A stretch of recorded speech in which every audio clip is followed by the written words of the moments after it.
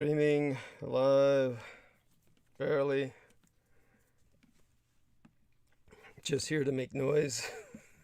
Oh, good. My head. Okay, am I on? I think. Okay, let's get the call started. Okay.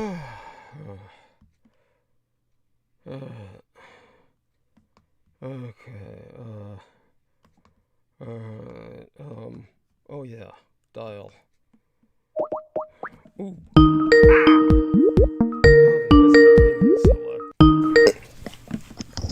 I wonder if that records or goes through. Okay, can you hear me?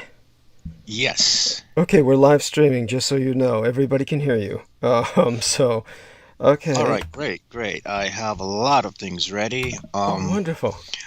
Of Wonderful. course, we have a lot of things going on all over the world. So, I can start us off with an analysis of the astrological stuff. Sure, sure. After we introduce the usual suspects, let's bring on everyone else onto the call that we can.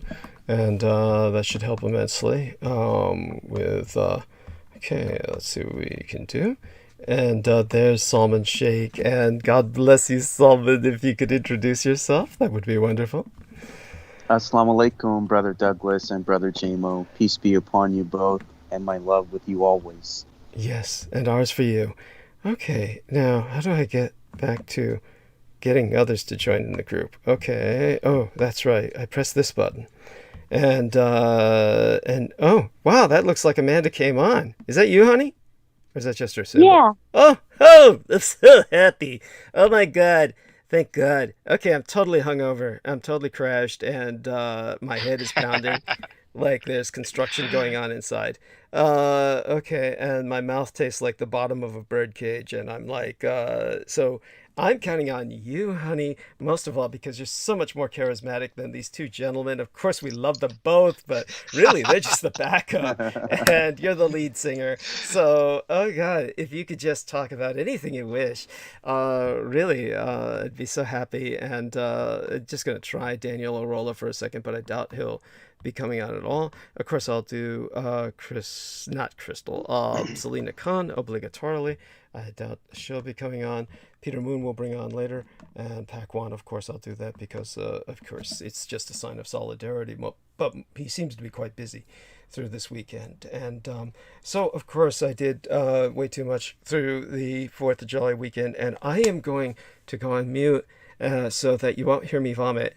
I've got a wastebasket near me, so I could do just that, and I'm going to go mute and handle that, and it'll probably take me about several minutes after that to rinse.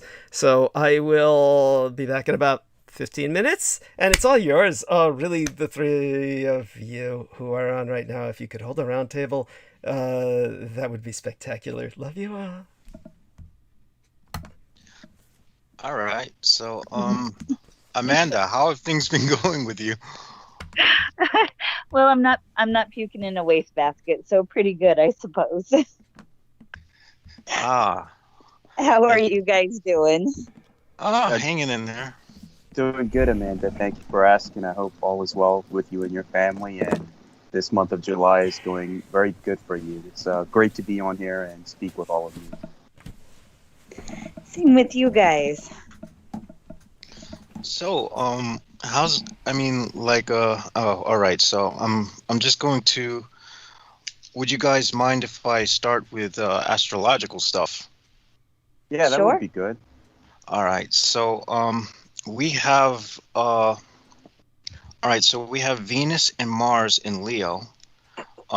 This, of course, Leo deals with leisure and self-expression. So it seems that there will be a lot of harmony, affections, and confidence and energy in the house of pleasure, which includes sex, entertainment, and all types of things that are leisurely. We have the sun in Cancer, which is the sun, of course, is the self.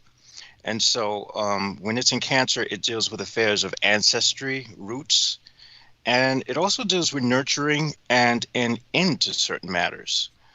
We have Mercury in Gemini, where thinking is drawn towards education and communication issues. So they will probably be talking a lot about our educational system in the news circuit. We also have Ceres, Uranus, Luna in Taurus. Now, Taurus, of course, represents the natural world, womanhood, individuality, and things like that. So emotions and whatnot are going to be turning to the material world. And also, this is a good time for women and individuals to, you know, stand up for their individuality. So we're going to see a lot of issues that are probably going to deal with women trying to, you know, get sort of that equity that they deserve. And unfortunately, our government, for some reason, they just don't want to do that, which is very disconcerting. We have Eris, Chiron in Aries, which, of course, Chiron deals with pain, and Eris deals with, I think, well, it also deals with the way things unfold. So that being in Aries, oh, right, Eris deals with war and sources of pain. So basically, we're going to see a lot of war moves, and this can be reflected in the sort of flexing over the last few days that we've seen Russia doing off the coast of Hawaii, which I am obliged to get into at some point. That makes complete sense, Brother JMO, about the matriarchy, because the original condition of the world with the divine feminine, and now this order out of chaos that humanity and the world is going through, it would make sense that the females, not just in the U.S., but I'm noticing even in my home country of Pakistan and other places, they're beginning to take back their control from the patriarchal system, which has kind of subdued them to a certain extent. And in terms of the war, it reminds me a lot, like between 2001 and 2002, like all these stuff about anthrax that they were telling us. Now we're hearing stuff about the Wuhan labs, and even Mike Pompeo, who's the former CIA director and Trump's former Secretary of State, came out and made another statement pertaining to the Wuhan lab. So I believe we're being conditioned, besides the matriarchy coming back, we're being conditioned for the next decade or 2 decades of conflict with a new theater of war that's on the way. Thank you so much for that analysis. Is Mandy still with us? Honey? I'm here. Oh, thank God. I apologize to Jameson. Jameson, I didn't know if he wanted to share this or not, but he was hospitalized again. Well, I shared it. At any rate, I'll let him speak. Yes. I'll let you address that, and I'll be back. I have to vomit again. All right, so I'm out of the hospital, but I had to go to the emergency room. What happened was I had done, after those days when it was really, really, really hot in New York, in which I was mostly not walking around a lot, I decided it'd be a good idea to walk all the way from 59th Street to South Ferry. And of course, I, had the usual suspects in my blood system. And as a result, it is no surprise that my muscle enzymes were a little elevated. I detected this because everything felt anomalous. And even with apple cider vinegar in water, I wasn't able to flush out enough of the enzymes to stabilize. So I took a cab to the emergency room. They flushed me with a total of like 3 bags of IV fluid. They had they literally had 2 bags of IV fluid in me at the beginning at once. And later on, they had an additional one, and I was able to go home, within a few hours. So it was much better than last time. Didn't have to be stuck in the hospital. But they did say that I cannot do any heavy exercise for a week, and that is something that is not really going by too well. Oh my goodness. Yeah. Sorry, I'm glad to hear you're feeling better though. Yes, yes. And the good thing is that I found out that my kidney levels were doing extremely well. And That's good. yes. And so this means this sets off another warning that in fact that what might have been bothering me as far as pain in my flank might have been a combination of an inflamed liver shutting off the blood flow to the intestines, which is not good. No. Yeah, this really means that I've got to stop being a weakened warrior and just act like a melancholic man, which I don't want to return to being. Feel better, brother JMO. I'm sorry to hear that. Hope everything straightens out for you soon. Just take the rest that you need to. Well, yeah, that's the difficult thing because I'm someone who likes to move around a lot. I like to be all over the place, you know. I'm one of those people who's like a sort of I don't know. I'm like an electron that's just flowing around all the time, and so to be told that I have to take it easy is literally like telling me not to leave the house. It's torture. A lot Yeah, of times it seems like those things happen because they're hard for us, because we need to do an opposite mode of what we're used to. And I'm sure there's some good healing and growth and something you're supposed to pay attention to, you know, focus yourself on. That could be the case. Do you do a lot of meditation or mindfulness or, you know, even astro travel or, you know? Well, I've been sort of banned from astral travel since 2012. For whatever reason, I just can't.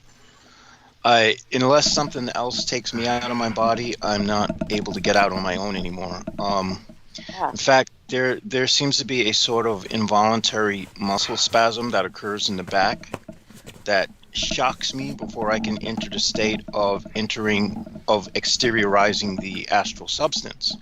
So I'm literally barred from going outside my body for whatever reason I don't know. Most of my meditation is done while I'm walking, believe it or not. Mm-hmm. So, for sure. Yeah. A lot of people who do get addicted to running and hiking actually are putting themselves in that meditative state, and they might not realize what they're doing, but it's that zone, you know. They definitely get there with physical activity. It gets them into that flow state. So the sort of what I'm finding is now that I have to be still, or at least not as all over the place as I usually am, I'm finding myself irritable. And I'm finding that I have to kind of start to examine why I'm irritable. Why is it that I don't like to, why is it that I always have to be in motion? I really have to start to pin down what is it that I'm, metaphorically speaking, walking or running from.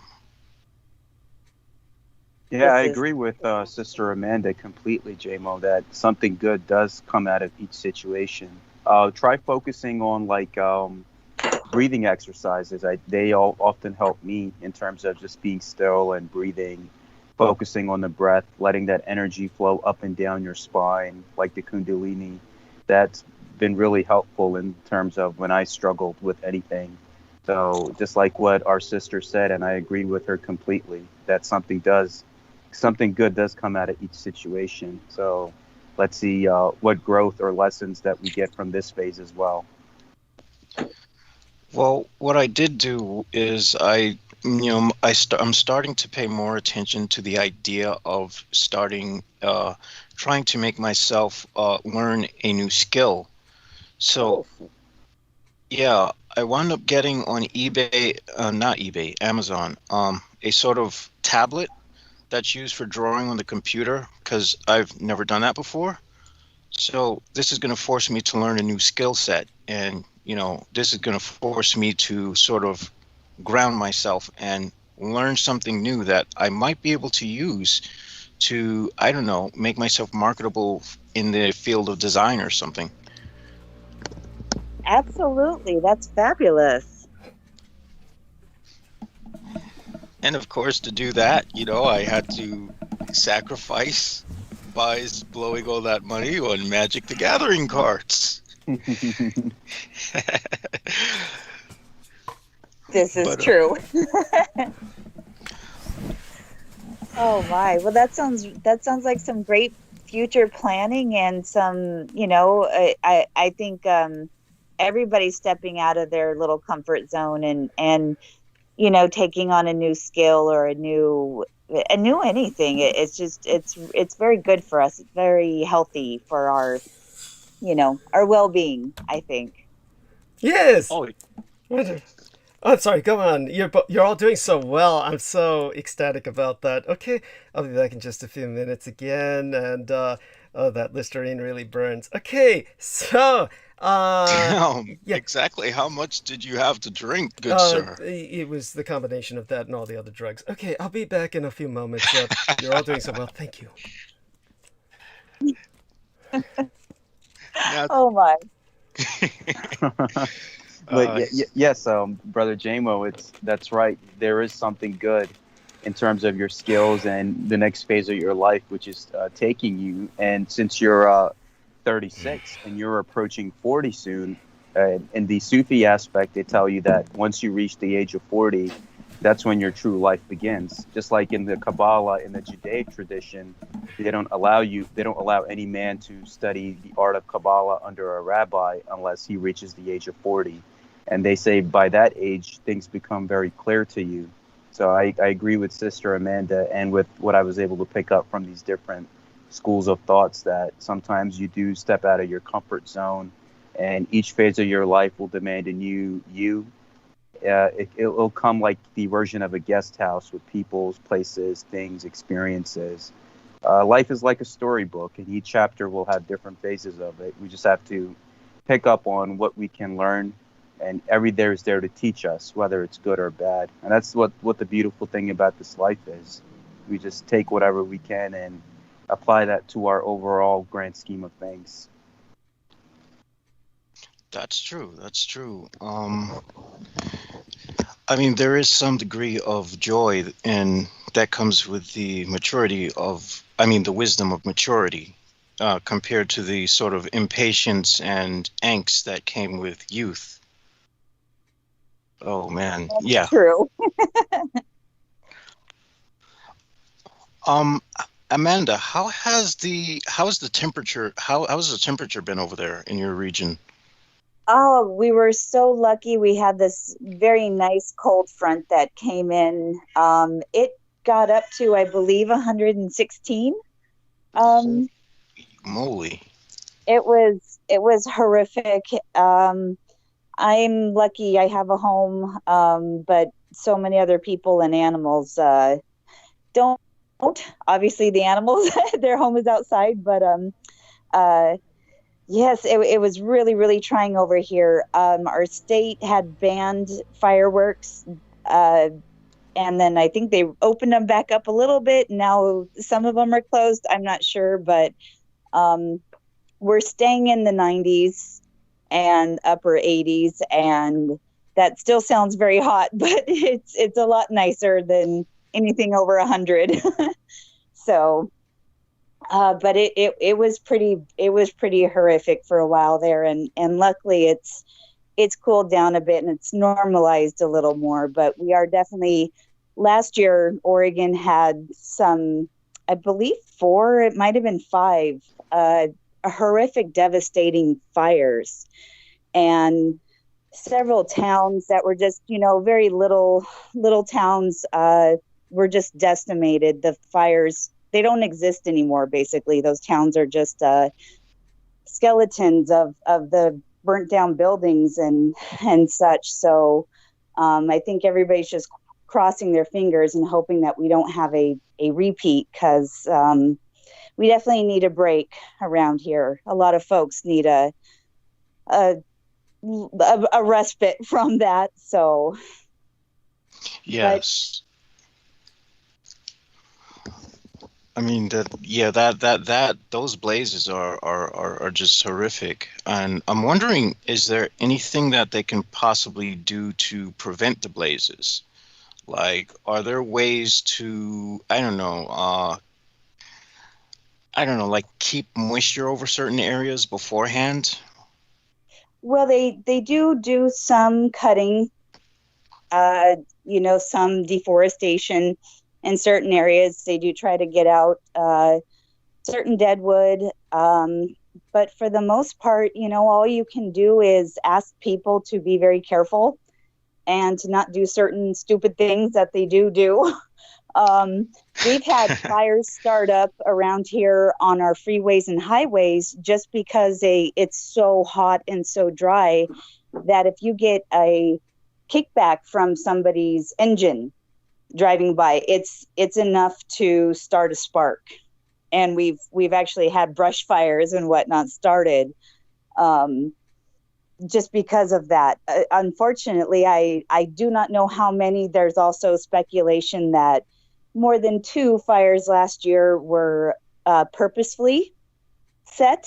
At the very least, they were due to human incompetence or negligence. But I believe that there were some purposeful fires set. And there's some interesting stuff that went down as far as the political issues that were going on last year, and the Black Lives Matter riots that were happening here, which it was looting and rioting and alongside peaceful protesters. So the timing of it was very suspect. It was very odd about some things that went down, and with our own sheriff's department and whatnot. So maybe sometime in the future I can go over that a little bit more. But it was just definitely very odd. Yeah, there was definitely a concerted effort to create a sort of cascade of events that occur all at once to wipe certain areas out. And it was certainly politically motivated, as some of these people who had set the fires were saying that they were under orders under Donald Trump.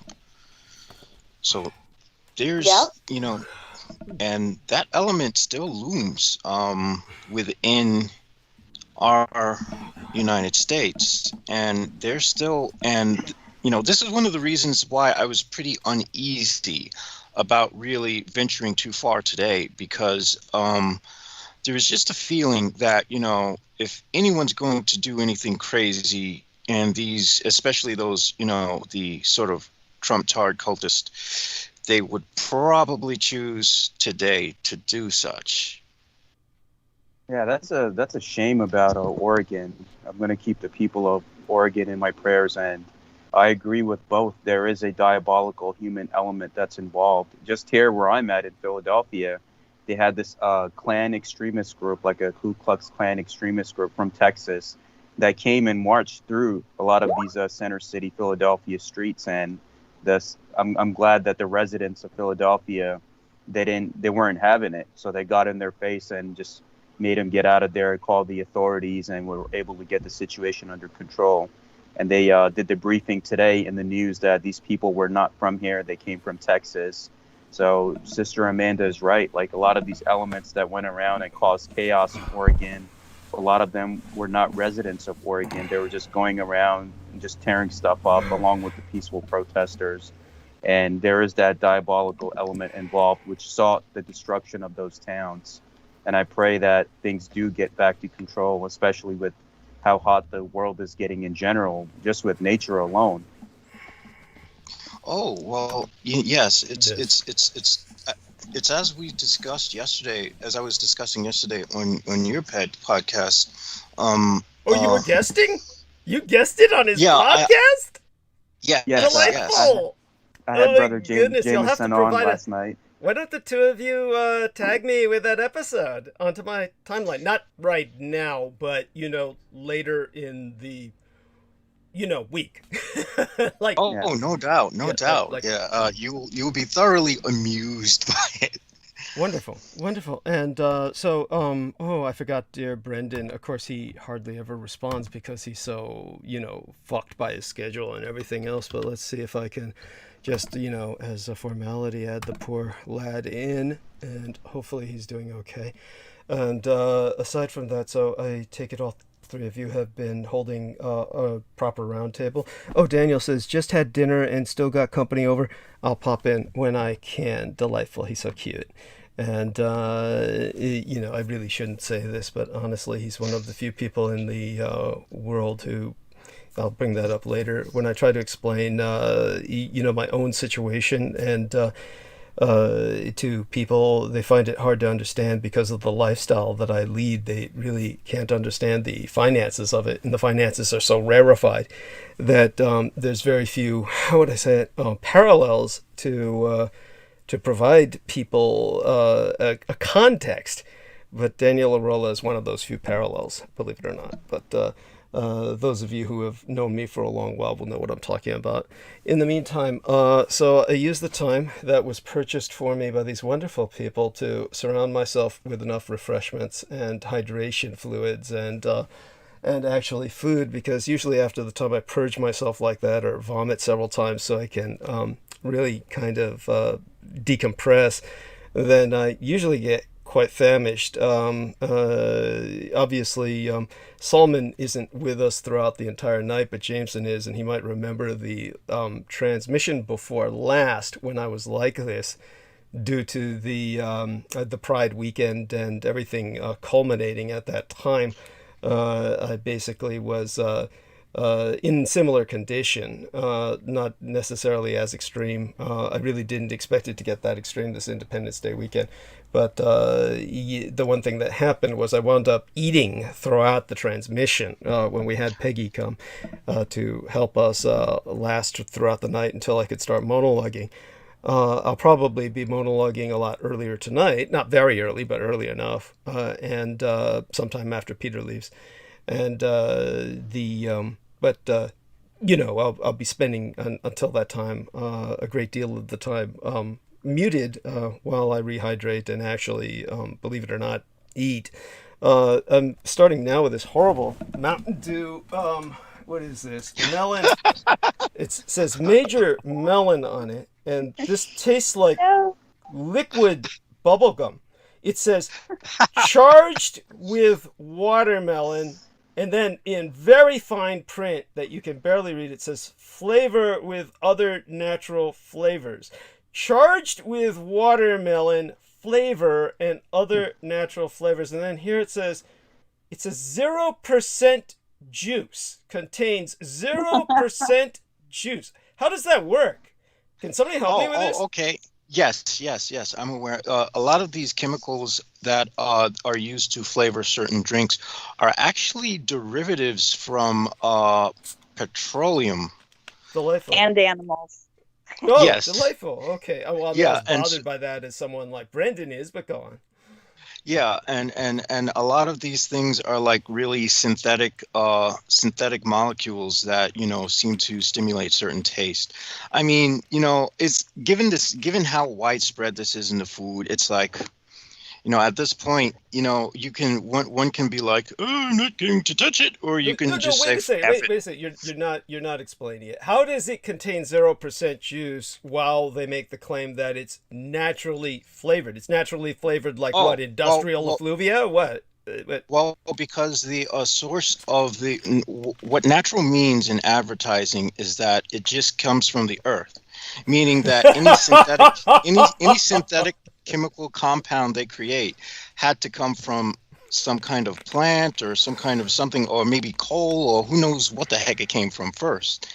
I mean, they could even get it from uranium and say, "Oh, it's naturally flavored." I mean, heck, imagine how interesting it would be if they had decided to, if the nuclear, if the atomic industry decided to use that. all natural hydrogen bombs. Yes, yes, this is the equivalent thereof. This is the chemical equivalent thereof. Like I said, this tastes like melted bubble gum that has been liquefied and then frozen. You couldn't drink it if it was not chilled. If it was not chilled, it would be like that, you know, that fluid that they gave me to cause diarrhea when I was supposed to prepare for that endoscopy. Now, you weren't involved with us at that time, Mandy, but at that time, Crystal River and Peter Moon were both on transmission with myself when I actually did start dry heaving violently on air, and I didn't dare turn off the mic because I was so enervated. I honestly felt that I might need to call for help, and I didn't feel I had the strength to actually necessarily make the phone in time, even though I had a cell phone right next to me for just that purpose. I didn't know if I would last through, if I wouldn't black out before dialing 911, so I wanted to be able to ask for help, and so I just left it on while I just retched in the background. At that time, Lena Shea was still involved with me, and because I was drinking this stupid fluid, I can't remember the name of it, that was supposed to make myself purge colonically through the anus. Was it like Dukalax or something? No, that stuff's like piker shit compared to that crap they give you for the endoscopy, but it's so vile that honestly. Were you given like a gallon of it that you had to chug? Yeah, that's right. Yes. Yep. Yeah. And it's horrific. Yeah, yes, and you had to do that yourself. So yes, Mandy is one of the. Interestingly enough, they don't really emphasize this with females. They try to push it on men more than females. This is probably sexism and bias because it's similar to in the old days. They honestly didn't think the attitude was that females did not get heart condition because heart condition was a result of stress, and that only men would stress to that degree where they would strain their heart because men, you know, were responsible, the responsible gender, whereas women were considered, you know, relieved of such responsibilities, simple creatures, and so women were never diagnosed. Just emotional. Yeah, thank you, honey. Yeah, and they never diagnosed a woman with heart disease, and this would it was you're probably familiar with this phenomenon, right, Mandy? It was only recently they started allowing for a woman to be diagnosed with heart disease. In other words, I mean paradigmatically, there didn't need to be any laws against this. This was their concept was prejudiced, prejudged, and let me let me start linking everything. I'm gonna go mute again. All of you guys get back to talking. I'll be taking my earbuds on and off just a little bit to give my ears a bit of rest, and so go at it, please, and back to where you were. And so hopefully all of you have been discussing things that have been happening. Now last week you weren't with us, Mandy, because I take it that you were dealing with a lot of stress and strain considering everything that's been going on lately. And of course, you know, then Jameson here is just the picture of self-abuse. And honest to God, Jameson, I'm so glad that you can't drink alcohol anymore. Really, it's for the best. I mean, it's like, you know, the fact that 3 beers and he's pissing out of his asshole, it's really a cause to celebrate, because it's like otherwise the guy's just going to destroy himself anyway. Honestly, actually, it's 1 beer, and I'm completely turned upside down. Good. I can't pass 1 beer anymore. Now, this is interesting. What was it? Was this just the critical mass or something? Because it was like you were hospitalized essentially after that 1 beer. What was it?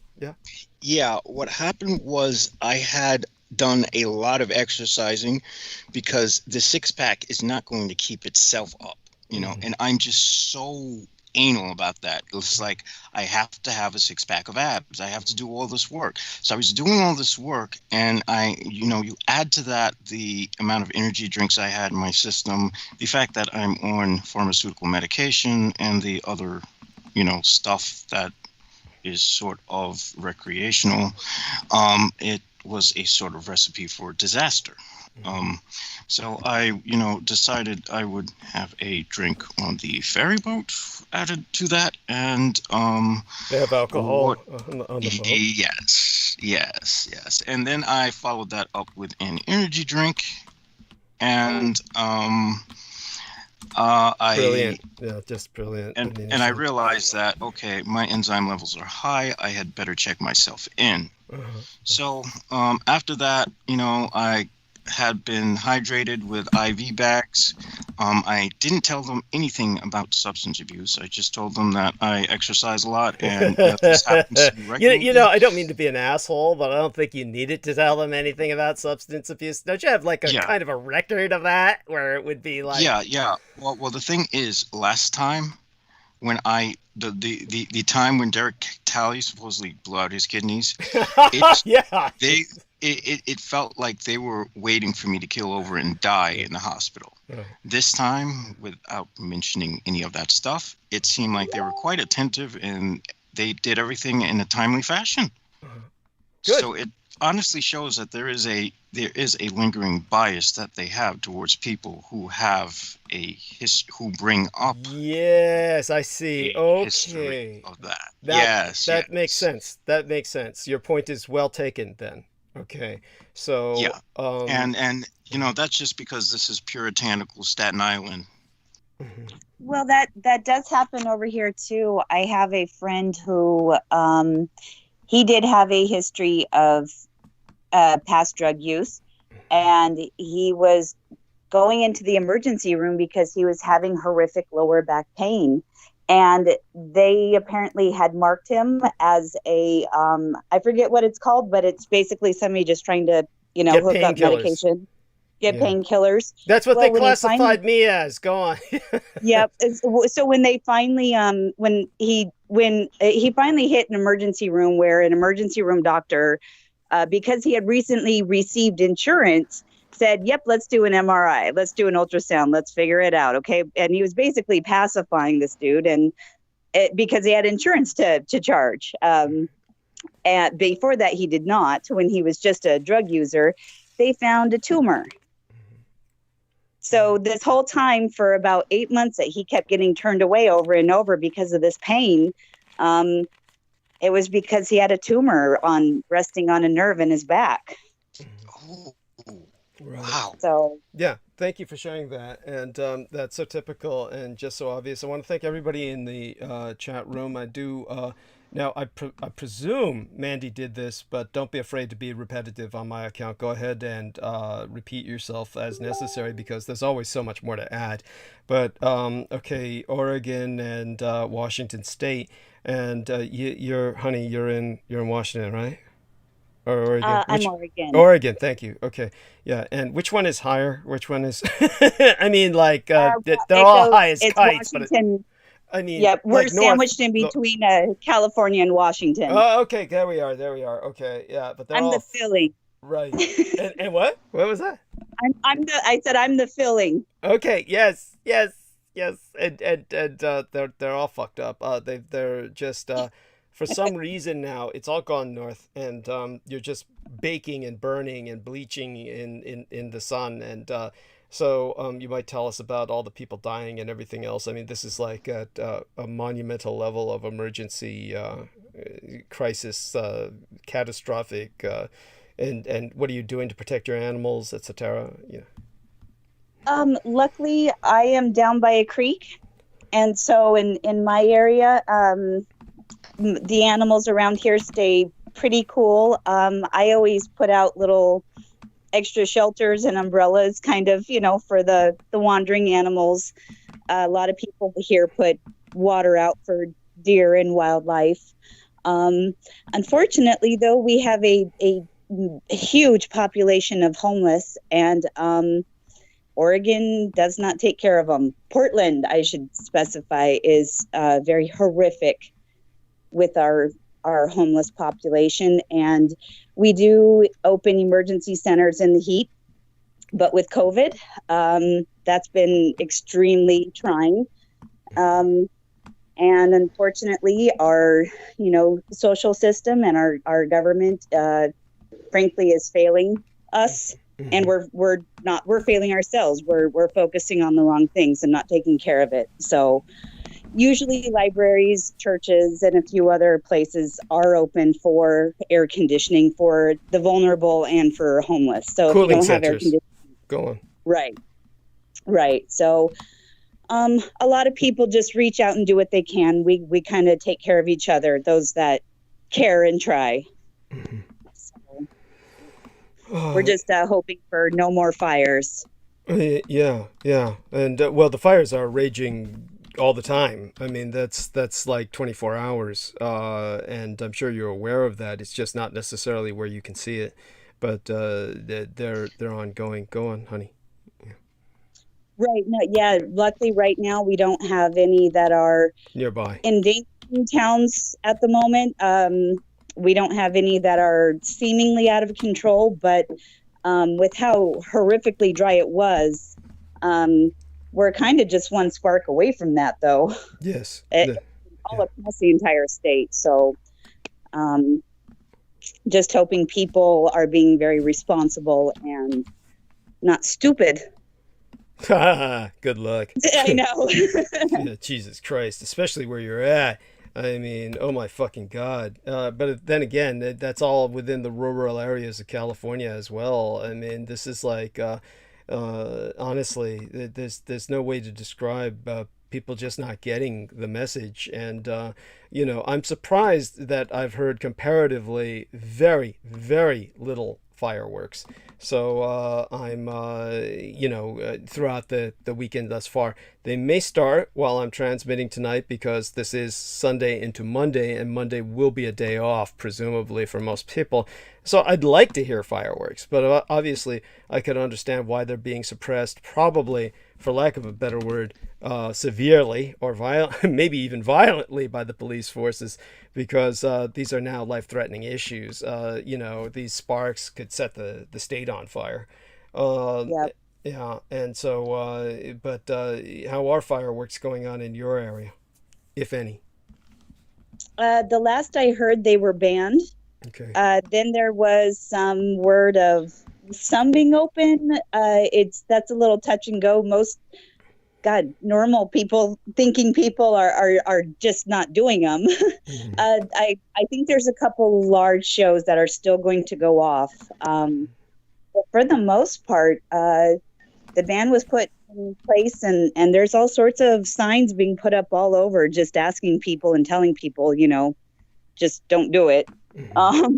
So, but you can still get them. You can drive up to Washington and get, you know, all the stuff that you want on the Indian reservations. And, Wow. you know, I've heard a couple. I'm surprised last night wasn't crazy like it usually is the night before. And so I'm crossing my fingers that continues, because we just, like you were saying, one little spark, just hopefully people are not doing it, because we would definitely put the state on fire. Mm-hmm. It would just go so fast. Right.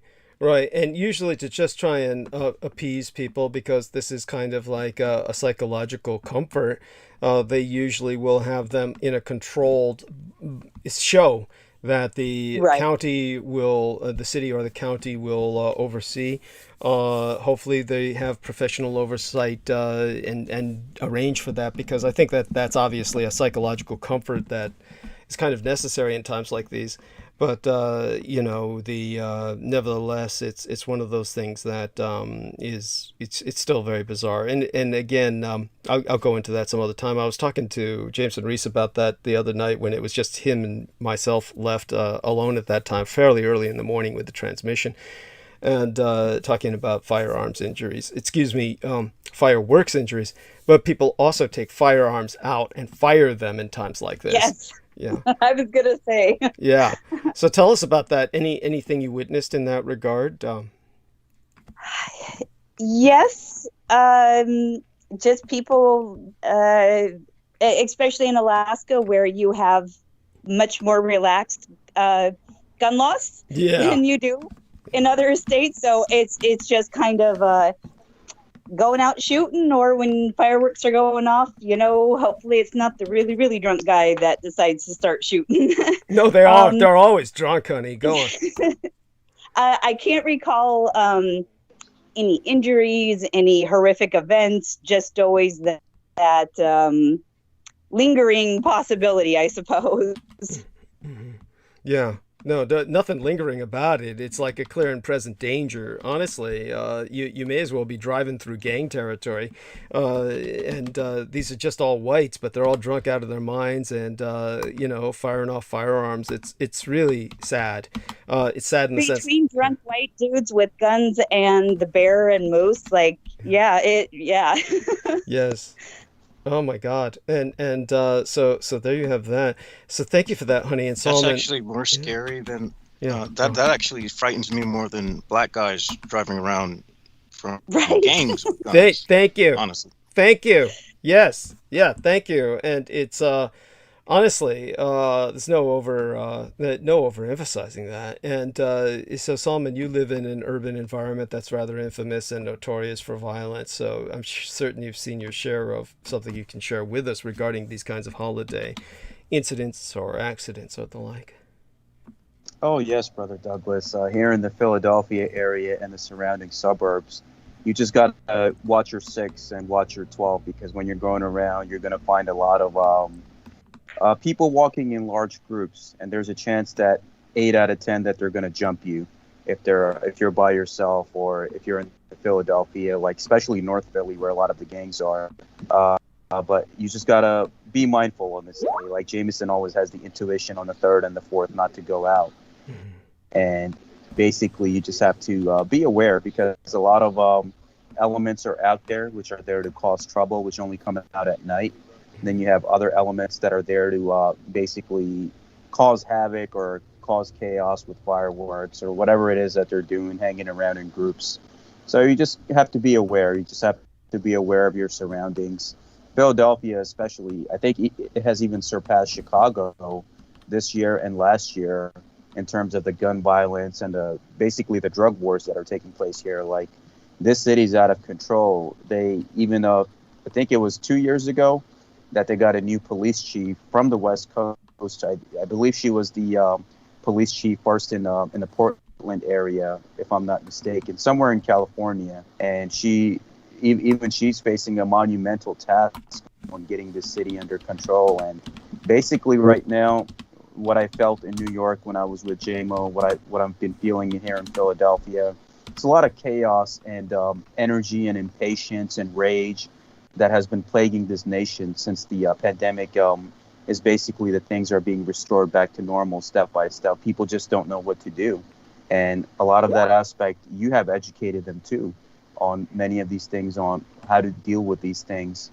But then again, it goes to show you that humanity is at a crossroads, and we have to make a choice on what kind of world do we want to shape. Even in Oregon, where Sister Amanda is, there were, like you explained in your transmissions, the aspect of a human element that were involved in those fires, and how many people in their homes and their towns got devastated because of human stupidity and human action. So I believe that these next few years are going to be interesting, my brother. And what I'm noticing here is a lot of the good families are moving out of the Philadelphia area because the taxes are getting higher. This crime situation is no good. People don't feel safe. So I guess time will tell to see what the urban environment will be in the future in America, where most people who just want to have some sanity and peace in their life will start to shift to more rural areas. But that's something that time will tell, and as you continue to educate us with your geopolitical analysis. Thank you. And it was not that I mean to toot my own horn, or not that I'm fishing for compliments, but because my latest transmission I dedicated specifically towards the geopolitics of the Levantine. Was there anything in particular with that transmission that stood out to you?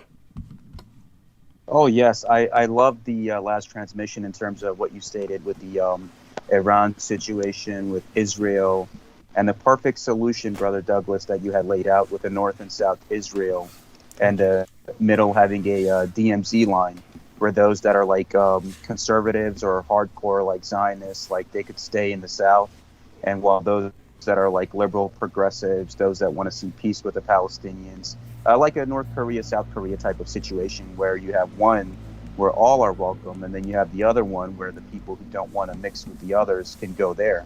I believe that will be the ultimate solution for a region that has been in chaos for thousands of years. And also, I'm glad you cleared up that misconception about how many people who would use pictures of Hitler with the Grand Mufti and saying that he had converted to Islam. I'm glad that you had educated me and others on that aspect too, where a lot of people who would have Islam. There's an Islamic phobic website I came across a few years ago, and it's ran by a Zionist. I can't recall her name, but she always shows a picture of Hitler with the Grand Mufti saying that, oh, you know, we justify our action against the Muslims because of this. So I'm glad that you cleared that up for me in terms of what it truly represents, plus the geopolitical situation with Iran, Hezbollah, the Middle East. It was totally fantastic and educational. And whoever missed it, please go to the last critical omissions and catch up on Brother Douglas's monologue. Thank you. I appreciate that profoundly. And obviously, I simply touched upon the situation with the Grand Mufti of Jerusalem and could go more in depth with that in the future. That is something that is, you know, obviously a very intense subject and very deep, but not at all what it's being propagandized as. And basically, of course, everything is taken out of context with the propagandists. So what I'm seeing now is some links concerning yesterday in Philly, which I believe it was Salman Sheikh who entered yesterday in Philly, but I think that it was James and Reese who entered the link to the white supremacist group marches. No, that was Salman Sheikh who Both of those? who Okay. gave that link. Yeah, Yeah, I I did- found I a did similar both. story. I found a story also from another news outlet.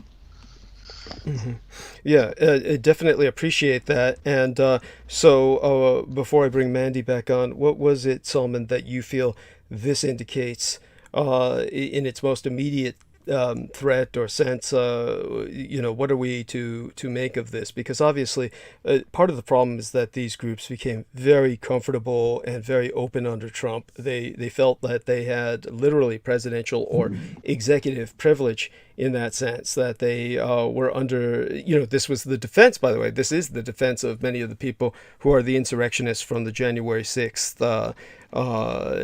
coup d'etat attempt, is that they say that they were operating under orders from their president. So these people do have that perspective, and I'm certain Amanda Ute probably sees a lot of this. I don't know if she sees it personally, but she must hear of it on the media as well, especially where she's up at, where this is kind of, she's like in a hotbed for it. If I remember back in the day, it was like Portland, Oregon, or Seattle, Washington. They were both epicenters of the skinhead movement, aside from San Francisco, believe it or not. But both of you, Salman and Mandy, both go into this for us. Let us know what comes to your mind with this that the public should be aware of.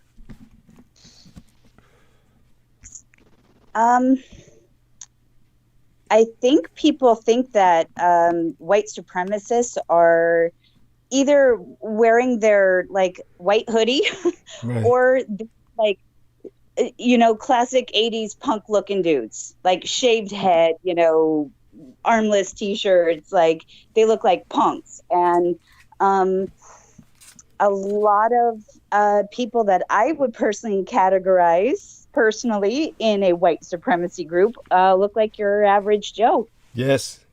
either suit and tie or you know, hardworking blue collar, white collar, all of it. Like it's just there.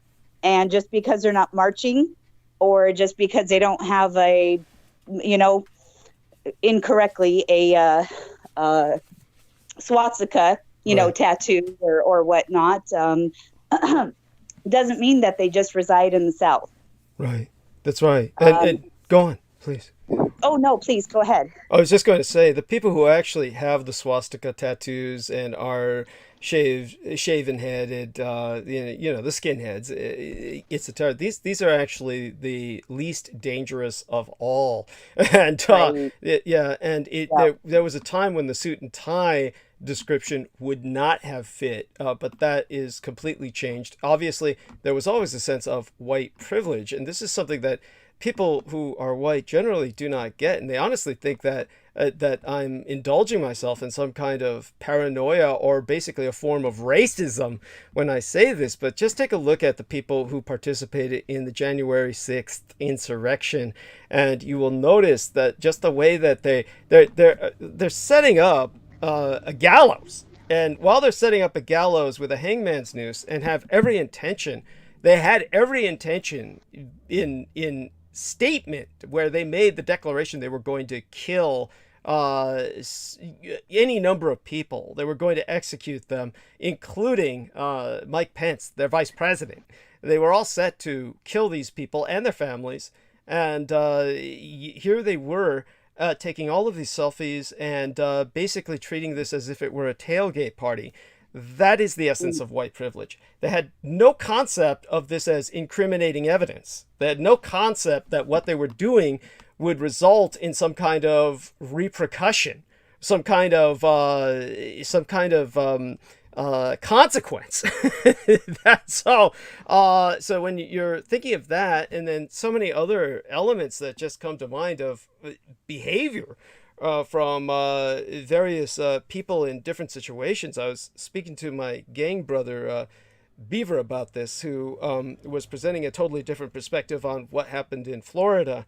That was very compelling. Nothing conspiratorial, more like conspiracy of negligence, and that in itself was quite compelling because he's a property manager. He does property management. But aside from that, when we got into what was it he was speaking of, he was bringing up that, and I was bringing up some other example of the sense of just white privilege. There's no concept of consequence.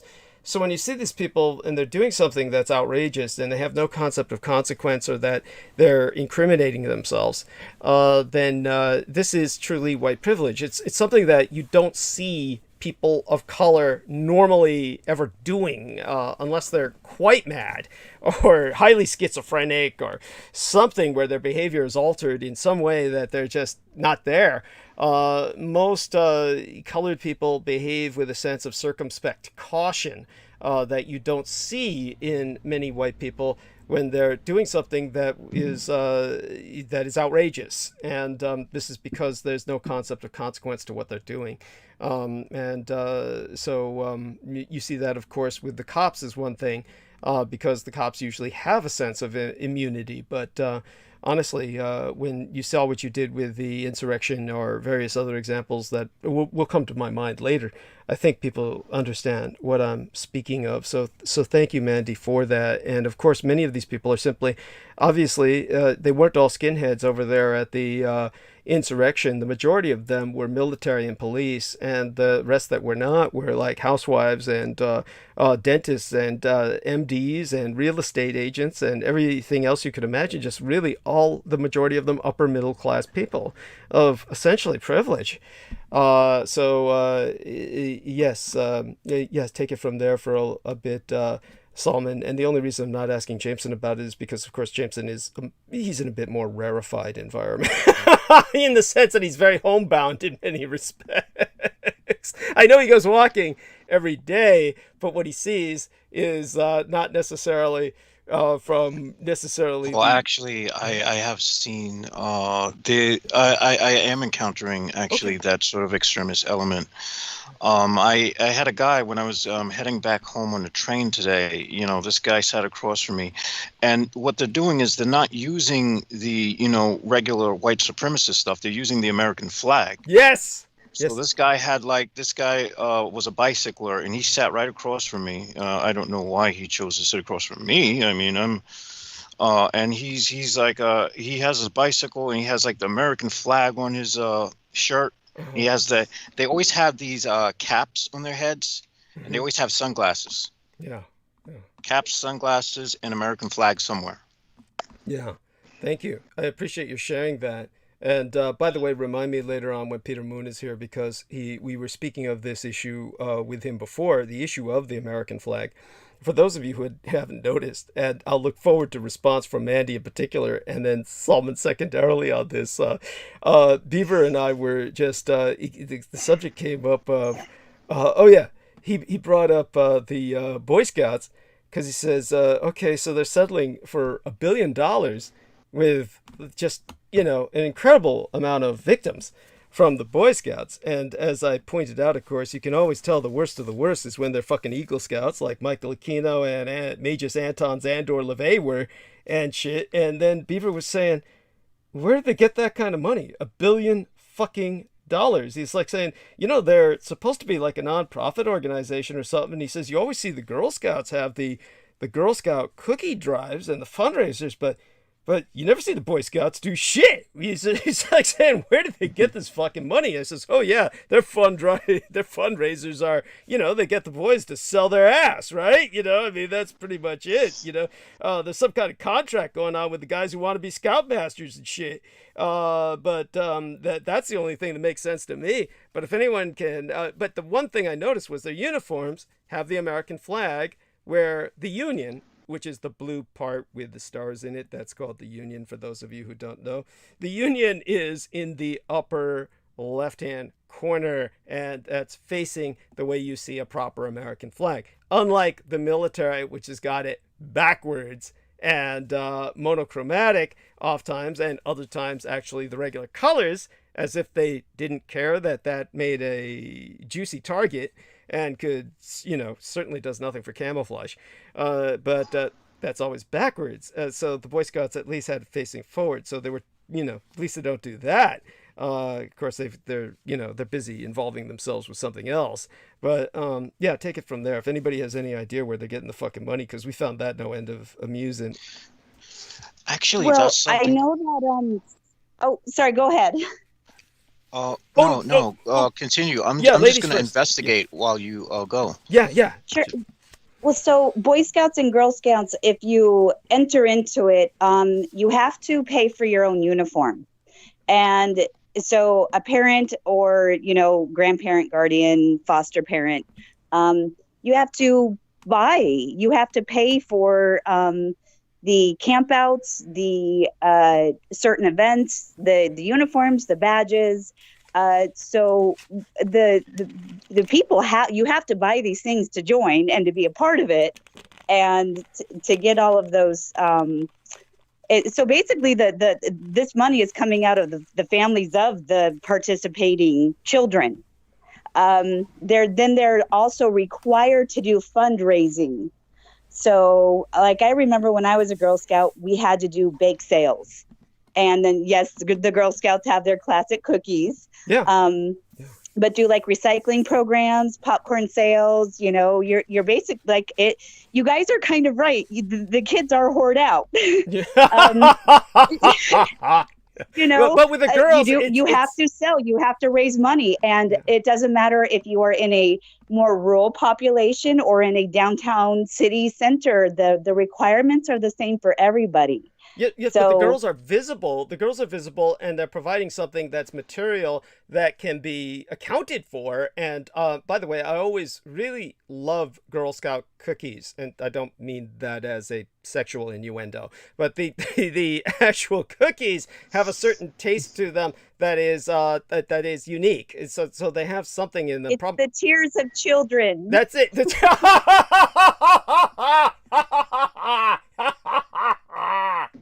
I thought it was some crack or something, but they're very addictive. Well, that too. That's secondary. Yeah, it's adrenochrome. That's what it is. It's adrenochrome. It's the tears of young girls. It's all the adrenaline from the tears while they're under the whip. Yes. Oh my God. Anyhow, I'm sorry. But the boys, they don't do shit. You never see the boys do. They're known for car washes and candy bars and a lot of local services. They will fundraise. I bet. Yeah. Local and services. So the Boy Scouts, car that's washes, kind of the candy bars. That's the kind of shady part is, so you get grants because they are a not-for-profit, which is different than non-profit, but a not-for-profit group. So they apply for federal and local grants for providing services. So they're in the like senior homes, they do park cleanups. So they get grants to do community work. So that's kind of more of the boy angle, and that's why they're not maybe known for the cookies like the girls, as they get the grants for a lot of service projects. Interesting. Still kind of whoring them out. Right, of course. I mean, that's and we have with us Peter Moon now, and I don't know if he has ever had any experience with the Boy Scouts, but we were on the subject, Peter, of how the Boy Scouts recently have settled for $1 billion United States dollars. I mean, 1 billion fucking United States dollars with some 600,000 victims, which means that pretty much, you know, statistically, I think that's every Boy Scout who survived their butt fucking out in the woods is being paid off at this point. And the question that my gang brother Beaver had, which Mandy has done her best to answer and account for, is where the fuck do they get this money? I mean, this is Department of Defense level bribery, or what would you call it when you buy someone off, settlement. And so they, you know, got that going for them. And where do they get this from? Because I was like saying, they've got 60,000, 60,000 sex abuse victims, which is like, you know, well, you know, that's not a small amount. That's a lot of humping in the woods. Well, I wondered the same thing. I wondered the same thing when I heard that. Where do they get all this money? Corporate foundations are major donors to the Boy Scouts of America and its subdivisions, such as regional councils and local troops. The American Independent reviewed the tax filings of the top 50 corporate foundations as ranked by the Foundation Center in terms of giving. So, you know, corporate America is supporting the Boy Scouts. And the idea that they would be, you know, fostering money to, you know, to have a network of homosexual abuse. Surprise, surprise.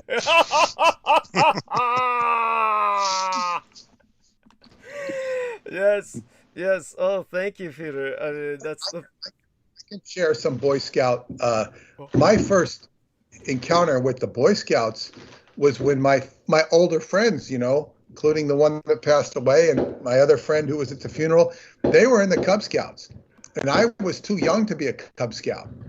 And of course, they'd wear, but then there was this kid down the street, David Wade.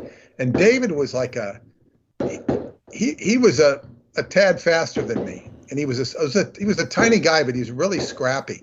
And he said, you know, you don't want to be in the Boy Scouts. He says, look at what they wear. I mean, you know, he was describing it. He wasn't using the word faggy or sissy, but that's what he meant. You don't want to be in this group. You don't want to have anything to do with them. And I took what he said to heart, and I was never in the Scouts. And it was Preston Nichols.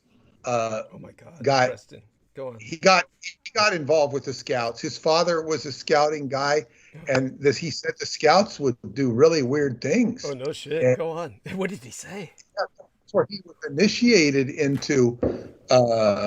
You know, he talked about the Scouts. They'd be out camping and they'd be masturbating, and you know, orbs would be coming out of their penis. Oh my I'm talking God. about etheric orbs. Right. He I gave understand. he gave a whole discussion on this one night, and this was, you know, Crowley would have been jealous. Yes. By the way, just to put this into context for people, later on in Arc of Narrative tonight, I planned a monologue, and I am going to do some justice to the death of Donald Rumsfeld and try to put that into some perspective. And I'll remember it more once I get in the zone and start talking about it later. But it was either him or Mr. The vice president at the time, Skeletor, well, you know, Dick Cheney. They were probably both, but certainly one of them I know for a fact was an Eagle Scout. And as I get into the zone, I'll recall it out of the attic of my addled brain. But in terms of the, you know, that shouldn't surprise anyone, along with the fact that all you need to know is that both Michael Aquino and the Magus Anton Zandor LaVey were both Eagle Scouts. And when I was young and I was going to school, and of course I had no access to inner city San Francisco. I did visit maybe once or twice the Boy Scouts, bookstore. They had a bookstore, and I went there simply to get the survival manuals, because certainly the one thing that they had was their survival manuals were recommended in the U.S. military as not being inconsequential. The military really, survival manuals in the military didn't cover a lot of the basics that Boy Scout manuals would. And so I had an interest in field manuals and survival manuals and collecting them. It was kind of like a fetish of mine. So I went in there and got some of those, but I wasn't interested in any of it because it was not military or oriented in any paramilitary fashion the way that it would be in other countries. Just as an example, in those days, Muammar Gaddafi had a war ongoing with Chad. Aside from his war against the world, he had an actual armed conflict ongoing with Chad that was called the Toyota Wars at that time, and that was the Chads were the Chadian people were arming themselves with really comparatively cheap Toyotas on which to mount armored accessories like rocket launchers and machine guns and the like. But they were basically running a very effective campaign that Muammar Gaddafi was suppressing with a much more better equipped military that had state-of-the-art equipment that he was purchasing from the Soviet Union. And one of the ways that he was handling the war was training a combination of youth corps with a kind of indoctrinated political cadre in more of this socialized Islam that he had promoted. So instead of Mao's little red book, he had a little green book that was his, that he had all the kids memorize. But that was the kind of thing, if there was something like that going on where they had actual armaments they were training in, that would have made more sense and probably would have appealed to me, but none of that was ongoing. So it made no sense to me. A bunch of guys getting together in uniforms and going out in the woods.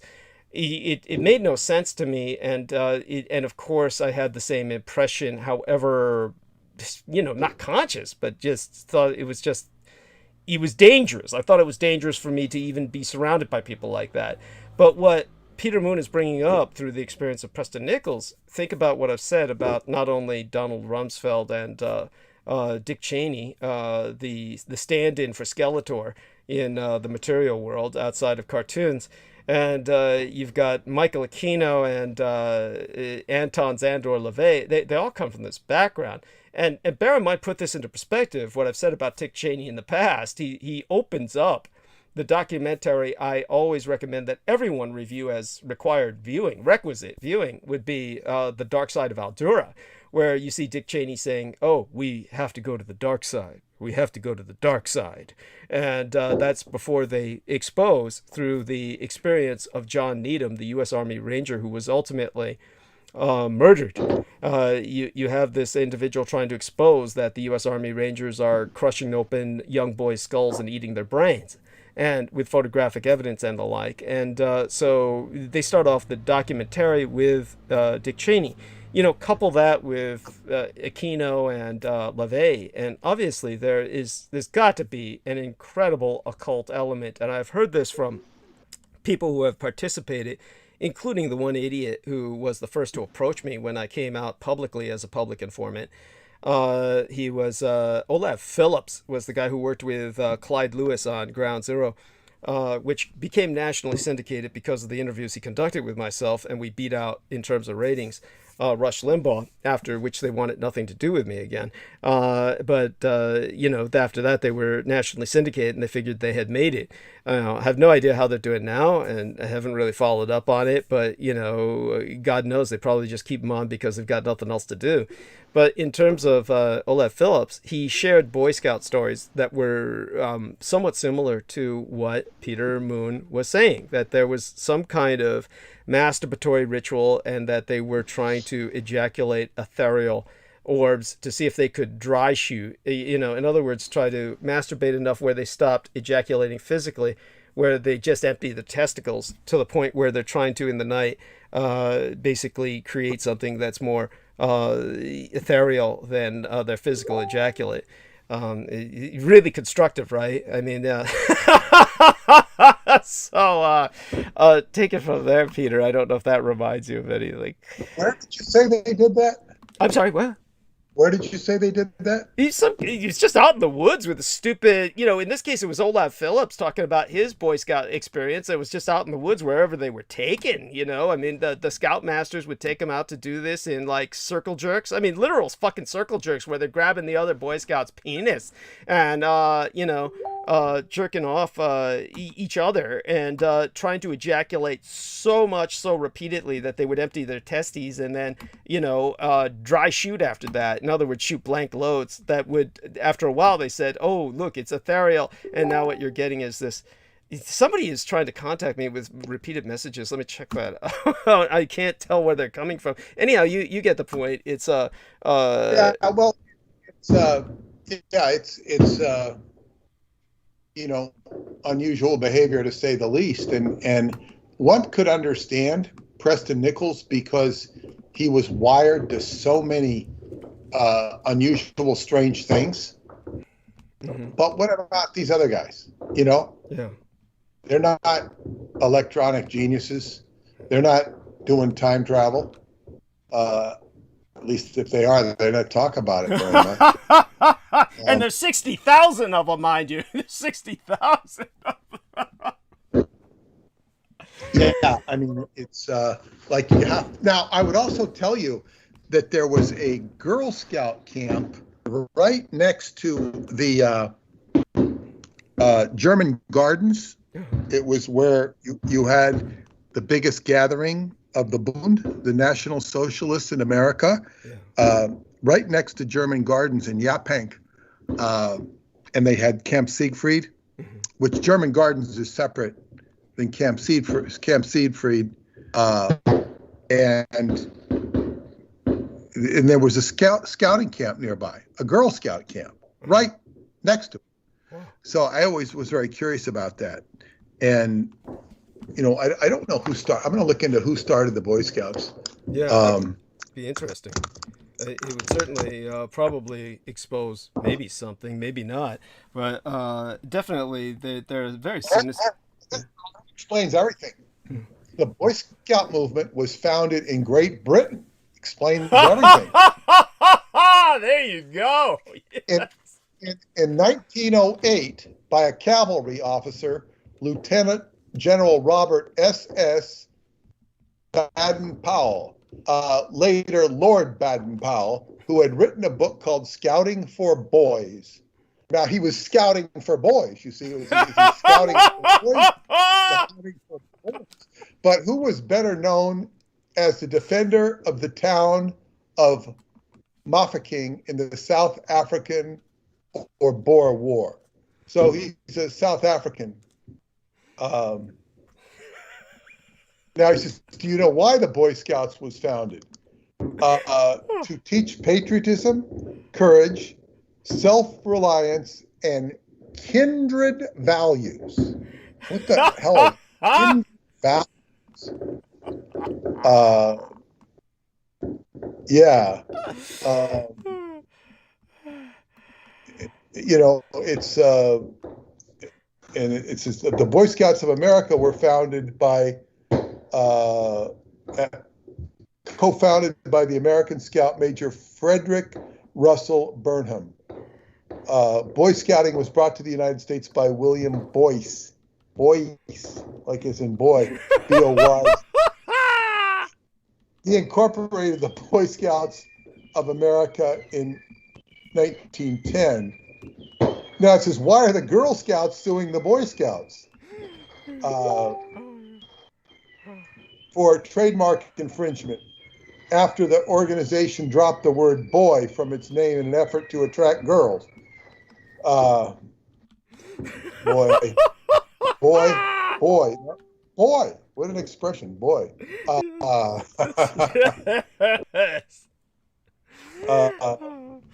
my God. So it says Boy Scouts of America. There was the very first meeting. There was a discussion about finding ways to retain older boys with age-specific program and challenges appropriate for them. So they created a senior scout division for boys 15 and older. That must have evolved into the Eagle Scouts. Yes. You know. Well, the Eagle Scouts are the elite of the Boy Scouts. And when I was going to school in just the regular San Francisco public school system, and they had magazines that were available for the quote-unquote gifted students, which I was a part of. And by the way, just to share this with people, if I haven't shared it before, and I'm sure I must have really in the early days of Revolution Radio, it just hasn't come to mind to bring it up until now.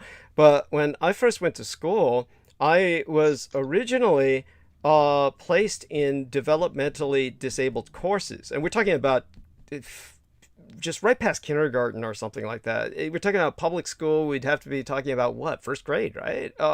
It was like, but I went to kindergarten, and this is important because what happened was there was a Taiwanese, rather a nationalist Chinese, is how it would be referred to properly. There was a nationalist Chinese school in Chinatown that my parents specifically had me enrolled in from the kindergarten level on up.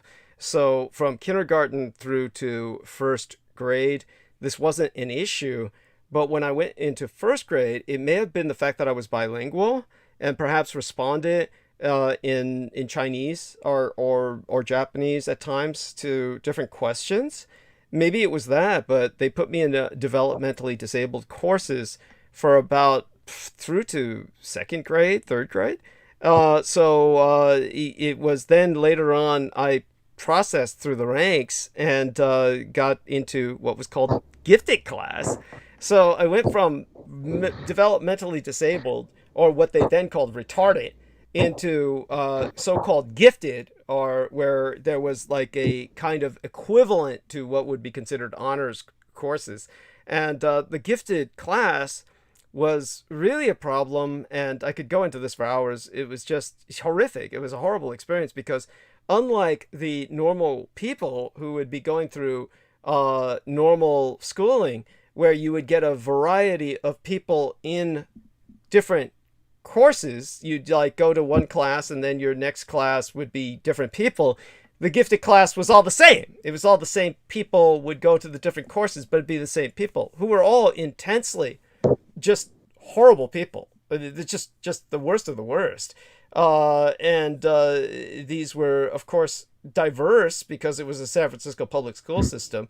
So we had some blacks, we had many Asians. The majority of the whites in the school were placed in the gifted class. So whatever whites there were in the school, which were never many for public school, they would be in the gifted class. So, and they were incredibly just horrible people. I mean, all of them. There's not a single one had any redeeming features, and I mean any. This is gifted. Yeah, in the gifted, and but they had magazines. Did they have senior brain power, or what did they have that made them gifted? They were intelligent. Definitely. In the case of the whites, it was simply because they were white. They just put them in the gifted class. It was that simple. That's what it looked like because there were no whites in any. Was their skin color? Yeah, that's what I got the impression of because then there was a lot of the Chinese, but there were plenty of other Chinese that were not in the gifted classes, and with the gifted class it was you'd have to say it was diverse, but because there were so few whites in the school and they were all in the gifted class, that seemed to be a deciding factor, is that they put them there possibly for their physical safety, so they just wouldn't be exposed to the rest of the colored kids who might very well beat them up. So that was probably a factor, in all fairness. And as far as I was concerned, they were all horrible. And in terms of the one thing that stood out, now that I finished kind of how would I say it, reminiscing about that, the point to be made was that they were we had magazines for some reason that were never in any other classes. There were always available magazines. And of course, I would steal quite a few of them and just take them home. And so there was Fish and Game magazines, which was just a whole different world than, which was fascinating to me because I grew up in an urban environment where there was no nature. So I would take home the nature magazines, Fish and Game, which, the articles and the whole mindset was alien. Then the other thing that I would bring home would be just, all the magazines I could steal, except for Mad Magazine, which I always left at school because it just looked so repulsive. I couldn't bring it home and have my parents see that, because the Mad Magazine was always semi-risque. It was really made for adults. And that was bizarre, why they had so many Mad Magazines all the time, were always available, when that was semi-pornographic. And then there was, in fact, it was out and out pornographic in some cases. But then there was also the Boy Scouts magazines. So I would bring home the Boy Scouts magazines, and I noticed that the humor in them was basically all what you would call in the military, you'd call it rank humor, which meant that it was like you get to a higher rank and then you shit on everybody else who's below you. And that was the humor in the Boy Scouts magazines. There was all these jokes, of course, at the bottom of the rank and file would be what they called the newbies. These days you'd call them noobs. They called them tenderfoot. They'd say, here's a joke about the tenderfoot. So it was all be these tenderfoot jokes about how stupid tenderfoots are, which are the young Boy Scouts who are just coming in. So I noticed that there was this real, just, how would you call it? Just like a caste system where, you wanted to progress in the ranks so you could shit on everybody else and piss on everybody else from above. That was basically, seemed to be the entire point of the Boy Scouts, aside from any other, whatever skills they were teaching. So just an observation to throw in there. And obviously that had to be conducive to that kind of atmosphere of sexual exploitation, and had to be a part of it. It had to be like a prison system where you're like, but a kind of militarized, paramilitarized prison system where you're fucking everybody below you. So the newbies or the tenderfoot people would be at the bottom, they'd be the bottom guys, the poofs. And if you got to Eagle Scout level, that probably meant that you were porking everybody else, that you were in a position to pork everybody else. That's what strikes me as what went down. Of course, if we have any former Boy Scouts who are willing to send us any messages in the chat room about that, whether or not my observation is correct, I'm pretty sure it is. I'd bet money on it. But, we welcome any input on it. So, all you gentlemen, take it from there. Well, I think you said what they are. I'll just say that the Scouts sound really predatory based on what I'm hearing. That does not sound good at all. Oh my gosh. I will say my father said he was in the Scouts, and I think that was where he was bitten by a tick. And that's how he wound up getting Lyme disease. So, yeah, nothing good comes from the Boy Scouts, folks. My brother was in it briefly, and it didn't hold his interest. So he just said, F this stuff, which is something I credit him for. Well, you should. Oh my God, that's sorry that they went through that. I'm sure that left them scarred for life. Well, yes. It has had its repercussions. I will say, for some reason, my father seems to look at the Boy Scouts as a good thing, because I guess he sort of has this sort of, what would I call it? It's when someone is so enamored by the past. It's not funny. He has this sort of antiquarianism about him, where it just, it delights him for some reason. But I guess he was really, really young when he was in it. I didn't get the impression that he was in it as a teenager or anything like that because of his epilepsy condition. But and I'm glad that he wasn't in it when he was in the teenage years, because again, this stuff sounds predatory as crap. It certainly is. And I could go into it more, actually. If I had sons, I'd send them to the Girl Scouts instead. Yeah, there you go. I mean, fuck, I'd rather be hanging out with a bunch of girls. And exactly. Yeah, I made the point earlier that I have a real taste for Girl Scout cookies, and I insist, again, that's not a sexual innuendo. I honestly like the cookies that they bake, and I always suspected there was something in there, some kind of secret ingredient like crack or something. But as Mandy said, it's really the tears of young exploited girls, so it's really a form of adrenochrome, all of that adrenaline and fear that goes into their exploitation production. election. And by the way, here's something for you, Peter.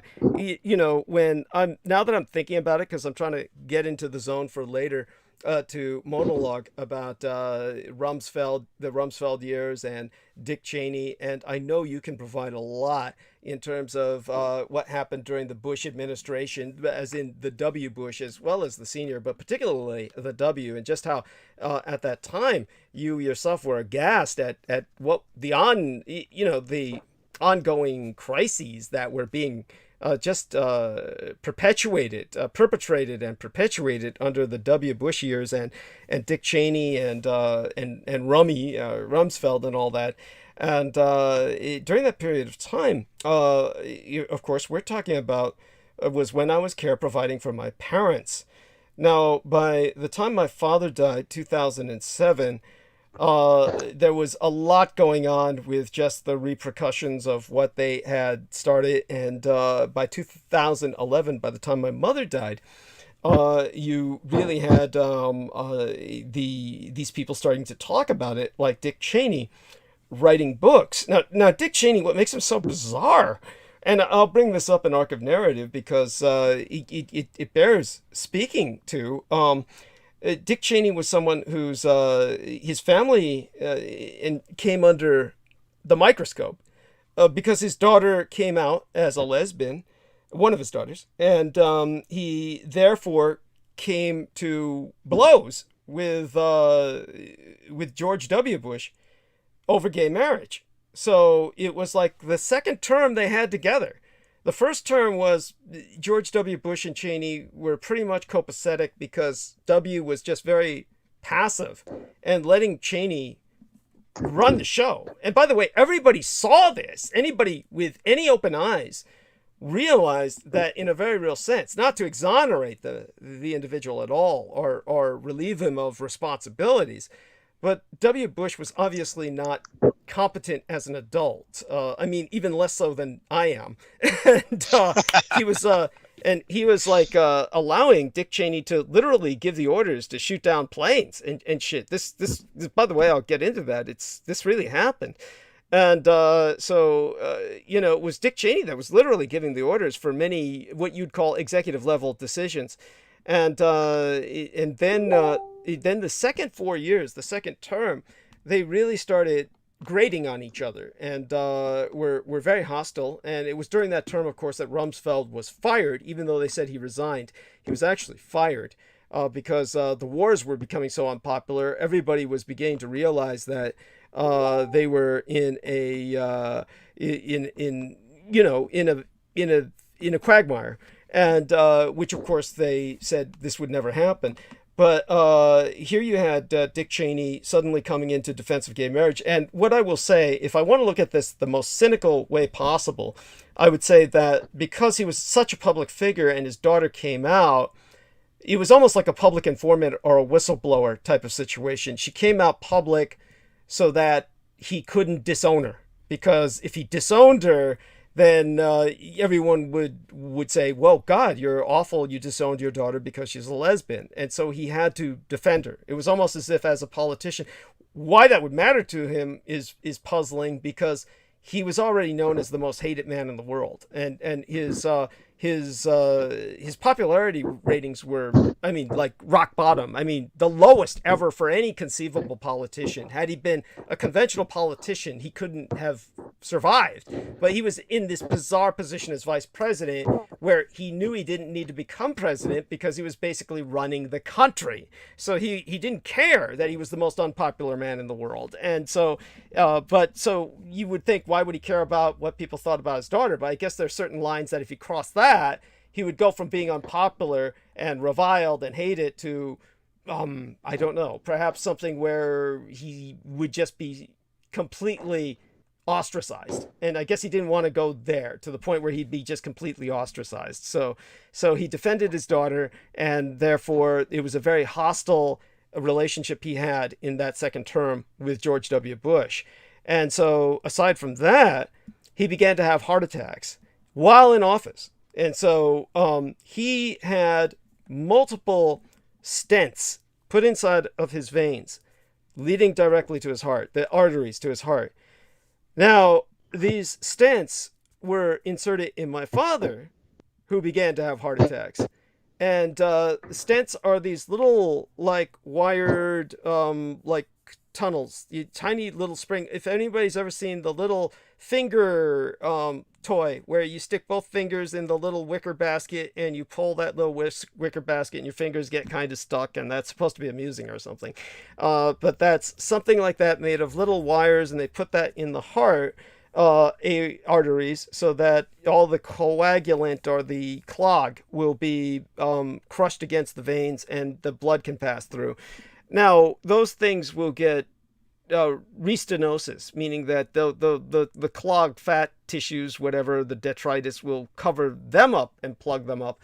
So they have to be designed to elute, meaning they secrete, they squirt out their own liquid that will prevent the blood from thickening and all that clot from building up. So this is a blood thinner kind of effect, that they will elute all the while that they exist. A kind of heparin eluting stent is what that's called. Eluting spelled E-L-U-T-I-N-G. Now, my father, of course, they wanted him dead. And my father, they wanted him dead. And my father, they just gave him a stent with no heparin. No heparin, knowing it would restenote, knowing it would reclog. So they did this several times with my father. And each time he would have a heart attack and a bit more of his heart would die. And of course, they were triggering heart attacks with other means. I could go on into that, but it would take, no point in dominating the show with that. But they obviously wanted him dead. Now, when I had to argue and appeal all the way up to the head of the VA, then they gave him a heparin eluting stent like what Cheney got in the first place. And they said, okay, we'll give you what we give the vice president. Who, by the way, I don't know if anybody knows this, but Dick Cheney got all of his operations in military hospitals. Dick Cheney was going to the same fucking system my father was going to. Only he was going to Bethesda Military Hospital. Actually, he was going to a different system in the sense that it was a military hospital as opposed to a VA. But the VA was saying, oh, well, we can't do what the military does because we're civilian. And then what happened was they, by the way, when the little stent gets all clogged again, then they'll stick another stent inside of that in the days before they had heparin eluting stents.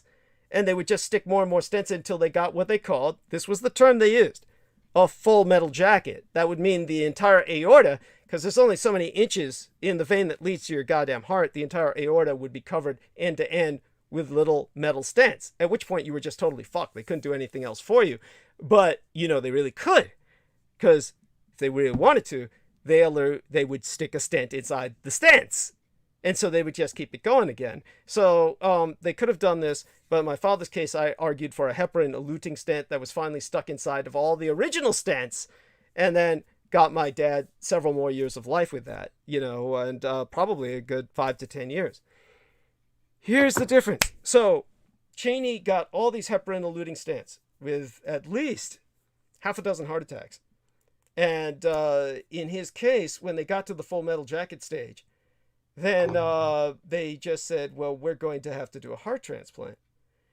Now, from what I know about heart transplants, and anybody can call me on this and provide whatever information they have, but remember, I don't speak out of my ass. I'm somebody who's got the credit equivalent of a master's degree in medical journalism. I have more training than a paramedic. I've worked with cadavers in the sense that I went to school and they allowed us to hold body parts, and that included brains, spinal columns. This is something that nobody who's in, say, for instance, your average dental or paramedical training would get. So I have more training than your average paramedic or dentist, really. I'm almost at the level of a registered nurse in terms of the training I would get, that I got. And so I'm not speaking out of my ass, but my understanding is, from what I know from all that training, is that after 10 years of this medical advocacy and auditing these various medical courses and being in various cadaver labs, etc., my understanding is somebody gets a heart transplant and, you're talking about an extension of your life by 9 months, 6 to 9 months, maybe a year. Now, Dick Cheney got a heart transplant he got his book published talking about all his heart attacks and all his stents in 2011 when my mother died, was murdered. About 2012, he got a heart transplant. Now it's 2021, and I think he's still alive. Last time I checked. So how does this work? It is like, did they kill someone really special, like some young child, and give him like a really young heart? Or what? Because that's not how it works from what I understand. So Jameson Reese is saying he got a Hagman heart, meaning that he probably got something that perhaps someone like John Henry Hagman worked on. So if anyone could tell me more about this, I'd be interested in knowing. And by all means, Peter and Solomon Sheikh and, Jameson, if any of you have any idea or any thoughts on this, Well, go ahead. No, that's it. That's pretty much take it from there. Jameson was going to say something. Oh, and by the way, for those of you who don't know, and I'll touch on this a little bit more later, Dick Cheney did survive an assassination attempt. Someone did stab him when he visited Afghanistan. And no, as a matter of fact, you know what happened? That when he was vice president or after? That was when he was vice president. And that was when somebody with a suicide bomber with a shrapnel-filled bomb blew himself up in front of Dick Cheney, and 45, literally half 100 people died. You can look this up. But Dick Cheney survived. So, and Dick Cheney, don't forget, he also killed a man, for all intents and purposes, almost, by going on some rabbit hunt and then, blowing him half away with a shotgun. Literally rendered his arm blown off, paralyzed the rest of his life, collapsed one of his lungs, blew half his face off. And, of course, the joke was that he didn't blow half his face off. Cheney just got, he got such an appetite from seeing the guy on the ground and all bleeding that he chewed half his face off, was the joke. But, at any rate, he never paid a price for that. And the guy said, "Oh, everything Cheney did to me, I forgive him." He came out and said, "It was all my fault. I stood in front of Cheney when he fired off his gun. Yeah, it was my fault." Yeah, that was, so this is not a normal person we're speaking about. And there's plenty of people who said when they were near Cheney, they felt that they were in the presence of demons. I'm not really going there. You don't need to go there. The guy's obviously just a sinister, evil fuck, but but when you get a heart transplant, you're still alive 10 years later. We're talking, at this point, yeah, we're talking Antichrist. Or This is something very, very unusual. Let me see here. It's from an article of 2017. Oh, it's satire. I'm not going to read it. It was satire. Yeah, I'm trying to find out what's going on with him now. I know David Rockefeller had many heart transplants before he died. I mean, and it just is, it's not easy to get these things, but he was getting one heart after another. I heard that, and I looked into it, and it seemed that was all, it was all rumor. From what I understand, he may have gotten one heart transplant. I thought it was in the regular press. I mean, I don't know. I thought so too. But then here's the problem is that there's a lot of quote unquote satire. And I'll tell you the truth. It's not fucking satire. What happens is these people are putting out misinformation so that people will get fucked up who are trying to report on it. In other words, they're trying to purge the amateur reporting. And so to purge amateur journalism, the professionals probably are part of this. I would dare say that professional journalists are probably part. I'm talking about like press agencies, or not individual journalists, but I'm talking about like media companies like ABC, NBC, or people like that who are just trying to preserve monopoly on media. Oh, here's a good one. Here's a good one. It says, January 21st, Dick Cheney warned his daughter, Representative Liz Cheney, on January 6th that she might not be safe after seeing Trump attack her before the Capitol riot, report says, implicating, he knew there might be something going on. That's just an implication. That wasn't, yeah, that's not, how would I say it? That's not necessarily all that prescient, because what had happened was that Trump had pointed her out because she was very much resistant to what he was saying, and ultimately, of course, they removed her from her position in that she held within the Senate. And so he was already, Trump was already, and herself, Trump and Liz Cheney were already very hostile. So her father saying that was not a surprise. I know he's still alive because he came out and he actually wrote a letter. He was around the time of the Capitol riots. And since he wrote a letter at that time, and Liz Cheney was writing her column in the papers to cloak herself in this aura of patriotism and martyrdom for being taken out of the governmental position that she had, then he's still alive. And so that's what makes it so puzzling. With Rockefeller, like I said, I bought into it and I thought that this was real. He was getting like a heart transplant every year and that he was getting young ones. When I looked into it, it seemed to be that it was all bullshit and that he may have had one heart transplant in his life and that was it. And then after he lived a very long life. Yeah, he did. And so he got a heart transplant. Yeah. He looked horrible. Yes, he did. Yes, he looked dead. Looked like he went through a few heart transplants, but I mean, I don't know, Yeah. And by the way, has someone got some construction going on in the background? Is that? I've got the 4th of July going on in the background. Oh, is that what that is? Holy shit! Oh my god! There's a park behind my house, and they're shooting off fireworks like crazy. Oh my god! Oh, that's delightful. I mean, I'm so glad you have that. I wish we had that here. I'm tired. I'm so tired.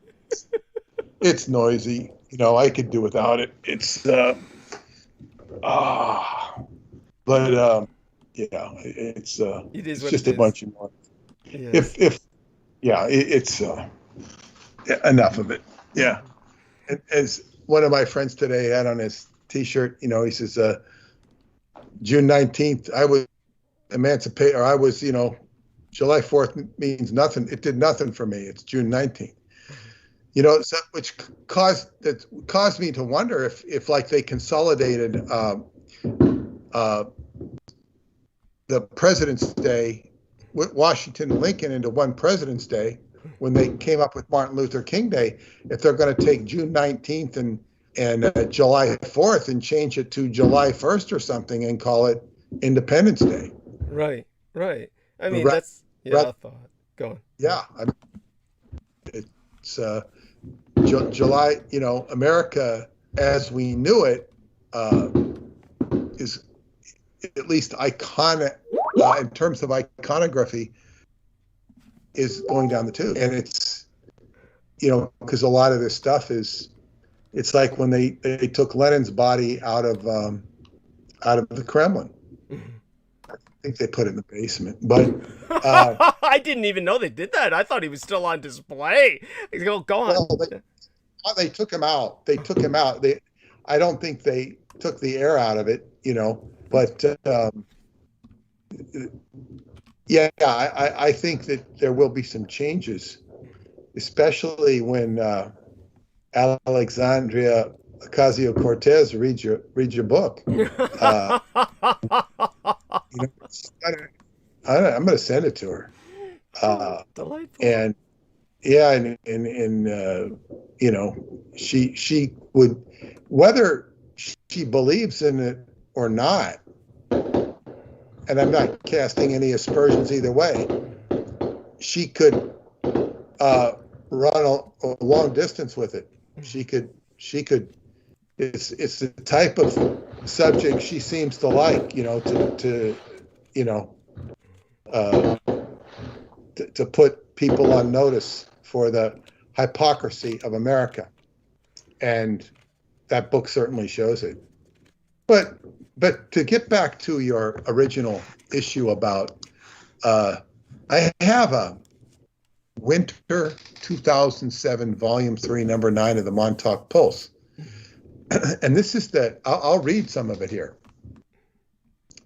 Headline, Turd Baby. Okay, I should explain who the Turd Baby is. The Turd Baby is a creature I created for the Montauk Book of the Dead. There was prior to the Turd Baby, there was the Tar Baby in my book Synchronicity and the Seventh Seal, and the Tar Baby represented so many things black. Not just, he represented the bitumen that was used to fuel the rocket of Jack Parsons, the solid fuel rocket. He represented so many different things, melanin. But of course, the Tar Baby is a character from that I read in the old Disney books, from Brer Rabbit and Brer and all this. But in the Montauk Book of the Dead, which is mostly a autobiography of myself, but it goes into some what I call adventures in parallel universes, and in one of these, the Tar Baby reappears, and he was born, the Turd Baby, as I recall, the Tar Baby went to the bathroom underneath the Sphinx, and he went to the bathroom, and the Turd Baby was born of the excrement of the Sphinx. And I found out that there was independent, this is not part of the narrative, but there was the Moors Gate was where they used to take all the refuse in Jerusalem. They had the Moors Gate. I think it was the Eastern. Before I forget, did you hear about that militia called the Nation of Moors that was on? Yes. Yeah, and yeah. So go on, take it from there. Yeah, I'm sorry. Okay. Anyway, so the Turd Baby, and this is just a sort of a comical headline. The Turd Baby applauds 11th degree magic in White House. Gives new twist. Gives new twist on the implications of 9/11. Despite suffering numerous scandals in recent years, the George W. Bush presidency enjoys unprecedented protection from the media.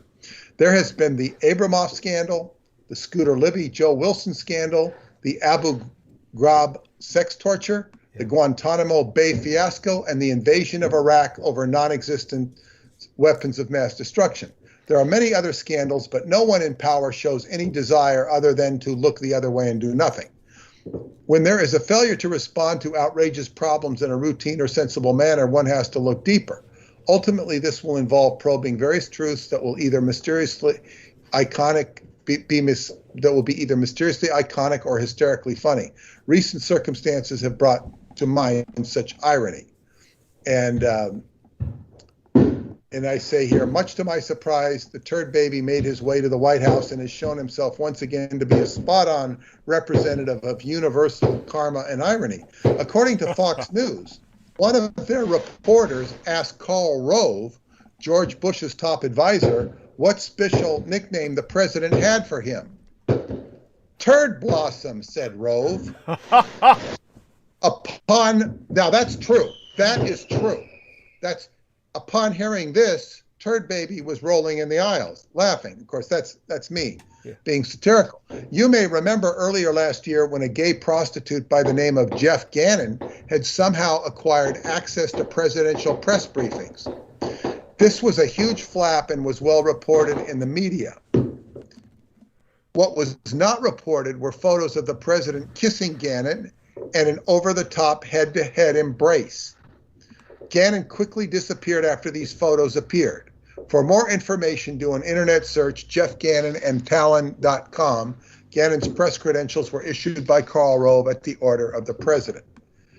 And I say, don't believe it? This was dutifully reported by author Tex Mars in his monthly newsletter, Power of Prophecy. But it is not a great secret to those, he's a Christian nut, Tex Mars is. That's right. But it is not a great secret to those who follow the White House scum trail very closely. Mars, a devout Christian, is understandably outraged at what he calls brain-dead Christian evangelicals who support Bush because he purports to be a God-fearing, heterosexual, born-again Christian. Mars not only fingers Gannon as Bush's lover, but points out that George W. has surrounded himself with gays in the White House. This is true. Yeah. This includes Karl Rove and Ken Melman. If you don't believe Karl Rove is not gay, look at his wife that he divorced. Just look at her. It was obviously, she looks like a nun. Obviously, they were put together to an arranged marriage to make him look legitimate. So this includes Karl Rove and Ken Melman, a Jewish homosexual who is the chairman of the Republican National Committee. Now, the gays had infiltrated the whole right to discombobulate them, make them stupider than they already were, and disarm them because they were considered dangerous to gays. Now it's a question of survival. Gays want to protect them, so to go in and infiltrate the evangelicals and the Republicans, it only stands to reason. Yes. They'd be stupid not to. Yes. Victor Ashe, Bush's gay roommate at Yale, was appointed ambassador to Poland. So he had it. Now, George Bush, when he was at Yale, he was a cheerleader. Mm-hmm. That's true. I never believed that. When I first heard it, I said, that can't be true. I looked it up, and it was fucking true. And I found much evidence for that later. It's nothing that's hidden. It's not conspiratorially even obfuscated. Anybody can research this themselves, and it's not satirical sites either. The guy actually was a fucking cheerleader. It was bizarre. And by the way, just so people understand this, Poland is as reactionary as you can get. If you don't know that, you don't know Poland. Poland, of course, is like ultra-Catholic, Judeophobic, homophobic, even Lech Walesa, who was, had streets named after him in places like San Francisco because he organized solidarity to help ultimately overthrow the Soviet yoke in Eastern European satellite states and inspired so many people. They took all those signs down in San Francisco and removed all reference to his name because he came out later on as this raging homophobic, to the point where he was like genocidal about it and kind of like Vladimir Putin and, most of these white European people on the other side of the Iron Curtain. He kind of have this very reactionary, conservative traditionalist bent. And so Lech Walesa and the Polish people are Roman Catholic in the most militant sense. So when George W. Bush takes a homosexual and as they would refer to them back in his frat days, they wouldn't use the term gay. These days, of course, the term homosexual is very much an insult. So don't follow me on that when I say that. Don't follow my example. But I'm trying to put this in the context the way the Polish people would see it. When he sends a gay guy over to Poland as the ambassador from the United States, this is the gravest insult. It would be like sending a Klansman that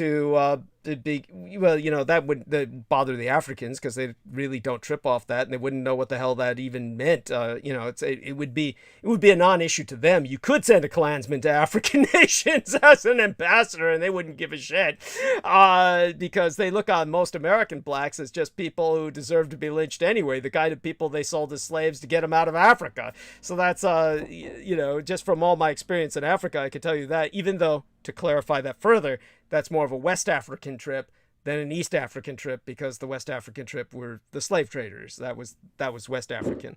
But in terms of I don't know what to draw as a parallel to that. It would be like sending, a lesbian to Iran. It would be like sending a lesbian as the ambassador to mulocratic Iran.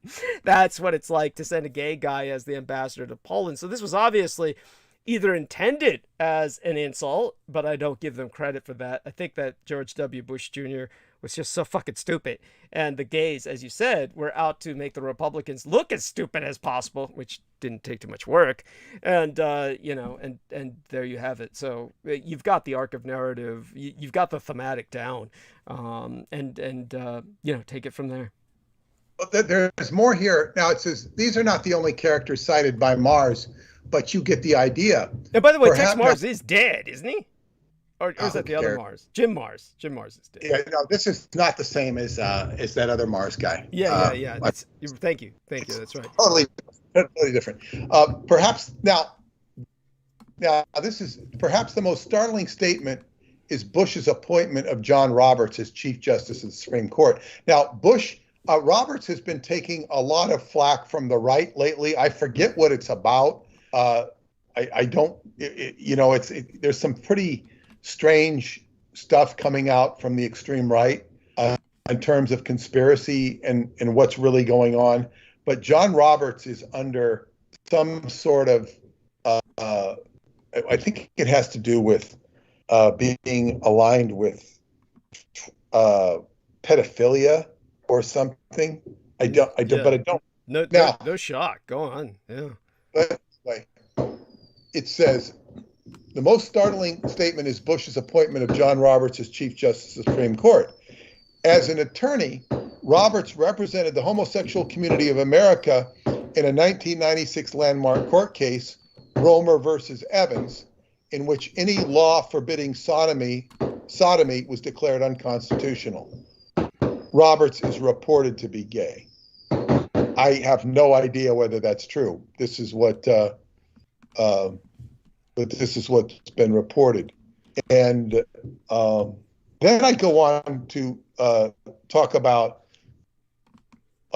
George Bush. I reported this years ago. It was forwarded to me by Joe Matheny. It had on one of his websites. A lady named Margie Schrodinger of Texas had accused the president of having raped and impregnated her. When local authorities refused to act, she called the FBI, but they raped her too. The media dismissed her as crazy and refused to publicize the incident, even though her case had all the hallmarkings of satanic ritual abuse. Yeah. When she persisted in her charges, the local authorities actually sent a subpoena.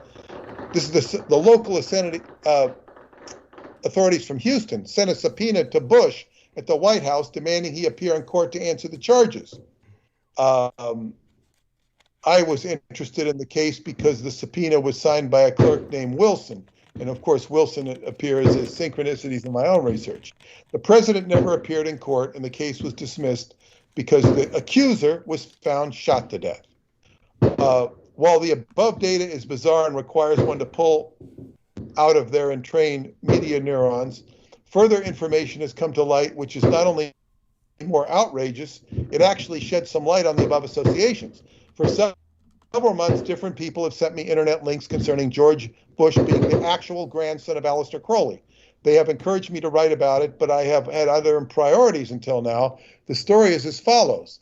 Barbara Bush, the president's mother, was the daughter of Pauline Robinson, a beautiful socialite who married Marvin Pierce in 1919. Pierce was the president of McCall Corporation, which published McCall's and Red Book. These are magazines.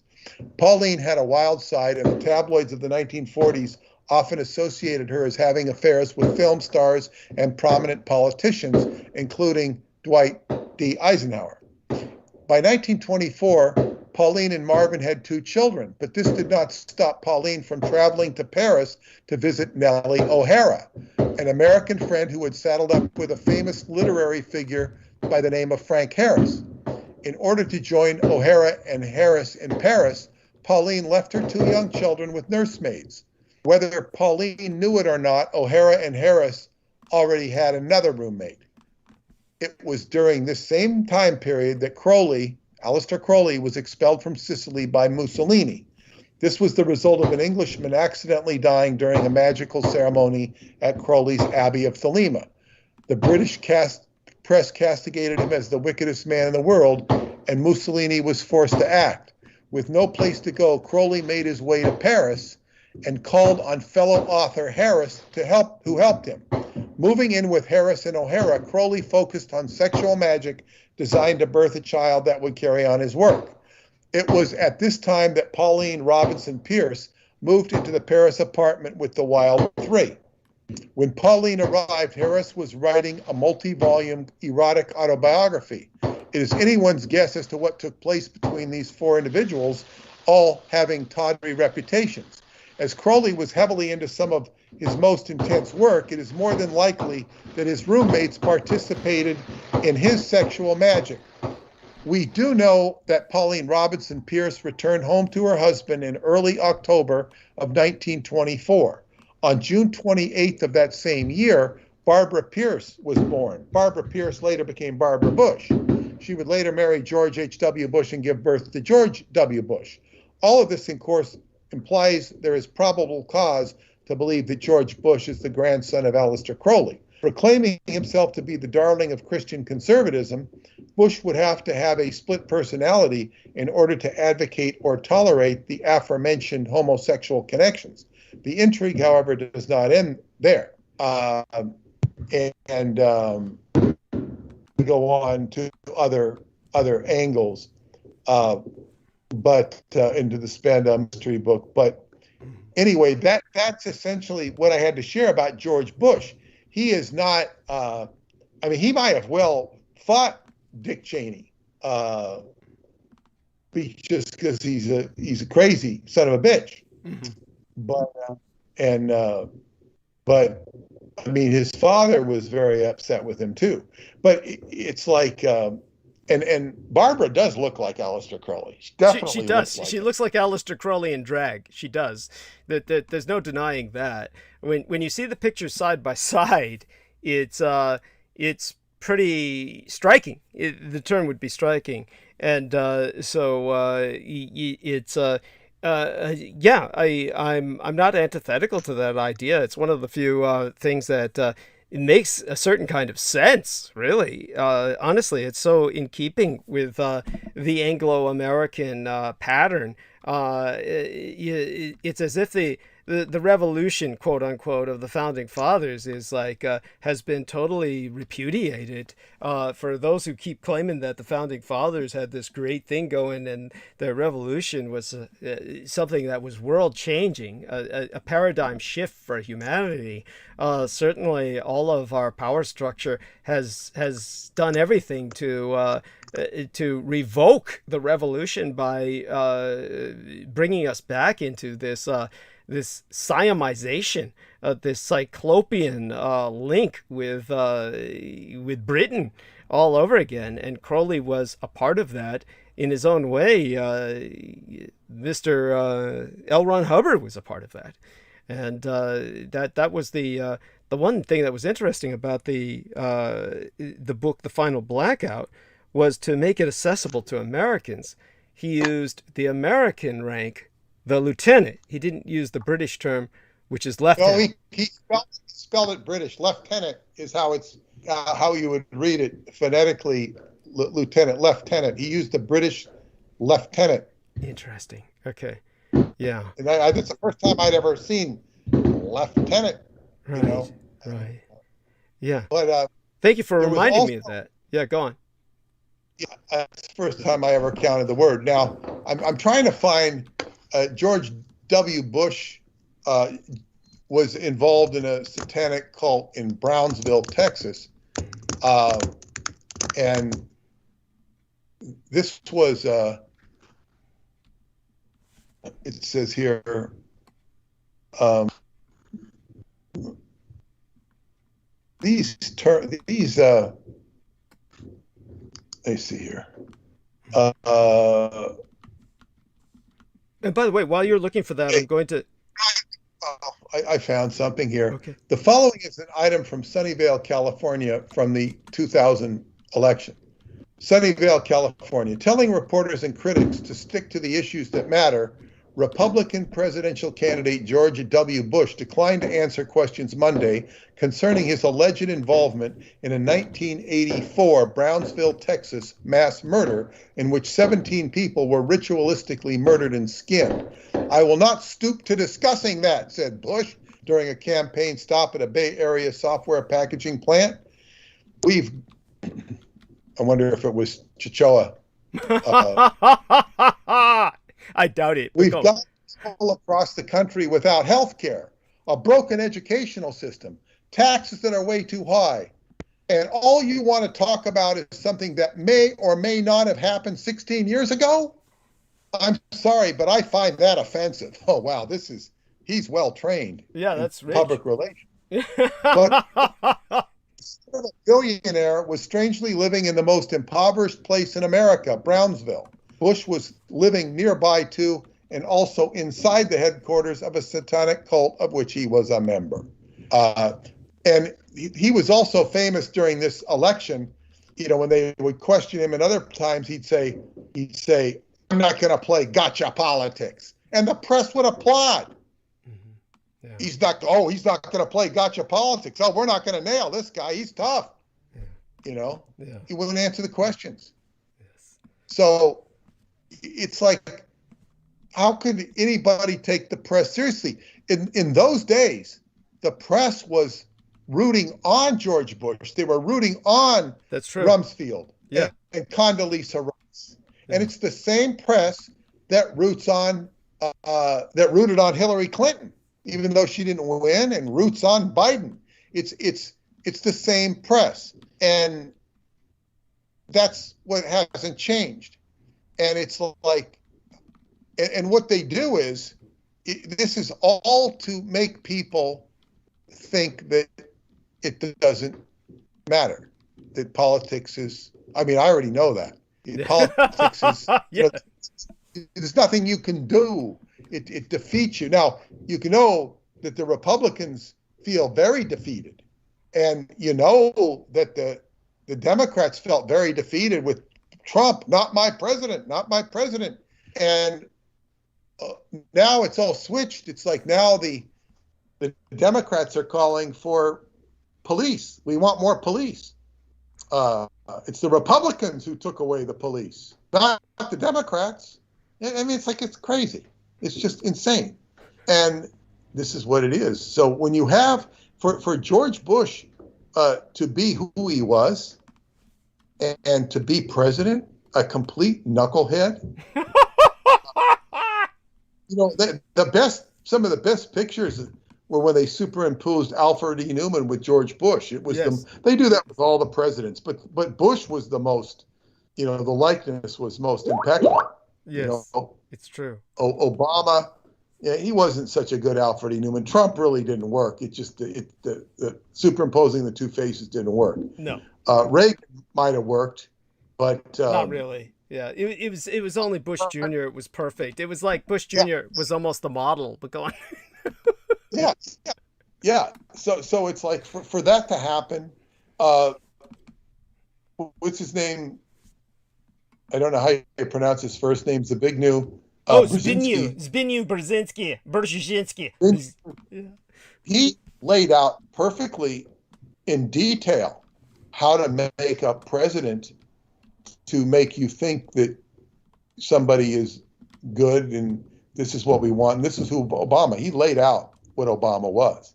He was like, just step in and go through, you know, make everybody think one thing when it was really the other. That was Obama. Trump is something else entirely different. But with Obama, by the way, just so people understand my stance on this, we are talking about a man who was indeed born in Kenya, but that has never been I've never taken that as an attack. That is not my trip, is being a birthright. No, and the most telling thing about that was where Donald Trump completely lost my respect is when Obama roasted him at a press dinner when Obama was president and started making fun of the Donald he says, oh, now that he's done the birth certificate thing, because he conceded on that, and he said now he's going to take up moon conspiracies, and that we really didn't go to the moon, and everybody laughed at him, at Trump, and Trump did not even go. There was a YouTube video, which is probably still up, that shows how the birth certificate of Obama was Photoshopped. And he goes into detail. He shows the birth certificate, the long form birth certificate, and it was fake. Yeah. A Photoshop expert. And of course, they didn't address the issues with the Photoshop artist. They didn't address it at all. They just ignored it. And Trump didn't take it up. So in other words, he quit.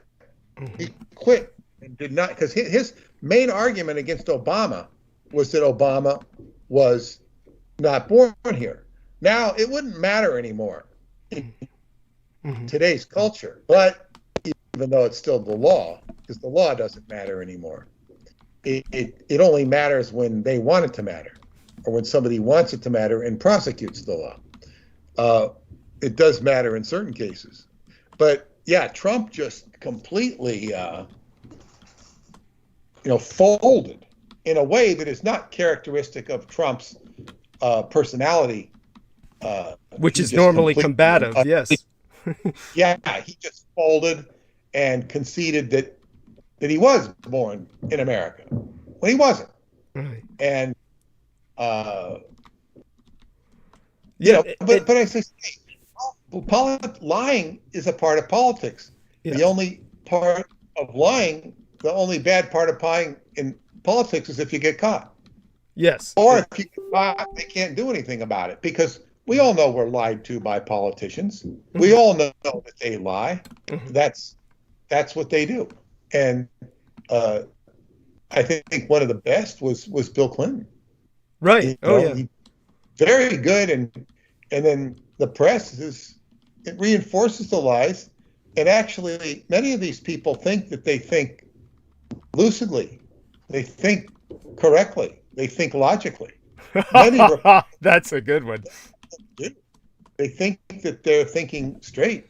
Oh, they don't think at all. But by the way, just to put this into some perspective for you, I understand why you say what you say, and it's well taken. But just so people understand, this was a common trope about William Jefferson Clinton. He was called the Teflon president because nothing would stick. And he had this reputation where a lot of people would just try to kind of comprehend how he got away with so much. And they would say, well, he's a good liar, or he's a great liar. Actually, the truth is that he is a terrible liar. Anybody could tell when he was lying. It was simply that most people didn't care. He was charismatic enough where everybody knew he was lying, but they didn't give a shit. At least certainly not the Democrats.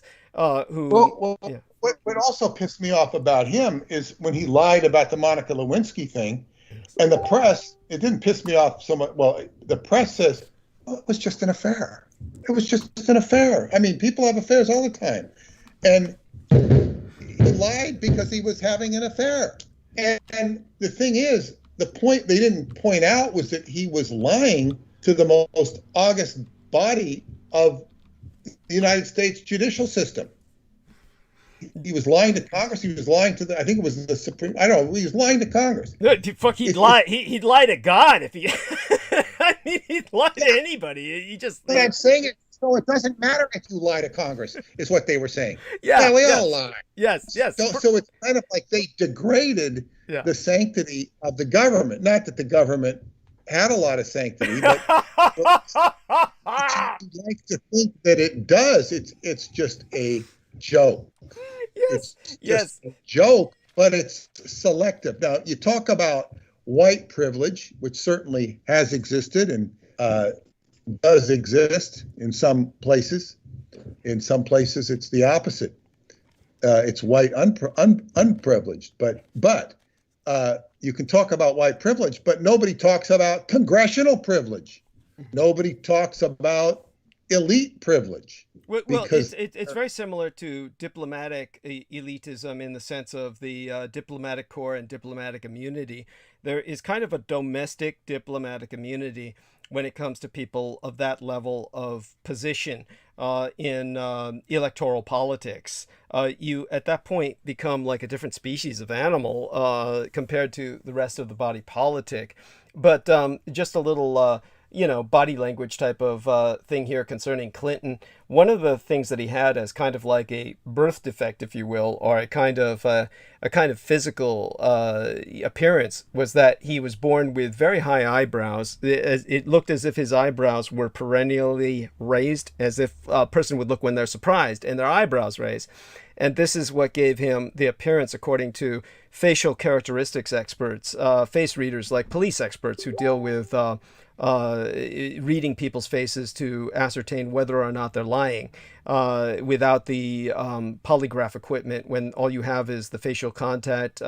There are people who are trained in reading faces, and they said with Clinton, he was just born with that physical defect where his eyebrows were perennially or perpetually raised, so he always looked surprised, and this gave people the impression of innocence. So he always had this boy-like impression of innocence that he would exude, that was characteristic of the someone who's anyhow, people just found him likable enough and charismatic enough where they just said,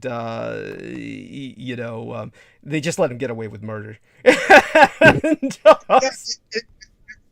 worked. And then back during his administration, there was the outrageous behavior of the government at the Ruby Ridge massacre. Yes. Randy Weaver. Yes. There was the outrageous behavior at the Waco.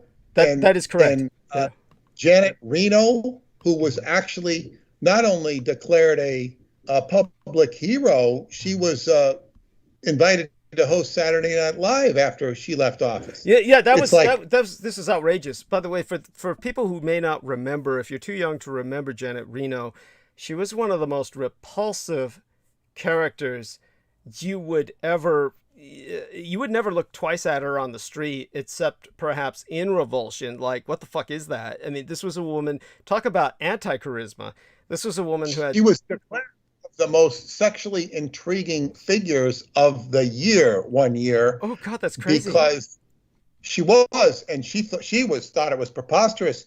But what happened was her picture was being put out that, people begin to wonder, is she or isn't she, or what is she? So they declared her the most sexually, or one of the most sexually intriguing characters of some year. And so, in other words, yes, repulsive, but compelling to at least the media. So, but what was the most horrible thing she did at Waco was they said, why did you, burn that with the children? And she said something like, she said something, because if I didn't, they'd still be there. Yes. Meaning still be there, being, in her mind, abused, but she didn't say they'd still be there. Yeah. So it's like, this becomes like a sacrifice of innocence. Yeah. And by the way, I think you're giving her too much credit by even implying that in her mind, that's what she thought. I would say that she is just so insensitive that she spoke what she actually did think, was that she didn't want them there as in even existing, as in physically alive.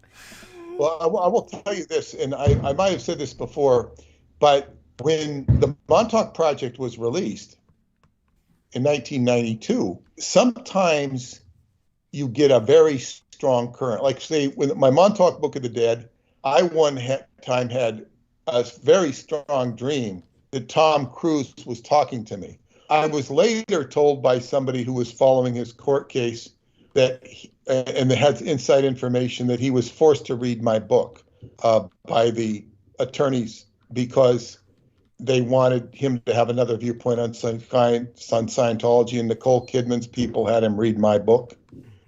I was told that. I don't know, but I mean, he was right in my face in my dream, talking to me, like friendly talking to me, like, he was like reading my life story and getting into it, and would have wanted to recruit me back to the movement, probably, from his perspective. Right, that's right. Because I don't bash David Miscavige in that book. I don't bash him. I mention him. I mention my involvement with him, but I don't bash him, because it's not a book about, I say there's plenty of people bashing him. Mm-hmm. What do I want to keep doing that for?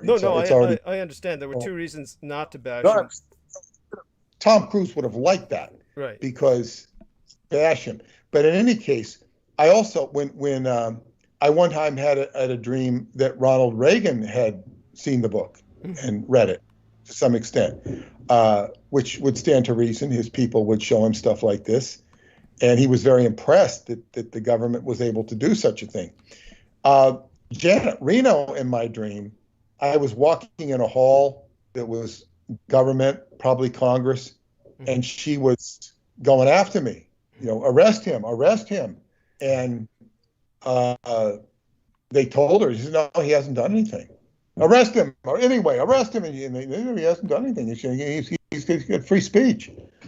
And that's the sort of mindset, because when Waco happened, she was probably going after, they study the conspiracy field, and Montauk Project's going to come up. What are these people writing? We got to control them.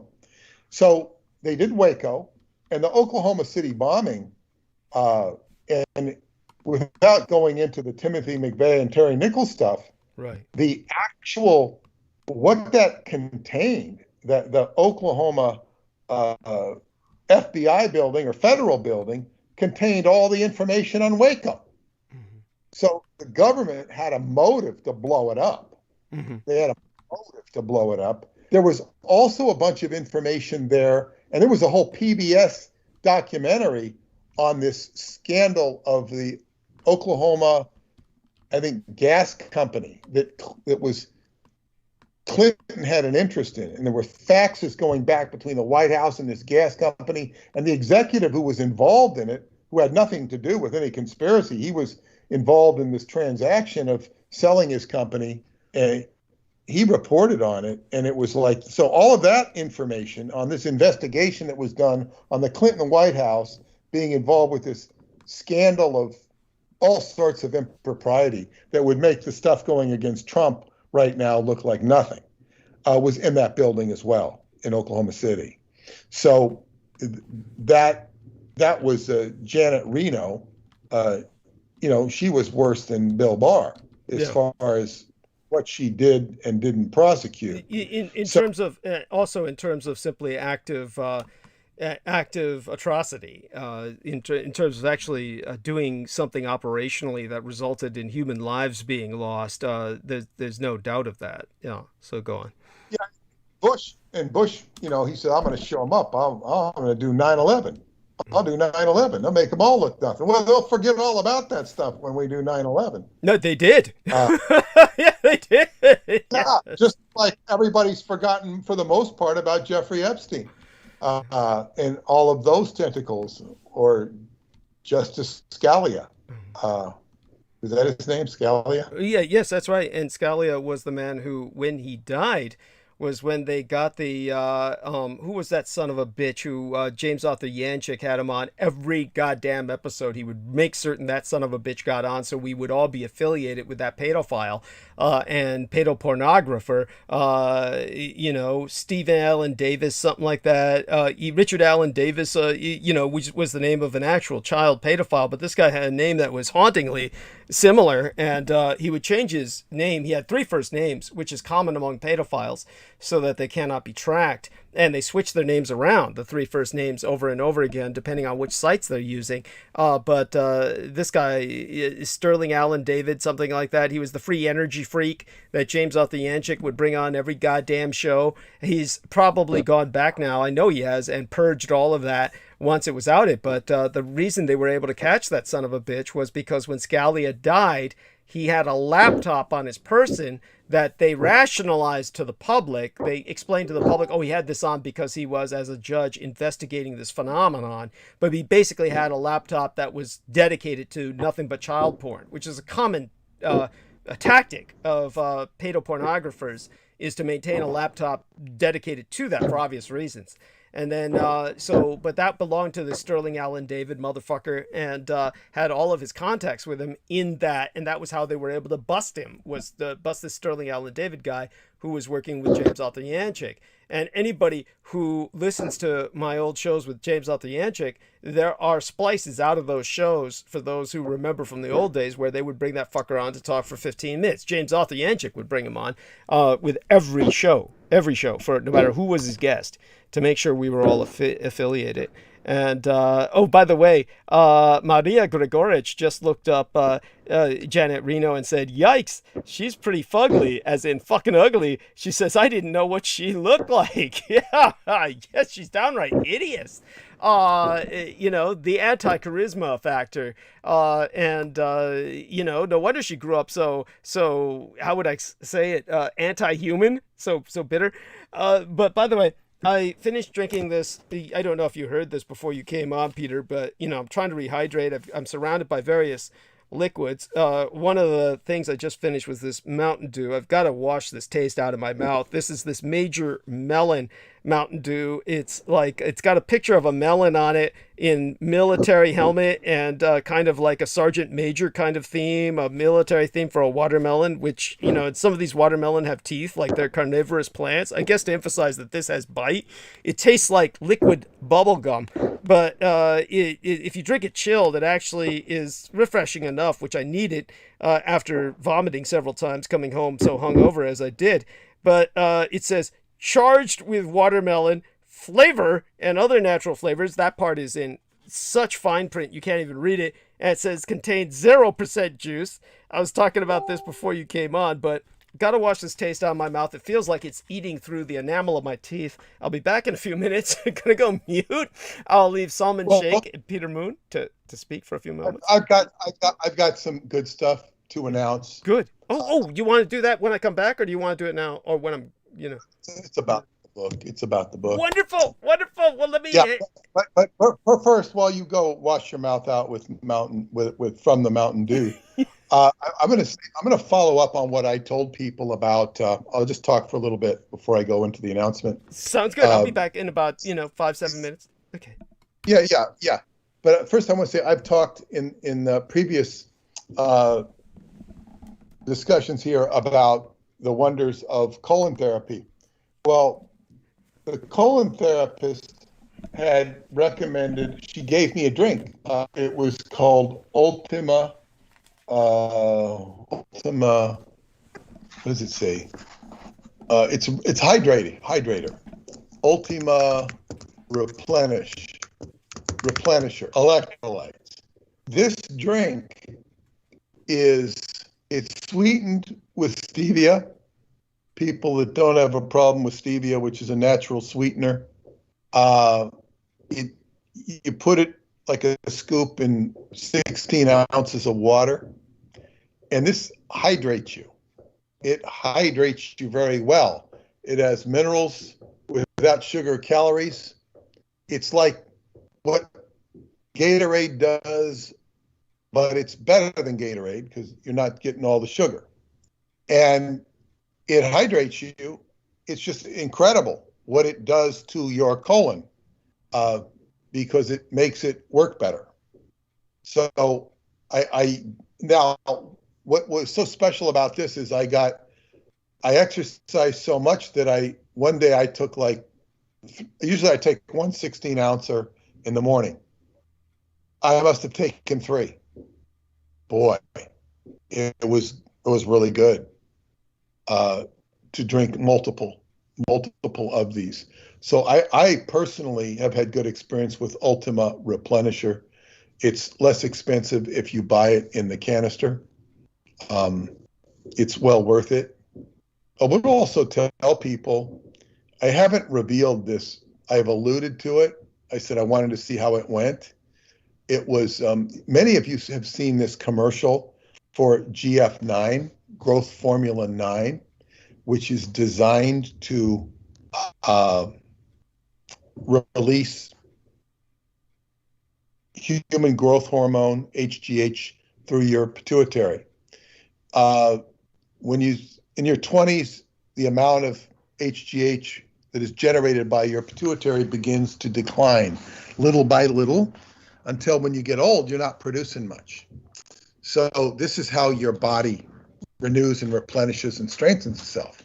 So I had used to take and sell actually Rejuvamax, which enabled you to naturally release HGH. Now they're promoting this GF9 stuff. Now, I haven't done the GF9. My doctor was doing it, and he liked it. He's about 10 or 12 years younger than I am. And I looked into it. I had some issues with the GF9, not because of the content, but because of the way they were promoting it. And I found another product called GF20. GF20 or plus 20 because it adds, it's got 20 minerals or supplements in it, whereas GF9 has 9. I found that the GF20, I liked it. It sounded like a better product. They just don't promote it as much. They use the Greg Norman, the golfer, to promote it.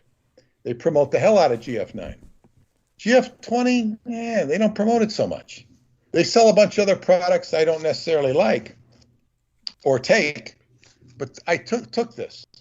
I've been taking it since May 4th. It's like 2 months.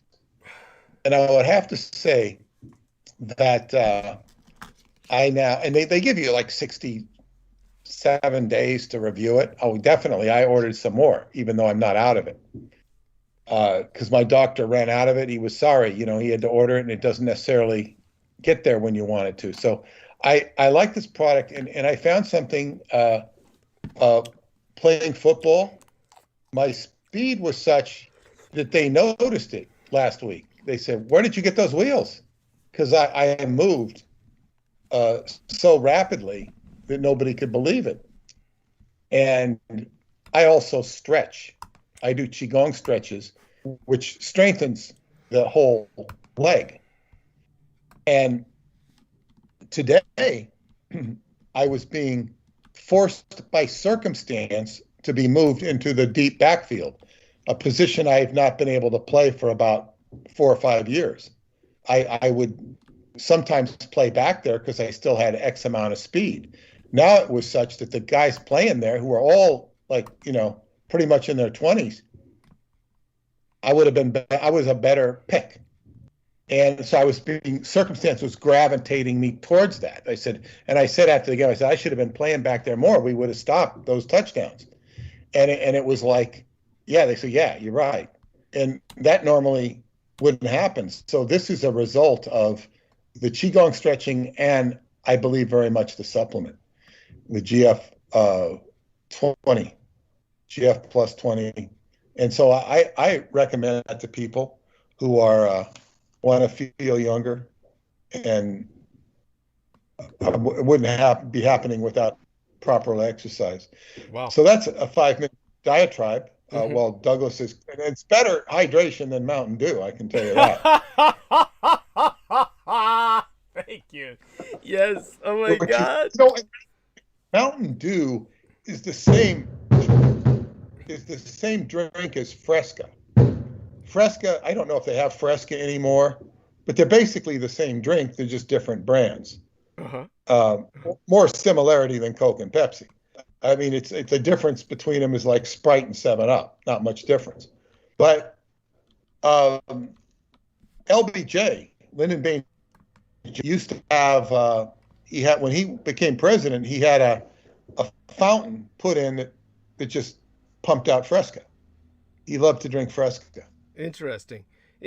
No, so what's the difference between that and Fanta, which of course was invented in the time of the Third Reich? A true. Fanta, I believe, is a brand of soft drink which was mostly known for its orange drink, if I recall. Fanta. Yes. But I think they made other stuff besides orange. A Mountain Dew is bitter. It's not, and Fresca are bitter. They're not. I mean, it's been so long since I've had one. So Fanta, I believe they made different colored drinks, if I recall properly. Probably a few. Orange. Yeah. Orange is the most famous. They also somebody used to have Orange Crush, which I haven't heard of in years. That's right. But anyway, but on to the announcement is that the book, Douglas Dietrich with Peter Moon, The Roswell Deception and the Demystification of World War II, is now a physical book which you can now purchase, buy. It's a physical copy. It's 300 plus pages, not much more, 316 front to back, but it came out really good. Wonderful. I spent a whole day fixing the photographs because they needed to be fixed, and it looks great. The photographs, of course, are black and white, but they look good, and the book really looks sharp. I'm very happy with it. It's a lot of blood, sweat, and tears to put a book together like that. Not just the writing, but the production, the typesetting, the correction, extensive errors. Douglas and I corrected many typos while we reviewed it, and of course, I corrected many afterwards. But it's, exhaustive work, but it came out with a really good product. And all of the orders, people who have ordered it with the pre-publication order, including Salmon Shake, their books went off. Wonderful. And it was very interesting that the woman at the post office who processed it all was from Taiwan. Oh! And I mean, I know her a little, and in fact, it's funny, one post office, they're all Indian. This one, there's many Chinese or Taiwanese. And I told them I'd both bring them a book, well, there are two of them, Cheryl and Georgia. And they because I've talked to them, I had told Georgia, I said, I'm going to have a book someday on Taiwan. I'll give it to you. So she, I said, but it's 4 books down the road. It's not going to happen anytime soon. This one's on Japan, but it was very interesting just to interact with them on a level because there was nobody in the post office because it was raining. Wow. So I got to talk to them. They were the only 2 in there. Normally it's pretty busy. And all the orders were processed, including the international orders, and incredible. And sent out. Plus the distributors have had books sent out. Well, a distributor had marked one of the shipments as tardy, late. Now that's never, ever they only listed it about a week previous to the book. So they were saying, you're late giving us this box of books. Mm-hmm. And that struck me as saying that they have a demand for it. Excellent. I can go in and check. They can check the demand because people, this was listed on Books in Print as the July 4th was to be the publication date. I just put that on there. Right. Because I knew it wasn't, it was just a good date to put there. It is. It was. I should have put July 5th because that's the anniversary of the Roswell. But they've conflated it, that they themselves over there, the Roswell cult in Roswell, New Mexico, has intentionally conflated it with the 4th of July anyway. So it's not a big deal. It's not a big deal. It's. Yeah. I think the publication date in the book itself might be even earlier. And but in any case, we have the book. It's available, skybooksusa.com. It'll be available on Amazon soon when they actually have the physical book, because the distributor in Pennsylvania got it on Friday. The other ones in Oregon won't get it till the end of next week. Tennessee and Indiana, the other day, will have it soon. And then it's got to go through their system before they can actually start selling it to outlets such as bookstores, such as people who buy it wholesale from Amazon for to sell on Amazon. But so the book is done, and it's fantastic. So exciting. Yeah, it is exciting. I will send 5 out to you in next week, so that you have it to the Green Street address, and hopefully if the homeless people steal it, they can read it. I plan to send one to the congressman from Alexandra AOC. Wonderful. Plan to send her, Yes. and maybe a few other strategic people. Well, I remember you were considering also some of the more conservative talk show hosts and the like. I don't know if Joe Rogan was among them, but Yes, exactly. Because it's interesting. I could imagine the reaction of these people. I could imagine Tucker Carlson reading it and saying, "Oh my God, what's this?" And how he reports on it might be different, but he's going to what the hell is this? Because he's interested in UFOs. AOC and the congressman, one of the squad, the one who's always getting flack, the Muslim. Mm-hmm. I forget. Ilhan Omar. Go. Yeah, she and AOC would love this book as a talking point to, just to rail against the establishment, which is what their talking points are. And then people like, I want to send one to Donald Trump Jr. because he's quoted at the first page of the book. He's interested in Roswell. And of course, the Trump faction would like it because it shows the government to be, corrupt and not trustworthy, which is one of his themes. So, him and AOC would both agree on that. Mm-hmm. The government's corrupt and untrustworthy. Right. But from different perspectives. Yes. But it's a commonality. At least it's a starting point of commonality. And maybe this book will actually help build some bridges in that sense at the least. And by the way, Our Lady Maria Grigorich says, "Oh my God, on Amazon Canada, it's listed at 30 Canadian dollars and 74 cents. That's insane for a paperback. They have a price yet listed as not available yet. So they have the price as 30 Canadian dollars and 74 cents. And it's $24.95 US dollars. It's $24.95. Most of my books have been recently $22. This is a much thicker book, and it's a good book. And people will spend. It's not a problem. It won't be a problem for most people to spend it. It's discounted right now. It's discounted right now on the Skybooks USA website. Right. You can get a discount. Amazon will discount it as well. And these are kind of considered pre-publication discounts? Right now it's Skybooks USA. It's $19.95. Okay. And if you are a subscriber to the Pulse, it was $14.95. That was for people who were subscribed to the Montauk Pulse. They got, paid $14.95 for it. Many people took that offer. On the website, it's $19.95. So you can still get it at a discount. And as I say, people who buy books, they don't hesitate at the price.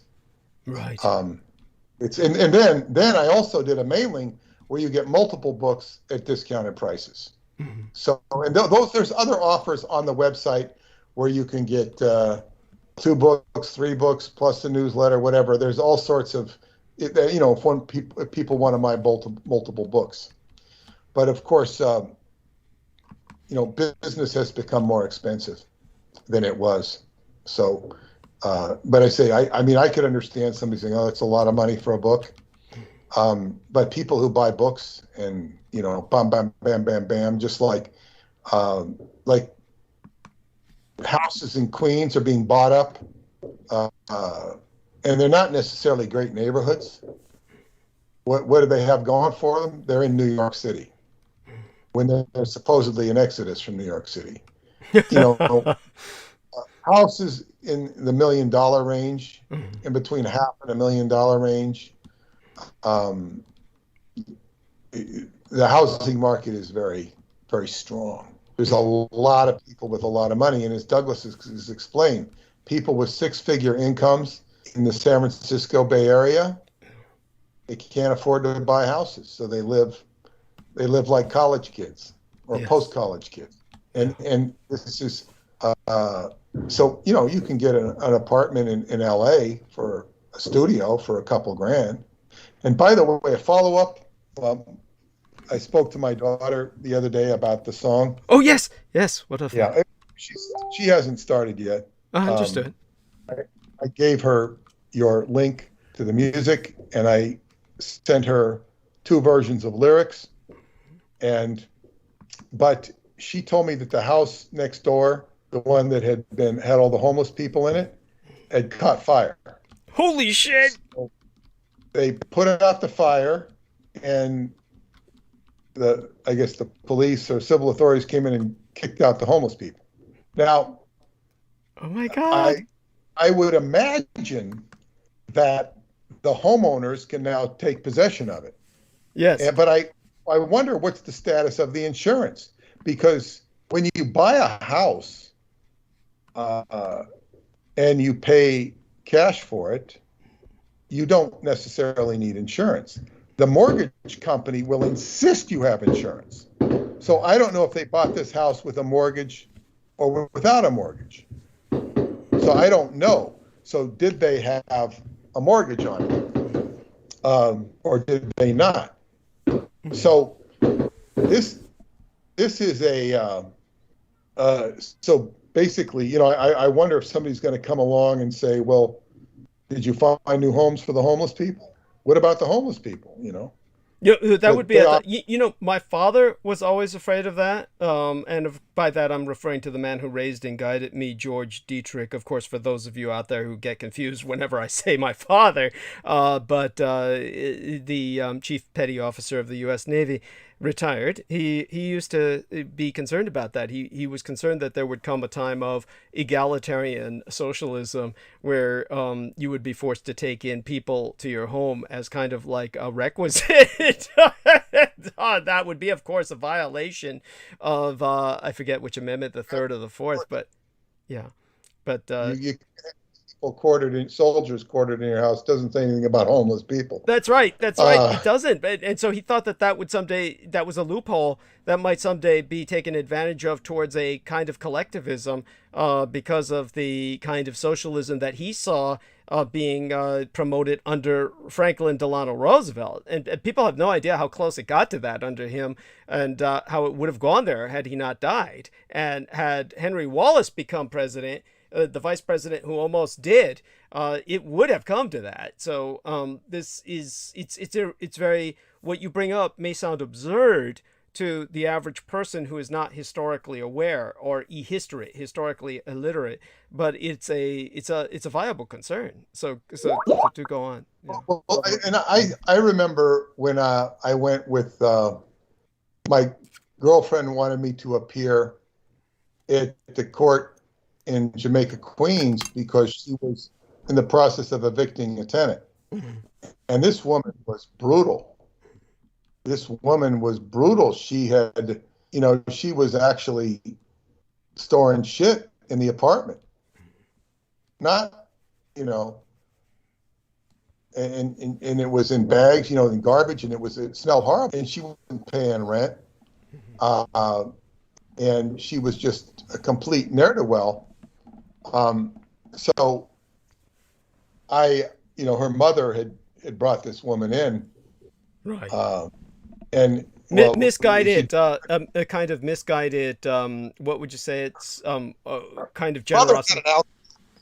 Her mother had an alcohol problem. I see. And through one of this guy who used to smuggle her alcohol, brought the tenant, and she accepted the tenant when my girlfriend was not living in the house at the time, you know, and she came home to take care of her mother, and she had to cope with not only her mother, but this tenant. And so I went to the court, and I said, why do you want me to go to court? What am I going to do? You know, beat up the judge? No, I mean, it's like, I don't, she wanted me there for moral support. I didn't even understand. She just wanted me there for moral support. So I showed up and just sat there and watched, but the judge was so damned concerned that this woman's, that the tenant that they were evicting, that her utility bill would be paid. So, but my girlfriend had that figured out. She had, you know, she had a check right there for $300. Wait, she was paying off all this utility stuff, you know. She was doing this to get rid of the client, right, to get rid of the tenant. Yeah. And the judge said, "Oh, that's very good." Yeah. So the judge had no reason to keep her there, you know. But he went out of his way to make sure that this poor tenant, who was an abusive son of a bitch, daughter of a bitch, was bitch herself, was, you know, somehow appeased. And landlords can be very nasty. And after having had tenants, I wouldn't blame them.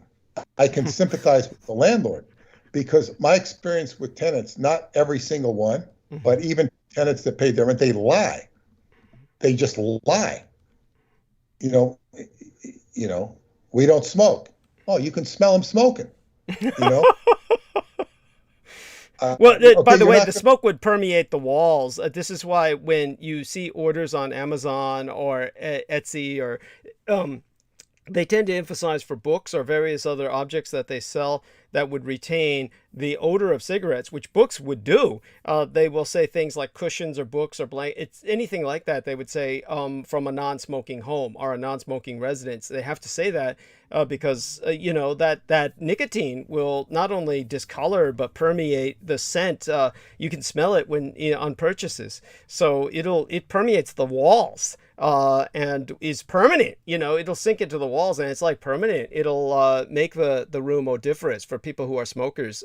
In the old days, because everybody smoked, quote unquote, people wouldn't notice, kind of like kissing somebody who's a heavy smoker is like licking an ashtray, unless you're a smoker yourself.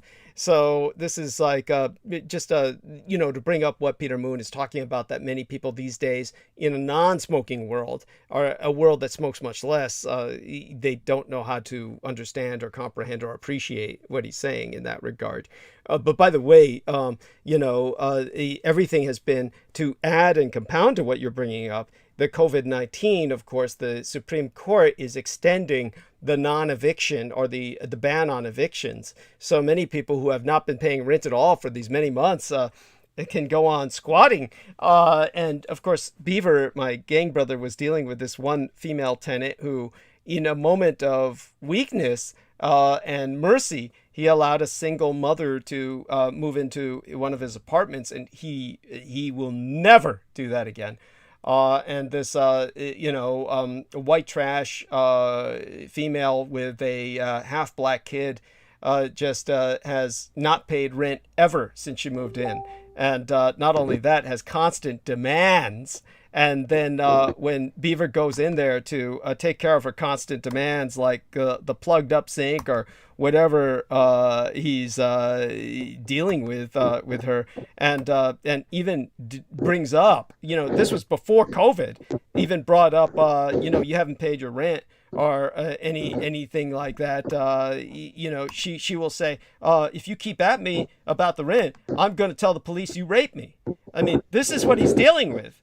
And okay, what he should do is get a recorder and get her on record saying that shit. Yeah, good point.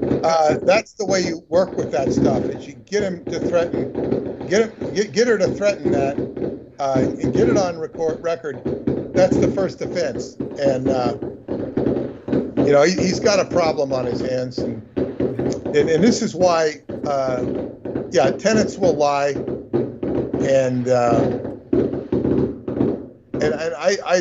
yeah, it's just why does somebody lie? You know, it's despicable. Well, they lie because they're in a situation where they have a certain sense of power, the kind of squatters' rights that creep in. It's kind of like creeping squatters' rights, really. And I wasn't people with squatters' rights. It was never about squatters' rights. Understood. It was just about lying. Because there was no squatters' rights involved. I think the last tenant I had, I didn't evict, but I gave them what was called a nail and post, because they stopped paying rent, and I was about to take over the house anyway and move into the apartment, which I did eventually. But that you know, I was doing the things once they saw I was serious, they left. But Yeah, I mean, it wasn't, they weren't about to squat. They couldn't squat, Right. at least in that day and age, 20 years ago. Right. But yeah, I never had that problem. In fact, but still, and in New York City, they're much more ass kissing to the tenant than they are in Nassau County, where I live. Right. Although New York is general, they do worry about the tenant. And what this is doing to landlords, I have no idea. My philosophy with a house is you buy a house to live in it. If you want to rent it, you're taking on an entirely different animal, because you're going to have to upkeep it beyond what you normally would. If you were living in it, you're still going to have to upkeep it, Right. and you're going to have tenants to deal with, and they are a variable. My girlfriend taught me that you check out your tenants extensively before you rent to them. You do a whole background search. And she found somebody with a credit rating that wasn't very good, but he was a teacher with a dependable salary. Great tenant. Never missed he's leaving now because he's retiring, but he never missed a month. And you got to miss him. Yeah, go on. she'll pick and choose. She'll pick and choose carefully. But it's like and you really want to run the credit on them, and it's worth every penny. I think she kept the apartment open for 6 months because she didn't like the tenants. She didn't trust them. Right. So she got one that was good, and yeah, he paid off. Yeah, and it's very problematic, especially in her case. Of course, she's female, and she has a good. From what you say, it sounds like she has good sense. Beaver normally would, and like I said, this was a moment of weakness when he decided to show mercy to a single mother, and but he had other experiences where he just knew he just couldn't do it. There was one gorgeous young chick who wanted to move into one of his apartments, and he just really didn't have the money to pay the down payment with, and she essentially was offering sex or hinting at it, and he just couldn't go there because it was simply you couldn't go anywhere from that other than it was going to get increasingly problematic. So he made she didn't get the apartment. He's had a few cases, of course, where it just was older tenants, and then they were just real. It was just horrible. I mean, granted, it's just, you really can't tell. It's San Francisco, so he can't really be that selective. So there was just, many people he's had that were just kind of like nightmare cases. But there was the funny one, just minor amusement, was one guy named Dustin, who was Vietnamese, and he was married to this white girl who was a teacher, a young white lady. So when they came in, they're no longer there. It's part of the ongoing running joke about that. But when he came in with this young white lady he was married to, and Beaver was just curious. He said, oh yeah, what ethnicity are you? And then the Vietnamese guy apparently took some affront, and because Beaver asked him, being Chinese himself, he knew they weren't Chinese, the guy. So he says, you Vietnamese? And then the Vietnamese guy, Dustin, said, with this flourish with his arm, because, the white girl was accompanied by members of her family and his family. It was kind of like they're looking for this apartment together where they could live, the kids could live, or rather, their kids could live. The two separate families were kind of accompanying them, which was why Beaver knew it was safe to let them move in. They had families who cared for them, so it was obvious they weren't going to be your average assholes. They had support structure, so to speak. But when he said, you Vietnamese, then the guy says, we're all Vietnamese. That was kind of like, what do you do at that point? You move to a different topic, right? You can't go anywhere from there. But whatever ethnicity she was Caucasian and probably, European American, American of European descent. Later on, they moved out years later, and because he was a teacher and she was a teacher, Dustin and his wife were teachers, and they got jobs in Charlottesville, of all places. This was just before the riots and the Unite the White Right rally and all the militias were marching in with their fucking guns and shit. And so we were making a joke, or I made the joke. I said, yeah, after they lynched him in Charlottesville and hung him from a tree, they put a sign across his chest. You know what it read? If you said, what? I said, it read, we're all Vietnamese.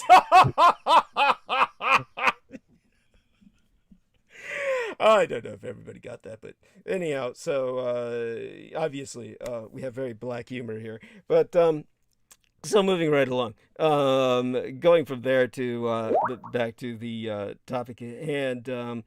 So there, I'm so glad about these books. I recommend everybody do start purchasing them. I really have to make it a point to start shilling the book more aggressively in my summaries for the episodes, like literally within the episode summary itself and within my promotional banners.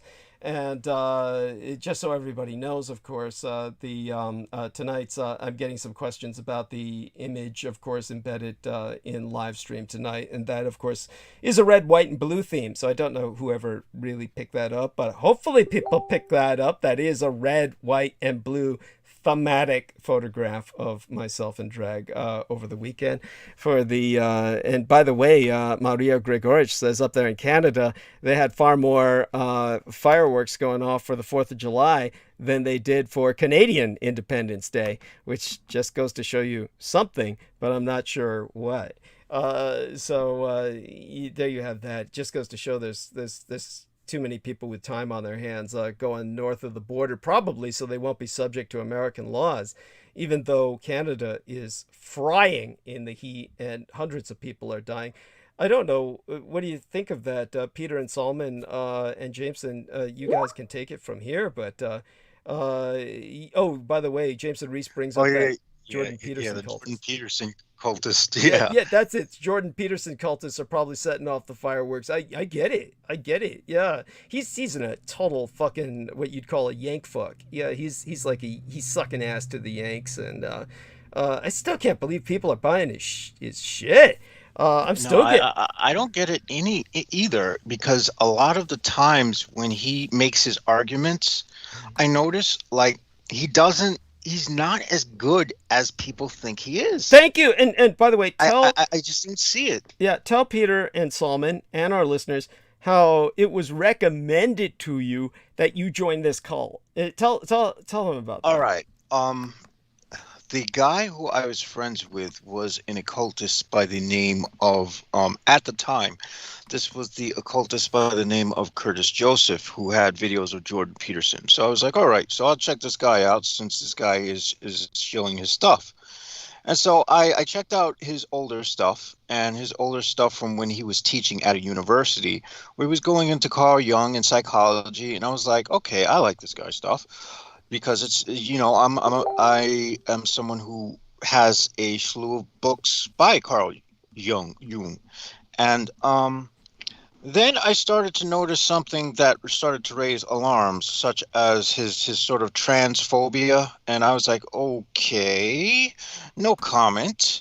Then I started to notice he was Canadian, and he happened to be a staunch conservative, and I'm like, okay, no comment. At least he's not. I'm not going to go there. I figured I would throw the guy a bone, because this guy's not going to enter into American politics. Sure enough, I see videos where he's going into American politics, and I'm like, oh my god, this. And he's a Canadian. Rocks. The nerve. So go on. Yeah. So I found this video where he and 2 and 3 other people are having a debate.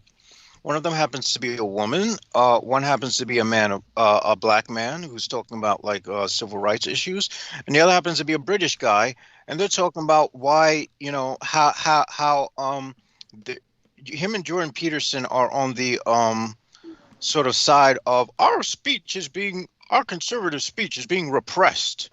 Yeah, because we should be allowed to just call everyone niggers and Jews and kites and whatever the hell else we can think of, with no repercussions. And of course, when I started to hear the guy who was when I was listening to the woman's argument and the guy who was colored, their arguments, they pretty much, I think they blew him out of the water. Thank you. Yeah. And everyone was commenting on the video, oh, Peterson owned them. I'm like, how did he own them? I'm like, did you not listen to what the hell I listened to?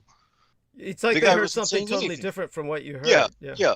So, well, Jameson, just think of all the people, just for example, this isn't maybe the best example, but of all the young people that have gone to college and run up hundreds of thousands of dollars of debt in college. You're speaking to one of them. And can't find work. In other words, they bought into a paradigm, into a program that was fed to them. And people do. They're like mankind are herd animals. They go with where they're directed, and then they buy into it. This is what people do in general without using discretionary judgment. And this is why people buy into this. And then they can get emotionally involved and triggered by different issues in their own life. But anyway, that's just a comment. Carry on. Well, it's a good observation, because the thing is, I had posted the video because someone had taken that snippet where he was speaking to the civil rights guy and said how he blew Jordan Peterson out of the water in the video. So I decided to post that on my timeline, because I figured this guy knows Jordan Peterson, he's a fan of him. Well, look at this other perspective. He'd be open to this other perspective, of course.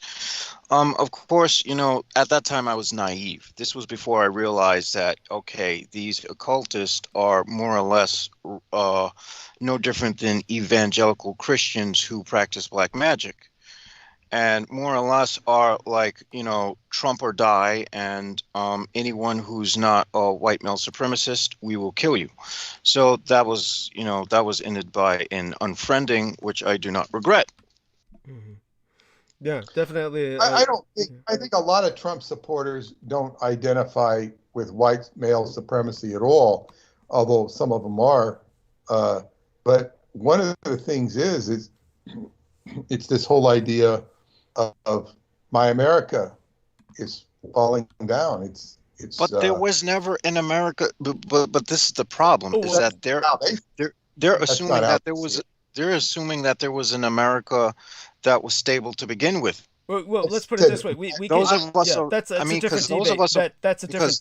of color have seen that this America was shit from the very beginning. Well, let's put it this way: I can handle that in monologue by covering that, so that this doesn't turn into a debate about that, because it doesn't need to. Rather, it's my America, their viewpoint of my America. They don't see it that way. Yeah. Although it is well that way, they don't see it that way because they're looking at it from their own viewpoint. Yeah, well, their own viewpoint is one of males who are not motivated who feel that. With Jordan, he's talking about with Jordan Peterson, Peter. When it comes to Jordan Peterson, then we're talking about specifically his cultists. I mean, his cultists are disempowered males who feel somehow feminism is disempowering to them, and they feel that their masculinity is victimized because of the fact that women now have rights and women need to be respected and can't be sex toys. Mm-hmm. So these are basically men who are incels. Yeah, involuntary celibates. And in case anyone thinks that Jameson is like reading into this, that's not the case. Jordan Peterson has gone on record saying that we need to enforce monogamy so that young involuntary celibates won't turn into mass shooters and mass murderers, because he said this after an individual in Canada crashed his truck into a group of people and killed, just a large number of people. For Canada, it was an outrageous number of people compared to their normal violence ratios as comparative to America. They're not a very violent country. So this was an outrageous example of mass violence. And he said he did this because he couldn't get laid. And so that's when Jordan Peterson came out and said, we got to get all these young men laid by forcing women into marrying them. I mean, so this is obviously Handmaid's Tale shit, where he's trying to realize Gilead. And this is why I brought him up the other day when I spoke and addressed the subject of the Handmaid's Tale. I brought up the fact that this guy is actually one of the people who is literally secretly involved with the woman who is writing and producing The Handmaid's Tale. She's not just the authoress who has no power over the creative process of what they're doing with converting her book into a series. She's actively taking part in the creative production. And so this is a woman who went to the same school as this son of a bitch, and they're both really involved with each other, and people don't realize this or know it. And so it's definitely a male privilege perspective, and she's pushing. Yes, it's this guy is getting an audience. He's exploiting the audience. Yeah. Yes, that's what he does. That's what he does.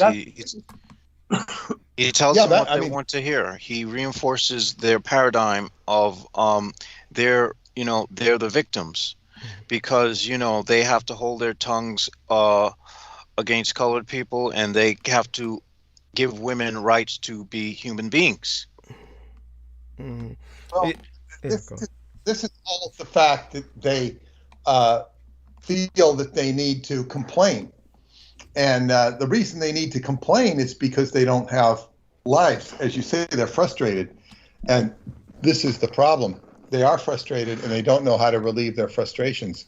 And so then somebody comes along which would exploit it. The correct solution would be, it's unfortunate that anybody should have to identify with being, for lack of a better word, a loser. Yes. And this is, thank you. This is very unfortunate, because they shouldn't be made fun of. I mean, they should be, but I'm saying, it's like, what is the solution? Because it has a lot to do with society itself. And, it's, The problem is that it's a sophisticated problem, because it's deeper than just society, because each individual has an individual reason why they are how they are. Some of this might have to do with upbringing. Some of this, there are so many factors. It's such a complex thing, is that one can't generalize this as being something that's a problem of society. And this is what Jordan Peterson is exploiting by making it out to be a problem that is a societal problem. And add to that the complexity of someone like Bill Crosby. I keep saying Bing Crosby, which is really fucking funny. But Bill Crosby being released and taking advantage of that to say that now he's going to become an advocate for persecuted black men, and this is the blackification. Oh my God. Yes, is he fucking really doing that? Yes. But my understanding of that case is that he thought on a technicality, not because he didn't do these things, but because the prosecutor was bound, who prosecuted him was bound by the previous prosecutor's agreement with him not to prosecute him. Right. So, I knew this was going to happen. They're socially engineering the black male to follow the white male into perdition. This is so freaking typical social engineering. It's not funny. Yes. And now there's going to be an increase of sexual violence in black communities against black women, which is going to be, I mean, come on. This is just so predictable. It's disgusting. Yes, what Bill Crosby represents is the black version of what Jordan Peterson caters to in terms of the white losers. Bill Crosby will now become the Jordan Peterson of the black losers. And this is where we're at now. I will go into this in monologue, but it's best to bring these things up while we have the privilege of Peter's company with us. And how many years does Bill Cosby have left? He's pretty old. Good point. I mean, he's no spring chicken, and he still thinks he's going to get back on stage and go back into public media again. Whether or not Hollywood's ready to take him back is a different question. But and I'll explain some of the insanity of his. He's going to replace Ellen DeGeneres. He's going to replace Ellen DeGeneres. Oh, that's funny. That's funny. Yeah, and by the way, correct me if I'm wrong on Are this. you serious? No, we're being facetious. Okay. Yeah, but the Ellen DeGeneres is funny because she was actually accused, and I think this was just bitterness and bitchiness, but some ex-girlfriend of hers, well, first off, the girl she was going to marry, the young lady she was going to marry in a same-sex marriage, wound up saying that Ellen DeGeneres had kind of brainwashed her into a single personality cult, a singular cult, a cult of one kind of situation, where she escaped from it and then wound up, going through conversion therapy and marrying some guy or something like that. It was very strange. It came out of nowhere, and then there was some accusation, of course, this girl insinuating in the sense that was kind of a predation going on there. I don't remember consciously whether there was anything beyond that. Of course, one of the things that Ellen DeGeneres was ridiculous about was that she was basically all hobnobbing, literally sharing Cheetos and dip. I mean, like they were like, for those of you who don't understand how intimate this is, with George Bush. Yeah, with George Bush Jr. Yes, for people who don't understand how intimate this is, I've been in environments where if you double dip, like stick, your chips into a dip and then put it in your mouth and then stick a, people get violent. I mean, people these days, especially in the age of COVID, but granted, this was before COVID or right before it. But, she was doing that with George Bush. They were double dipping together at the ball game, the same kind of dips and chips and shit. And I was, this is Ellen DeGeneres with George Bush Jr., the guy who didn't want same-sex marriage. And, so it's like at that point. The facade completely crumbles. She's not what she appears she wants to appear as. Yeah, they're all just kind of like hypocritical, these people in Hollywood. So God knows, Bill Crosby is probably right up their alley and they would take him back. But the point is, do they think the public would tolerate it if they did? So well, what's even more disgusting is the fact that by making this out to be a racial thing, what this does is this gives the right, or the conservative right, the ammunition to now fire at black males. Yeah, this is going to be exploited by both sides in the worst of ways. This is just, I mean... Yeah, basically what they're saying with this... I can't facepalm hard enough. Yes, when Bill Crosby was released, which as Peter Moon, as he understands the situation perfectly, and will explain it in brief to everyone so that they understand it themselves. This was a technicality. This was not an exoneration, but Bill Crosby's defenders have taken it as such, and they will market it as such. And basically, they're saying this is a triumph for justice on behalf of the black community, which is absolute bullshit, of course, because black women are often... They're creating a lot of trouble for themselves by saying that, because it's just not true. Thank you. Thank you. It's a foolish position for them to take. Thank you. But the problem is the opposition is not going to see it that way. The opposition is going to take it as a generalization, and they're going to say, "See, those are these niggers who you want to fight for," and you see, it's everything's going to just go helter skelter. Which it was already helter skelter to begin with. I mean, this is literally, what's his name? Oh my gosh, who the hell is that guy? This is Manson's fantasy played out. Yeah, Charles Manson's fantasy of starting a race war. And I'm sure Peter remembers this, that when Charles Manson was brought to justice, he basically, it all came out, his agenda, and his agenda was that he was trying to start a race war. He was really trying to blame the murder of Sharon Tate and her baby on the blacks, hoping to start a race war. This has been dissected and dispelled. This is Vincent Bugliosi's case that he concocted to make everybody think this. Manson killed people over drugs, and he didn't kill those. There's so many machinations that took place in that case. It's been extensively documented that this helter-skelter thing was Vincent Bugliosi. Okay. No, thank you for that. That's a good point. Your point's well taken. The policeman himself, and that's also been argued about the Amityville horror case, was that the judge was taking the case and exploiting it and turning it into something it was not.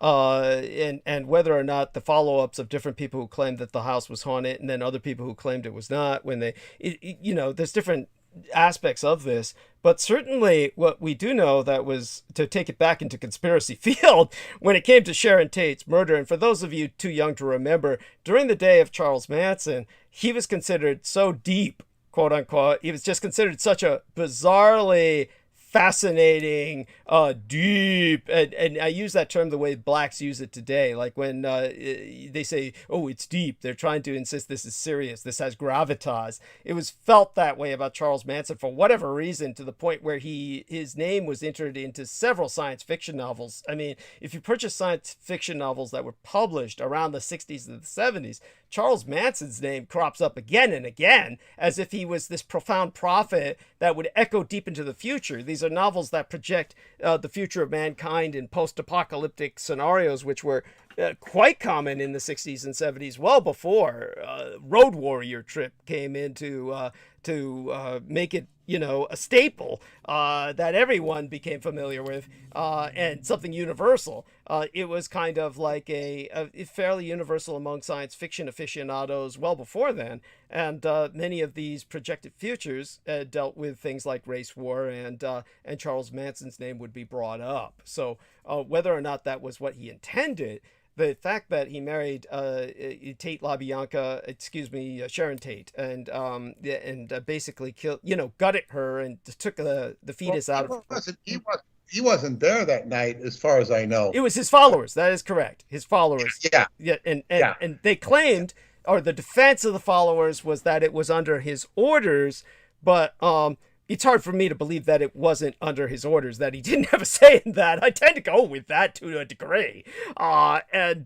So his followers did that. But one of the things that people need to understand, where it gets really creepy and conspiracy oriented, was the fact that the man who was not there, conveniently, was, of course, oh God, what's his name? The director, the Jewish guy. Roman Polanski. Yeah, Roman Polanski, the Holocaust survivor, the man who had been in a Nazi death camp, a survivor of a Konzentrationslager, a survivor of the Holocaust itself, and an actual death camp. He was not there, and he came back later, and and he was a pedophile who then drugged and attacked a young white girl who was, just so people understand this, she was basically a Caucasian young lady who was not Jewish, a genteel young lady who was underage by some years, and was conscious enough to keep telling him no,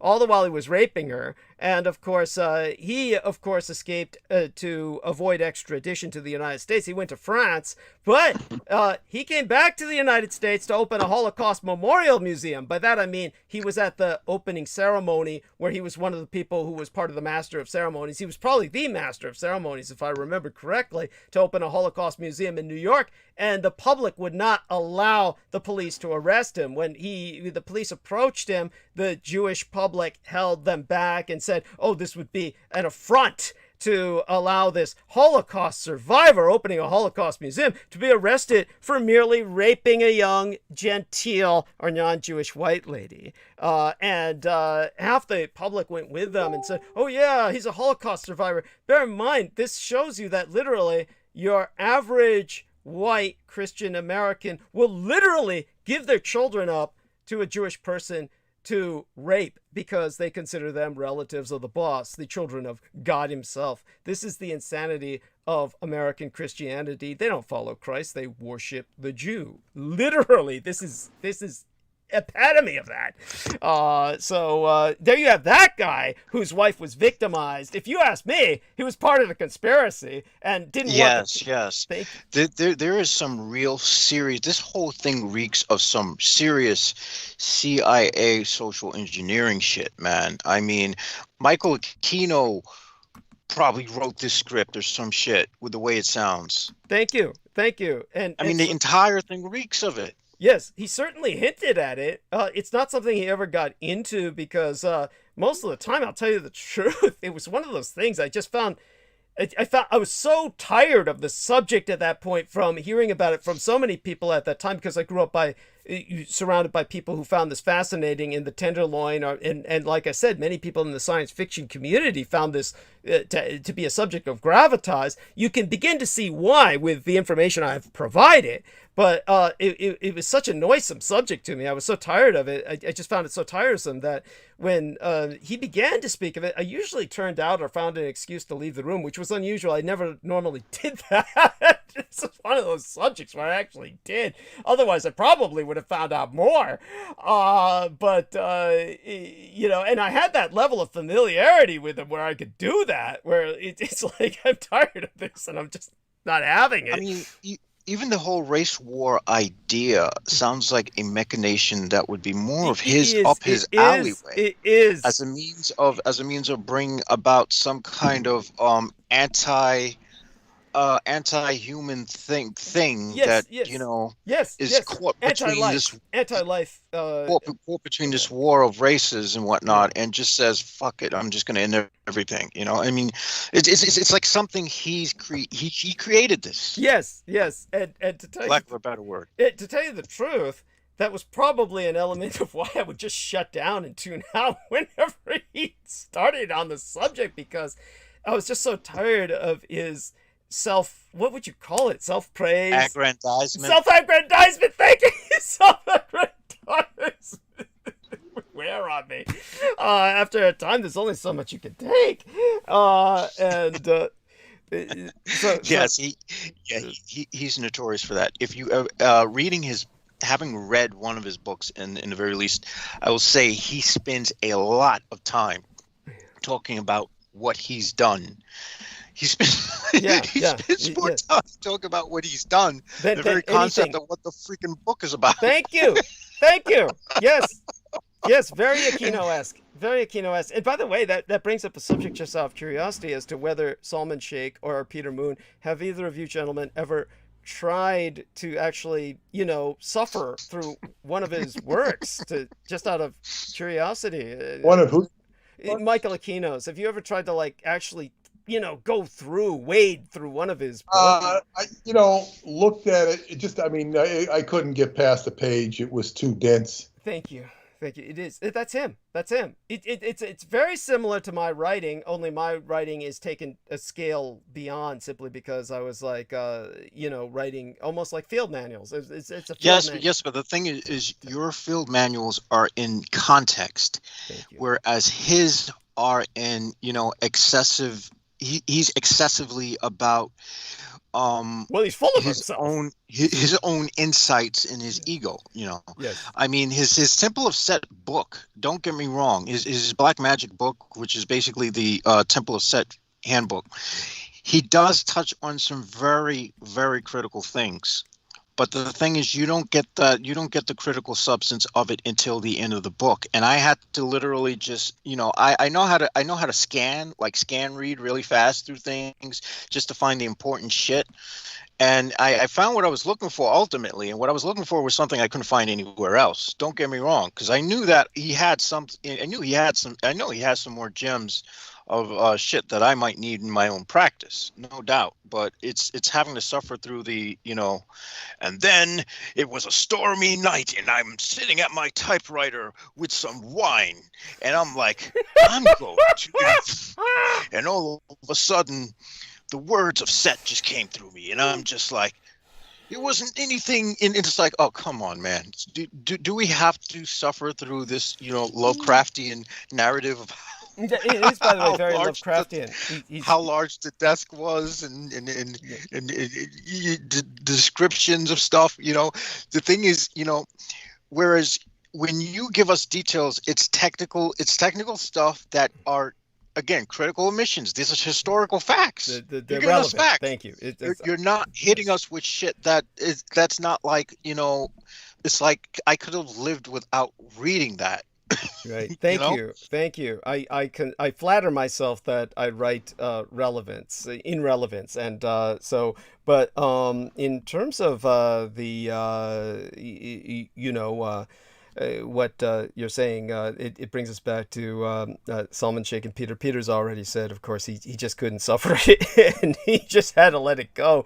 And yourself, Salman, have you ever, with Michael Aquino's books, Brother Douglas, or any of his interviews, I never gave him the time of the day. I remember back in the day, like before I came across you in 2015, I would find his stuff like on YouTube, or I would see his like stuff with Sean Stone and the other stuff that would pop up on my YouTube news feed. But I could just feel the man's spirit, or the soul, or lack of a soul. So I would never like feed into it or give him my energy or time of the day, or even hear what he had to say. So I always recognized him, just like how when you look at Peterson's face, you could recognize the evil on his face. Thank you. Anybody like that, you just look into their eyes, you look into their demeanor. And there was an Indian professor I had back in my college days, and I had one of the courses that was mandatory for my degree was sociology. And the Indian professor, she would teach like in ways that how many of these systems, like how one race is put against the other is put against the other, how there's like a lot of psychological profiling and mind control, and how different aspects of the I guess the power structure controls the public in terms of the narrative. So all this stuff, and going through my studies and coming across all these different characters and individuals, you have that intuition yourself that we have as human beings in our hearts and minds. If you could tap into it, that you could sense somebody's I guess presence and their energy, and you can realize that who that individual is about, what kind of message that they're putting out there. And it just goes to show you what's going on right now in America with the race situation, with the gender, with the misogyny, women's rights. It's still a lot of issues going on. And just like how you addressed, Brother Douglas, with the founding fathers, like most people, they don't realize that nothing really changed at the end of the day. Everything is still the same. It all ties back into that same circle, because it is controlled or operated within that same circle. Everything is within that one hand and the one grasp. So that's what we realize is that a lot of these changes that are taking place in this country within the next few years, geopolitically, here in the Middle East, with the rise of these new leaders, there's going to be a time for humanity to really sit down and decide that what is being fed to them, and to decide through it. Like, what Brother JMO does, he goes through it, he skims for what helps him, and he finds what he needs. So that's what we must do as well. We must be able to inherit and basically increase our knowledge and our spiritual empathy for one another in times where it's lacking. And there is some sense of desperation that I sense in this country, where even where I'm in Philadelphia, there are people refusing to accept that Trump is not the president.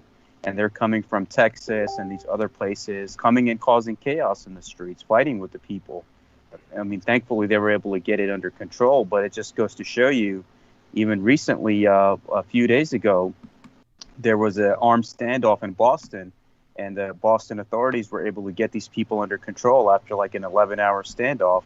So you have these fringe elements like this incident in Boston, one in Philly. Now it's going to be like all over the country, that there are elements that are refusing. They're living like in a alternate reality, and they're refusing to accept the reality that we're in.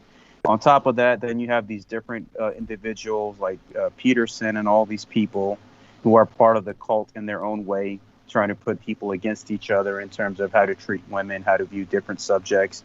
And there's even many that I know in terms of the Masonic community who follow Peterson. And I shake my head sometimes. And that's, why I do what I do in terms of my education and putting the stuff out there, that all of these individuals that are out there, they are part of the cult in some way. And you, Brother Douglas, always explained that in a very vivid and beautiful manner, to teach these people how deep the game really goes.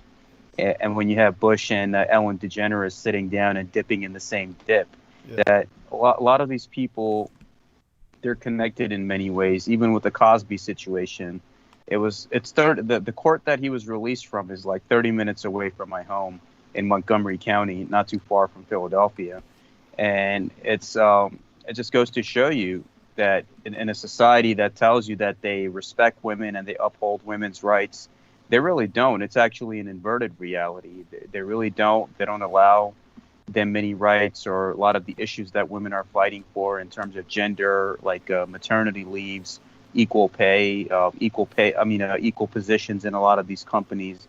There's a lot that is yet to be improved on, but it's like you said, they just refuse to acknowledge reality, and that's the crossroads that we're going to find ourselves in within these next few years, where you can't question them. They're good PR people, just like how Brother Peter had stated that when Bush was questioned, he was able to spin the narrative because they're good like that. They're trained in psychological warfare, and it all ties back to Aquino and that Aquinoist network of how these individuals, they come out of nowhere, like with this Peterson guy. I had never heard of him. He just popped out like maybe a year ago, 2 years ago. Yeah. And now everyone's following him in America and Canada or wherever. And he's basically, these individuals are there, they're groomed. And I remember in your monologue, Brother Douglas, I really loved that when you had the monologue on the Handmaid's Tales, and you had described the aspect of the Aquino network, plus with Peterson, how a lot of these individuals are groomed to be put out there to basically perpetuate certain agendas. And with the release of your book, releasing all of this pivotal information, now you got them on the back foot. Now they're desperate to cover up like the origins of the UFOs and the Third Reich in exile and all of that stuff. Now they have to face the reality, and all of this stuff comes out when you release your book. So it's important in terms of the voices that are there that are trying to fight for humanity's future. And they have to understand the perspective. They have to understand who you are, what you stand for, and where you come from. But see, just like I said, a society that tells you that they respect everyone's rights, a lot of these haters will look at your posts, or they would look at the pictures you post, and they would have basically misogynist views, or they would have homophobic views, or anti-trans views.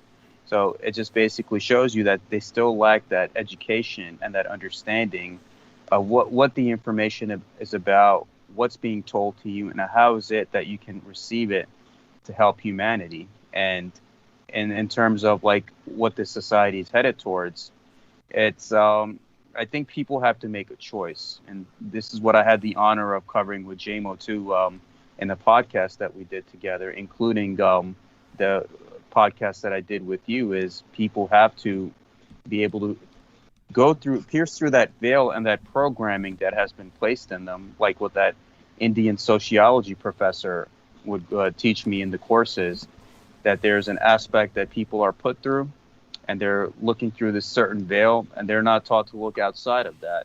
And anything that goes outside of that, you get perceived as a threat, and you get suppressed by the enemy or the cult in general. And then you have these different characters that pop out telling you to basically go against women or do all this other stuff. There was a book that was recently recommended to me by a white woman that I knew, and we had went to school together. She told me, I want you to read this book. It's called A Superior Man or something like that. And I read the book, and in the book, it does nothing but degrade women. And I basically did my Eastern perspective. I read the book from my Eastern perspective, and I broke the book down on my, like, one of my videos that I did. And I told her, like, you can't let these people tell you how to treat women. Women are supposed to be honored, like how we have in our faith, that heaven lies at the feet of your mother. You have to honor your daughters, your mothers, your sisters.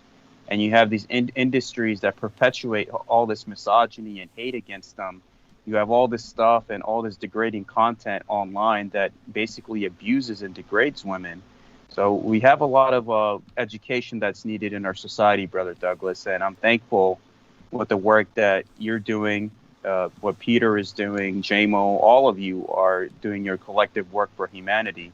And I look forward to receiving my book soon as well and sharing its teachings with others. It's important. People have to realize it. They have to realize even though Aquino's gone, the cult is still going. Yes. And the seeds that he planted of these different characters that are popping out doing what they're doing, hasn't stopped. So it's just like how we have the aspect of the gang stalking. It doesn't stop. I mean, the only way you can defeat it is just by not paying attention to it, or the street theater that happens around you.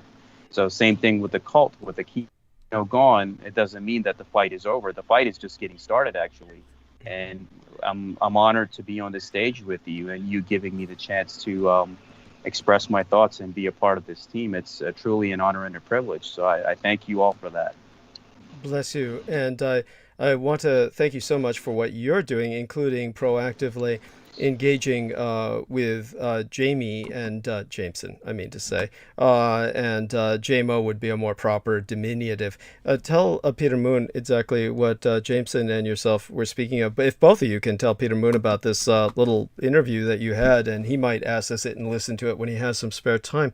And aside from that, I'd be curious if our man Peter had found some time to review the monologue that I had timestamped for him, because it'd be interesting to hear what he got out of that if he had any time to cover it, which I would understand if he didn't. Yeah, a while ago. Yeah. I don't remember. I mean, I did, but I don't remember what it was about. Oh my God. That's about. Well, you do remember I was pointing out the fact that I got very technical about the arsenal that Hamas was able to amass, how they deployed it in the face of overwhelming technical superiority of the Israelis, how the Israelis basically won, of course, in an operational sense, because it was impossible for them to do otherwise. But at the same time, they lost strategically. This was the first time within Israel itself that there was a massive uprising to the degree that it happened, where many Palestinians who lived in Israel and were Israeli citizens were waving Palestinian flags and identifying with the Palestinians while this was ongoing, because the Israeli politics have just gotten so toxic. And the Israelis had basically established racial laws, redefining Israel as something it never was before, which is an ethno-state, and an ethno-state in which you have to be ethnically Jewish by their definition to be considered an Israeli. Otherwise, you're not a real citizen. And with this kind of racist agenda, this apartheid state, they have a growing population of Palestinians right now at 20%, but within a very short period of time will be over 50%. And so they are basically creating an untenable situation for themselves. And this is something that has no resolution other than something that will destroy Israel as it stands today. The Israel as it stands today cannot go on.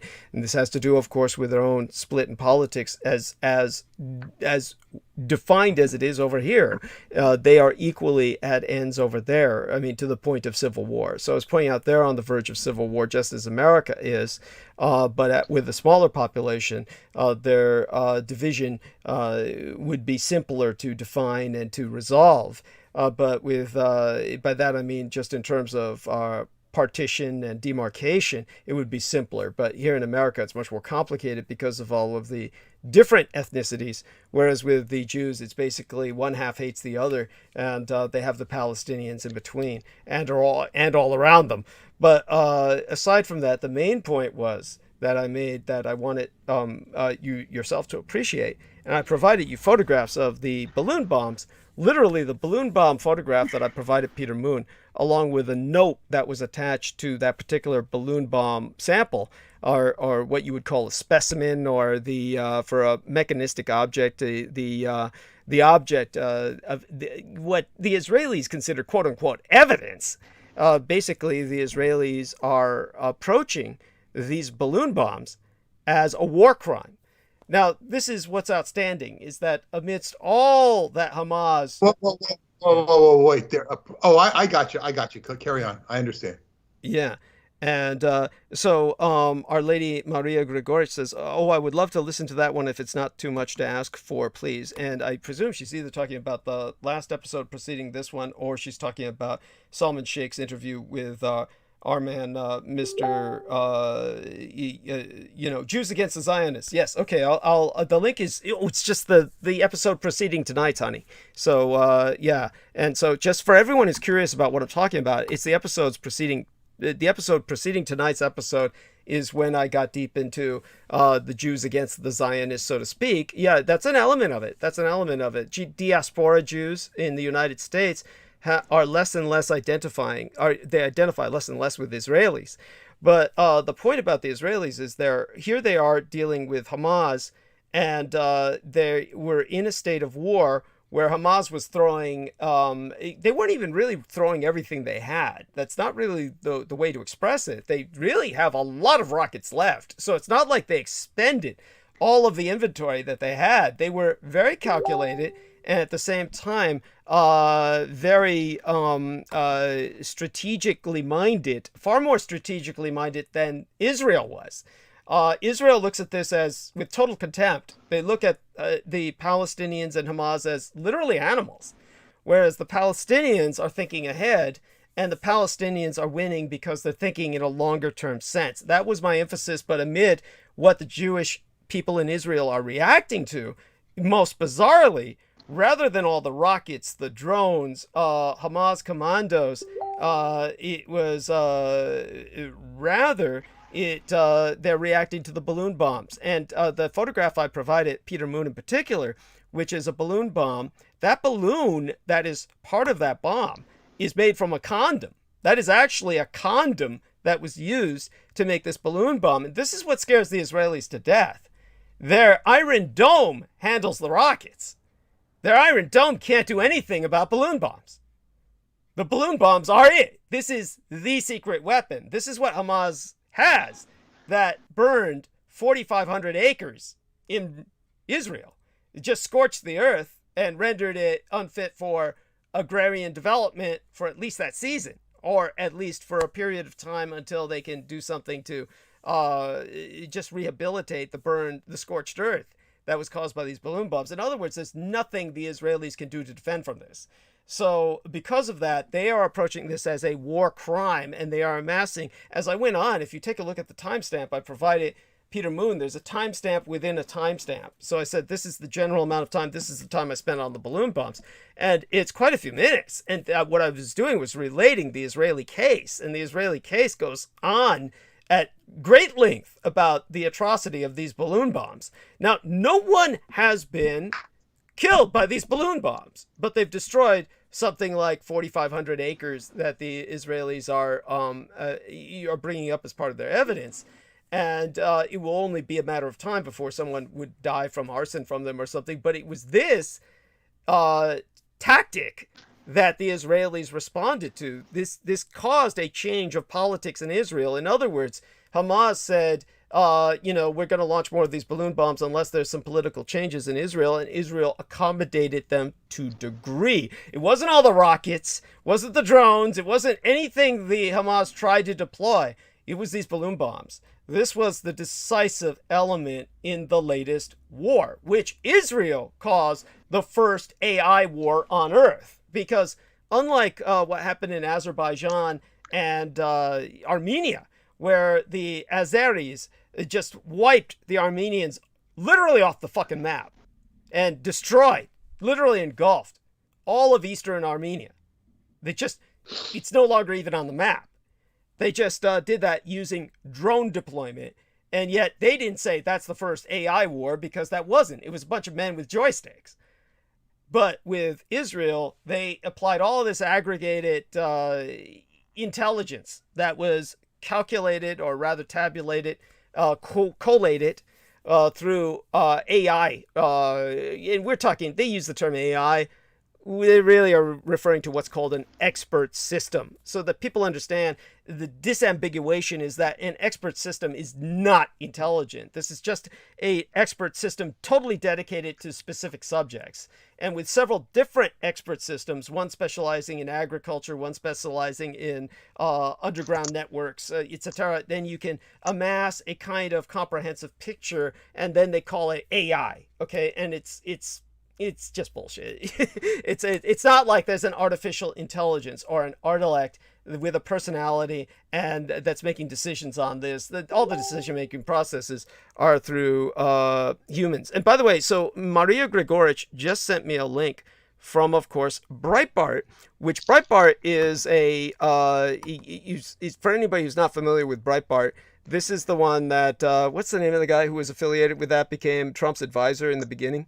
Do you remember? Oh, the ugly, yeah, the hideous guy. Yeah, that's ugly. That's all I ugly. know him as. Yeah, but ugly guy. Yeah, he was the guy who started Breitbart as the way he phrased it, and in what did he say? In basically he said it's pro-Israeli. He didn't have any qualms about it. He says just no ifs, ands, or buts. We're not hiding anything. He was just upfront. This is going to be a pro-Israeli site. And so Breitbart is a pro-Israeli site. And what this link says, and I'll provide the link in our own thing here, is latest threat from Gaza, explosive condoms. So these are the balloon bombs that Hamas is amassing.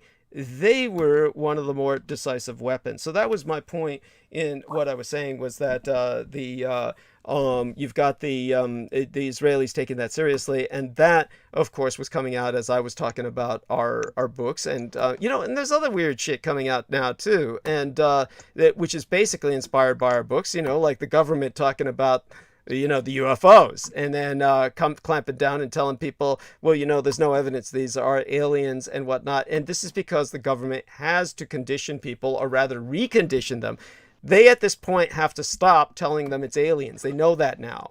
And because they have to stop telling the American public it's aliens, they got to do it a bit at a time. So this was a controlled release, in the sense that they released all this and told people, this doesn't mean it's aliens, because they're going to eventually have to tell them what happened in World War II, that we are still at war with a 1,000-year Reich in exile, and just recondition people to the reality, as opposed to the fantasy where they've been avoiding letting them know about the 1,000-year Reich in exile for generations now. And people might ask, well, why would they do that? Why would they do that? But they could do it through video games first. Well, they've done that already. They've already programmed people to kill anyone who's German in video games. It's all people have been raised to do for generations, is kill Germans in video games. And the Germans and Japanese and etc. You're still fighting World War II in video games nonstop. And so, but in terms of the government, why they had to avoid telling people about the 1,000-year Reich in exile was because they were feeding people the fantasy that they won the war. And they couldn't say they won the war if people knew about the 1,000-year Reich in exile, right?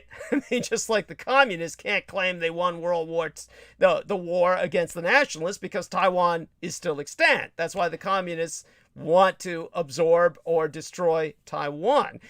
This is why the Russians keep insisting that they beat the Japanese. Now, this is something that I'll tell you. Of course, obviously, any myth, and the Russians will tell you flat out, like a crazed schizophrenic, the Russians will tell you they won World War II against the Japanese. And then if you bring up the fact, well, you're still legally at war with the Japanese, they have nothing to say. Every Russian knows that, but they still insist they won the war, but they're still at war. And obviously, this is the mind of a schizophrenic. This is what George Orwell was speaking about in terms of the ability of the mind to hold contrasting and literally contradictory thought. That this was what the party was aiming for in 1984, was to get everybody to be able to hold to contradictory thought. And that once they got them to that point, they've got the person programmed, that the person he can't even think straight.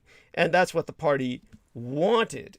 Now, a great example of this is that the Japanese, of course, fought the Soviets in 3 separate wars in 1936, 1937, and 1939, and then established thereby a buffer zone to basically relocate a million Jews. A million! I mean, think about what I'm saying. There are microstates in Europe, like the Vatican City, Andorra, Liechtenstein. These nations have less than 1 million people, and they're recognized nation states. This means one of the larger nations was this, what was called Yevri. And you've got this established by the Japanese. Everybody who sees it, they'll say, oh, well, I looked it up, and they say Stalin established it. Well, where did he get the Jews? It's like, you know, everybody who was Jewish was getting out of the Soviet Union. They were doing their best to get out if they weren't a commissar. And if they were a commissar and a member of the Communist Party, that was one thing. They were part of the kleptocracy. Otherwise, they were trying to get out of it. So where did these Jews come from? Well, the Japanese put them there. And then Stalin conquered it, and when he invaded Manchuria. But in the time leading up to the Pacific War, before 1941, and Japan had these battles, and they defeated the Soviet Union, you've got this situation where they set up this buffer state, and then there's a video came up on YouTube. And here you've got this YouTube video where you've got these historical researchers who, you know, are on their own time. They were looking up some of the stuff that I brought to their attention. Now, they don't give me any credit because they're scared to death to do it. Just between you and I and everybody listening, the people who set up that video on YouTube, I'm providing a link both to Peter Moon personally. I'm going to put it here in the chat. Let me intercede for a second, and just because I have to depart. Mm-hmm. Yes. It's getting late, but just comment with what you said about Israel. Yeah. Go backtracking it, because everything else you have to say will be interesting on this. It's a subject we covered in part in the book. Yes. But,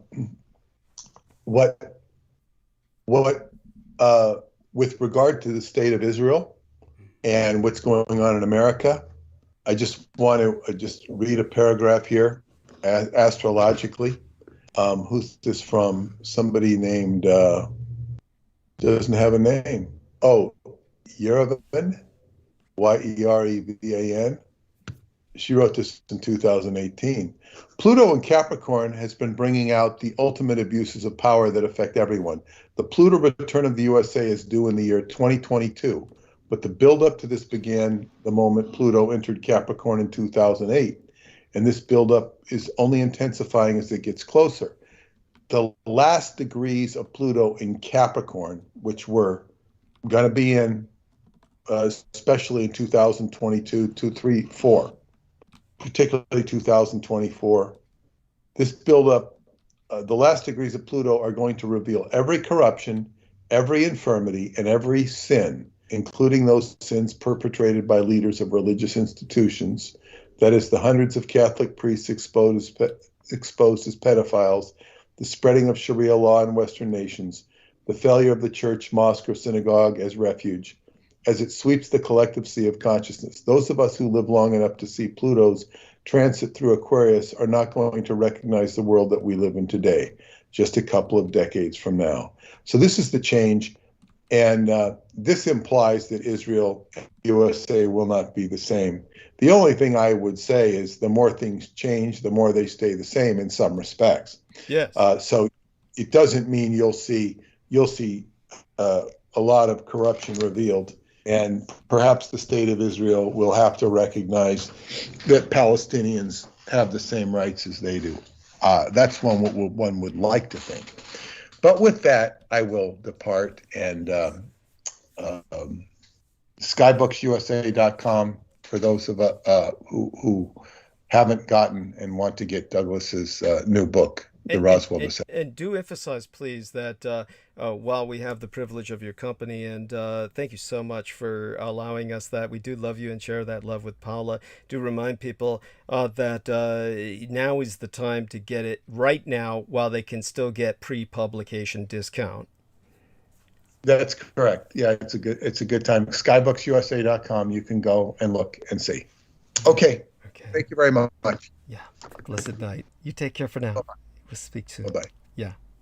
And with that, of course, just to conclude with my point so that people understand what we're dealing with, we have a situation in which historically was presented in this one video, basically that the Japanese defeated a far larger Soviet force, and this was a completely mechanized force, and the Japanese completely wiped them out. And this was with a single tank. The Japanese had one tank, and the Soviets were coming at them with an entire mechanized column, but the Japanese wiped them out. And so there's the reaction that is just violent. There's none of the white people can accept this on YouTube. And they're coming up with this fantasy, oh, the Soviets chewed the Japanese up and spat them out, and that's why the Japanese didn't fight with the Soviet Union during World War II and turned their attention to America instead. I mean, this is the insanity of the white mind, and its very denial of reality itself. This is what we're dealing with. So you see the people who make that video, and I wouldn't say they're on the defensive. Rather, they're pointing out to people several things. They're saying that we're pointing out one battle in a very large campaign. And so you see the term Nomonhan being disambiguated from Khalkhin Gol. So just so people understand the absurdity of this, Nomonhan is the Japanese name that generally references that series of battles that took place 1936, 37, 38, 39. You're talking about these 37, 38, 39 specifically, 3 large battles about once a year. And this is known as a kind of campaign from which the buffer state of Yevry, this Jewish buffer state, was creating. And when you see this genesis of this nation, these refugees from the Third Reich and many other parts of the world, the Soviet Union as well, refugees from the Soviet Union and the Third Reich, being brought together in a Yiddish speaking. And this is very important because in Israel, as it stands today, the national language is Hebrew. Whereas the national language in Yevry, which still exists and is on the fucking map, and you can go there, you can visit, you can take a tour, that is where they speak Yiddish.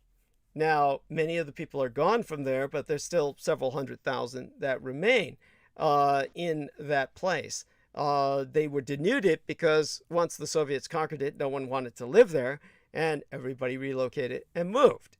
So the few that are there were too poor to leave and stuck under Soviet rule, and these number in the couple 100,000. So it's still there on the map. You can go there, you can visit it. If you go there, remember, you're not in for a normal vacation. Even though they have hotels and they have all the amenities of a developed nation, just remember it was all built by the Soviets and none of it works. So, you know, they have plumbing, they have showers. Don't expect any of it to work. It was all Soviet built, but you know, so it's like camping. If you go over there, it's like camping. Just know that. But it's real and it exists, and the Japanese established it, and the Soviets invaded it. The Japanese established it after 3 wars, in which, yes, Maria's asking, is that the Jewish Autonomous Oblast? Yes, that is how the Russians renamed it. Yes, that is the Jewish Autonomous Oblast as the Soviets renamed it. So just so people understand this, when the Japanese defeated the Soviets, there's no Western history book you're going to find that.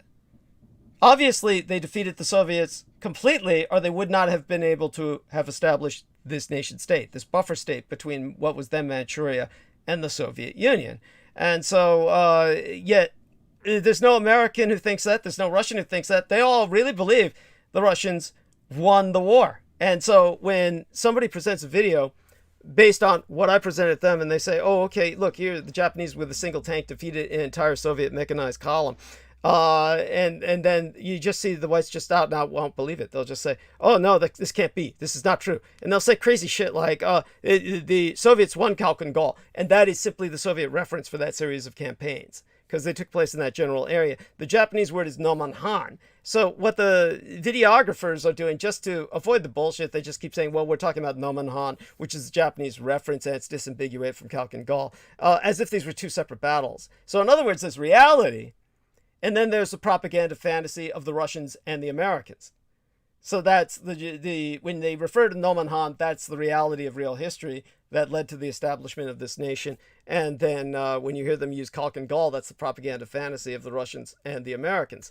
So the Americans truly worship the Russians, and they think the Russians are literally undefeatable, that the Russians are immortal and impervious, and this is why the Americans want to subsume themselves, the white supremacist Americans, to the Russians, and because they view the Russians as the only pure white empire left on earth. Pure white because the Russians, even though during the Soviet era try to establish minorities for the sake of themselves looking proletarian, egalitarian, no minorities wanted to move there. Nobody wanted to live there. They managed to import some Africans and some and whatnot. So there are literally a few Russian blacks, but they move out of there whenever they can. And those that are stuck there are simply too poor to move. They're literally stranded there. So this is what you're dealing with. So they are essentially, whether they want to be or not, a white empire. And they have their own view of who is the niggers of their nation, and that would be the Muslims of the Soviet Central Asiatic republics, who they depend on to do all of their scut work. And just as Americans depend on Latin Americans for their scut work, the Russians depend on all these Muslims from Soviet Central Asia, now known simply as the Central Asiatic republics. And so there you have that. So I've gone into depth of this sort of thing before, and this is why you have this kind of contempt for Muslims in Russia. They view them as labor. They view them as the people who do all the scut work. And so none of this is anything to be admired. So I find it profound, of course, that that Peter Moon may have listened to what I said, and I gave him photographs. I'm not quite sure he absorbed any of it, but I'll speak to him about that later, and not confrontationally, but it really, he probably has it in the background. He's probably doing something else, is what I would think. But I find it hard for anyone who reviews that not to be profoundly impacted by what I say. And if either of you gentlemen have any insight into that, please go at it. I'm going to spend a few more minutes eating what's around me. I do want to get enough calories in me before I go monologue. And once I go monologue, I'm going to suck all the oxygen out of the room. And our man Salman has to go to bed soon, so we'll let him close off for tonight. And then it'll just be, Jameson and I and perhaps Mandy. But yes, Salman, if you would please take it from there and say your good night to all of us and provide what other insights come to mind. Yes, Brother Douglas, and you're correct about the aspect of the Japanese and the Soviets. And it's interesting because someone who has played video games his whole life, they will tell you the truth in their games, just like how they do in the mangas and the other stuff that we grew up with, which was all Japanese created. Thank you. Now, thank you. It's interesting, Brother Douglas, and it's funny too because all of the games that are produced by American producers, they show the Germans as the enemy, like these Call of Duty games, Medal of Honor, World War II, like all that stuff. They show the Germans as like there's a zombie mode where you could kill the Nazis who become zombies. All this like despicable stuff.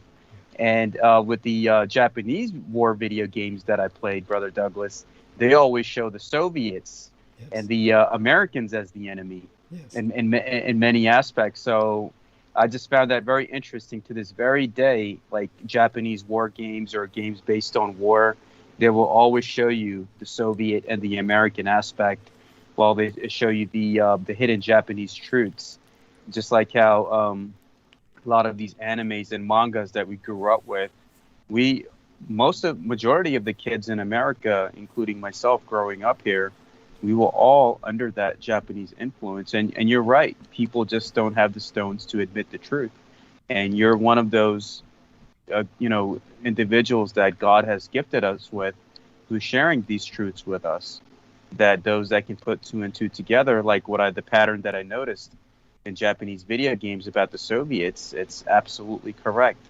And, I commend you for that.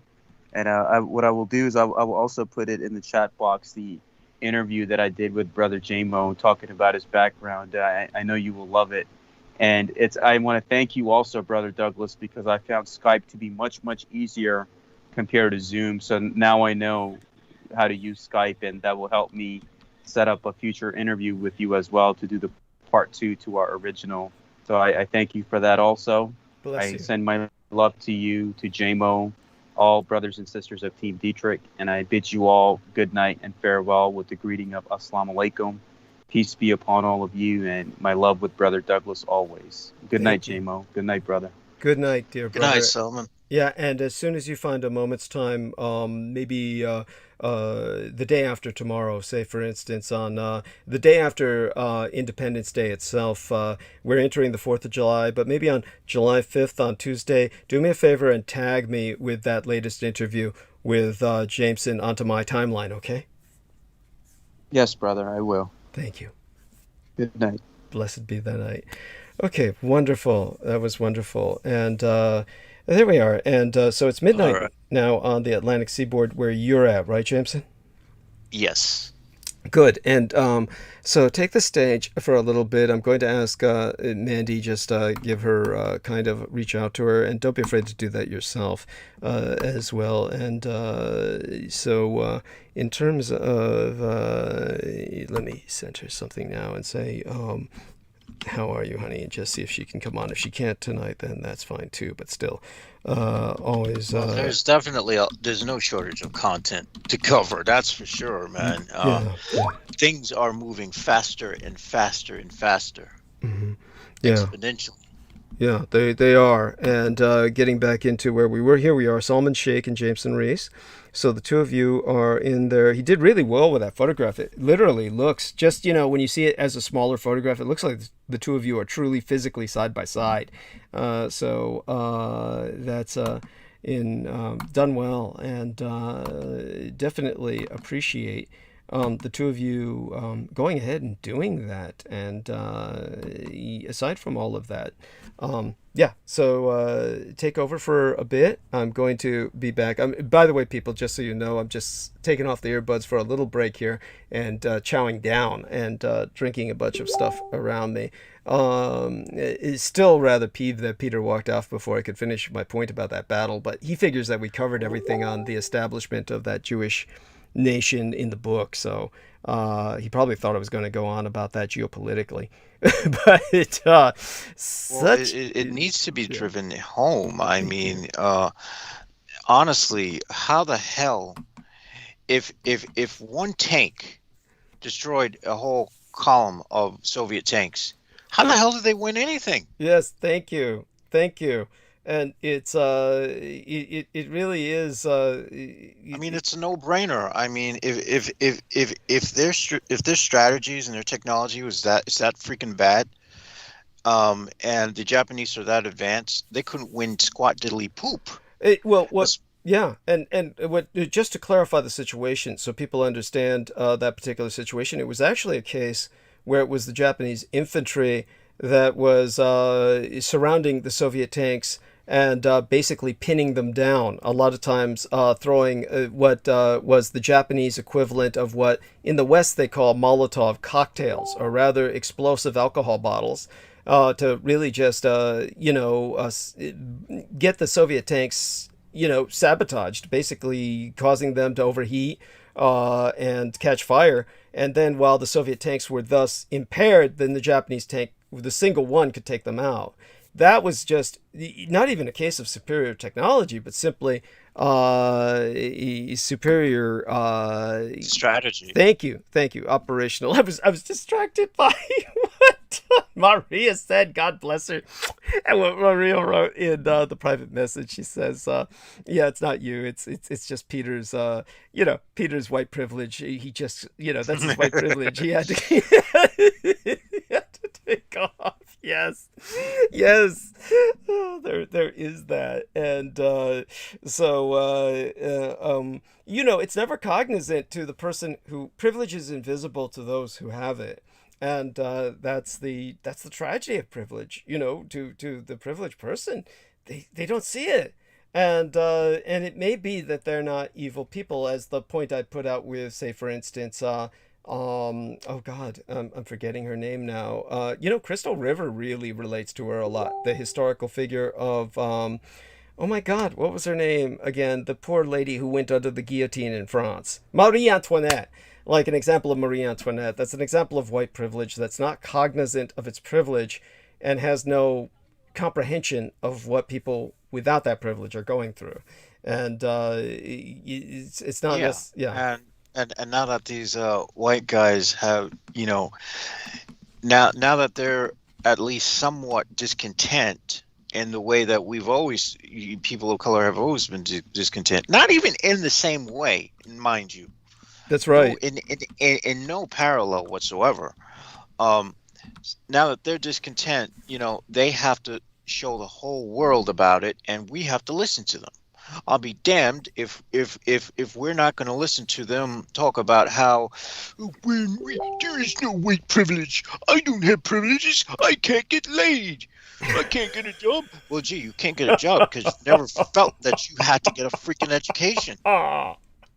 And well, you notice it's not really an education that necessarily gets one employed. They simply don't want to do the work that all the Mexicans are doing. They don't want to do the scut labor. They don't want to do any work whatsoever. I mean, it's like, they want to have like this, and this is why, well, if that's the case, then stop rallying against AI and have your robotic slaves do your work. Damn it. You know what I mean? Come on, advance.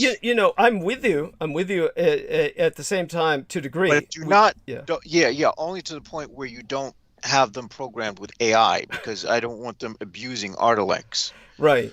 Which is probably really all they really want to do. Yes, there we are. When they're not, punching their mothers and shooting up schools. Yes. Thank you. Essentially, everything they take their anger out on. Yes, thank you. It's always the weakest. They go for the weakest. Or killing women for no reason whatsoever. Yes. You would smile at me. Well, gee, maybe if you shave that beard that has crumbs and Mountain Dew. Thank you. Yes. Crusted in it. Yes. A woman will find you presentable enough to speak to. Yes. Oh God. It's really just natural selection. I mean, it's nature just doesn't want these people to reproduce for obvious reasons, and so the women are not selecting them. That's natural selection, right? The woman refused to select these guys. And when it comes to, by the way, of all the things, God, of all the things I started with, I probably shouldn't have started with this. But I was starting with the Jell-O that's provided by Meals on Wheels. And by the way, there's excellent food that comes from Meals on Wheels, and some of their snacks are excellent. But the Jell-O is, of course, it's sugar-free. So I shouldn't have started with that. But it looked appetizing because it was cold and refreshing looking. But it's just, so I'll put that aside. But I'll eat these raspberries instead, which will be much better.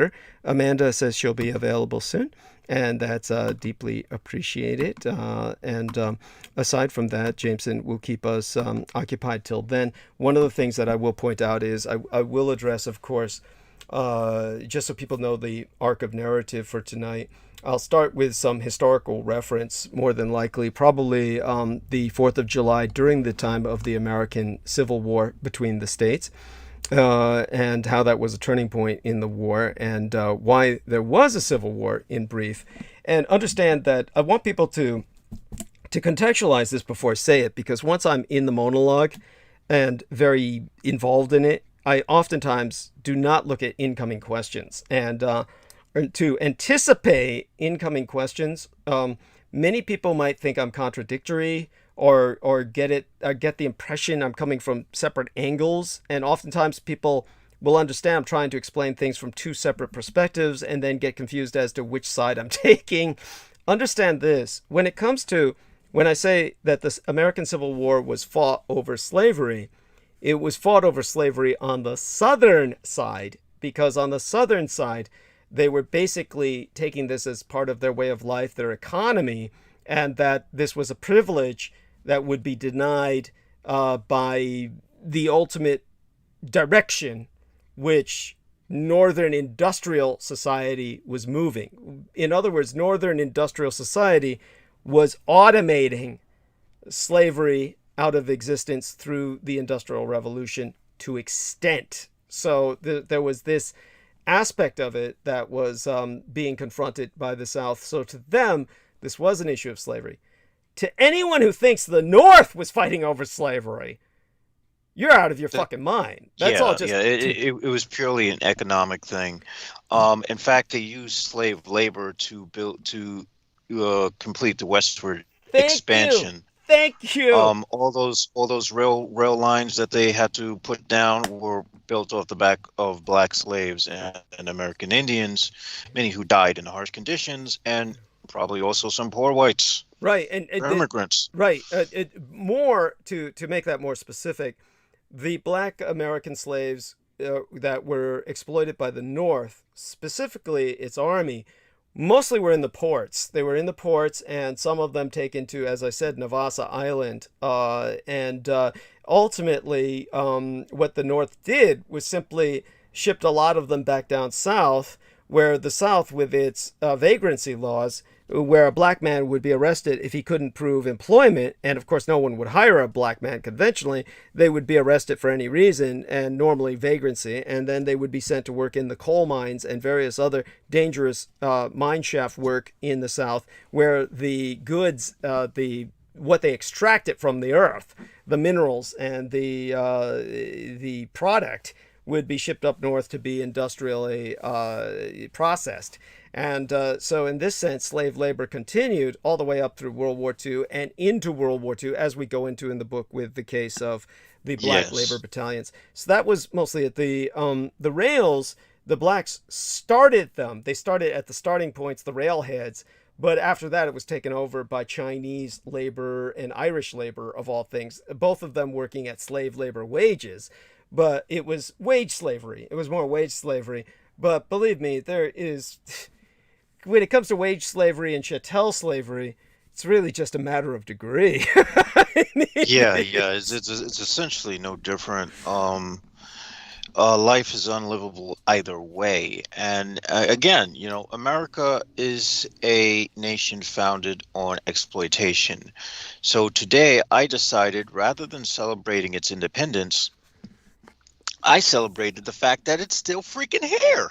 At all. Because that baffles me. That baffles all sensibilities. And the only reason we celebrate that is because it still has the potential, with our effort and the effort of anyone who basically understands the need for change.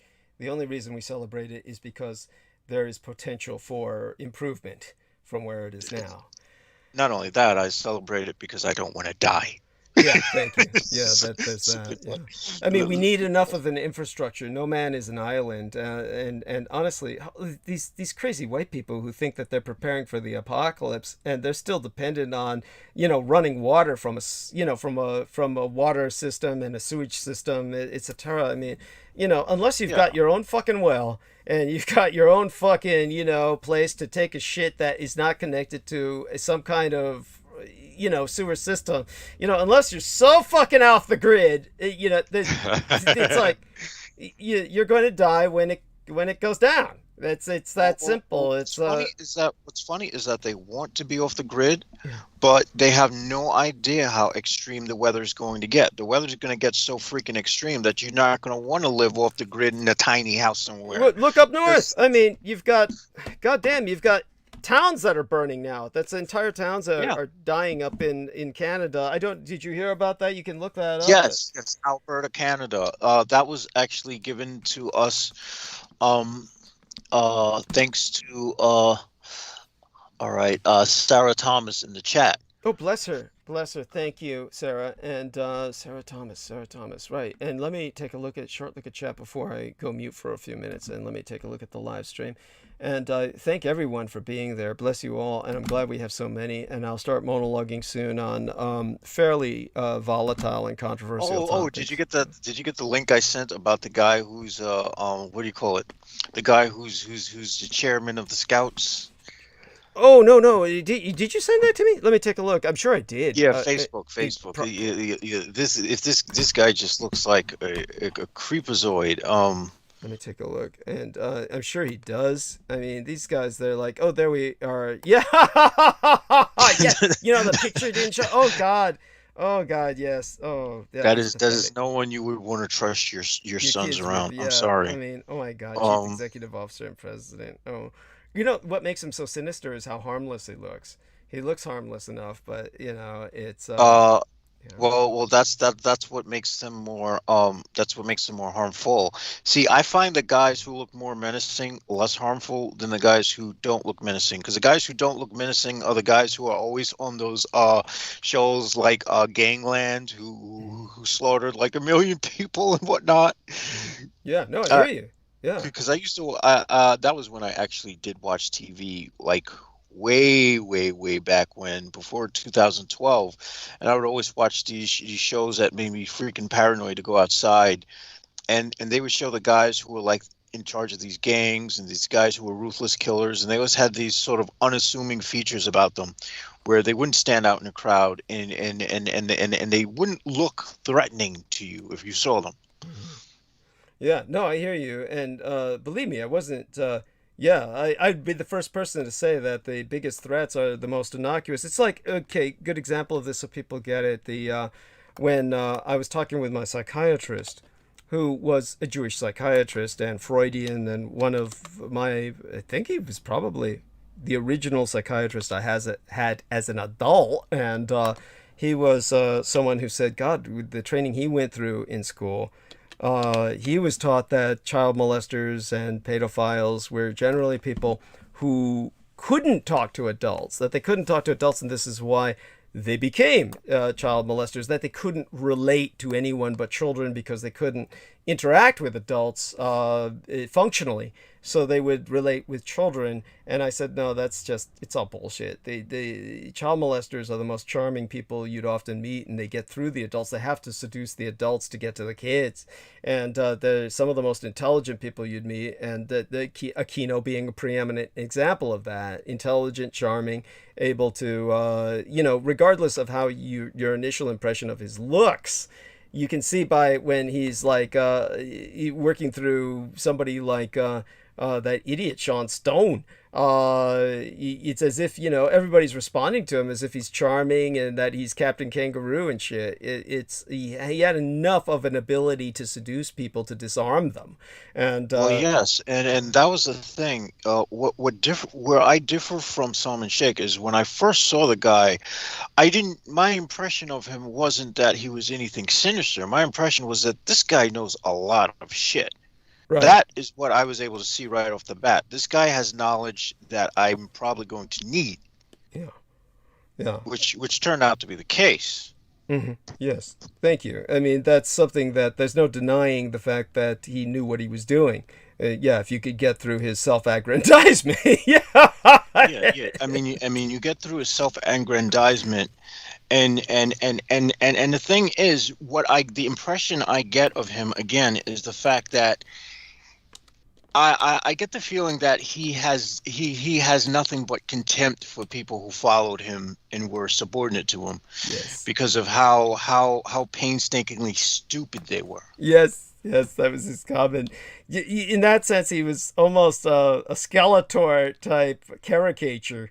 By the way, this is something that normally when you're leading people, you don't want to have this kind of attitude, of course, where you're contemptuous of them and calling them idiots. And this is like something you see in cartoons. This is cartoon level villainy, but he could afford that because he was in the U.S. military, where everyone around him was indeed an idiot, and he could get away with calling them that. And so you can see where that just festers and metastasizes, so that you could literally afford to say you're all a bunch of idiots and have nothing but contempt for them. So but this is not something that any normal person wants to functionally do. But the point that I'm making, well, what was our point? Well, people get it. He was to normal people meeting him outside of that milieu, he was charming and seductive in the sense that he would disarm them. You wouldn't get the idea after listening to him for a while. You'd be lulled. You would be lulled. And that was how he got past people. So let me see if I can find something here, because you brought up something. I'll see if I can find it. If I can't find it, then so be it. It's not that important. But you were bringing up some of these guys who are non-threatening looking or something. But let me see. And the thing is that I've always found that the guys who are least threatening are the guys who always commit are like mass murderers, or they're the ones who are dumb enough to get caught mind you, but yeah. I mean, they always have these sort of unassuming appearances, where people, well, I didn't suspect that he had 1,000,000 bodies in his apartment, you know, and it's like, seriously, it's like, come on, the dude screams that there's something wrong with him. How do you not, you know, you get what I'm saying?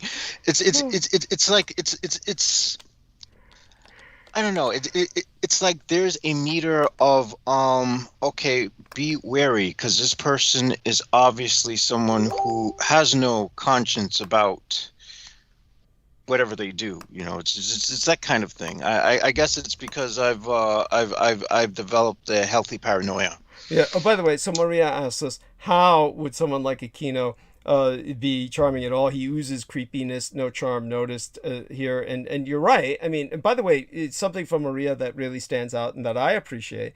She was saying about when it came to Jordan Peterson, she was saying, I can't watch him. I tried watching his videos, but the evil around him is so thick, you don't even need to hear him to see what he's all about. You can just feel it. Well, I can't anyhow, and then that would be the way that many people would feel about Michael Aquino, because he presents himself so obviously as as sinister. I always thought it. You know, the thing is, with his appearance, I always thought it was a caricature, more or less. Yes, and and so, you know, I think the reason why people who, you know, most people can sense some kind of evil or malice from, why I can't pick that up, is because I'm very intellectually minded, and so I'm always going to be pulled in by information. Yeah. And so it's the information, you know, it's the information that I pay so much more attention to information that I won't even glean anything from someone's appearance if they have good information. Yeah. Or for some reason that part of my brain just never really developed properly. Right. Your envelope of tolerance is too wide. and this is the reason why I'm guarded around everybody, because I don't have that capacity to pick that stuff up. Well, I have to assume everybody is. Yeah, the way I deal with it is I just surround myself. I try to surround myself with females who will be the adult and wind up acting as the buffer for me, and because my envelope of tolerance is far too wide, and my tolerance levels are just way too high because of all the shit I've seen all my life. So there's far too much I'm willing to tolerate, or will not pay attention to, or just let slide.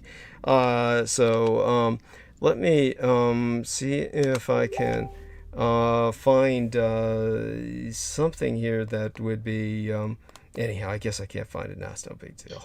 And, but I do have some really good stories that I can pass the time with for you guys. Great. Wonderful. The most striking one has to do with what's been going on between Russia and the U.S. And this one is one that I have that is very intriguing. I have so many tabs open, it's not funny. To prepare for the show, I have like a gazillion tabs.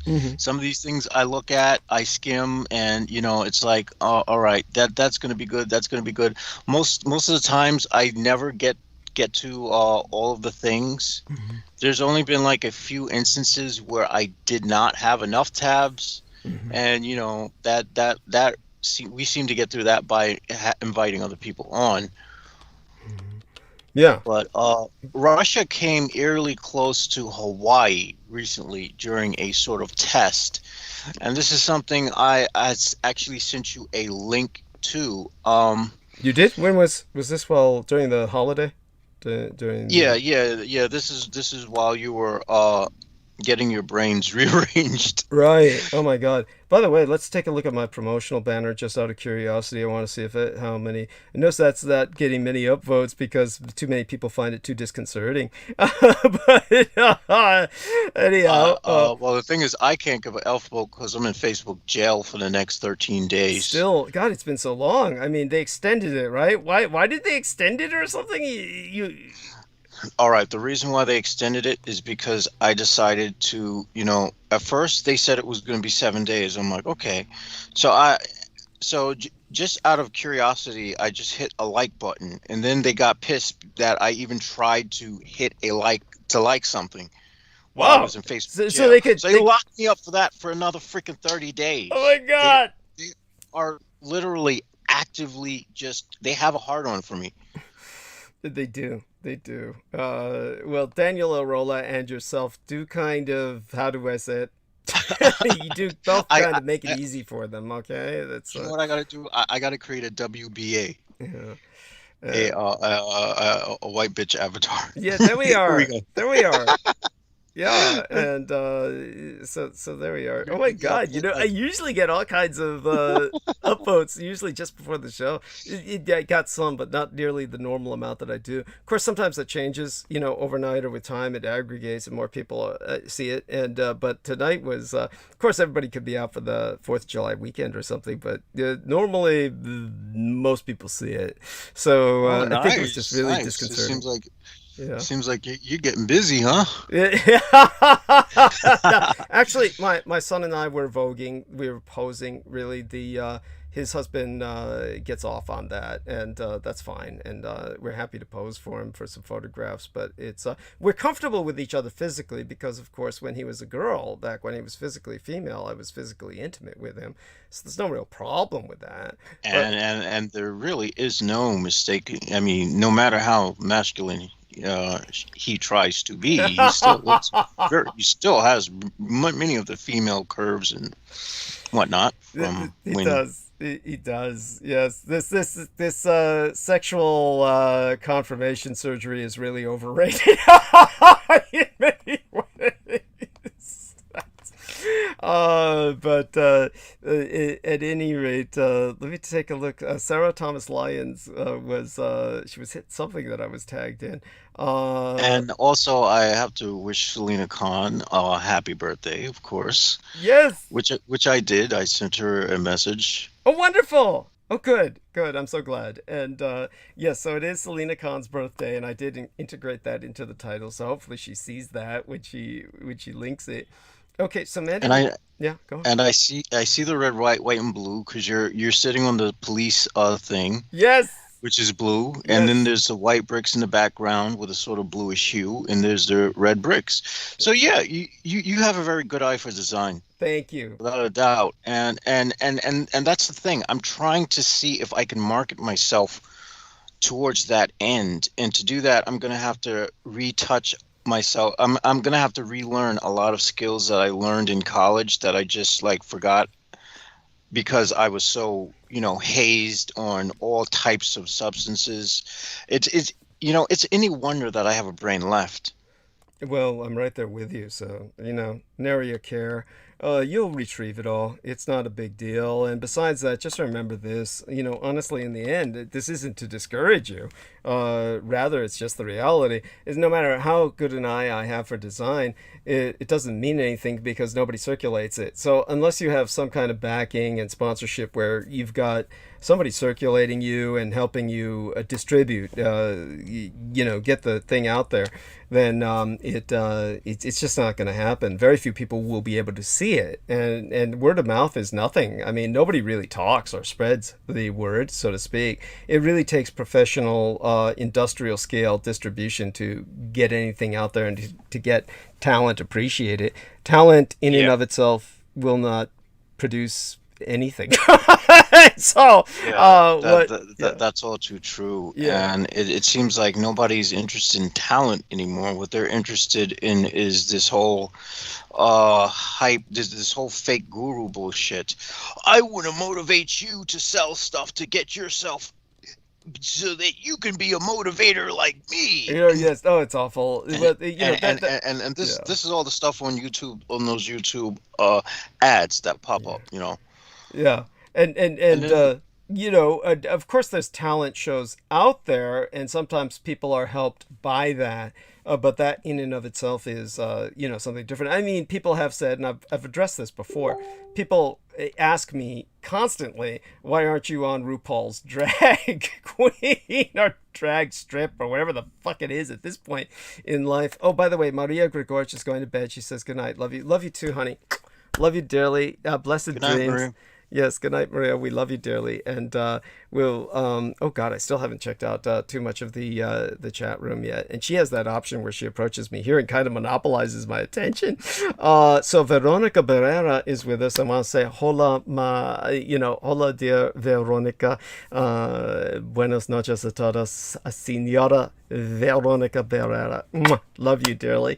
And Joe Tai is there. He says, thank you, Master Moon and Prince Lim, for bringing the light of truth to this world. I will have to purchase most of the Master Moon books. Will certainly purchase mine along with, as co-authored by him. That was the point I was going to bring up. We do want to be careful of when he's here to not take it to the level of debate or something like that, because I do. He has the ability to at least. I understand. Yeah, I know, you know that. Yeah, he has the ability, to at least, help distribute. He's got his own little distribution network going, and that helps. At least through him, we'll get the initial word out there, and it's better than I could ever do on my own.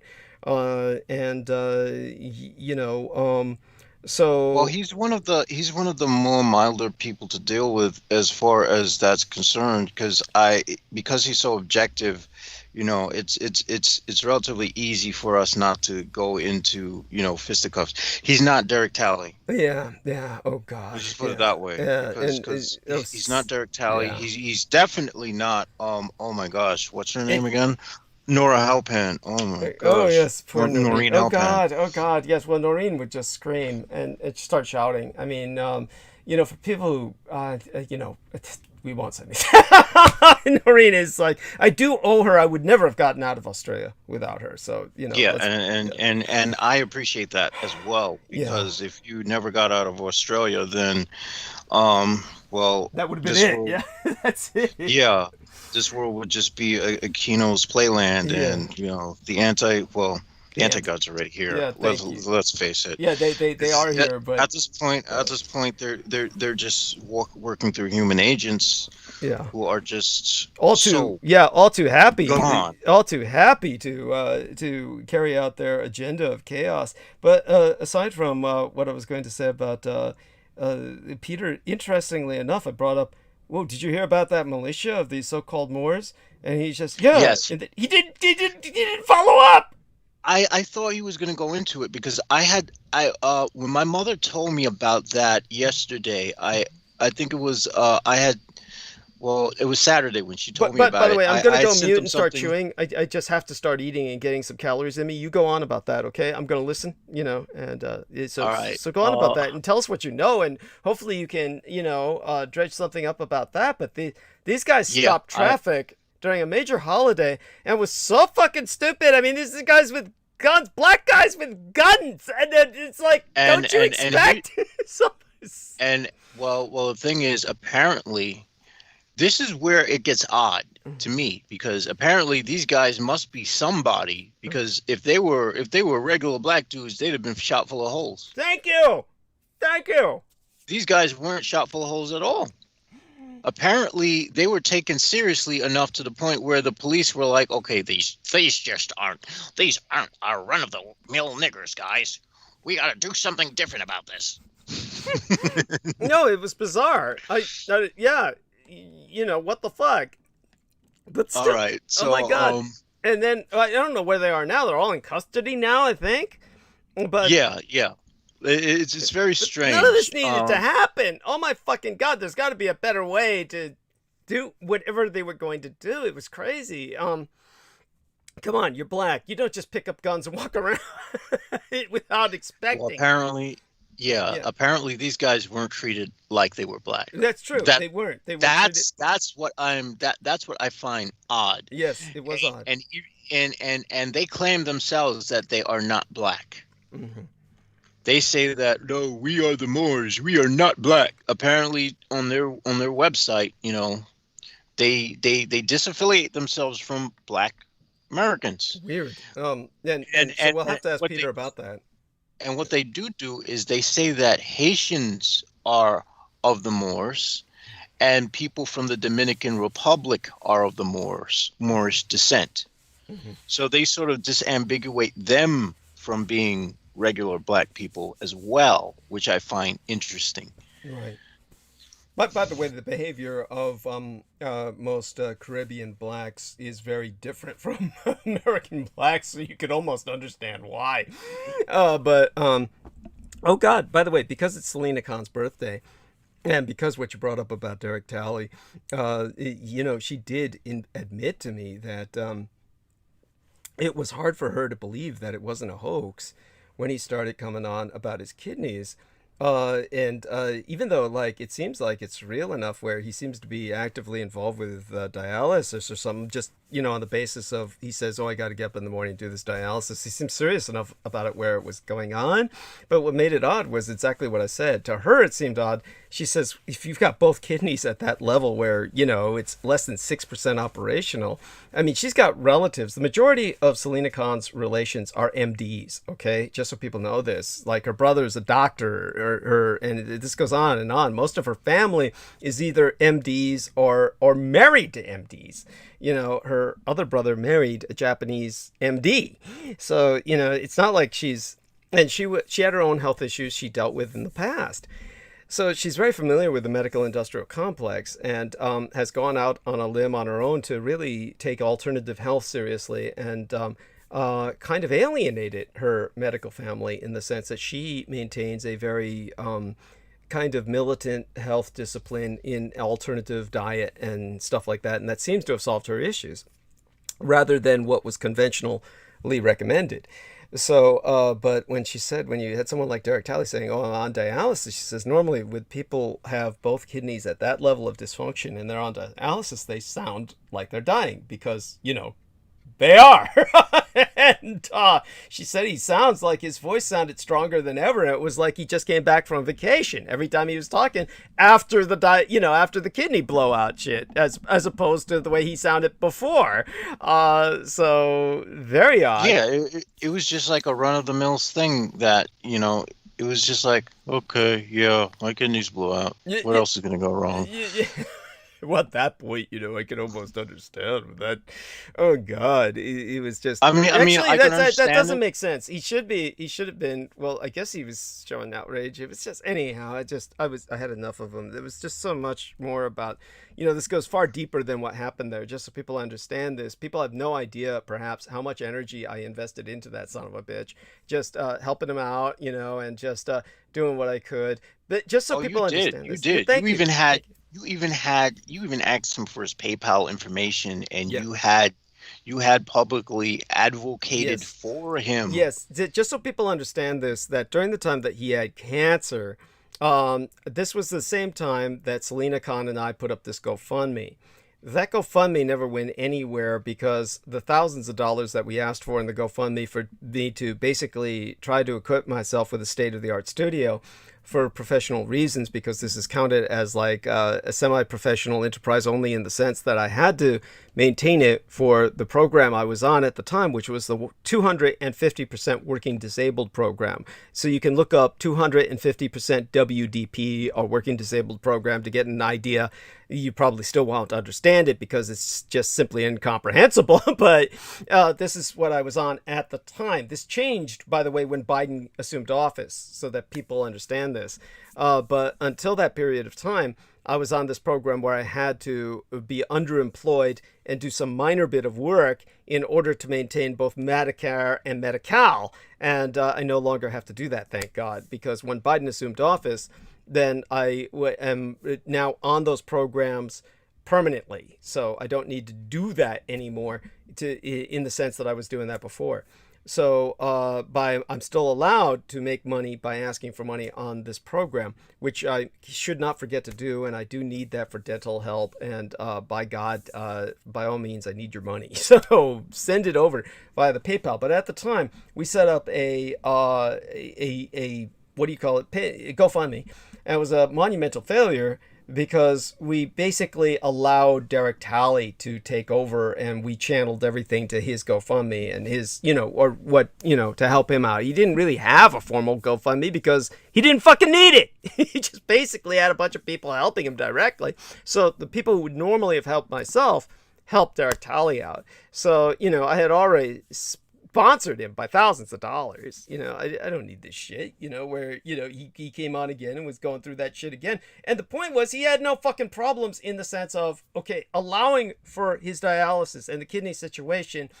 He didn't need to be going through anything he's going through. He's in this fucking home that him and his wife rented. They don't own it. All he needs to do is move out.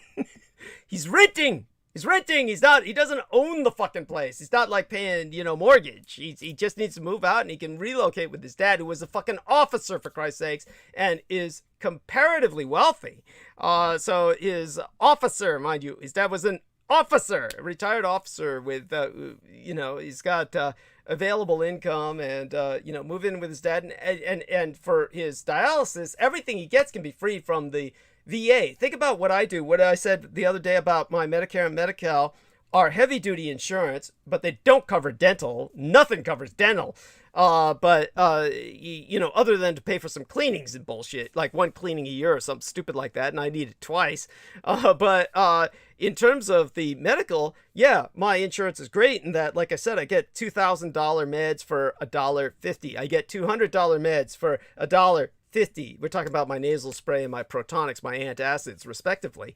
So, yeah, but with him, with Derek Talley, he's got the VA, which means we're not talking about $1.50. He gets it all free. He gets it free. Your tax dollars pay for that. Everything he gets is free.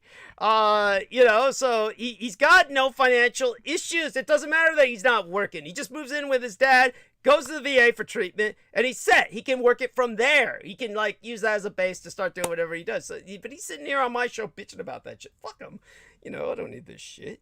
And, yeah, I mean, if anything, he should. With all you've done for him, it really is a punch in the face, literally, for him to say, "Oh, you're the Antichrist, man." Yeah. I didn't know you was possessed. I mean, after how many times you relayed that to him, it just now clicked all of a sudden. Yeah, then the other shoe dropped. Yeah. It's like it literally took you like I don't know, saying it like every other episode, and all of a sudden, oh crap! I just now get it. Yes. This guy's the Antichrist. I don't want to follow you anymore, Douglas. Yes. Oh, by the way, Underfell Girl Sands is here, and that's Sarah Shields, who, of course, always had a problem with Derek Talley. And so, hey, honey. And apparently there was one time where Derek Talley was on the phone with her. And what Derek Talley tells me was that, yeah, I was on the phone with Sarah Shields. And then she told me, you know what happened to all the black people who were cruel to me in the past?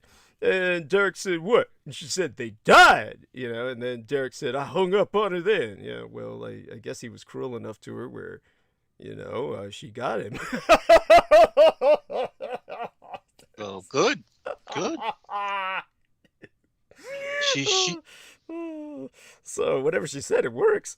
Holy shit! Don't get on our bad side. Oh god. Anyhow, yeah. Oh god. And then Peter. Oh god, he went on about the colonics, didn't he? I'm so glad I missed that.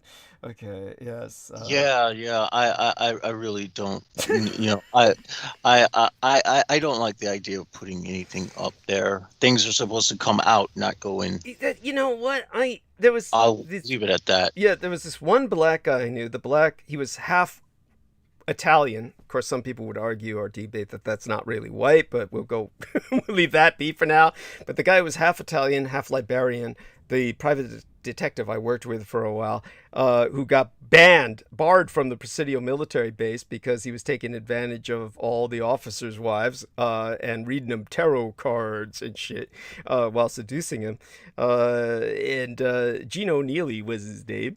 And he was into colonics, but he was the only colored guy I knew. There was the other white guy I knew, the old man, Harry Henneberger, Marine Corps officer. And he was into colonics, and yeah, there's something about these older white guys, you know, and getting into colonics, or just older guys in general. It's like I find it hard pressed that I'll ever get there. I don't think I will ever go there. It's just not happening. Yeah, Not happening, Captain. I just don't see myself. I don't know. Maybe if I get to some point where that's like, the final stimulant or something, who knows. All right, gonna go mute for a little bit. Gonna chow down. Gonna start eating this avocado sandwich, inspired by Selina Khan. And like I said, so she was hearing Derek Taliad, and she just said, "Man, she just didn't believe him. She just said it just seemed like a hoax when he said that. It didn't make any sense that his voice sounded so strong and everything, and he was bitching. It was, it is odd. It was really odd. Anyhow, I'll try to start monologuing soon, but I definitely got to get some calories in me. If my Mandy comes on, I'll be on the lookout. I'll take a look at the screen and see if she pops up. But in the meantime, it's yours, the stage, and our All man right. is going to talk about whatever the Russians, the Moors, and yeah, so much that's Yeah, going on. we got a slew of stuff. All right, folks. So we have 11 in custody after an armed standoff shuts down the I-95 in Wakefield. This happened around 2 a.m. on Saturday. Uh, An hour-long standoff with a group of heavily armed men that partially shut down Interstate 95 ended Saturday with 11 suspects in custody, Massachusetts police said. Police initially reported 9 suspects were taken into custody, but 2 more were taken in their vehicle later Saturday morning. 2 suspects were hospitalized, but police said it was for pre-existing conditions and had nothing to do with the standoff. Yeah, we didn't beat them because we thought they were black. Massachusetts State Police Colonel Christopher Mason said the suspects surrendered after police tactical teams used armored vehicles to tighten the perimeter around them. The standoff shut down a portion of I-95 for much of the morning, causing major traffic problems during the 4th of July holiday weekend. Authorities said the interstate is now reopened and shelter-in-place orders for Wakefield and Reading were lifted. All right, let's just, they're not going into the details in this particular thing. Okay, here we go. At least some of the suspects were clad in military-style gear with long guns and pistols, Mason said. He added they were headed to Maine from Rhode Island for quote-unquote training. You can imagine 11 armed individuals standing with long guns slung on an interstate highway at 2 in the morning certainly raises concerns and is not consistent with firearms laws that we have here in Massachusetts. He said he understood the suspects who did not have firearm licenses have a different perspective on the law. I appreciate that perspective, he said. I disagree with that perspective at the end of the day, but I recognize that it's there. Which, yeah, that's pretty odd. The men refused to put down their weapons or comply with authorities' orders, claiming to be from a group that does not recognize our laws before taking off into a wooded area, police said. Police and prosecutors are working to determine what charges the members of the group will face. The suspects were expected to appear on court in Woburn on Tuesday, Middlesex County District Attorney Marion Ryan said. Now, Mason, said to be the self-professed leader of the group, wanted it to be known that they are not anti-government. I think the investigation that follows from this interaction will provide us more insight into what their motivation and what their ideology is, Mason said. In videos posted to social media Saturday morning, a man who did not give his name but said he was from a group called Rise of the Moors broadcast from Interstate 95 in Wakefield near exit 57. We are not anti-government. We are not anti-police. We are not sovereign citizens. We're not black identity extremists, said the man who appeared to be wearing military-style equipment. Has specified multiple times to the police that we are abiding by a peaceful journey laws of the United States. Now, apparently they had a flag that was from, I think, Somalia or something like that. The website from the group says they are Moorish. Oh, it was from Morocco. Yeah, they had a Moroccan flag. The website for the group says they are Moorish Americans dedicated to educating new Moors and influencing our elders. What? Influencing our elders? What the hell does that mean? Okay. Mason said he had no knowledge of the group, but it was not unusual for the state police to encounter people who have sovereign citizen ideology. Although he did not know that the people involved in the Wakefield standoff were part of that. Okay, so that's interesting. The Moors decided, 11 Moors decided, "Well, let's go train. Let's go train by blocking off I-95. That's really odd. That's very odd.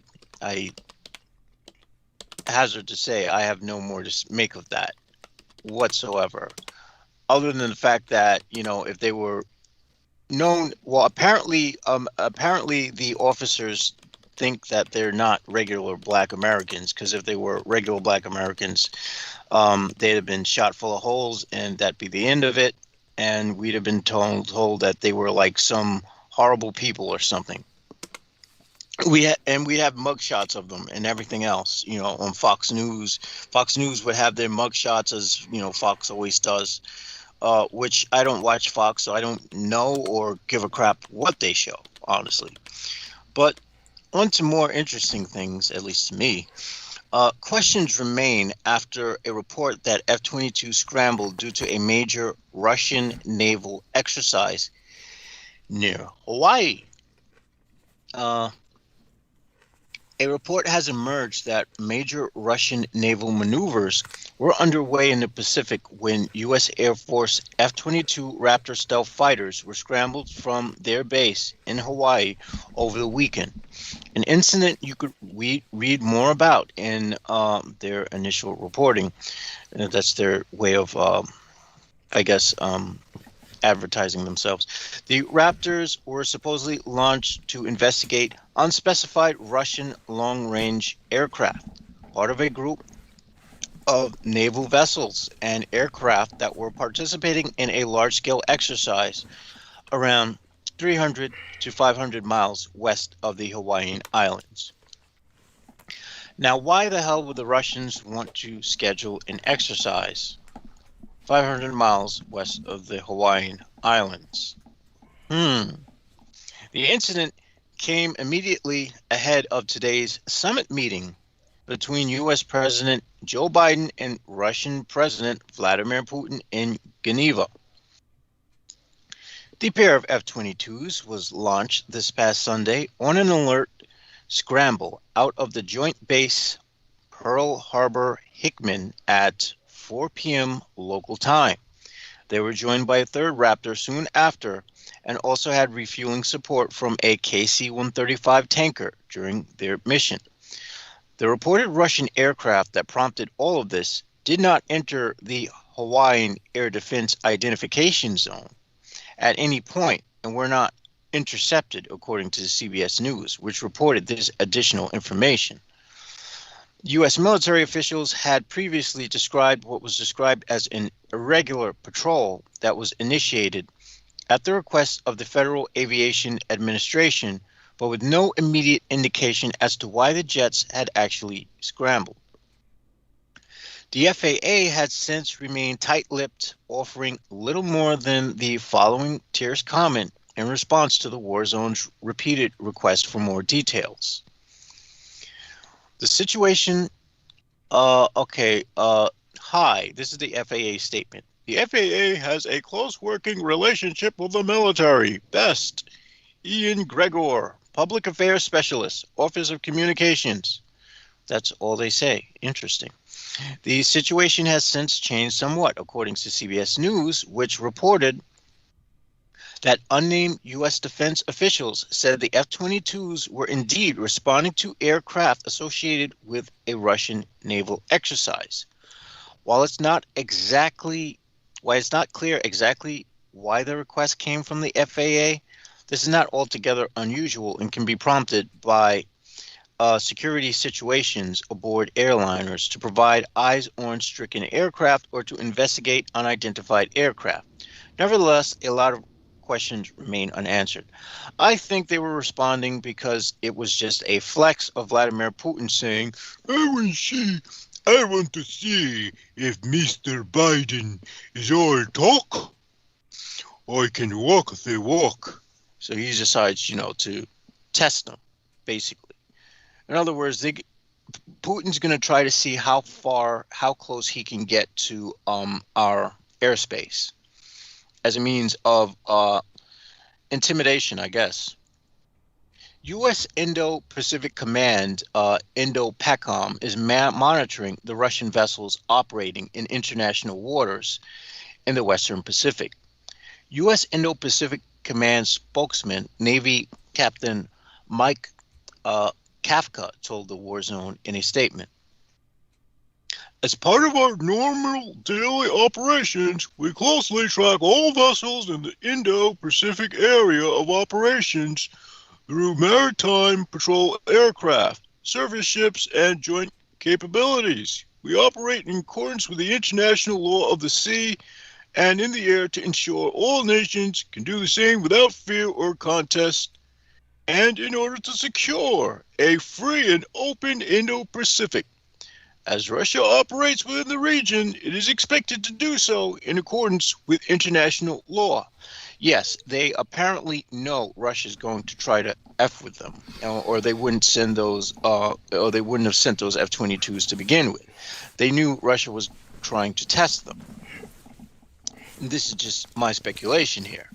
Curiously, Indo-PACOM statement above, which was sent after the war zone had separately asked specific air forces about the F-22 sorties, does not specifically mention the scramble itself, and there has been no response from them or clarification from the FAA as to how the previously reported FAA requests factored into this.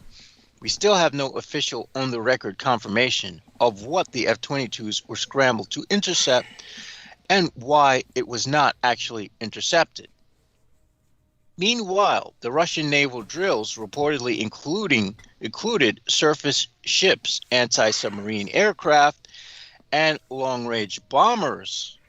Per U.S. military sources, according to the CBS News, this suggests that the aircraft that the F-22s were scrambling to investigate may have been one of the long-range bomber types operated by the Russian aerospace forces, or perhaps the Russian Navy Tu-142 Bear long-range maritime patrol craft. According to Russian state news agency TASS, which we can never take at their word because, Russian media is all Putin, a Russian Navy... Yes. Yeah, we definitely need to drive that home. Yeah, just so people know, the two Russian rags, what were they? One was Izvestia and the other one was I forget what it was. Pravda. Russia Today. Pravda. It was Pravda and Izvestia were the two major papers, and Pravda, one of them was the party paper and the other one was the paper of the proletariat, but the Pravda meant truth, and Izvestia meant more like information or facts. I'm forgetting what it was. Sincerity, something along those lines. And the Russian joke was there's no Izvestia in Pravda and there's no Pravda in Izvestia. Yeah, there's no facts in the... Yeah, anyhow, so there you go. So anyhow, take it from there. Yeah, if even the Russians don't believe their own news sources. But you see, they're aware of that. See, they are. So what I can't figure out is why Americans believe their news Thank sources. Thank you. I mean, come on. It's just insane. Yes. The Russians know not to trust their own media. Why do you? I mean, I think the Russians make their own media just for the Americans. Yeah, honestly, because at this point they've got to be pretty aware that Russian people don't give a crap about whatever the hell they're pitching. Yeah, you'd be amazed. It's for some reason now you get the Russians who are the older ones would just fall into the because it's a comfort zone. They just fall into what Putin says because he's the father figure, but the younger people aren't buying it. And Yeah. yeah, so And again, you know, when I speak of Russia, I want to see a Russia that's not run by Vladimir Putin. Thank I want you. to see one where the younger people where the only thing that the younger people have to look forward to isn't death by crocodile. yeah, thank you. And I mean, you know, holy beyond that, freaking this crap. in order for this to change, really, like I said, we need Russian society to change to become literally a functional matriarchy. I'm Yeah. sorry, just Russian men at this stage in evolution, they're just they're just not. They've de-evolved. Yes, thank you. Thank you. Yeah, they're just holding everybody back. It's Yeah, gotta be. yeah. The women need to be in charge. Yeah. The guy thing is not working, and I'm going to argue that the guy thing isn't working anywhere in the world right now. I agree. The Yeah. entire freaking world needs a matriarch. I mean, come on, Yeah. Kenneth Grant. Where's this Age of Tiamat you were speaking about? Thank Can you. we have it now? I mean, shit. Thank you. By the way, just so people understand, the when it comes to the oh God, what was I going to say about that? The entire, well, people understand our stance on that, but I'll get back to that later, I suppose. And but really, this whole guy thing, if for people who think that we're just like got a hard on for Russian women and we would prefer them to be in charge simply because we're not sexually attracted to the men or something, understand this much. The entire trip in Russia right now that they're very outspoken about is quote unquote masculine politics. They keep talking about a masculine foreign policy, that Russia is under Vladimir Putin priding itself on a masculine foreign policy, which traces back to Alexander Dugin, as of course Jameson can attest to. And but the geopolitics of Russia are based on this sense of masculinity. Honestly, fuck the world, cock the world, dick the world, you know, boink the world, whatever it fucking takes. They're just thinking of it as This is all Michael Aquino. Thank you. They're on a cock trip. It always goes back to him because that's all he did. Yes. By the way, for again, people who think that this is somehow really oversimplifying it, understand that Michael Aquino was assigned by the Defense Intelligence Agency to penetrate the Iron Curtain at the time when the Soviet Union was extant and find people who would overthrow communism. And what he contacted were satanic cults in Russia that date back to Rasputin. So by getting into the Rasputin underground cultic network in Russia, they overthrew communism and ultimately instated a literally satanic government under Putin, who's just nothing but a tool and a sap and a front man for Alexander Dugin, who is an Aquino co-religionist. This is all real. It's all true. Alexander Dugin, you can look him up. D-U-G-N is his surname, and Alexander is spelled in the Russian fashion with an X and a single, no E between the last E and R.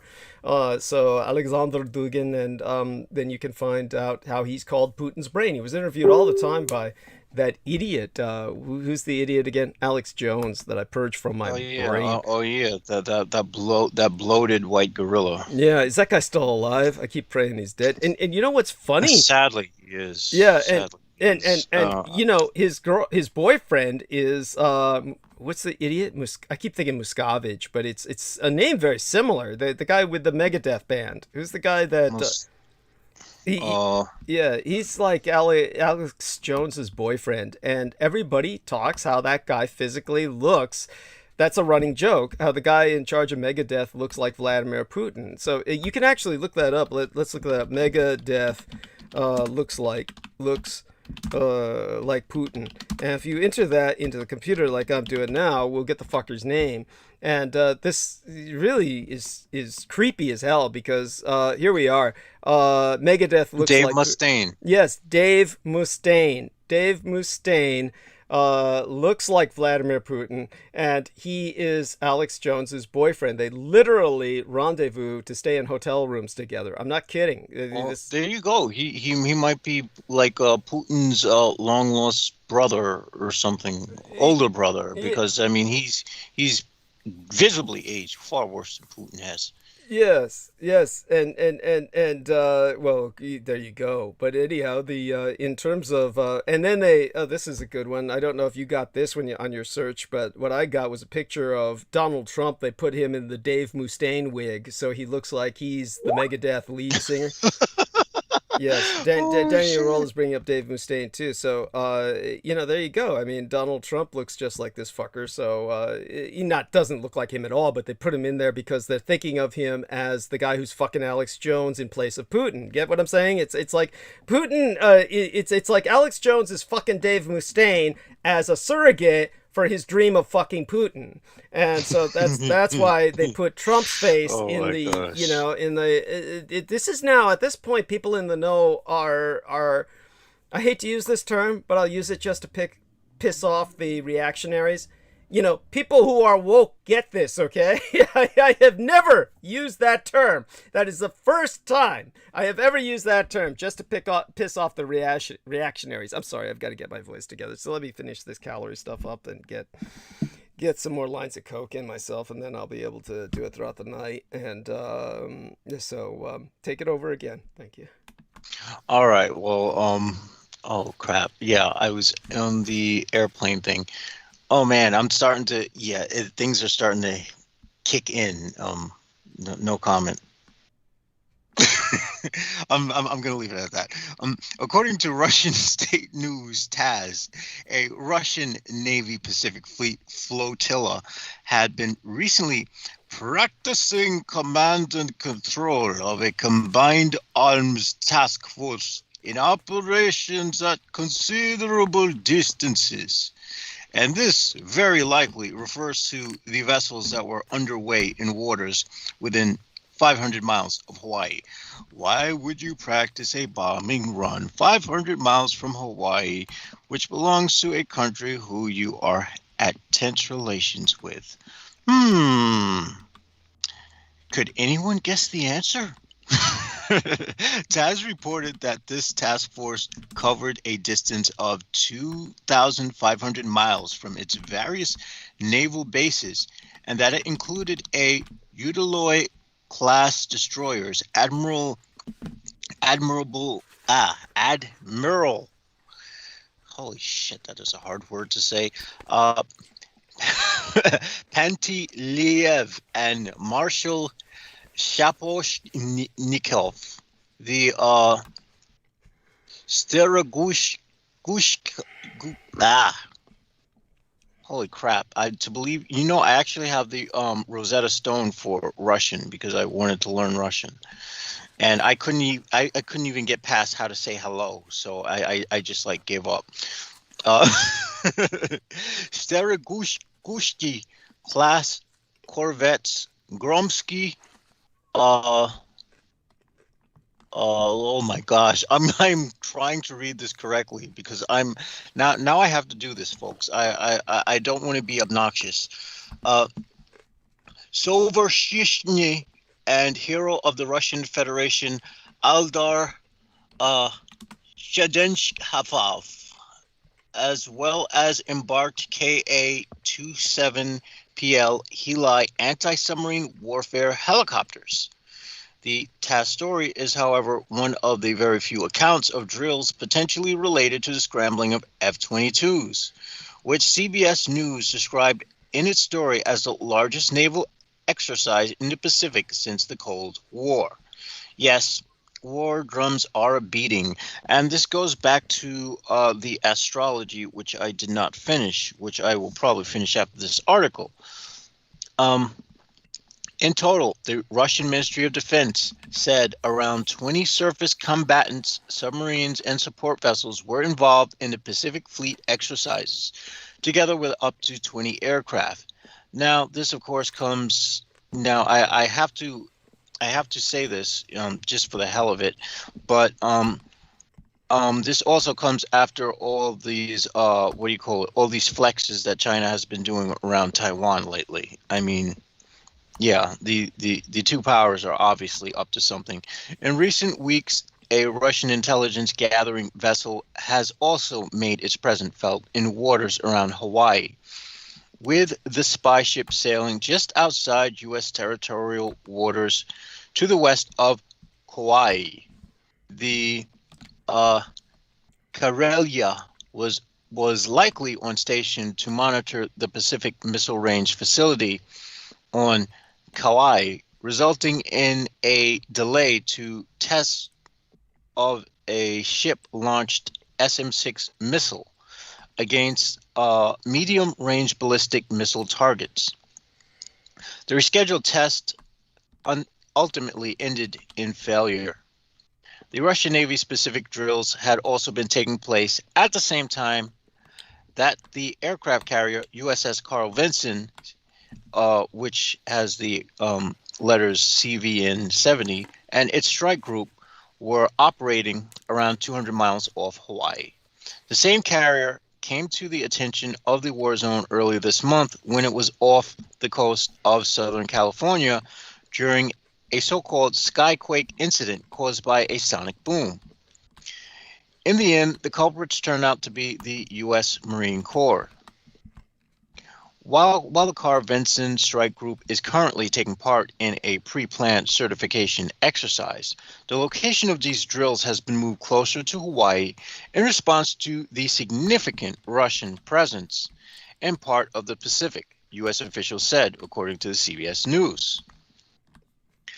This backdrop to this Russian exercise close to Hawaii was, of course, the lead up to a highly anticipated meeting between Biden and Putin that took place earlier today. There were clear tensions between Washington and Moscow ahead of the summit in Geneva, with Biden this past March having described Putin as a killer. That had prompted Russia to recall its ambassador from Washington before the United States did the same with its ambassador in Moscow. Today's meeting ended with the two leaders having agreed to reinstate their respective ambassadors and to resume arms control talks, including possible changes to the New START arms limitation treaty that was extended for 5 years in February. This deal, as we have discussed in the past, puts limits on the total number of strategic nuclear weapon delivery systems, as well as the warheads that each country can possess, as if either side is in a position to really monitor the other and ensure that they do the right thing. I mean, seriously, come on. This is nothing more than a formality. After Biden and Putin's meeting, there was, however, less agreement on other issues, including other items of particular concern to the U.S. administration, namely the increased Russian military presence on the border with Ukraine. Earlier this year, alleged Russian cyber attacks against the United States, which we have had another cyber attack over this weekend, and Russia's arrest of opposition politician Alexei Navalny. These, however, are just the latest points of contention between the two powers, part of a deterioration in relations that has been ongoing for some years now, with significant low points including the Russian annexation of Crimea from Ukraine in 2014 and Russian-sponsored activities in the conflict in eastern Ukraine since then. Moscow's intervention in the Syrian civil war starting in 2015 and accusations of Russian interference in the 2016 and 2020 presidential elections in the United States. Meanwhile, the significance of the Russian exercise to Hawaii is in its demonstration that Russia is increasingly ready, willing, and able to conduct long-range naval exercises close to U.S. territory and interests. They're doing the, it's manly that I get in your face and get all up in your space. What you going to do about it, puny American?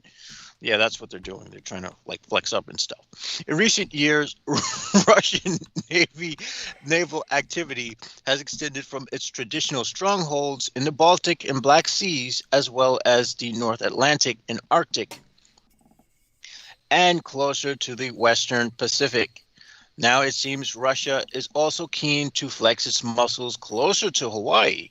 The U.S. state is home to Indopacom's headquarters, as well as a slew of other critically important Air Force, Navy, and Marine Corps facilities and assets, which I should hope they are actually armed with actual weaponry rather than the shit we had happen during 9/11, which wouldn't surprise me if they're not. But yeah, I mean, if we're this incompetent and Russia is even more incompetent, the likelihood of us going to war anytime soon, I don't see it as likely in the traditional sense. We'll just put it like that.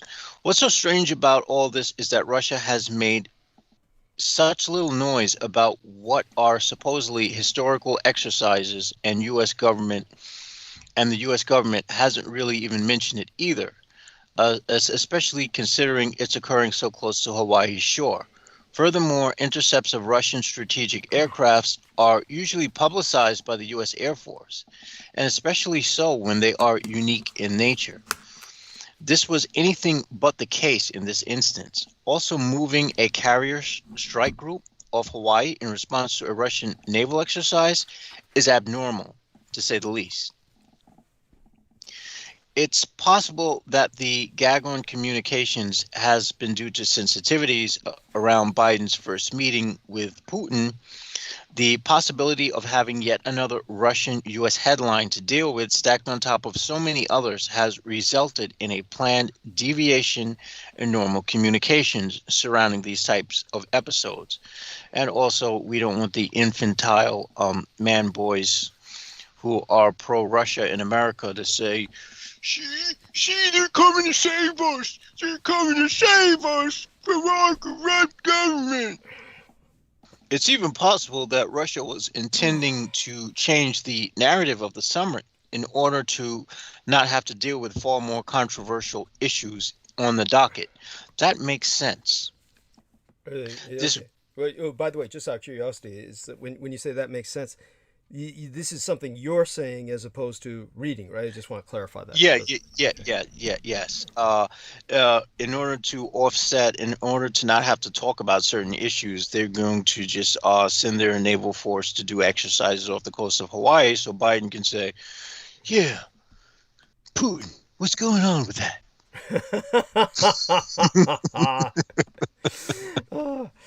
Oh God! Yeah. Talk about what does security mean to you? There we go. With I go around on the net. I'm trying to find some current events to analyze. Even though I do admit it's like we've already said, there really is too much to talk about. The last thing on earth I need to be looking for is more.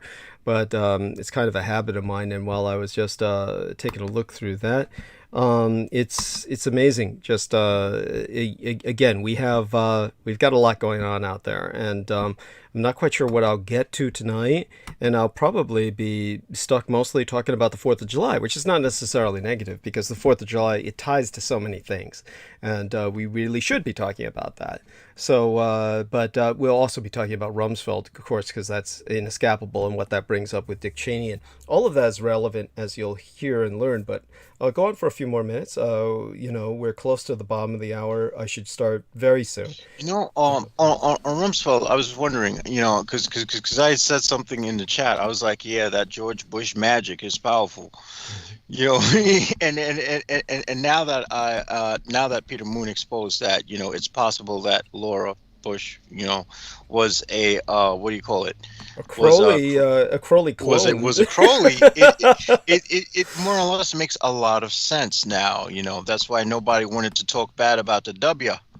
Yeah, it's how would I say that? It's now granted, a lot of people were saying how ridiculous that was, how absurd that was. I actually was surprised to kind of hear that coming from Peter Moon.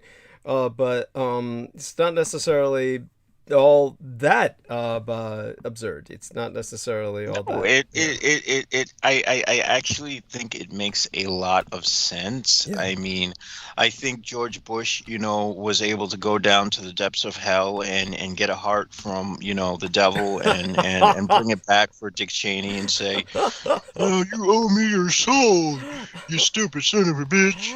Oh shit. Yeah. That's probably what happened. And so Dick Cheney's like, yeah, whatever. Yes, it is. How would I say it? It's definitely bizarre. There's all kinds of weirdness going on with that. How's that guy alive? I thought he died already, and then I went to like the bathroom of the internet, Wikipedia, and noticed he's not deceased. Right. No, Wikipedia is often wrong about that because for years they were saying that the former consular of Germany, Helmut Kohl, was dead when he was not. Did you know that? Because yeah, didn't they also say The Rock was dead or someone like that? They keep doing shit like that because, like I said, it's a bathroom wall, right? Anybody can just keep going in there and keep putting in whatever they want. And so probably it was Putin's boys who kept saying that Helmut Kohl was dead for the longest time. And it's just the kind of stupidity that that it's all about. That's don't go to Wikipedia, people, if at all possible. Just go anywhere but Wikipedia. Find any other source you can. Honestly. Yeah, if he was dead, they would have had a deceased date from all these other websites that have information on him. So you're talking about Helmut Kohl, right? No, I'm talking about Dick Cheney. Dick Cheney. Yeah.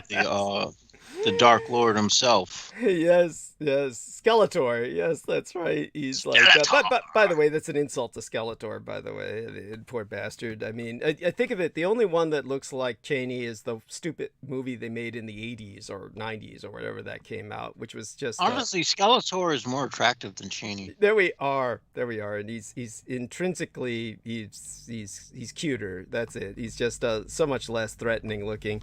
And, I can imitate him sometimes if I'm in the mood for it. I do that when I'm drunk and high enough, which, at this point I've gotten too sober to really do it well, but it's, what was it he always said?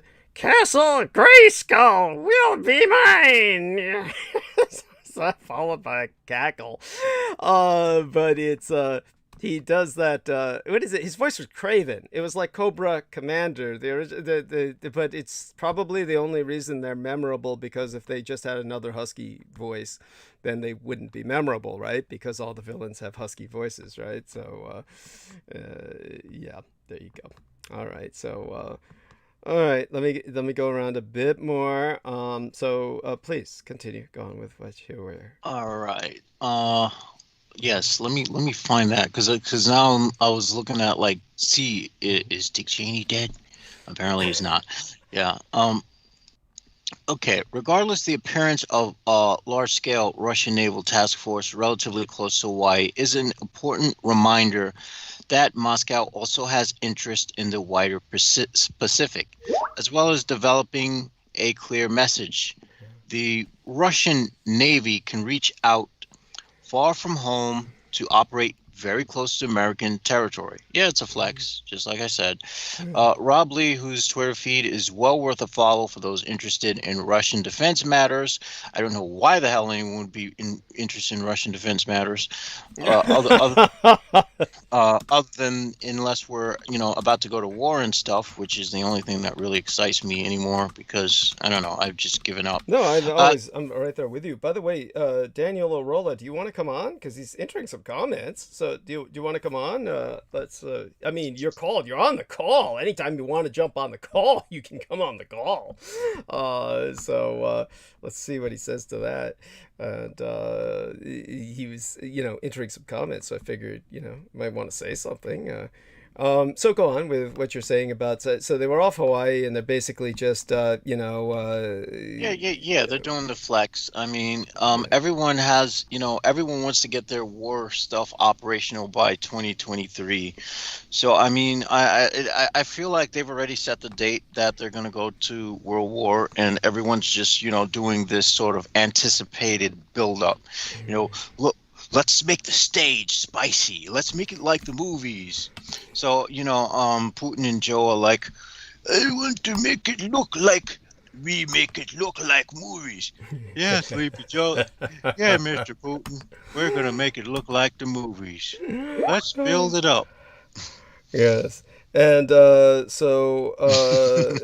so Daniel's still kind of busy. And yeah, you do that well. And I think that, yeah, it's, but you're kind of implying with that, of course, that it's almost like that there's an agreement, but, I don't think there's an agreement. I think there's a need on both sides.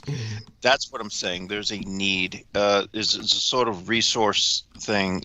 Resources are going to be a very big issue. And this goes all the way back to what I was talking about with the, what do you call it? The astrology. Of course, we're going to have, with Eris and Chiron and Aries, so war and sources of pain will start to unfold at an increasing rate. So, I mean, that's bound to occur. Neptune and Jupiter. Jupiter is retroactive in Pisces, and Jupiter is actually right in the middle of Aries and in right in the middle of Pisces and Aquarius, which is quite interesting. So since it's retro, I'm guessing we can see a decrease in prosperity. And we're probably going to see a lot more people going to hospitals and prisons, meaning that a lot of people are going to be dying and doing some screwed up crap, which is what I'm guessing. And because Neptune is also going retro in Pisces, I'm guessing we're going to see a decrease in compassion as well overall. So, yeah, everyone's going to be cold, evil sons of bitches running around trying to just knife each other to death. Oh, my God. Welcome to prison planet Earth, folks. Okay, Jupiter being retroactive in Aquarius, and Saturn being in Aquarius. This will probably mean that there's reduced limitations of friendship. But because Jupiter, of course, is still retrograde, that means friendship won't prove to be that very prosperous either. So it's just going to be like, yeah, you're going to have, you're going to be able to do more with your friends, but your friends aren't going to be able to pull you out of a hole. So don't decide to do something stupid. If, you're someone like me who sometimes does things that he shouldn't be doing. Okay. You do speak from experience. I was about to say, when you talked about people doing something stupid, I was about to say you were kind of experience. That's the reason why I say that. Do what I say not to do, and don't do what I actually do, which I know I should not do. By the way, James Redford, the son of Robert Redford, has died at the age of 58. And as far as I understand it, Robert Redford's still alive. So what the fuck happened there?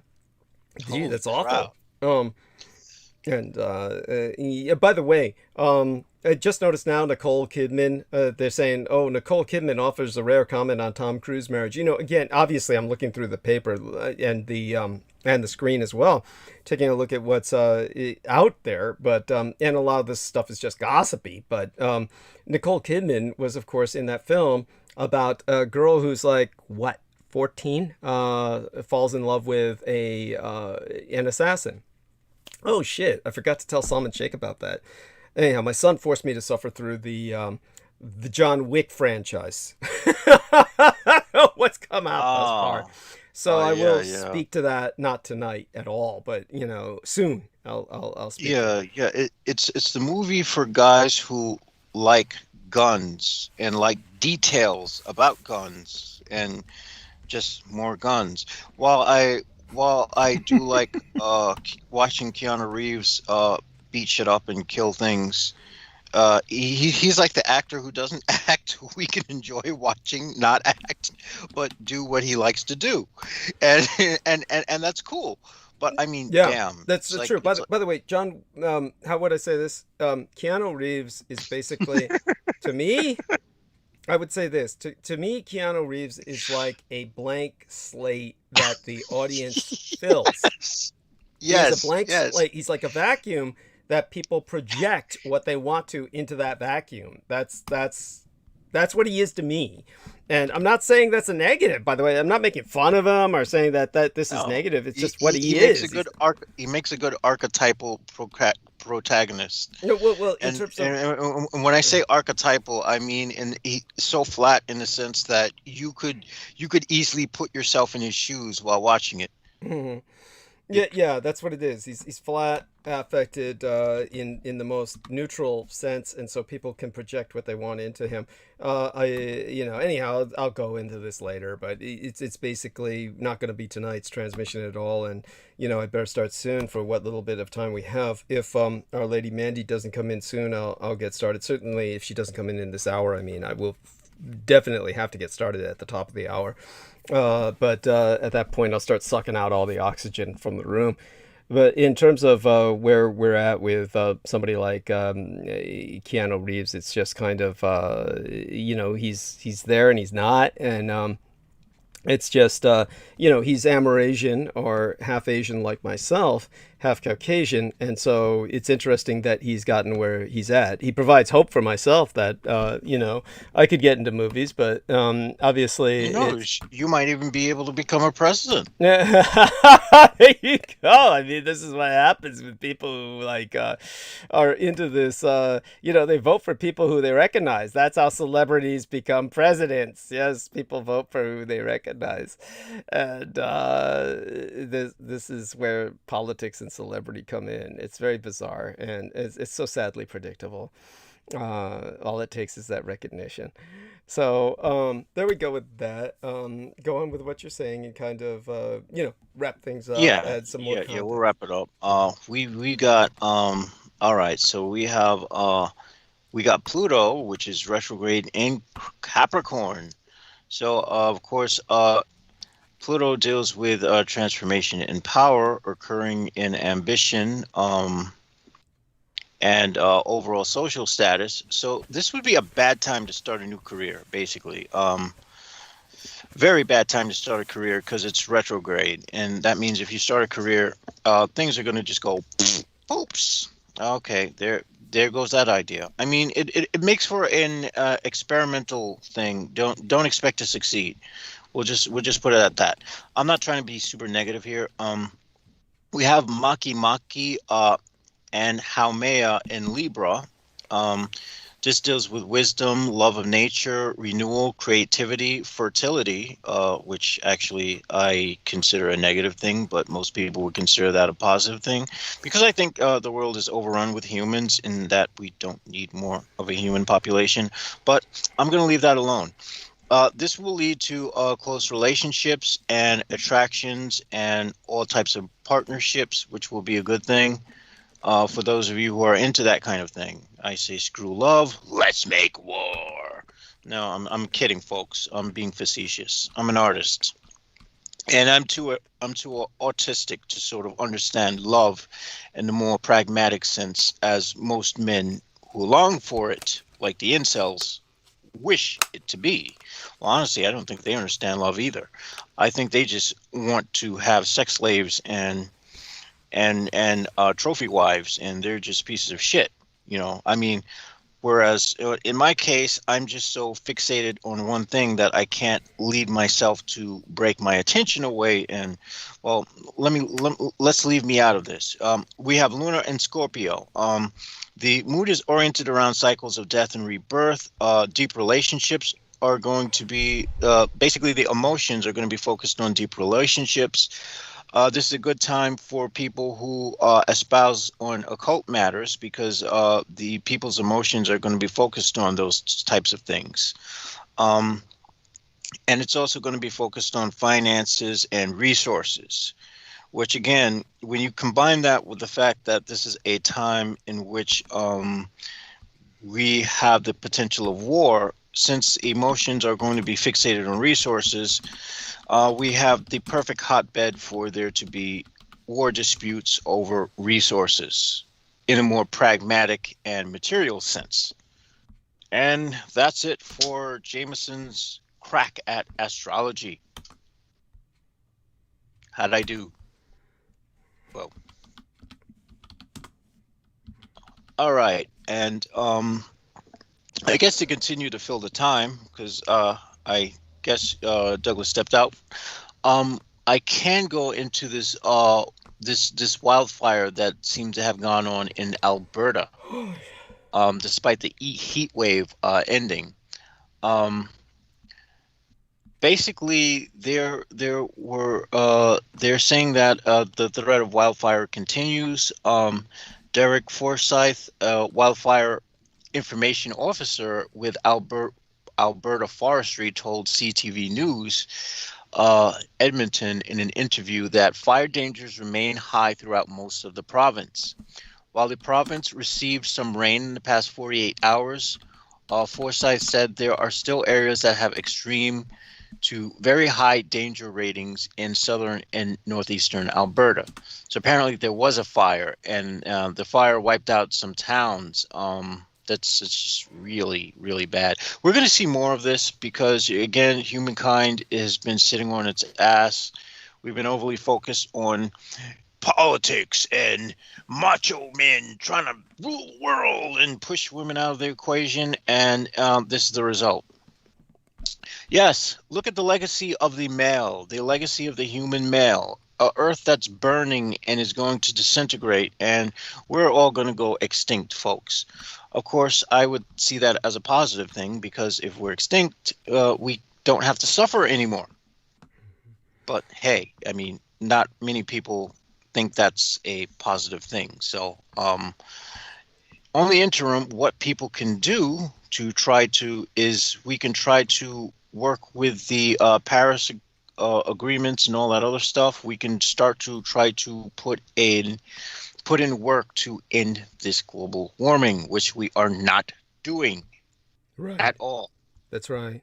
We're not at all. Please continue. I mean, that is so important. I mean, we can't overemphasize that. Yeah. Let me just drive the point home. Your species does not realize how fucked you are. And while I don't like to drop the F-bomb, that this is one case in which it requires to be used. Yeah, really, there's really no other word that does it justice. I mean, we are screwed. In fact, I would say that you should probably regret the fact that you weren't you weren't born the Nazis who went away into Unterland. Because yeah, you're not going to want to be in the surface any longer. And this brings to mind again that person who did that prediction for the what was it, for the government or something, where they said that, you know, we would be getting 400-mile-an-hour winds and whatnot. God, who was that? I'm trying to think. Gosh. You were the one who broke that story, and that stayed with me. That literally stuck with me. Oh, God. I got to stop doing drugs. I don't remember it. Vaguely, I remember it, but... oh, you're talking about the... Oh, yes. It was... the man is James Ballard, J.G. Ballard. James G. Ballard wrote the story The Winds from Nowhere. This was a short story. He's written several apocalyptic-themed science fiction novels. Yeah, that's so does that make sense? I mean, do you remember that, or yes, I think that name rings a bell, and I think that was a book that was actually, you said that book was considered by the Department of Defense, right? Oh God, One I'm of trying to those remember. branches. There was a bunch of stuff that the Department of Defense was, censoring. Is that what you're talking about? The Well, I think you had said something about them wanting a model uh-huh, of what the surface would be like. uh-huh. If we, I suspect, continued on this trajectory, and I Was think, that when I was talking about? A lot of people were talking about Dulce and the deep underground military bases, and I was talking about the actual reality of America using the underground nuclear testing to try and create the species that would inherit the Earth in the event of the basically the irradiation of the surface world. And so they were breeding a new type of hominid, a new type of human that would inherit the Earth, and that would be raised in a completely radiated environment, maintained underground in terraria, to be released only when the surface of the Earth was destroyed. These were like not people who were thinking about the Thousand-Year Reich in exile. The government and the Allies know they can't penetrate the Unterland regions where the Third Reich dominates. So they are stuck instead with attempting to do crap like what I was talking about. Does that ring a bell? It was in Nevada. well, that, yes, I remember that. And you had talked about, and you had shown you had even shown the underground cities and how the illustrations that they had for them. Yes. But this is something else. I don't know if it was someone who was Canadian who wrote it, but apparently whatever the book was suppressed. And apparently, in the models, they predicted that, the winds would be so harsh that they would rip the flesh right off of human skin and whatnot. Right. Well, but by the way, we already have that down in Antarctica. It's called the katabatic. So the katabatic winds are those which, if you have bare flesh that's exposed, it'll rip the flesh right off your bones. The katabatic is so strong down in Antarctica. But what they were talking about was how there would be other places in the Earth where those kinds of winds would prevail because of the changes in the environment. I'm not consciously remembering it. Yeah, we are seeing that more and more now, though, Yeah. with the increase in wind patterns now, as things get hotter. God, I wish I could remember. I vaguely remember what you're talking about, and I'm trying to dredge it out of my own brain. So forgive me, it's just not really coming up. So consciously right now. I might remember it later, but write down everything you can remember about it, and those notes might help me, access it from the hidden, part of my brain again. Oh my God, does that make sense?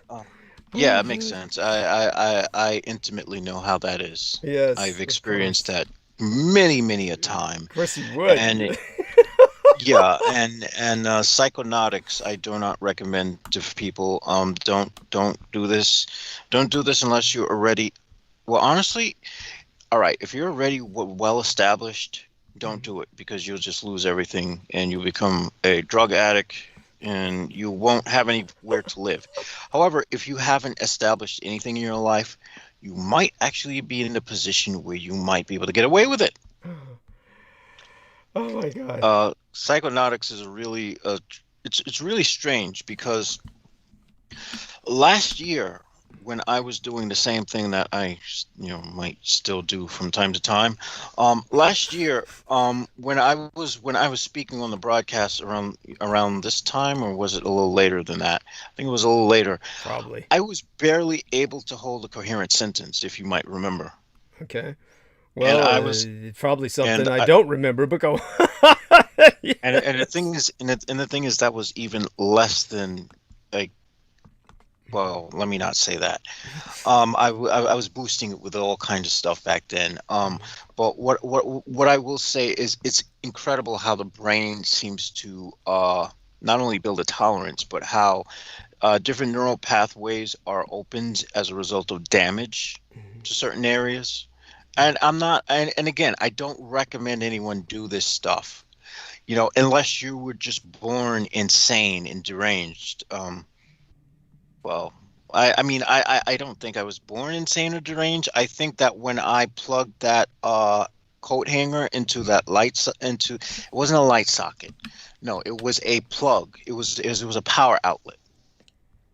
When I jammed that coat hanger into that power outlet, it did something to my brain chemistry, and everything just went from there. It's just, yeah, things were never the same. That could also be why I'm able to have all these interesting spiritual experiences and whatnot. But again, don't do this. Do not put coat hangers and light sockets. Do not take dissociatives every fucking day of your life. Don't do it. Please, folks. Please love yourself. For whatever reason, love yourself. Don't do what I do. Yes. Holy crap. I am looking at the biggest centipede I've ever seen in a long time. How did just it get crawling in your around home? the basement floor. Your home strikes me as almost vacuum sealed, like hermetically sealed and shit. The way you've got like kind of this bomb Apparently shelter. not. I mean, I got this massive centipede running around.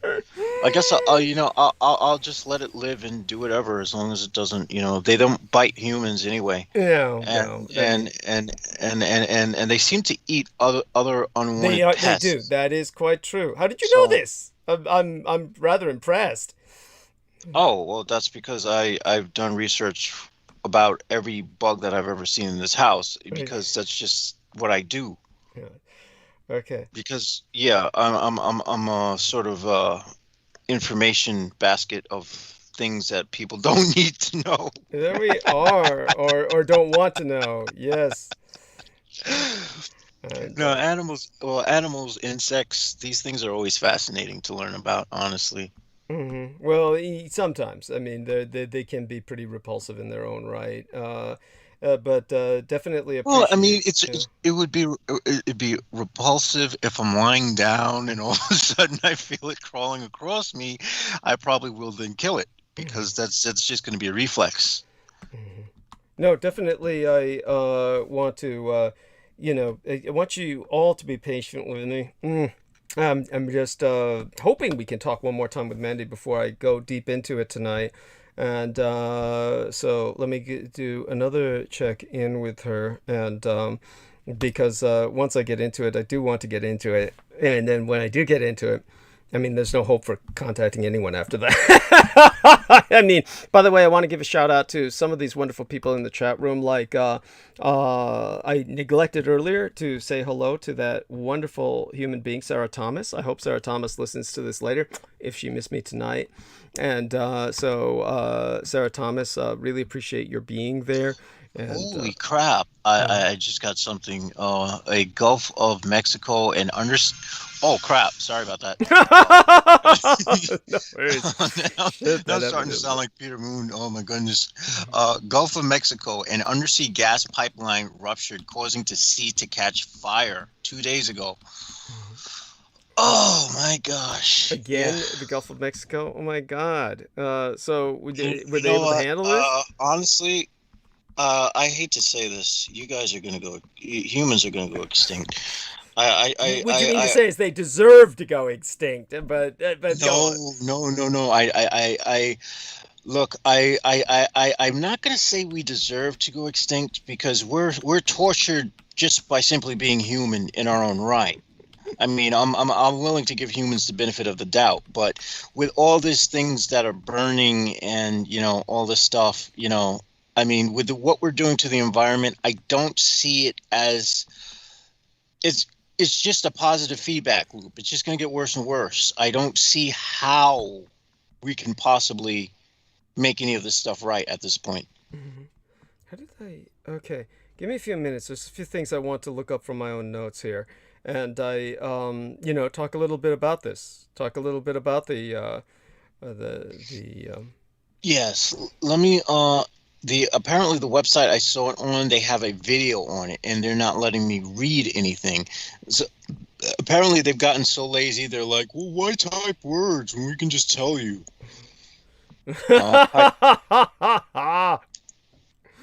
All right, here we go. I'm doing a search now for the Gulf of Mexico pipeline. Okay, this is according to the NBC News. Mexico City, Mexico's state-owned oil company said Friday it suffered a rupture in an undersea gas pipeline in the Gulf of Mexico, sending flames boiling to the surface in Gulf waters. That is trippy as hell. Yeah. Holy crap! Yeah, I'm literally seeing like they're trying to put this out with water. How are you going to put out flames on that are? I mean, the flames are erupting on water. Mm-hmm. So why are you going to use water to put it out? Mm-hmm. I don't see logic to it. I mean, apparently the gas that's burning on the surface of the water is obviously, obviously the water underneath it is not going to put it out. What makes you think? Well, I mean, the stuff is just going to have to burn itself out. Petróleos Mexicanos said it had dispatched fire control boats to pump more water over the flames, as if that's going to work. Pemex, as the company is known, said nobody was injured in the incident in offshore Kumalob Zap field. The leak near dawn Friday occurred about 150 yards from a drilling platform. The company said it had brought the gas leak under control about 5 hours later, but the accident gave rise to a strange sight of roiling balls of flame boiling up from the surface of the Gulf of Mexico. It was unclear how much environmental damage the gas leak in oceanic fireball had caused. Mayoko Sakashita, Ocean's program director for the Center of Biological Diversity, wrote that the frightening footage of the Gulf of Mexico is showing the world that offshore drilling is dirty and dangerous. Duh, as if we didn't know that. Sakashita added, these horrific accidents will continue to harm the Gulf if we don't end offshore drilling once and for all. Again, that's quite obvious. And again, they won't do it because, again, money is, well, yeah. Listen, I've honestly reached a point where where my cynicism has given rise to me being able to laugh at this. And the laughter isn't the laughter of haha, that's funny, but it's just like something inside me has broken, and to such despair that I can only laugh. Like, okay. I can't cry over this stuff anymore. Right. No, I get it. Forgive me for being distracted. I'm just looking through some of my old notes, trying to find something here that I think is relevant to talk about tonight because of the one of the things I want to bring up for the 4th of July is this young black African-American lady who they want to keep from the Olympics. There's two, actually. Yeah, they wanted to keep one from the Olympics because they found THC in her system. You're thinking? Yeah, go on. Yeah, go on. Yeah, but THC is not a performance-enhancing drug. Mm-hmm. Yeah. So I mean, I don't get it. Why? Yes, thank you. This is something that I'll just, kind of introduce the topic with, and obviously it's bullshit, and this needs to. It's beyond bullshit. Yeah, yes. Because I mean, THC is not a steroid. It's not a performance enhancing substance. If anything, it being in your bloodstream doesn't mean anything athletically. Mm-hmm. You don't get any edge from it whatsoever. I mean, it's like, are they going to ban someone for having antidepressants in their system? Mm-hmm. Yes, this is, definitely. But I was thinking of Gwen Berry. And so Gwen Berry is the hammer thrower, and you're familiar with her. So I do want to explain to people like Colin Kaepernick she was protesting the national anthem. And so, of course, predictably, all the whites went nuts, and all the blacks who are basically, house niggers went nuts. And, I'll try and put that to right tonight. It's something that... wait a minute. They banned her from the Olympics for that? They want to. They want to have her banned from the Olympics. Hopefully that doesn't happen. Obviously, hopefully what I say tonight might be fed to somebody out there. Look, this war is up to all of you, and what I present you needs to be shared with the world. So I need you people to understand that what I say is not for you to keep to yourself. It's your job to make the rest of the world aware of me. It probably would be a selling point, and that's the only reason I ever brought it up, just to make certain that what I say has more attention paid to it. The first results I knew would be completely negative, and what people would do would be to wall me out when I say I'm the son of Adolf Hitler. But honestly, if you let it be known that I am out here and alive, this will at least bring attention to the message that I have. So understand that we need a new national anthem. This national anthem is one that celebrates not just slavery, but the murder of blacks. And so this is why people it's a trash anthem. It's a trash anthem. Thank you. I mean, I don't blame her for kneeling for it. And if she didn't kneel, she turned away. See, because Colin Kaepernick, turned away. Yeah, Colin Kaepernick got so much shit for kneeling, she decided it would be perhaps more neutral, but she also waved a t-shirt that said activist athlete. So she didn't wave that defiantly or abusively. She just had that held high. She had that held high. So I'll try and put that into some perspective for people. And as for the other young lady, obviously this is just an out-of-date kind of perspective. Honestly, now if I have my choice, obviously there's a good friend of mine out there, Justin White, but really, to me, he's almost indicative of what pot can do. I consider it the demon weed, and I really think it's a burden against trying to get any work done. And I see what it does to a lot of people, and they just don't. Once they get on the pot, when they're really heavy into it, they don't do anything else. And honestly, that's why I say, if anything, it's a performance enhancer. Yeah, thank you. It impedes performance, not aids it. I mean, but it's like alcohol. Some people can do alcohol and they're okay, and other people, they do alcohol and it destroys their lives, right? Yeah, and they wind up in the emergency room with elevated muscle enzymes. And God! Oh yes, tell us about that again. You what are you gonna do now? So you're like well, for 5 days, I since I can't do any heavy exercise, which keeping a 6-pack of abs at the age of 36 requires heavy exercise. So what I'm going to do is I'm just going to reduce the amount that I eat. So no pleasure eating, and I've increased my caffeine intake as a means of just as an appetite suppressant. Because I'm like I was telling my folks, the only thing I have going for me is my looks. I lose this, I don't got shit. Yeah, I hear you. Honestly, I lose this, I don't have anything. By the way, what is that echo or sound? Yo, it's me. Oh, that's Daniel. Oh shit, is that what that? Hey. Holy shit! I was wondering what the fuck that was. I'm just now taking a break. Oh yes, so good. You're taking a break. Yes, and do join us. Yeah, Tell us. I'm just now taking my nice break and just now lit me a bowl of that demon weed. That's right. No, I hear you. I mean, it doesn't do to you what it does to some people. And obviously Justin holds a job. Of course, the only job he can hold is one that involves weed. But he sorts weed out or whatever he does. He works for a weed growing company, which is kind of like an alcoholic working as a bartender.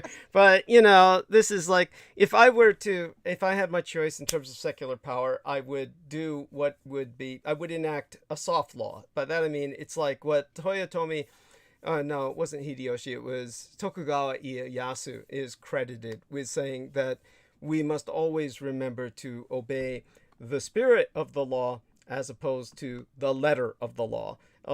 Discouraging, of course, the literal interpretation of laws so that people can uphold the spirit of the laws, because the letter of the law can result in something like Bill Crosby being released. That's following the letter of the law as opposed to the spirit of the law. Does that make sense? Do you understand what I'm saying? Yeah. So yeah, I got you. Yeah, I would create a soft law that would just basically make pot illegal, but render it unenforceable, just to discourage young people from getting into pot until they were of a legal age. I would probably make it illegal until you're 18.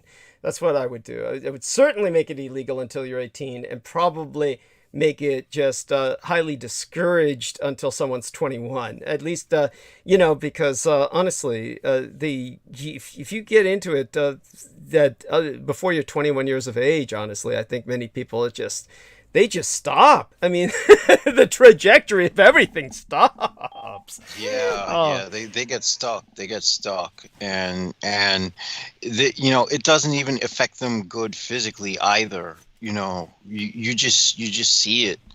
For people who start after a certain point, like after 21, maybe, like it's not something where they get like where they're stuck on it, Mm-hmm. But what I've noticed about people who I grew up with who started a lot younger is that that's still like their main staple. Yeah, in life. It's like it's and how about you, Danny? What do you think of that? I mean, now how about you? When did you start, and do you feel it impacted you, or what? Or do you feel that was, I mean, tell us about that, and tell us about your context of your homelessness, whether that had anything to do with that or not, which I'm sure it didn't in your case, but anyhow, go on. No, that had nothing to do with it. Now, how I started, I kind of grew up around it because I had a few of those special cousins that are associated with the concert shirt wearing, guitar playing, pot smoking dudes. They're always chasing after the chicks. So I was all about the pussy. So I had to associate myself with them. And of course I hung out with them, followed them to the little corners where they were smoking a joint and sharing it. And it was offered to me. I'd sometimes say no and sometimes say yeah, just for the hell of it. And it was one of those things where I just smoked along with them just for association. I didn't actually start smoking for myself until maybe in my early to mid 30s actually. When I actually began to actually really appreciate it, than just using it for a social stick. I mean, cigarettes, I did not like those. I was repulsed by those, and I like the taste of marijuana much better, so I figured that was easier. Plus, the crowd associated with that were a lot easier to deal with. I didn't have to worry about them stealing anything from me. Yeah, they don't even have the motivation to do that. Yeah, I'll give you that. And they won't. And most of them can't fight either way, so it's cool. Yeah, it's true. Oh my God, yeah, they're just, their life is, with a lot of them. Seriously, they pick up that pipe and it's over. They're just they're lying down the rest of their lives in this stupor. So yeah, until one of us brings out a guitar, then everybody's motivated to jam. There we are. Yeah.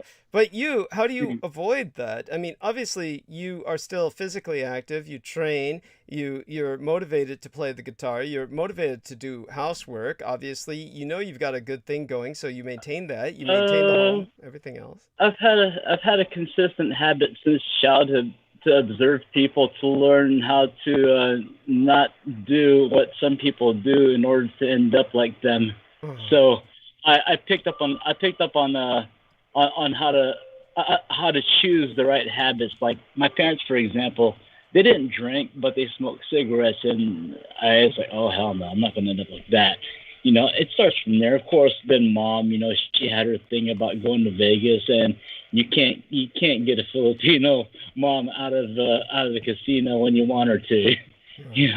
Wow. And so your mother is still alive, right? Yes, she is.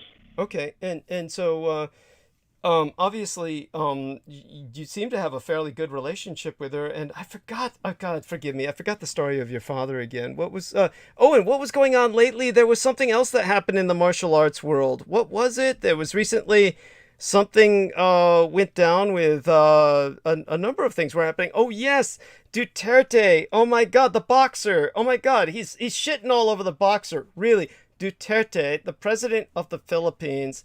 There is now a very famous boxer in the Philippines. I'm yeah, sorry. That's world champion Manny Pacquiao. Yes. Because he's also a Filipino senator. Yes, and he's considering running for president. Duterte obviously sees him as a threat, and then Duterte had to get all fucking insecure and defensive, and he called him I think you're a piece of shit. He said, I think you're a turd, a piece of shit, and really started just shitting all over him. I mean, where does it go from here?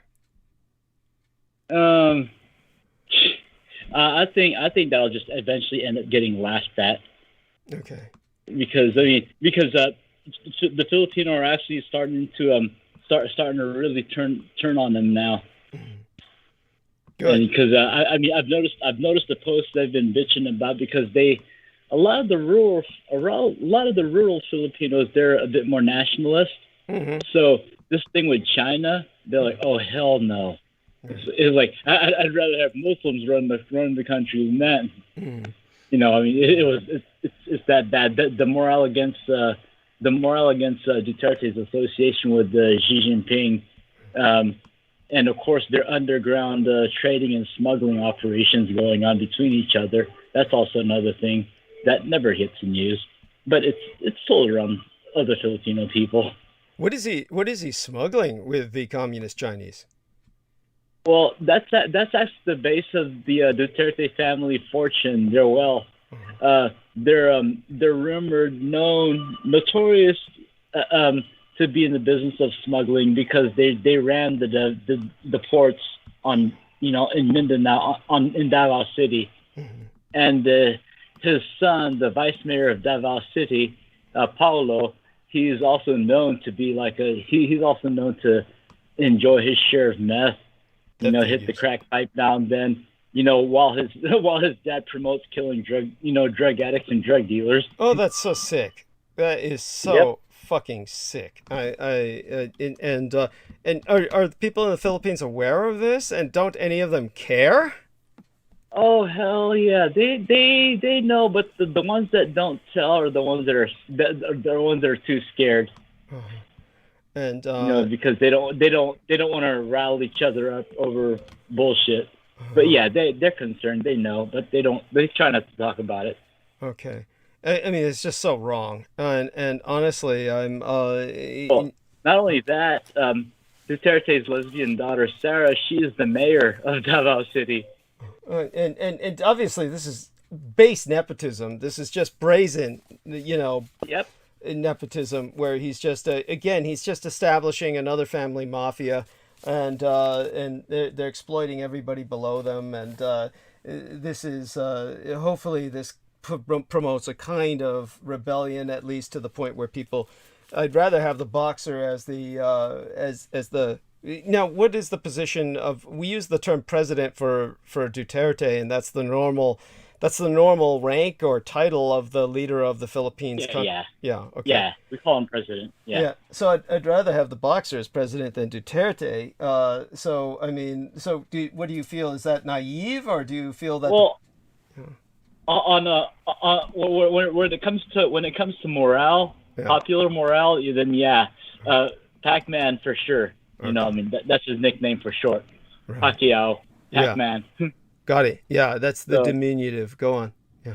And of course, Pacquiao is also known for a few philanthropic efforts. He's had houses built in one neighborhood for homeless people to shack up in. Mm-hmm. When they need a place to crash at, things like that. I don't really know everything else. I just pick up a little bit here and then from my cousins. When I scan through their timelines. Mm-hmm. When I feel like seeing what's happening back on the islands.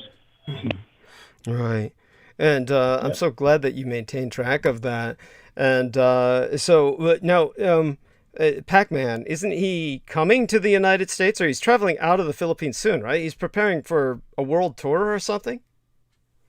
If he is, he's probably going to have a fight. I haven't kept up with his boxing career either. I mean, it's just a lot of it will just pop up because I get so gaslit with the martial arts information and MMA shit, and then it's hard to keep up with it. But I don't know. If anything, he's coming. He has a fight with someone. It better be a good one though. Then I'll watch it. Yes.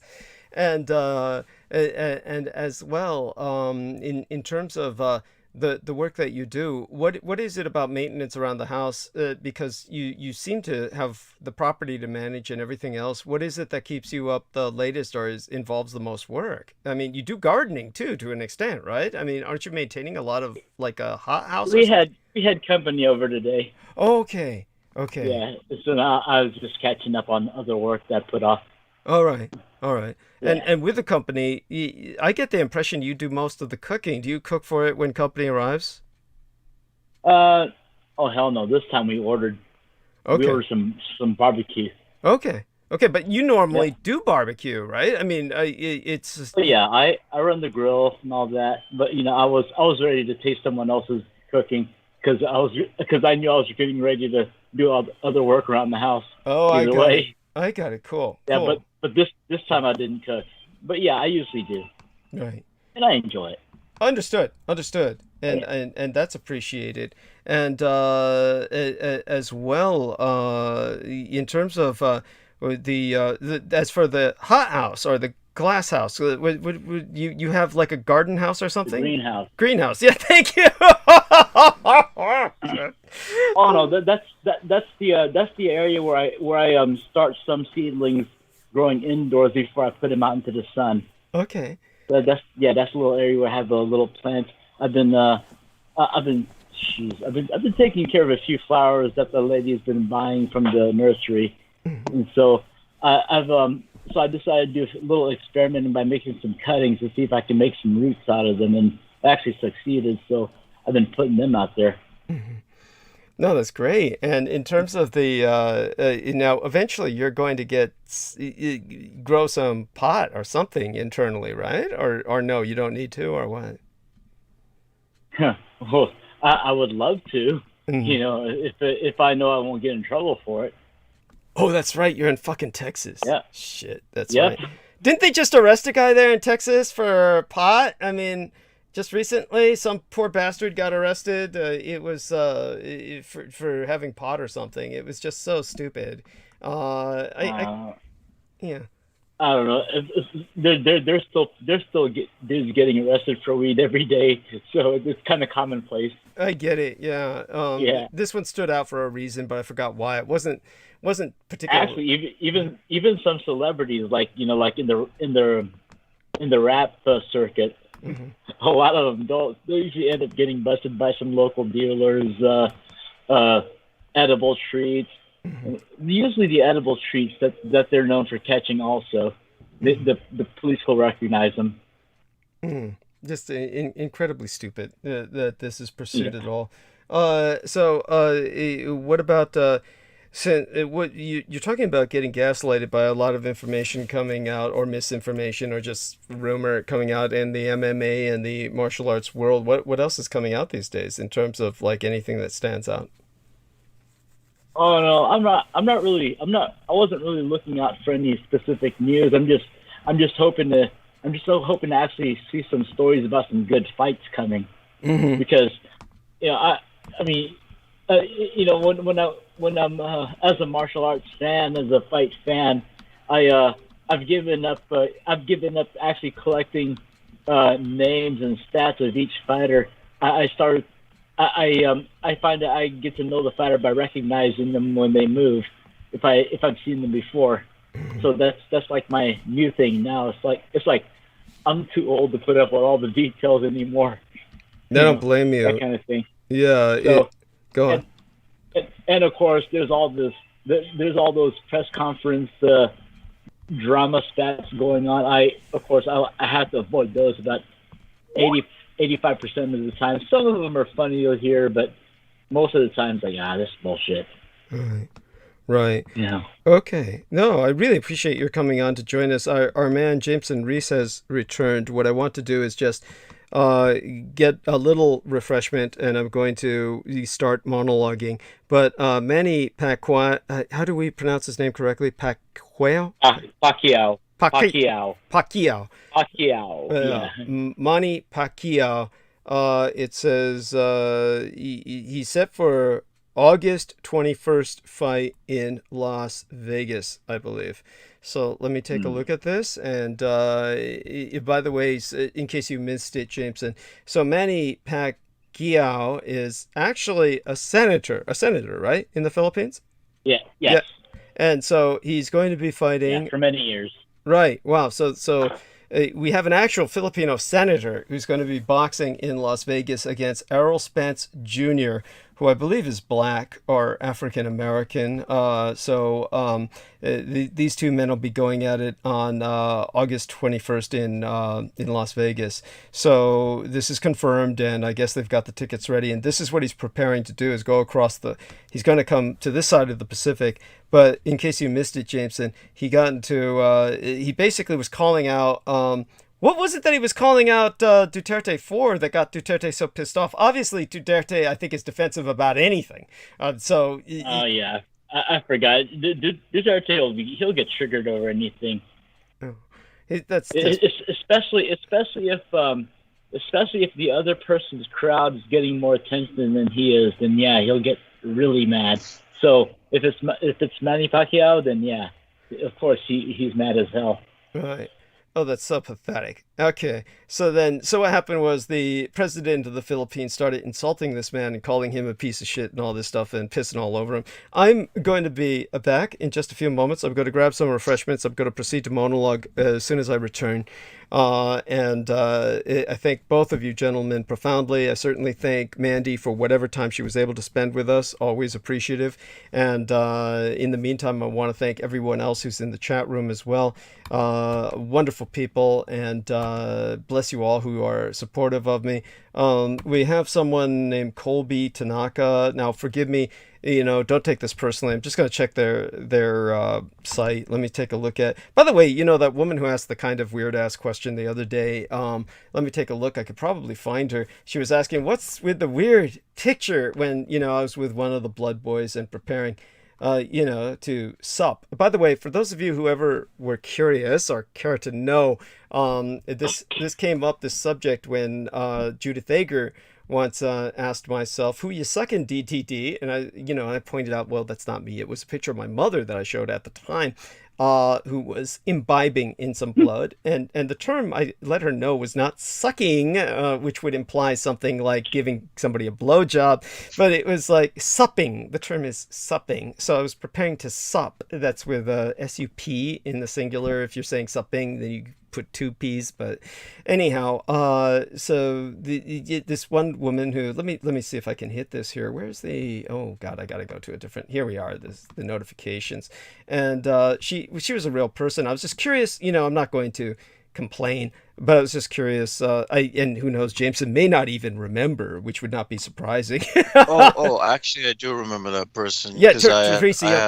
Yeah, you certainly deleted the comment, which I don't mind. It was like I said, if I had responded to her, and her name was again, let me see if I can scroll back up there. These things, it's hard to keep track of them because once you start scrolling down, then you pass somebody and it's hard to get back up. It's a real pain in the ass because the only place I can access this now is in the notifications, because there's several people we blocked recently because both Maria Gregorich and Jameson Reese, they convinced me, like, say for instance, there was this one black African-American male, and he was a real guy with a real channel, but he was a microaggression bullshit, like, oh, hope you get some fresh content, fuck you. It's so fucking stupid. It ruins everything else he had said that was positive. Not that he said anything particularly positive, he just said he was fascinated by shit that I was talking about, which is not, that's not exactly kudos when you say, yo, I'm fascinated by what you're talking about. It's not necessarily, it's more like the subjects are gripping him than my delivery. Teresa Young was her name. So she's a real person. But she says, what is up with that weird picture? And I was like, the only reason I left it up there was because I was thinking, well, maybe I'll respond to it. But honestly, like I said later on, if I do go into explaining it, what the picture is, I'm not quite sure that's going to make it any less weird for her. If indeed, it'll probably just make it weirder. But do you consciously remember whether you blocked her or not? I was just curious. I don't think I blocked them. I think I just removed the comment. Okay, that's fine. Oh, that's wonderful. That's the best. That's the best. It could probably just sound like word salad. Oh yeah, to most people, yeah. And I mean, even with the young black guy, he had the comment up there. To most people, they wouldn't take anything by it, and I was trying to see it that way as positive. And it was this guy named Detroit Barron, and so he said, "Comply and you won't die. Not a hard concept. Play stupid games, get stupid prizes." Douglas would love to hear some stories about World War II or the Japanese invasion or Antarctica. These subjects, move me or grip me or something. Then he said, hope to hear some fresh content at the end, which just ruined everything else. And by the way, but what was bizarre was some of the things he said are just quite vague. Like to hear stories about World War II is like, okay, well, there's almost nothing that I say that isn't related to World War II in some way or another. The Japanese invasion, that question could go anywhere, like Japanese invasion of, the Aleutian Islands, Australia, or environs there. Like, okay, well, like, where do we go from there? Like, or then Antarctica and the, I presume he means Unterland, because most of these people, I think that's what they mean or go towards that. But anyhow, it goes on and on. You get my point. So what I'm going to do is, before I go to refresh myself for a few moments, I do want to ask Daniel Arola, so what else is up with you tonight? How are things going otherwise? I take it, ever since the grid went back up in Texas, what have you noticed about any particular... Is there any attempt at reform, or is it just all bullshit and they're just moving on like nothing happened? And then the next time it happens, it's just going to be shit all over again. What's going on with that? Well, so far, I mean, I live in a big ass city, so I cover like a small fraction of it, like on the west side of the city, and I still see people observing distance courtesy, except for we're in a grocery store, Al, but at least we're masked, But in the stores, yeah, everybody's masked, but of course, there's people that are masked outside, and some people choose not to. But for the most part, in public, they've been pretty courteous, at least on my side of town, of the city. But of course, I'm sure that's a little bit different in some parts. And I have lived in many different corners of the city, and it's like living in different countries. Yeah, honestly, and that's what they said. By the way, Anthony Fauci, who has his own faults, obviously, and I've told people that he's, it's a flip of the coin with him. He's this side of a mass murderer when it comes to the nothing he did for AIDS forever. So he's certainly no hero to the gay community. But when it comes to Anthony Fauci, what he's saying is that we've got two Americas now, and one of them is going to be unvaccinated, the other one will be vaccinated, and we're going to have a protected population. And I'm happy to report even the chicken shit vaccine that I got, which is the Janssen vaccine from Johnson & Johnson, the one shot and you're done, is still efficacious against the Delta variant for the most part. It just means if I catch it myself, it's probably going to be nothing more than the experience that I would get with a common flu because I'm vaccinated. But in terms of the other people, Germany is trying to experiment with getting people two types of vaccines and really doubling up on the vaccines. Many of the people all over the world who have gotten the communist Chinese vaccines, that they're not working at all. You've got incredible upticks or upsurges in infections in these places that were dependent on communist China's vaccine diplomacy. So that's going to be a big step backwards diplomatically.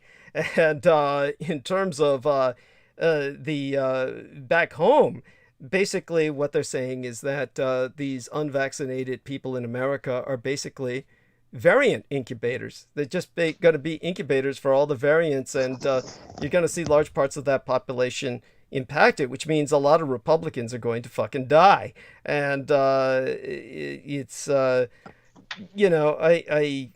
we don't want to start celebrating that here on air, but I can't say they didn't like.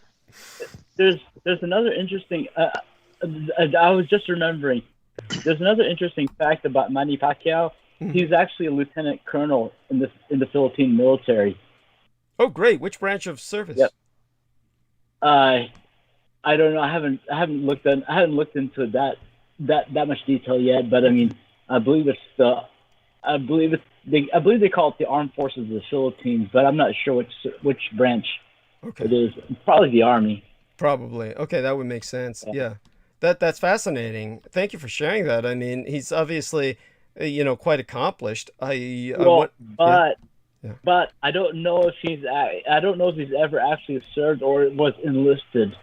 Because that can also, be one of those I don't know, quid pro quo things. Yes, thank you. I was going to say that.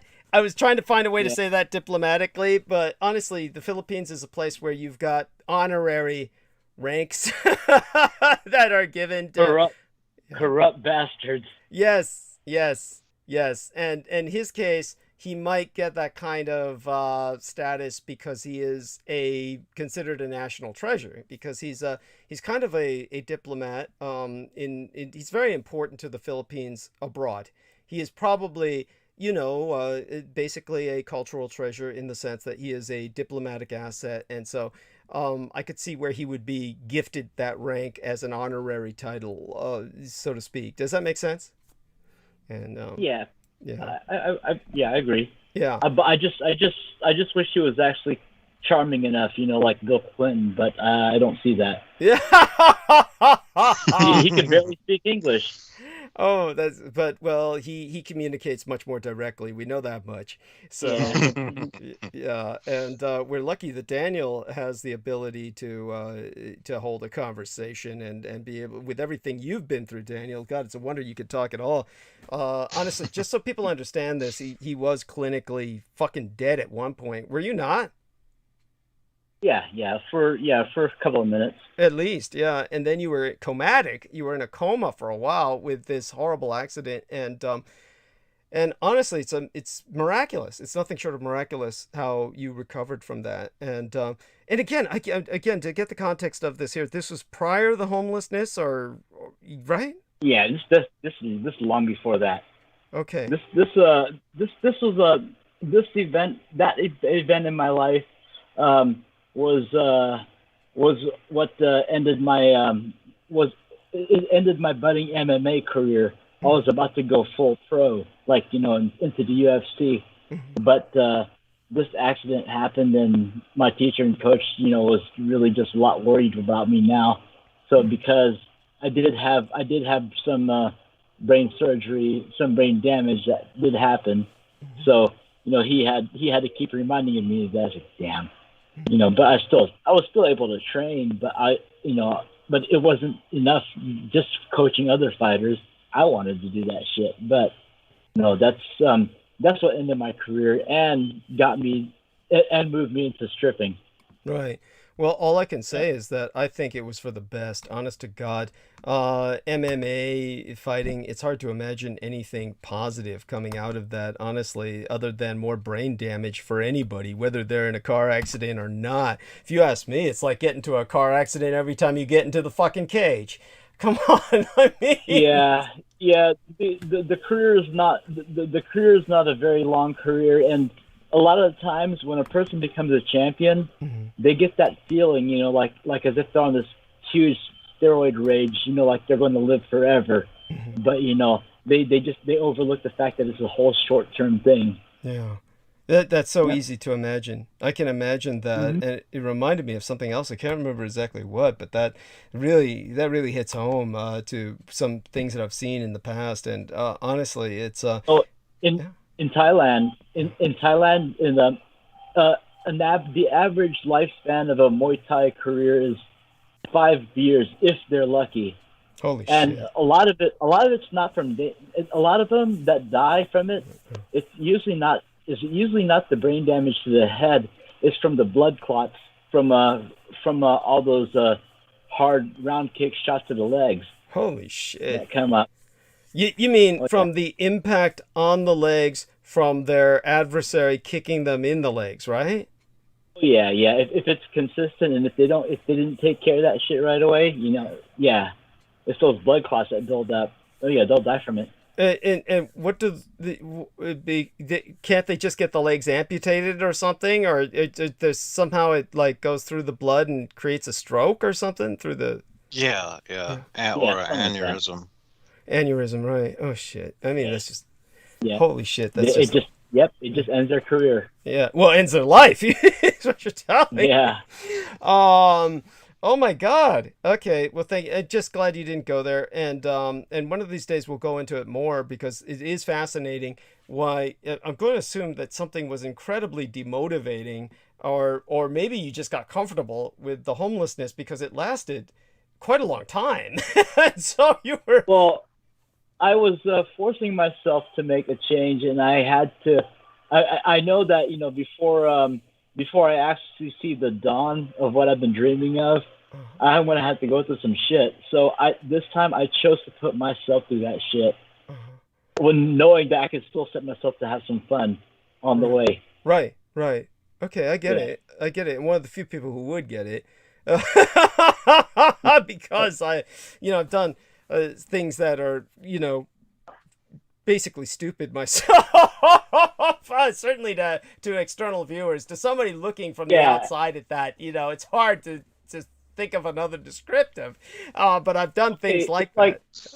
Yeah. It's like David Carradine's Kung Fu journey through the desert. Yes. Like the 40 days and 40 nights out in the wilderness, that kind of shit. Yes, it is. It is. Yep. It really is. And so yeah, I get it. I totally get it.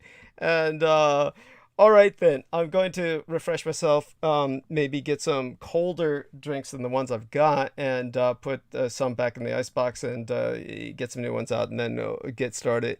And all right, love both you gentlemen dearly. When I come back, I'm going to start monologuing. Oh yeah, by the way, I'm gonna have to get going though. Understood. But could you talk for a few minutes with Jameson?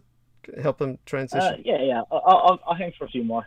Okay, and hugs. You and I will talk sometime soon, and I'll leave Jameson and Daniel on, and I'll go mute. Certainly everyone will know when I return. All right. Well, I don't know if I'm hallucinating or if I am seeing a lot of centipedes. Like, okay, I saw one run across the floor to like my bookshelf, and now there's one on the wall across from me. Damn, boy, you better find out where they're coming from. Yeah, well, I mean, if there's an infestation of them, it's probably because of all the weather extremes that have been going on out here.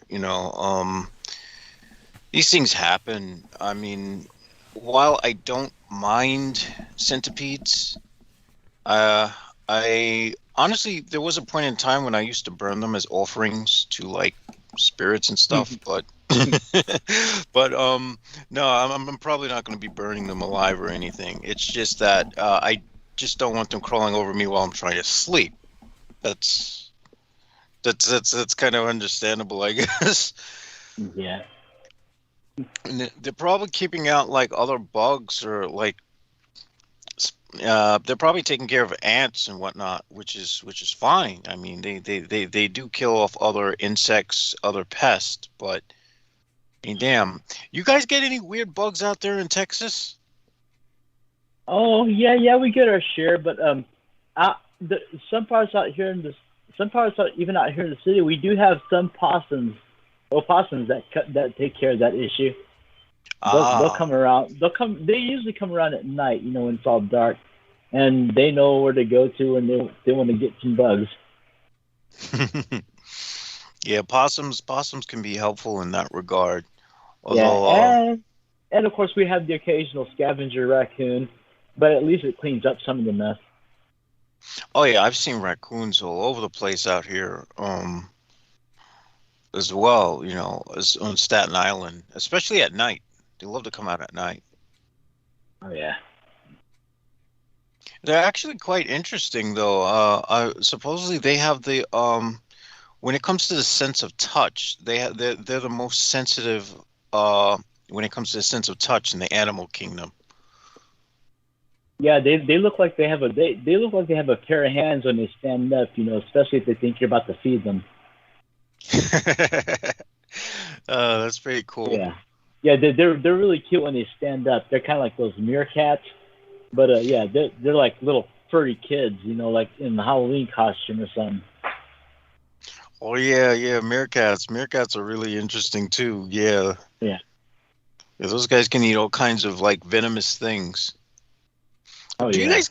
Oh, do you get like sandflies? Sandflies? I don't know. I haven't really been around many areas that that are infested with flies, at least as of lately. But no, I don't. No, I don't know. All right. Yeah, I think that might be further out west than. How's the weather been out there though? Well, it's hot as usual. But what does kill the people out here is the humidity. Oh yeah, yeah. Oh, The yeah. humidity's nasty. Yep. I Yeah. mean, it can be hot out here. We can still take it, but yeah, if it's humid, it's like when you step outside of the house, it's like a whole different atmosphere of another planet. Yeah, I mean, you walk like a few meters, and then you're like sweating already. You're drinking Yeah, sweat. you're already winded. Yeah, yeah. That humidity is really, really nasty. You know, especially in terms of like things like blackouts and whatnot. I don't know how people survive those. No kidding. Well, that was what also made the winter freeze in last February really bad, was also because of the humidity in the air. That made the cold reach us into the bones. Oh, yeah, yeah. That's exceptionally harsh. You know, Yeah. that sort of reminds me of the winters in the around the Atlantic as well. You know, because out here when you get that cold wind in the wintertime, it cuts right through whatever layers you have, and it's just, man, it's painful. Yeah. Literally, no kidding. physically painful. Yeah. I'm not too fond. I'm not too fond of the cold when it gets cold, even here in Houston either. But I do recall when I was a very small kid, just a toddler, I still have some memory of living in Socrates, New York, you know, until the age of 4. And when it was nice and snowy out there, I mean, of course, you know, it was cold, but it didn't kill you kind of cold, you know, unless you end up falling asleep out there and you get woken up by your mom, then that's another story. Do tell. No kidding. But yeah, my memory out there in Socrates, going down the sleds on the hills, all that was fun. I mean, I still remember quite a bit of that. I mean, building snowman, you know, trying to help my brothers build this big old snow house, but they kept putting me inside, so I ended up having to watch through the window, that kind of thing. But yeah, that's about as far as my fond memories of snow goes. But when it snows here in Texas, it is not that kind of snow. You guys, what do you guys get, like that hard packed ice like snow? Yes. Oh yeah, that stuff is horrible, man. Yeah, we get snow relatively mild out here. It's nice actually. You don't even want to taste it. Yeah, yeah. It's like, you know, as a kid, like I used to love like just playing in the snow. It was always that soft snow that you could like pack together and whatnot. But Yep. but when it's like that ice stuff, man, you can't do anything with it. walking on it, you like wind up busting your, it's like impossible not to trip. Yeah. Yep. And the snow in Socrates was exactly what you described too. I mean, all really nice and soft, and you could snowball fight with them. Yeah. Yeah. Yeah, that ice is no joke. Yeah. Especially that power outage though. That power outage was brutal, man. Oh yeah, that was nasty. Yeah, but fortunately, we like to camp here. Here in the house. Well, not in the house, but people living in this house. We do enjoy camping now and then. So we have, we usually have some supplies that keep us stocked just in case of emergency. So we had that going for us for a little while. All right. So what's indoor camping? Oh no. Well, no. I was making reference to us enjoying camping, which relates to our ability to survive the cold. Because we had all the camping gear, the propane ovens and the extra tanks, all that new stuff. That's actually pretty smart. That's actually a pretty smart way to ride out the cold. Especially in those winters, man. Oh, we were definitely happy that we thought about that. Yeah, because I heard stories of people dying of like being trapped in their cars and stuff like that. Oh yeah, it's true. Carbon monoxide poisoning. Mm-hmm. And I was always told, to when you start a car in the winter, you want to make sure that those back exhaust pipes aren't full of snow and ice. Oh yeah. Because if it's really, really packed and you start your car and you have the windows closed and the heat on, you're going to wind up suffocating. Shit. Yeah, that'd be pretty bad. Yeah, that's probably one of the... Honestly, I would think, and as far as ways to go or ways to die, that'd probably be the mildest way to go, I can imagine. Jeez. I think the only one time I think that would be funny is that scene in Beverly Hills Cop when Eddie Murphy put some bananas in these other cops' tailpipe just to keep them from following him. Oh, there we are. Yes, there we are. And so, yes, that would be funny. Oh my God, did I forget to, I was going to Q-tip my ear because the earbuds after a while, they just get, how do I say it? You have them in your ear too long and it just gets really irritating. Okay, so aside from all that, seems fine enough now. I'll start monologuing. Love you dearly, both of you. Yes, you take care. Have a blessed night. And, all right, guys. Talk to you later. Yes, look forward to it. All right, see ya. Yes. Good night, Daniel. Yes, and of course, Daniel Arella, wonderful human being, and as is Jameson Reese, and yes, they all have their foibles and their eccentricities and their quirks. But such being said, I will be counting on our man, Mr. Jameson Reese, to hang with us till the early morning hours. Yes. I don't think the centipedes are going to give me any choice in the matter. I wasn't aware there were so many centipedes. They just came out of nowhere, man. Jesus Christ. Holy crap. What do you think would cause something like that? A sudden, is it raining? Or I mean... I don't know. I mean, aside from people setting off fireworks all over the place, I'm sure they're not scaring the centipedes into...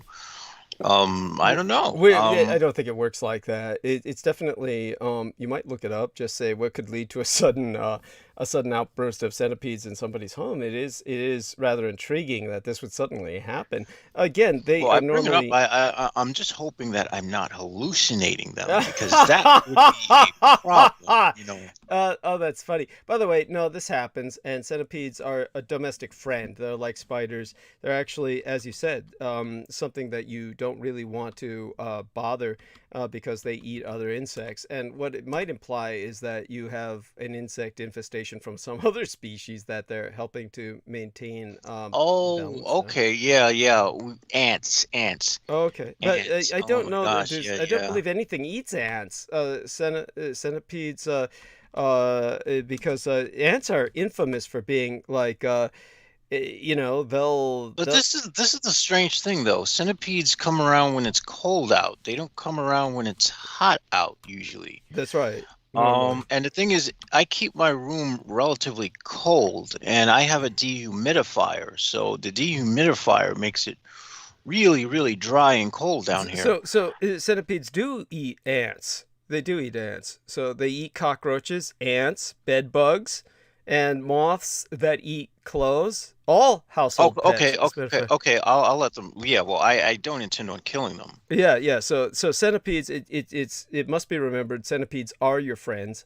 They are not. That you would want to import centipedes into your home to take care of these other infestations. I mean, oh my God. If they're, yeah. One just ran over my bed. Holy crap. Of course, you know, well, at least they're not silverfish or some kind of, you know, really creepy insects that do nothing but, you know, shit. That don't do shit. They're just there to make you miserable. Centipedes, on the other hand, are your friends.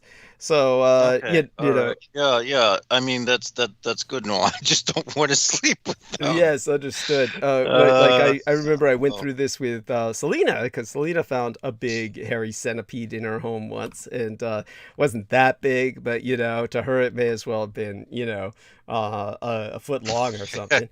But you know, so I had to let her know about the nature of centipedes and that they really are positive, and so she made certain not to hurt it. And but yes, there we have that. And so I didn't know that anything ate ants, really, to tell you the truth. I mean, I know some things do. There are ant eaters. Okay, I know about ant eaters, all right, but I meant like other bugs. It's very seldom you find bugs that do eat ants. You wish there would be more, because ants are just horrible. By the way, just so people understand this, there's an ancient Chinese saying that dirty houses have roaches and clean houses have ants. So ants are recognized as industrious, and they're recognized as not essentially necessarily a hygiene problem, but rather just a kind of a problem with water leakage or something like that they're assessing. But ants are not necessarily vectors of disease, very seldom are, but it depends on what their environment is. It's just, you don't want to be, say, for instance, hey, you leave a pizza out and then the ants are all over it and you just brush them off and eat the pizza. You wouldn't do that if you were living near a medical facility. Something like that. Because ants might be vectors for something from the medical facility, conceivably. But it's hard to tell whether you would get sick psychosomatically or physically from that, because I know that when the people moved in next door, then we got ants, and that was because they're a family and they just had much more food, and it didn't matter how well they were storing it. You know, they just, a lot more people, a lot more food. So I had to talk to them about that, and they bought a bunch of ant traps, and, you know, I bought mine and we took care of the problem. But it just erupts every once in a while because, you know, now I got the people who live upstairs, and then that brought more ants. It's just whenever somebody new moves into anywhere around this old, you know, rickety haunted house, then, you know, we get the fucking ants. You know, so I always got to get new ant traps and discourage them. And, you know, when I brought home like some sausages, and these were dry, so that you could keep them out in the open like they did in the store. And then the ants were all over them when the new family moved in, and I just threw them away. I didn't want to risk it. But probably I could have just ate them. Because the ants weren't able to penetrate the skin. But, you know, I just, fuck it. You know, it was sad too, because I like sausages, especially those types. But I'm glad to find out that centipedes are carnivore insects that will eat several other bugs like moths and spiders, and even pests like cockroaches. Well, yeah, we do get I do have a lot of spiders down here. Yeah, well, spiders are your friends too. Don't forget. But centipedes are. And that's generally because I refuse to kill the spiders. Yeah. So that might be what they're responding to. Yeah. Yeah, because the spiders are all over the place. Yeah, I'll let them stay. I'm not gonna, I mean, I just have to consciously remind myself not to reflexively swat them if they run across me, because that's just something that happens. No, It's almost like yeah, don't worry if that it's happens. reflexive. It's not like the end of the world, but If that happens, I can always burn it as an offering unto, whomever. Yes, there we are. I know Raflifu seems to like those as offerings. Okay, there we are. And but just remember, they're nature's exterminators, and for that reason, since they are nature's exterminator and do what they do as insectivores, literally eaters of other insects, then you do want them to, let's just put it this way, don't never kill a house centipede. And so I rather have them. I rather have a lot of them than a lot of what they eat. Yes, which is flies, silverfish, apparently everything. And other than that, what else does that bring to mind? Of course, and of course, people out there who are hearing what I say, you might start seriously considering importing them into your home. It's a pity that you can't find places that sell them. I mean, you can online, I'm sure. But other than that, what was the, aside from these being natural? Now the thing is, if I turn my lights out and I see them all over the place, and I shouldn't see them with the lights out. So if that happens, I know I am tripping balls. Yes. But then again, that's the thing. Is like those types of realistic hallucinations only come from things like Benadryl. Yeah, I'm sure they're real. Benadryl, no, Benadryl will do that though. You'll be surprised what you will see on Benadryl. Oh my gosh! Oh, I once had a duffel bag like just sitting on a shelf, and I turned the light out, and all of a sudden I saw like a tiger. There was a tiger. There was just sitting there. It was like the most realistic tiger. It's like you went to a zoo and you saw a tiger right in front of you, and someone opened a cage sitting right there on the shelf. It's like, what the hell? And then I look closer at it. I'm like, oh shit, that's the duffel bag.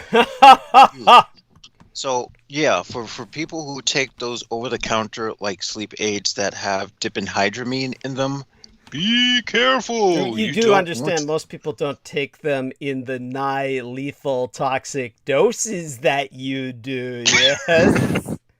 Well, yeah. Well, I mean, good point. Thank you. Yes. Okay. That's when you see Jameson Reese and he's drinking that bottle. That's not a whiskey flask. Yeah, that purple shit he's got going is what he got off the counter, and yes, it's Drank. Yeah, he's into, I don't know if they got other street names for it, but they used to call it Drank, and that's supposedly what Trayvon Martin was drinking when that son of a bitch came over and murdered him, and that was like one of the reasons he gave for killing him was, oh, this guy's a druggie and shit. And so, I mean, good God, the most non-threatening. That's like somebody on pot, somebody's like, into Drank. It's not like it's speed or meth. People. No. You're not going to go. You're not going to go do anything. Yeah. No. The only thing you're going to be doing is probably laying down and looking at the ceiling. Yeah. Ceiling. I mean, because you'll be like in some super hyperspace somewhere where you just don't want to do anything.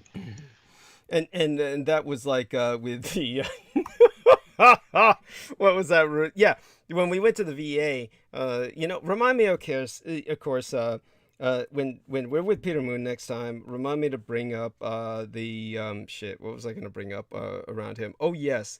He's into this sort of thing. He likes to bitch about He likes to bitch about the LGBTQIA agenda, you know, because he watches Fox News and shit. So I didn't even know they had an agenda. Well, you know, in all fairness, they do. I mean, you know. Yeah, well, I would think the agenda is to be treated like a human being, Thank like you. everyone else. There's that to survive, which is very fair. There we are. There is another agenda. I'll say it straight out. I mean, don't think otherwise. There's an agenda to kind of dominate and influence the cultural scene. I mean, that's but then again, you got to admit, you know, gays make who doesn't who doesn't want to influence the cultural scene? I mean, that's money. Yes, thank you. I mean, it's just what it is. And, you know, it's preferable to some other people. I can imagine my mother, for instance, was saying it was better than the punk scene as far as she was concerned. Having, you know, the gays guys, but she was thinking of the elegant poof types from back in the day. You know, she didn't know what direction it was really going. I mean, she knew, but you get my point. At any rate, in terms of the but anyhow, remind me to tell Peter Moon about this. Yes, if he has any questions, because like I said, a lot of people, it looks like they're really leery of the latest promotional banner that I put up. But here's what happened the last few times.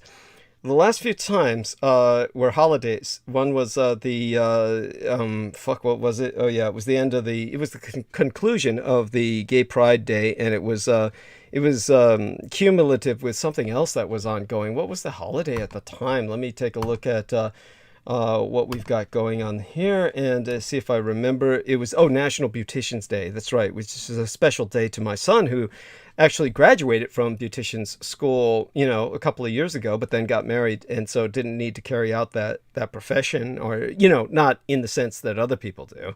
And so in terms of that was a big blowout in terms of celebration, as was this 4th of July weekend. Now, both times I was given access to escorts through my son convincing Sugar Daddy to supply such, and that worked out well. But the point is, whenever I try to put some photographs of myself up with the escorts, and I'm not talking about in active coitus, okay? I'm not talking about where I'm in the midst of the act or something. It's just like literally where it's somewhat suggestive, you know, like you see what I'm doing with my son in the photograph for the promotional banner that's up tonight. The Facebook slams it down. It says this is sexual content. And so here's what we've got. We've got obviously male programmers, and they consider the female form to be sexual content. So anything that emphasizes the female form, butts or boobs, to an extent that it can be interpreted by the male eye as sexual, then they've programmed the Facebook aggregate, the expert system, to shut down on that. But when it's something more fey, obviously, or just what it is with my son or what not, myself in drag, etc., or myself even generally naked, as you saw in the when I woke up with a crash and hangover, the aftermath of the last holiday before this one, which was basically last Sunday, then you're going to see that this gets through. Now, there was a secret to that one getting through, was because they were taking everything else and saying it's sexual content. I used a program to give it a soft effect looking like a painting. So it added texture to the photograph where it looked like it was on a canvas. And so then the expert system interpreted it literally as an anime. It said if you actually looked through the, it took the picture away and looked at the summation for the illustration in the computer language, which was what I was able to see, because when the picture didn't manifest, it'll tell you what the image is when you can't see the picture. I'm getting that a lot through Foxfire, because Foxfire apparently is not the most... Firefox. Firefox, right. Yeah. It's not the most powerful search engine in the world, so it can only accommodate so much data. So sometimes it won't give you the picture and will instead give you what Facebook says the picture is. And so, and then if you look at it through Google search engine, you'll see the picture. But so Firefox can only accommodate so much data at a time. And so what it said was anime image. It interpreted me as an anime when I added the matte painting effect, which is what I thought it would do. And so in this case, it was just me and my son, and and we're kissing, but it interpreted that as cool as opposed to when I'm doing it with a female, because the female, it interprets it as pornographic, and when I'm with my son, it apparently doesn't interpret it as sexual, which has got to be male programming. This has got to be men programming the expert system so that it doesn't. Well, here's the thing. If I were to see your son, I would automatically assume that was a woman. I got you. Because of the proportions and whatnot, Yes. So, I mean, but that's not the expert system, which is programmed to see boobs and butt. You understand what I'm saying? Okay, I see. If they see a booty, yes, the expert boobies. system is programmed by men to look for blow-up dolls. That's what they're looking for. Okay, I see. So the more voluptuous, the more risque. Yes, then it's interpreted as somehow sexual content. So this is that is actually quite sexist. Yes, no kidding. That was my point. That is super sexist. So I mean, so that's saying, the more your body is the more a female's body is meant to be baby carrying, the more sexual it is. That is so wrong on so many levels. Thank you. That is so offensive. That is so fucking offensive. So rather than hitting at the LGBTQ agenda, we should be looking at the straight male aggregate agenda, which is to completely objectify women and strip from them the ability to be seen as human individuals. Yes. Which is beyond sickening at this point. We're in 2021. Why are we still going through this stuff? Yes, that, and you can't show female nipple. Oh my God, that was in force like years ago, before they even got the expert systems in. That was like 2012 or something like that. Yeah, that was like I put up one what was it, portfolio of images, and I don't put those up anymore because it's just too much work. I think that was probably, I try to look at things in the positive. That's the most positive thing I can derive from Lena Shea getting me knocked offline and getting the timeline taken down that was my own, was the fact that, well, there's a lot less work now. I mean, I'm not motivated to put the work into it that I did with the other one. And, admittedly, that's probably for the best. But just in terms of time, everything else involved. But in terms of that, I used to put portfolios, and one of the first ones I put up was when I was over there in Colorado, and for that stupid Gaiam television thing with the I shouldn't say that, but back then it was cool, or it had just transitioned. It was no longer cool, really. It had just transitioned from the original owners and got purchased by the people who were working with, Satan and the dark side in the comic book caricaturist sense. Let's put it more realistically, with the anti-gods. And these were, George Norrie and shit. And when I was over there to be interviewed by him, there was a couple of escorts that I cavorted with, and I compiled a portfolio. And then they were doing body painting, and therefore the nipples were covered with body paint. And then when I put up the portfolio, then Facebook took it down anyway. And when I was talking to my 3D graphics modeler about it, he was like, "Yeah, but you show female nipple." And I was like, "Yeah, but it's painted over." "Yeah, but it's still female nipple." And I was like, I just started making fun. So why is it that the male nipple can be shown? Thank you. This doesn't make any sense to me. I mean, what about women who are just naturally flat-chested? Thank you. What does that do? What does this do to them now? Yeah, thank you. I mean, if you're going to get there and say that, we can't show the female nipple, then why the hell are we showing the male nipple? Yes, thank you. I much rather look at female nipples than male nipples. Yes, honestly. personally, yeah. Thank you. because obviously. because I'm sorry, nipples just don't do it. Just don't do it for me. Yes, yes, that's yeah. It's just like, but anyhow, it's also stupid, and it's just gag me. These societal norms are beyond stupid, because it's interesting. Because I was, when I used to watch TV, like I could watch these shows on PBS where they go to African countries, and they show the women, they show their breasts, they show everything, Right. and they don't censor anything. Yeah. So it's like, okay, so should I be offended that you're not censoring these women in Africa?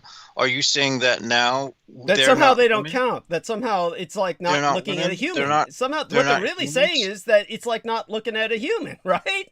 Yeah, and I remember I was watching this thing on YouTube where they were showing these girls in some tribe, and I'm like, oh, and this was something that dealt with like South America or something. It was some documentary, so I'm like looking at this documentary, I'm like, well, wait a minute, these girls are 16. Why are they showing their breast openly? Right. And all the guys By were that like, you mean the "Oh." TV, not the girls themselves. You're not judging the South American culture of that tribe. No, You're no, no, no, judging no. I'm the not channel. judging. Yeah. Yeah, I was like, why is YouTube allowing this to be shown? Yet they won't allow an American white woman's breast to be shown. What's going on here? Yes. And Thank you. and what was even worse was that these guys were like saying, "Oh, I want to go to." These guys are in the chat like, "I want to go to South America. I want to get me some of that. I want to do this." And I'm like, "Oh my gosh!" Were they really? And in the What kind of documentary, they're saying that these are freaking underage. They Right, would be right. underage by American standards. Right. And I'm like, right. do you Nevertheless, realize how? those guys are so I mean- sleazy, but at the same time, that's almost, how can I say it? That's almost chuckle level. I mean, it's like, I could see It's myself sleazy. talking like that because it's so stupid. It's just so fucking stupid. You can I mean, yeah. but what I'm I getting get at it. is the Yeah. fact is just this absurd standard, Yes, because thank you. they're No, I get it. if I they're get what you're not saying. if they're not American, they're not women. Yes, They're no, I just- get what you're they're saying. just- I get what you're saying is Yeah. that somehow it doesn't count. And technically what it really is, it's a judgment call saying that they're not really human. I mean, that's really what's being said. And Yeah. is that they're not really human, and therefore not to be judged by our human standards. They're to be viewed the way you would look at monkeys or some other naked primate. Exactly. Yeah. It's like, yeah, they're zoo animals. Don't yeah, we don't need to give them the dignity of censorship. And anyway, I'm not pro censor anyway when it comes to certain things, but because I find it absurd that I have to, that I could go past a channel where they're showing guys wrestling, and I got to see these man boobs and these man nipples all over the place, and I'm like, oh, come on, I don't want to look at this. I don't want to see you know what this. they really need? They need man bras. Yes, seriously. There's got to be. Yes. Yeah, Yes. they gotta Yes. start marketing man bras. That Holy reminds me of that shit. old episode of Seinfeld. Oh Yeah, my yeah. god. Yeah, was that really? There was an episode where oh my gosh, I think I don't know whose father. I think it was George's father. Wanted to create something called the manzier. like a brassiere. brazier. Yeah. And I found that funny, but I was like, you know what? Maybe that should be the thing, because I rather, guys not. I don't want to see some guys stuff. Well, I'd prefer not to see men, period, most of the time. But anyhow, so Amanda says, sorry, I fell asleep. I need to wake up for a moment, and then I'll be there. So check in for a few moments before I get really started on, sucking up all the oxygen out of the room. Now, is this possible? There's a person in the chat room, and I'm glad. I want to thank you, whoever you are, Colby Tanaka. And by the way, there was let's see if she's still there, or if they retracted everything they did. But there was a lady who got into the Facebook on the Sora Aoi timeline and was putting a bunch of hearts, deeply appreciated, onto a lot of my videos. How did I get onto the... I guess these aggregates are choosing friends for me and stuff, and so somehow I got notifications from Nancy Pelosi, and that's cool by me. Okay, I don't mind that. What disturbs me more is somehow on my phone I'm getting tweets now. Somehow I got on the Twitter feed of Elon Musk. Okay, how the fuck did that happen? I don't even care about this son of a bitch. And I'm getting tweets from him. Watch me in space. And who's the other guy? Bezos and his son are going to be taken off in the rocket and shit. Or did they blow up already? Or is this something that I was just? There's Bezos, and then there's the Virgin guy. That asshole. Idiot Branson. Oh, don't even get me started. Don't even. So now, so it's like these three weirdos want to go to Mars. What are they gonna do on Mars? Are they gonna fuck just like? They're all gonna fuck each other. And there's no females among them. They're all gay. They're all fucking gay. There's no females to bring in with them, right? So it's not like. I mean, how can you start a colony if there's no fucking cunts to reproduce with, right? I mean, what the fuck? Well, I'm fairly certain whatever woman Elon has is a beard. Yeah, of course. Well, Richard Branson, you know that's the fucking case. That guy's gay as hell. You know, when I had all my shit stolen from Virgin Australia, and I came back and I did this little portfolio on him on the old timeline, and he put out some stupid kid's book about him. Here's, Branson taking some young boy into space to show him what it's like. This was like his fantasy. Yeah, he had a little comic about space. A boy. Yeah, taking a little boy into space. Okay. So I took off on that. I had these pictures of Branson. I was putting, pictures of him with this stupid toy shuttle he was holding. I was saying, this is what he's shoving up that little boy's ass. Yeah, this shuttle's been in space, which no man has been in before and shit. I put that up there. Yeah, Facebook never took that down. Yeah, they never took that. Oh, yeah, they left that up. So at any rate, so this lady has a real timeline, a real person. Colonel Richard Hunter, okay, seems to be female. Don't know what to make of it. So left a bunch of hearts all over my timeline. Might be some crazy all-out effort by Richard K. Cole Jr. Who knows? Maybe this Japanese name will be here. Honestly, maybe he's like that. But I'm always leery. Okay, you're in the chat room, and there's this person named Kobe Tanaka. What is that? You can take a look at that. Yeah, what's your take on Andrew Bartzies? That sounds like someone Peter Moon would talk about, honestly. Well, Peter Moon and I have both been on Andrew Bartzies' show. But something like that is almost like it's something like Richard K. Cole Jr. or one of those other trolls would just do, because it's like what do you do with that? It's your ass. When they ask you to talk about somebody else, it's almost like trying to provoke you to say something negative, right? I mean, it's like it's actually quite insulting. Yeah. I mean, don't trip off it. I mean, honestly, I'll tell you this much. Andrew Bartzies, I've been on his show, and he was kind to me. One time he gave me some money when I needed it. In a sense, I owe him. But in another sense, I mean, I've always done good by him, and Brendan Zoget and I, the way he's just, I think that Andrew Bartzies is working himself to death, and that's by what he does. He puts a lot of energy into entering this fugue state where he's like pulling this trip like, what was that guy everybody wants and so fascinated by, and I could never get it or understand it, the American Prophet, what's his name? They called him that. Who is that guy? Come on, help me out here. The guy, the old guy with the glasses. Yeah, the old guy with the glasses. Casey! That's it! Yeah, Casey died entering that fugue state, doing readings for people, and that's what Andrew Bartzies is doing. He's burning himself. That's what I'll say about Andrew Bartzies. Wait, what is this? Okay, so what is this fugue state you speak of? F-U-G-U-E, if you look it's like I'm familiar with it. It's like a sort of dissociative state where you're just like dissociated from the outside world, right? I guess that's one way to look at it. It's like astral traveling. It's like astral traveling. It's kind of it's just you're entering some like oneness with the universe where you can like then read what's going on with other people, maybe help them in some way.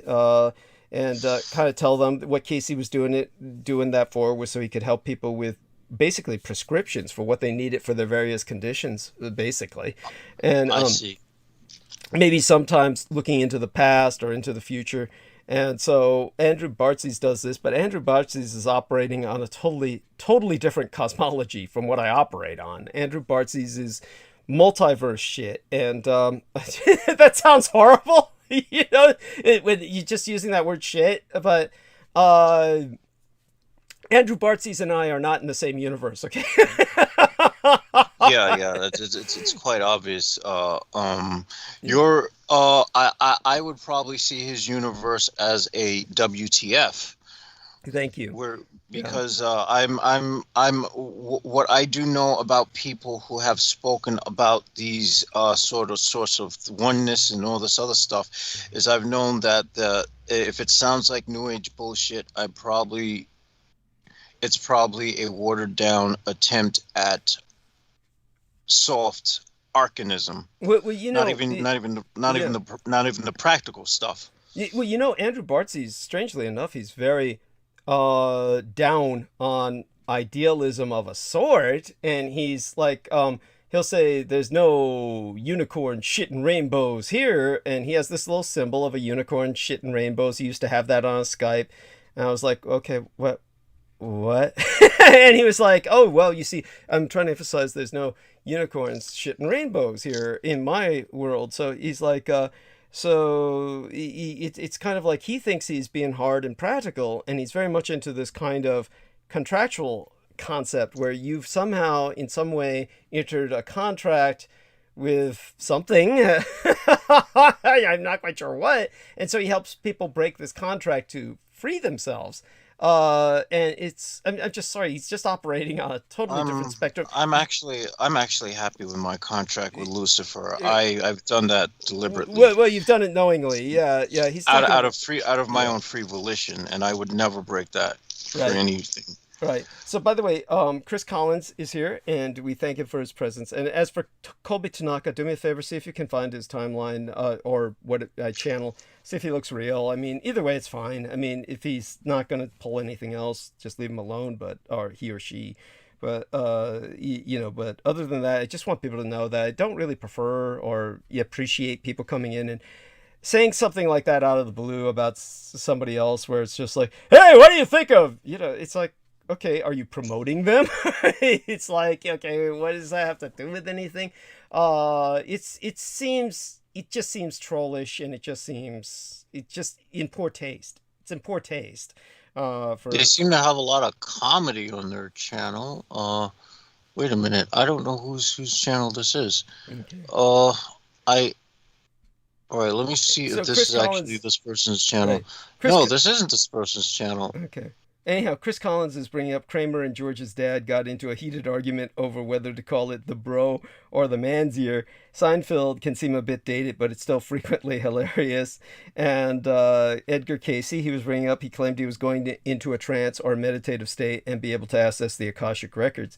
Of course, Edgar Casey was also saying things that just...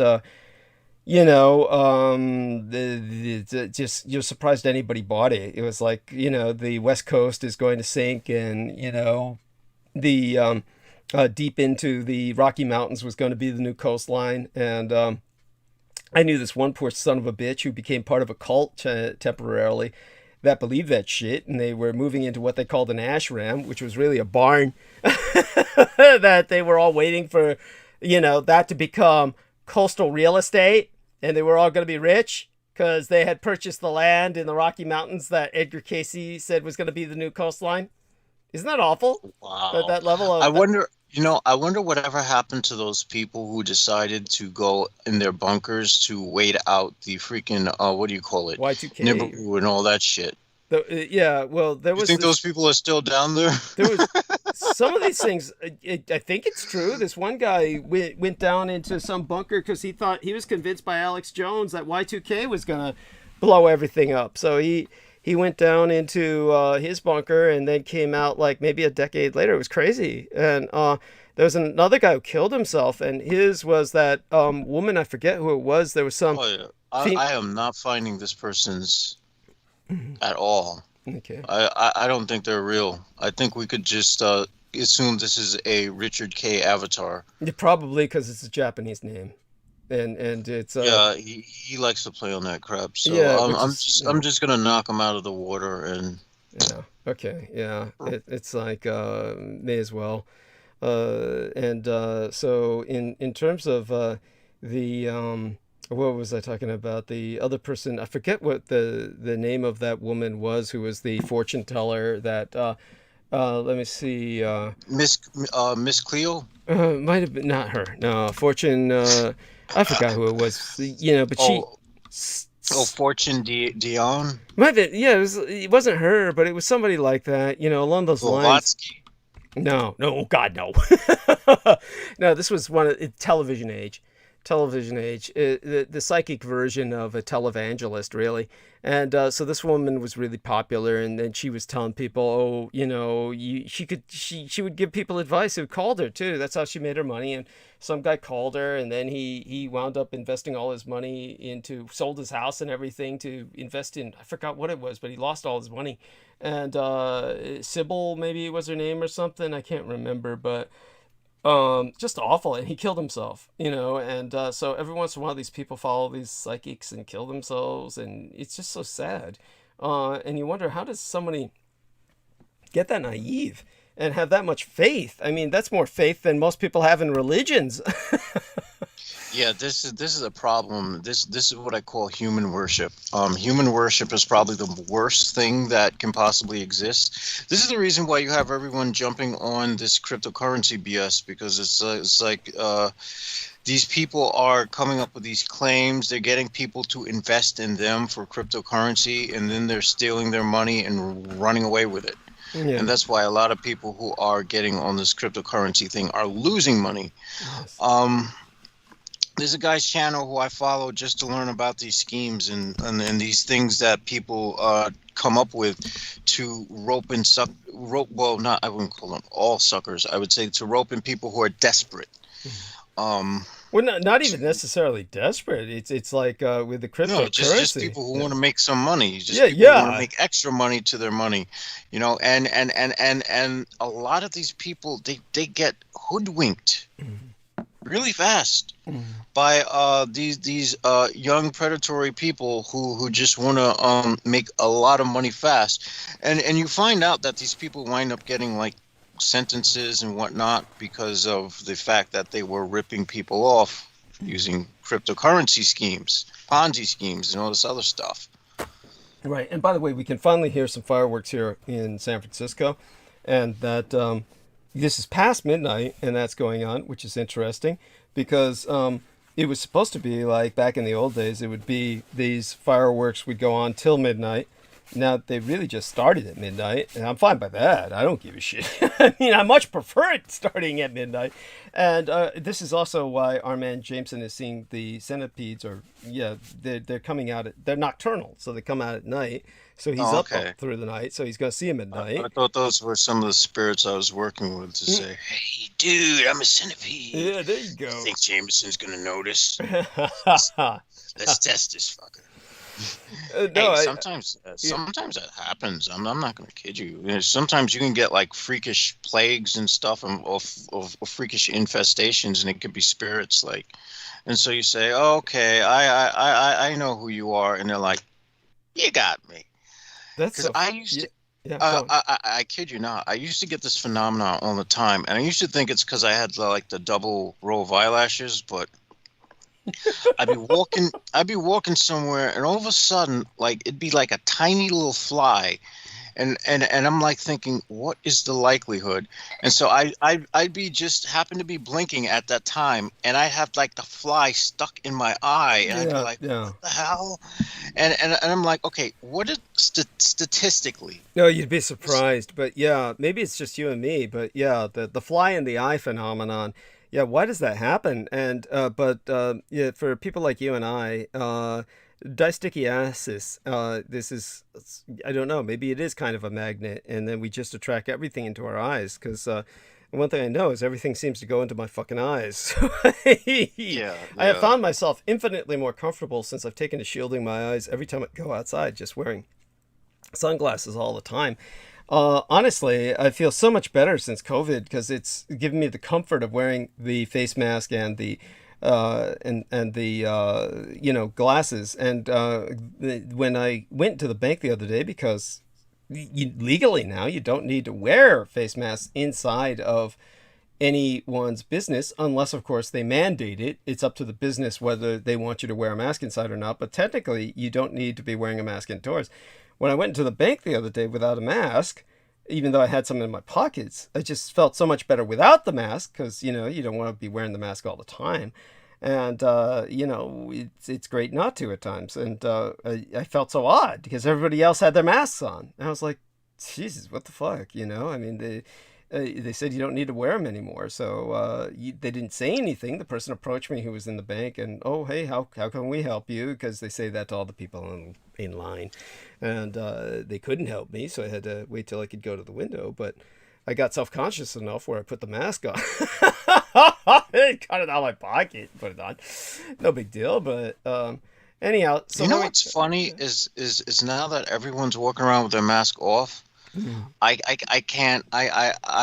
can't convince myself to take mine off because it's like I feel naked with my mask off. I understand how you feel. I mean, I noticed. It's like I feel like me keeping the mask on is like telling the world, "F you." It's you bizarre. Want to see my face? Pay me. Yeah, I've noticed that most people in San Francisco now, most people have no masks on until you go indoors. Then suddenly, it's supposed to be the opposite. It's supposed to be the opposite, where you don't need to wear them inside if you are vaccinated. But anyhow, whatever. So who cares? It's just, it makes more sense. Of course, people wear them indoors because you're all clustered, right? But and there's no flowing air. Yeah, and there's no flowing air. So there you have that. Anyhow. God, if Mandy doesn't come on soon, I'll just start with the, I can start now with at least doing the plug for, Ben Estenius. And so this is the 4th of July Independence Day transmission. Love you dearly, Jameson. Thank you so much for what you do. Stay with us until the day. And if you need to do anything, let me know every time you leave and every time you're back. I'm just going to enjoy this nice peanut butter jelly sandwich and chill with the centipedes in the background, folks. There we are. And one among the creepiest true crime tours in America is the Tucson Murders True Crime Tours. The Tucson Murders True Crime Tours provide historic crime investigation into forgotten lost crimes in Tucson, Arizona. These small private tours are hosted by the Mr. Ben Baron Estenius, a true crime researcher and enthusiast who will personally take us to real historic crime locations related to these crimes in Tucson. Relive these events and hear the untold stories behind the stories. The Baron Ben specializes in the seemingly ever-developing case of the late serial rape killer Charles Howard Smitty Schmid Jr., alias the Pied Piper of Tucson, an aftermath tour. See theunfinishedman.com, where you can see excerpts from his yet-to-be-published book by the same title, The Unfinished Man, and also scenes from his cinematic documentaries currently in production at theunfinishedman.com. But other cases, such as the strange case of Morris Brady, the Dr. George Marvin Tejardine case, and the Red Rapist, are also within his repertoire, as in fact are all the crimes that shocked the Southwest throughout the 1960s, the very decade I myself entered this vale of tears. These devastating crimes stained a city so deeply they may never be removed. For tour information, contact the TucsonMurders.com, spelled Tucson as Tucson, Tucson.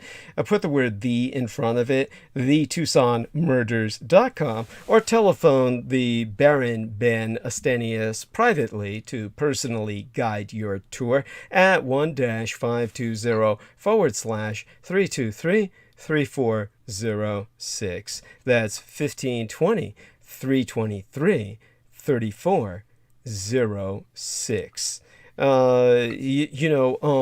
let me check on something, because I was just thinking of something that was brought to mind by Peter Moon and what we were discussing earlier, before I get into monologue completely and immerse myself in that and get into the zone, just in case Mandy drops by in the next few minutes. Let me see if I can find this. Let me see. What was his... oh, gosh. Lance Hendrickson. There we are. Lance Hendrickson. Look this up. And there was a... It's been so long now, I can't remember the name of this kind of semi-animated feature that was a favorite of Laura Lee Solomon's. And it was very touching. And there was somebody in there who was actually... very reminiscent of Peter Moon in a sense, and I don't think you've ever reviewed this or run across it. Maybe if you reviewed it, you can we could get your feedback on that. Okay, here we are, voice acting, and trying to remember.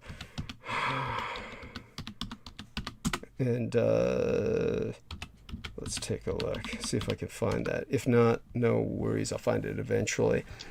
And other than that, keep a lookout for, if she doesn't show up, then I'll just start in on it. Might as well start in on it now. And apparently he's done voice acting on so many cartoons that he practically volunteered for this one that I was a consultant on. And honestly, it's one of those things where... he was so long ago. Honestly, I don't remember the name. This is really frustrating. All right. Aside from that, I'll probably remember later. Gene Dixon, that was it. Chris Collins brought it up. Anyhow, he says, oh yeah, he was talking about Edgar Cayce. He had a lot of catastrophic Earth change predictions. His timeline was off. Yeah, by a couple million years, yeah. He, maybe even hundreds of millions in terms of geological time. And then Gene Dixon, he says, not sure of the spelling of the first name. That was it. It was maybe, I think, unless Gene Dixon was the one that was with Roosevelt. It wasn't Gene Dixon if it was the one that was with Roosevelt. FDR, because that it was then a more TV age one. She was the basis for Sybil the Soothsayer in the film known as Network. This other psychic that I'm thinking of. I think Gene Dixon was the old one, the one that was, psychic for FDR, and then later on for Reagan and all that stuff. That wasn't the one that I was thinking of that was recommending, different sales or investments, and this one guy wound up killing himself over it. But okay, all of that aside. And so it's the 4th of July, and so people understand this, of course, it was a turning point in the American Civil War between the states. Obviously, today is, as far as it's promoted or marketed, it's the celebration of the Declaration of Independence of the original 13 colonies of the United States from Great Britain. It was on this date, theoretically, in 1776, that the North American British colonies became the United States of America. And just 67 years later, July 4th again became significant to American history in a manner that for some reason nobody in the United States knows about. But then again, everything I'm going to talk about, most people in the United States don't know anything about it. That's why I'm your renegade historian who tells you things that nobody else will tell you. But by the way, I noticed that my date here says the 5th on my digital calendar because it's after midnight. So the 4th of July is technically over, but today is the day off for most people. Today is a federal holiday, I believe, so most of you are off for the holidays. And this is all part of the July 4th weekend. So on this day, or yesterday, in 1863, Confederate General Robert E. Lee's Army of Northern Virginia began its retreat from Pennsylvania. The day after, it was resoundingly defeated at Gettysburg, ending General Lee's second attempt to take Washington, D.C. And most historians cite this battle as the turning point of the American Civil War. The battle by itself, however, aside of the battering of Lee's army, may not have been by itself crucial to the defeat of the Confederate States of America. Far from it. Lee amassed just under 25,000 casualties at Gettysburg, or fatalities, fully 1/3 of his army, and although it would never again function as an offensive military threat, the Army of Northern Virginia would still continue for nearly 2 more years as a formidable defensive unit, capable of inflicting unimaginable damage to any offensive force. Now, what may be more significant to what the Union perceived as ending the rebellion was the fall of Vicksburg, Mississippi, which occurred on the same day Lee began his retreat. Now, the Confederate States President, Jefferson Davis, said that Vicksburg is the nailhead that held the South's two halves together. And the U.S. President, Abraham Lincoln, saw it that way as well. Now, Vicksburg sits atop a high bluff overlooking the Mississippi River. And from there, Confederate artillery could effectively prevent any Union traffic from moving up or down the river. And further south, Louisiana's Port Hudson blocked all Union River travel from New Orleans north, keeping agricultural products from northern farm states from reaching eastbound ports to the south. The Union Major General Ulysses S. Grant had tried a number of attempts at taking Vicksburg by force, each ending in failure. He finally concluded to put his troops behind the city on the west side of the river and lay siege to Vicksburg. At the same time, Union General Nathaniel P. Banks laid siege to Port Hudson, further down the river in Louisiana. And Vicksburg, however, was still the key because if it could be taken, Port Hudson would necessarily fall in due time. And while these two ports were under siege, Lee led his Army of Northern Virginia into Pennsylvania, and his purpose was twofold: to relieve economic pressure from Virginia and to reach Washington, D.C. and end the war.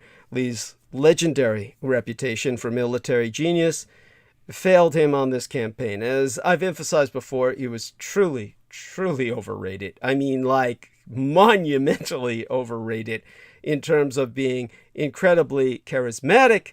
He was inspirational. He was, the white man's version of God on earth in terms of how he looked, his appearance, kind of how they perceived the All-Father in the sky. But unfortunately, he was really not militarily as competent as people keep promoting him. Still to this day. Honestly, he's really the man who lost the Civil War. Now, for 3 days at Gettysburg, Lee had battered his army against strongly held Union positions. Like an idiot. First on the left flank of Union General George Meade's Army of the Potomac, and then against the right flank, then as Union commander of the Army of the Potomac, General George Meade predicted against the center of the Union line. In other words, it was obvious where Lee was going to go next because there was nowhere left else to go, and he went there. It's just something nobody would do. And I don't understand why people keep pumping this guy. But while this 3-day battle, as I said, did not destroy Lee's army, it would never recover.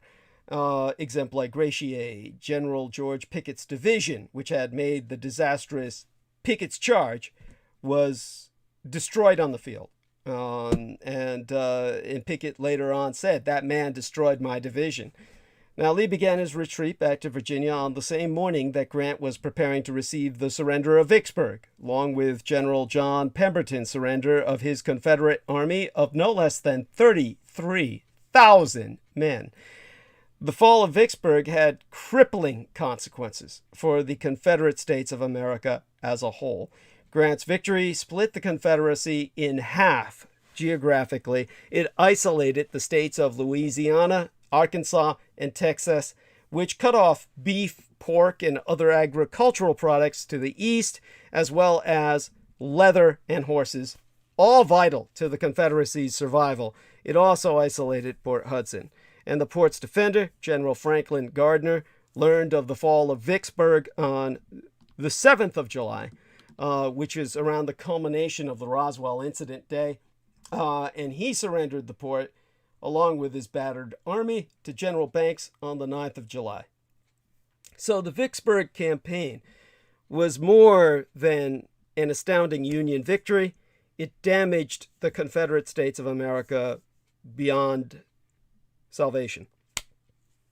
So in addition to the loss of the vast majority of agriculture from the West, needed for both the armies and the civilian population, the human cost was more than the South could sustain.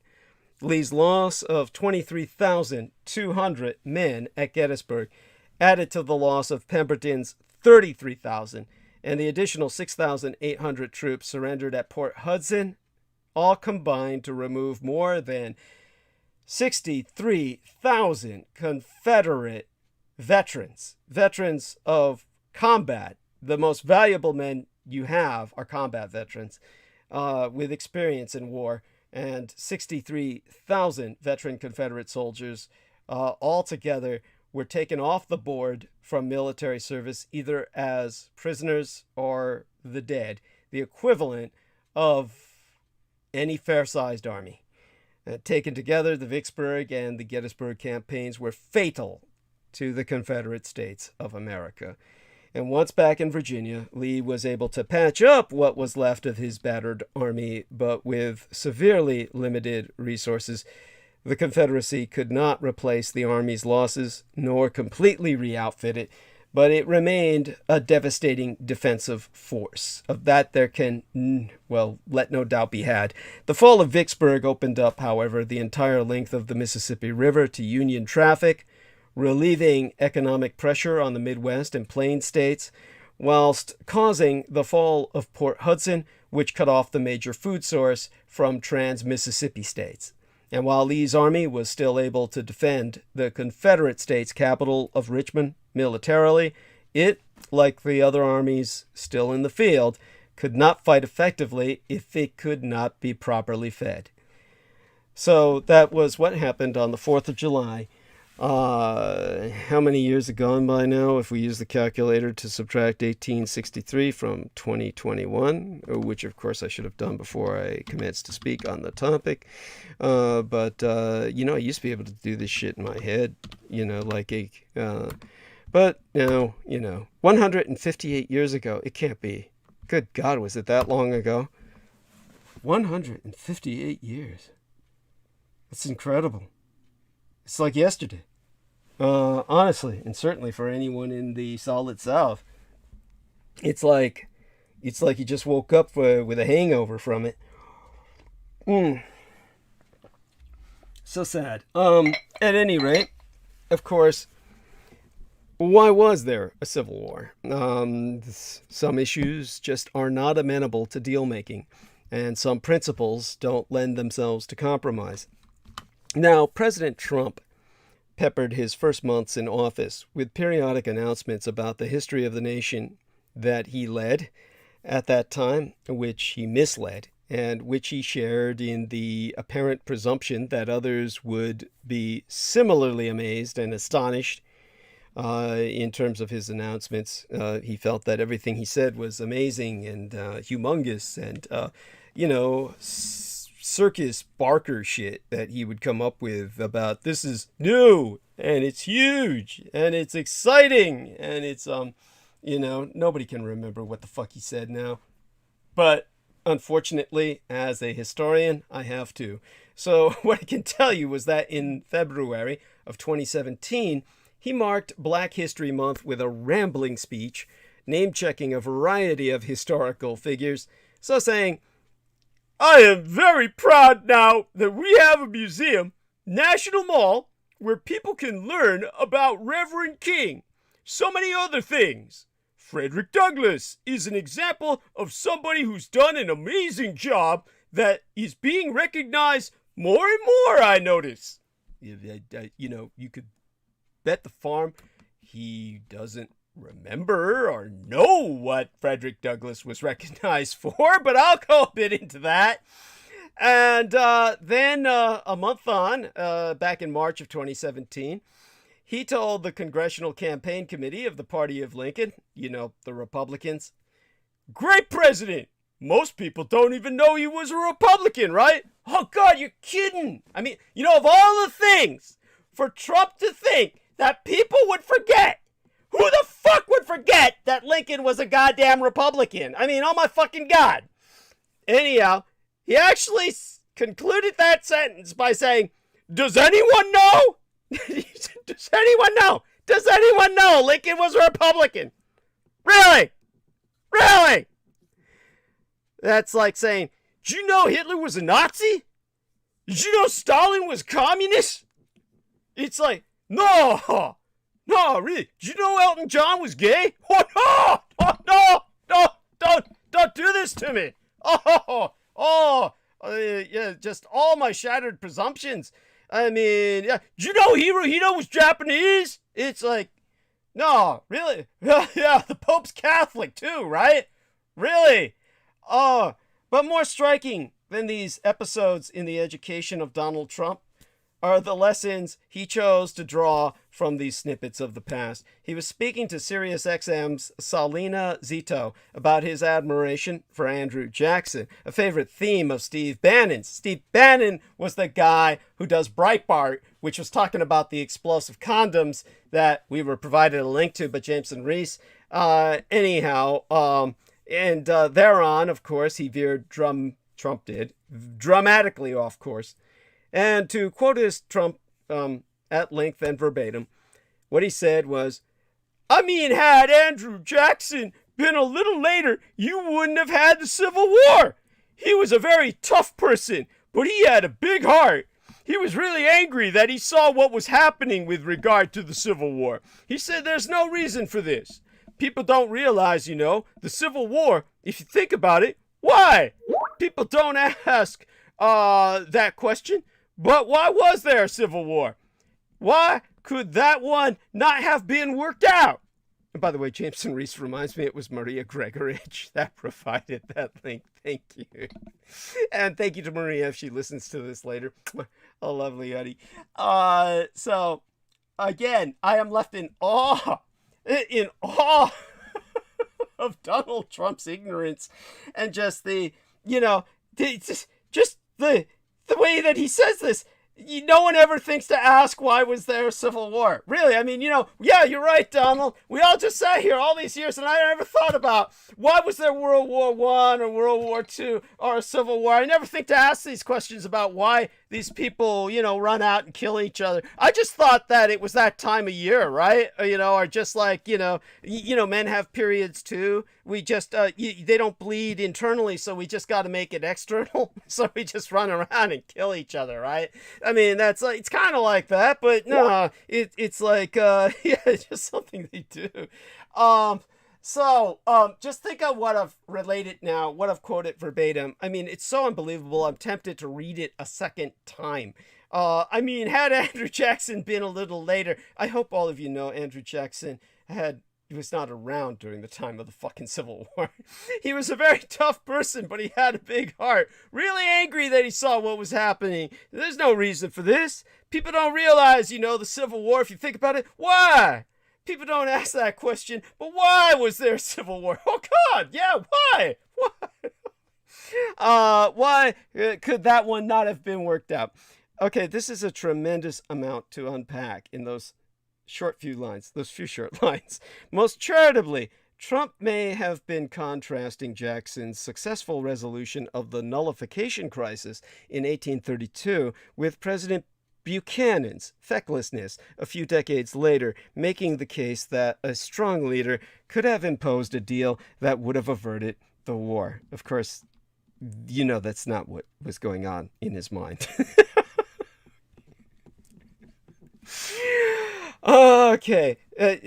Trump, no doubt, has no idea what the nullification crisis of 1832 was, and I would make the bet that neither do you. That is for well, let's just put it this way, to cover what little bit I'm willing to say about that now, because that would take us, another tangent down a different path. Jackson was prepared to use force, militia drilled in South Carolina specifically, but a compromise averted that crisis. James and Reese says, I don't think Trump knows what a deal is either. There we are. Anyhow, in 1832, defending that compromise on the Senate floor, Henry Clay said, "We want no war. Above all, no civil war, no family strife. We want to see no sacked cities, no desolated fields, no smoking ruins, no streams of American blood shed by American arms." Okay, let me reread that. Henry Clay, 1832. "We want no war. Above all, no civil war, no family strife. We want to see no sacked cities, no desolated fields, no smoking ruins, no streams of American blood shed by American arms." But if Clay and Jackson averted war, their continuance was purchased in the blood and pain of others. There were 2 million slaves in 1830. By the time of the American Civil War between the states comest upon the secession of the Solid South, there were more than 4 million human beings held in bondage in North America. The question, Trump sayest, that people don't ask may be the most debated historical question in America of all time. Union veterans of that Civil War tended to stress the moral imperative of their cause, but it never had anything to do with slaves. But by the 1890s, historians like James Ford Rhodes were starting to understand the conflict as the inevitable clash of a slave system with an industrializing economy, with slavery less a moral cause than a tectonic force impelling the conflict forward. And Charles and Mary Beard, in the 1920s, the decade my late and sainted Cyrus was born, my mother, de-emphasized slavery, believe it or not, because it's hard for you to imagine in this day and age that someone would do that, but that is understandable to myself. Not looking at this as a human issue, but as an issue of war, of economics. Charles and Mary Beard, who were a husband and wife, couple of historians in the 1920s, they de-emphasized slavery in favor of class conflict between the agrarian South and the industrializing North. But they saw war as no less inevitable. What they were operating on was basically a Marxian paradigm. So they communized their interpretation of civil conflict. So you can understand why they did this, viewing the South as the aristocracy and the North as the population, or the populist, or the proletarian, labor. Get it? Labor. The communists always have a fetish about labor, and therefore labor was rebelling in class warfare against the privileged aristocracy of the noble South. This was how they viewed that. Believe it or not, they viewed the Union as basically the revolutionaries in the communist perspective. By the way, for those of you who don't know, Karl Marx personally sided with the South and really hated the North and really wanted to see the South triumph in war so that the slave system could be perpetuated, because he didn't count the blacks as labor because he didn't count them as human. Just so you fucking know. Now, in the wake of the First World War, however, revisionists like James Randall and Avery Craven argued that the Civil War was a terrible, avoidable blunder. Slavery was inefficient, and that's per their reckoning, and if left alone, would have extinguished itself. Or so they insisted, saying that it was weak politicians and crumbling institutions that produced unnecessary bloodshed.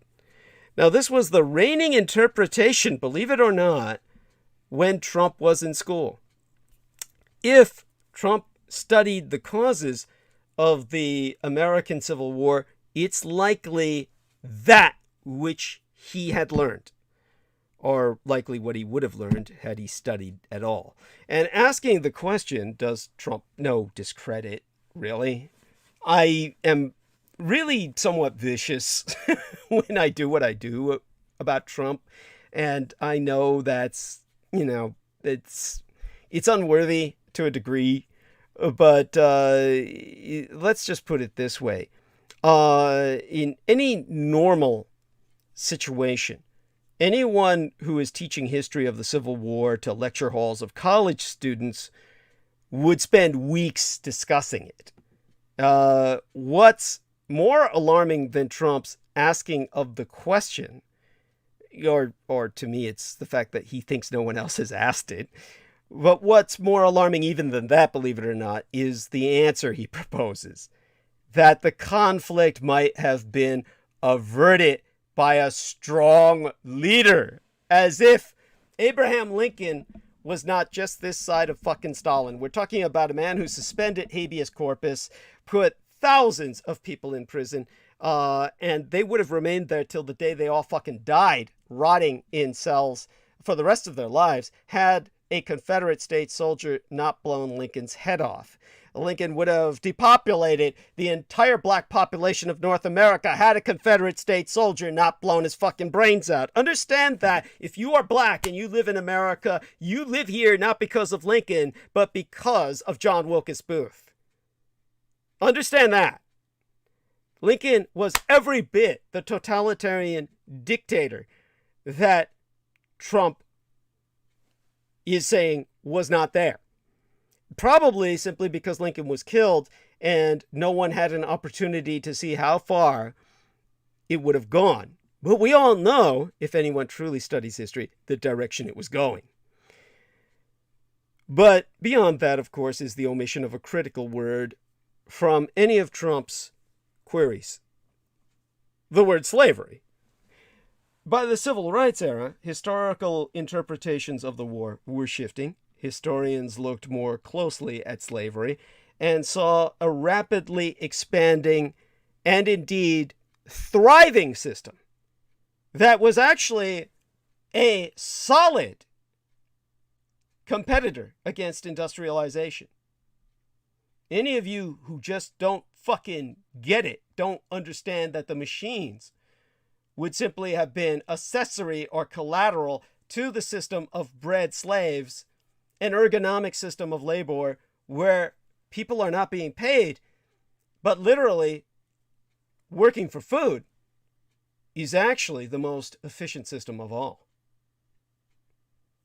Far more efficient than wage slavery. And they concluded, well, when they looked at the words of those who pushed the nation into war, they concluded that there was a remarkably straightforward answer to the question posed by the president. Why was there a civil war? Why could that one not have been worked out? Because the Civil War was fought over slavery. As it seceded from the Union, Mississippi declared, "Our position is thoroughly identified with the institution of slavery, the greatest material interest of the world." Louisiana said, "The people of the slaveholding states are bound together by the same necessity and determination to preserve African slavery." Texas insisted, "The servitude of the African race, as existing in these states, is mutually beneficial to both bond and free, and is abundantly authorized and justified by the experience of all mankind, and the revealed will of the Almighty Creator, as recognized by all Christian nations." And in his own maniacal fashion, Lincoln understood it too. To quote his T, "All knew that this interest was somehow the cause of the war. To strengthen, perpetuate, and extend this interest was the object for which the insurgents would rend the Union, even by war, while the government claimed no right to do more than to restrict the territorial enlargement thereof. By the way, getting a message from the lovely Amanda Yu, who says, I am having issues with Skype not letting me call, saying low quality. Okay, and she says, I'll keep trying. So I'll tell her, no worries, honey. I'm in monologue now. So let me tell her that. All right. Nary care dar I am in monologue now.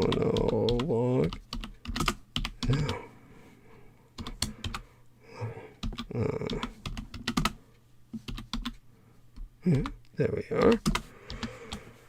Okay, so at any rate, when so in a very real sense, the entirely uncontroversial consensus among professional historians is that slavery caused the war in this sense, although this conclusion has not reached much of the general public in its common sense, in its manifest sense. By that I mean everybody who is of the general public, a layman, a lay person, they generally think that, we went to war so Lincoln could free the slaves, which is nothing could be more idiotic. The whole concept of the Union, their general strategic objective was to bring the southern states back into alignment so they could exploit their resources. Lincoln, had he lived, would have likely, along with certain extremists in the Republican Party, done their best to exterminate the Southern race. They viewed them as a separate race, just as the South viewed the Northerners as a different race, because these were different races. Everybody in the South was ethnically overwhelmingly Gallo-Celtic, Scottish, Welsh, Irish, French, whereas everyone in the North was overwhelmingly Anglo-Teutonic. This was the kind of carryover from the British genocide against the Celtic fringe, the Irish, the Scots, and the Welsh, who they tried to exterminate for hundreds of years and failed to do so. This is what the North would have gone into continuity thereof, carrying that conflict, that racial conflict, that genocidal conflict across the Atlantic. That was what was going on in the North, whereas the South was fighting for slavery. Either way, you're looking at a choice between the Slavocrats and the genocidals. It's a choice between Lucifer and Beelzebub in the sense of when you're stuck in hell.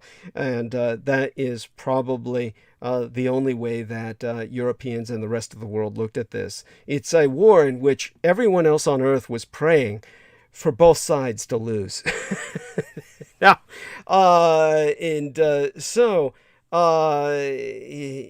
leaders like Jackson, who were brought up by Trump, then they only postponed the inevitable reckoning. And it's still tempting, however, to believe that the Civil War might have been avoided. The loss of 750,000 lives as were immediately lost, not to mention those lost to the plague thereafter, which would raise it to well over 2 million, 3 million. The bloodiest conflict in our history, one could understandably wish to have seen it forestalled. And for a century, many of America's political leaders did everything in their power to turn a blind eye to the carnage of slavery for that very reason, staving off sectional crises. The first century of American history, in fact, can be told through a long litany of deals struck by strong leaders, strong Lincolnite-styled or proto-Lincoln-esque leaders working to suppress or at least delay open conflict over slavery. And the delegates in Philadelphia were deal makers. The Constitution they produced strengthened the federal government, but at the price of shielding slavery. The 3/5 compromise ensured the South would wield disproportionate power in the House and in presidential elections, This is how a Democrat, which in those days was a solid Dixiecrat, could win the election, the first Democratic election held after the American Civil War. The South loses the war militarily and then wins the goddamn election. That's how. The very structure of government guaranteed it. That document, your Constitution, protected the international slave trade for nigh beyond 2 decades. At the very minimum, 20 years. It guaranteed the right to buy slaves. If some at the convention, that constitutional convention, had even hoped that compromise might buy enough time for slavery to pass out of existence on its own, they were disappointed. It certainly did not breed out in a single generation, but magnified by orders of magnitude. Instead, slavery, in all its horrifying brutality, became the cornerstone of American economic development, without which America would not be as the superpower it be today. An ever-increasing number of human beings were held in bondage, their labor forcibly extracted, and their financial worth heavily leveraged. The deals piled up, just like the list. Well, the list itself is like a history textbook index. The Missouri Compromise in 1820, the Nullification Crisis in 1832, the Compromise of 1850, the Kansas-Nebraska Act passed in 1854. Even on the eve of war, there was the failed Crittenden Compromise. 160 years agone. The founders of, what was it, Atlantic Magazine, if I remember, but a national standard in mass media communications, promised that in politics they would deal frankly with persons and with parties, endeavoring always to keep in view that moral element which transcends all persons and parties, and which alone makes the basis of a true and lasting national prosperity. This was put into the words of the Fourth Estate, the media. That element of our society, which in a very real sense, after the fall of Richard Nixon, was essentially a factor in our governance until the election of Donald Trump. And their point at that time was that some issues are not personal, are not partisan, and are not amenable to compromise.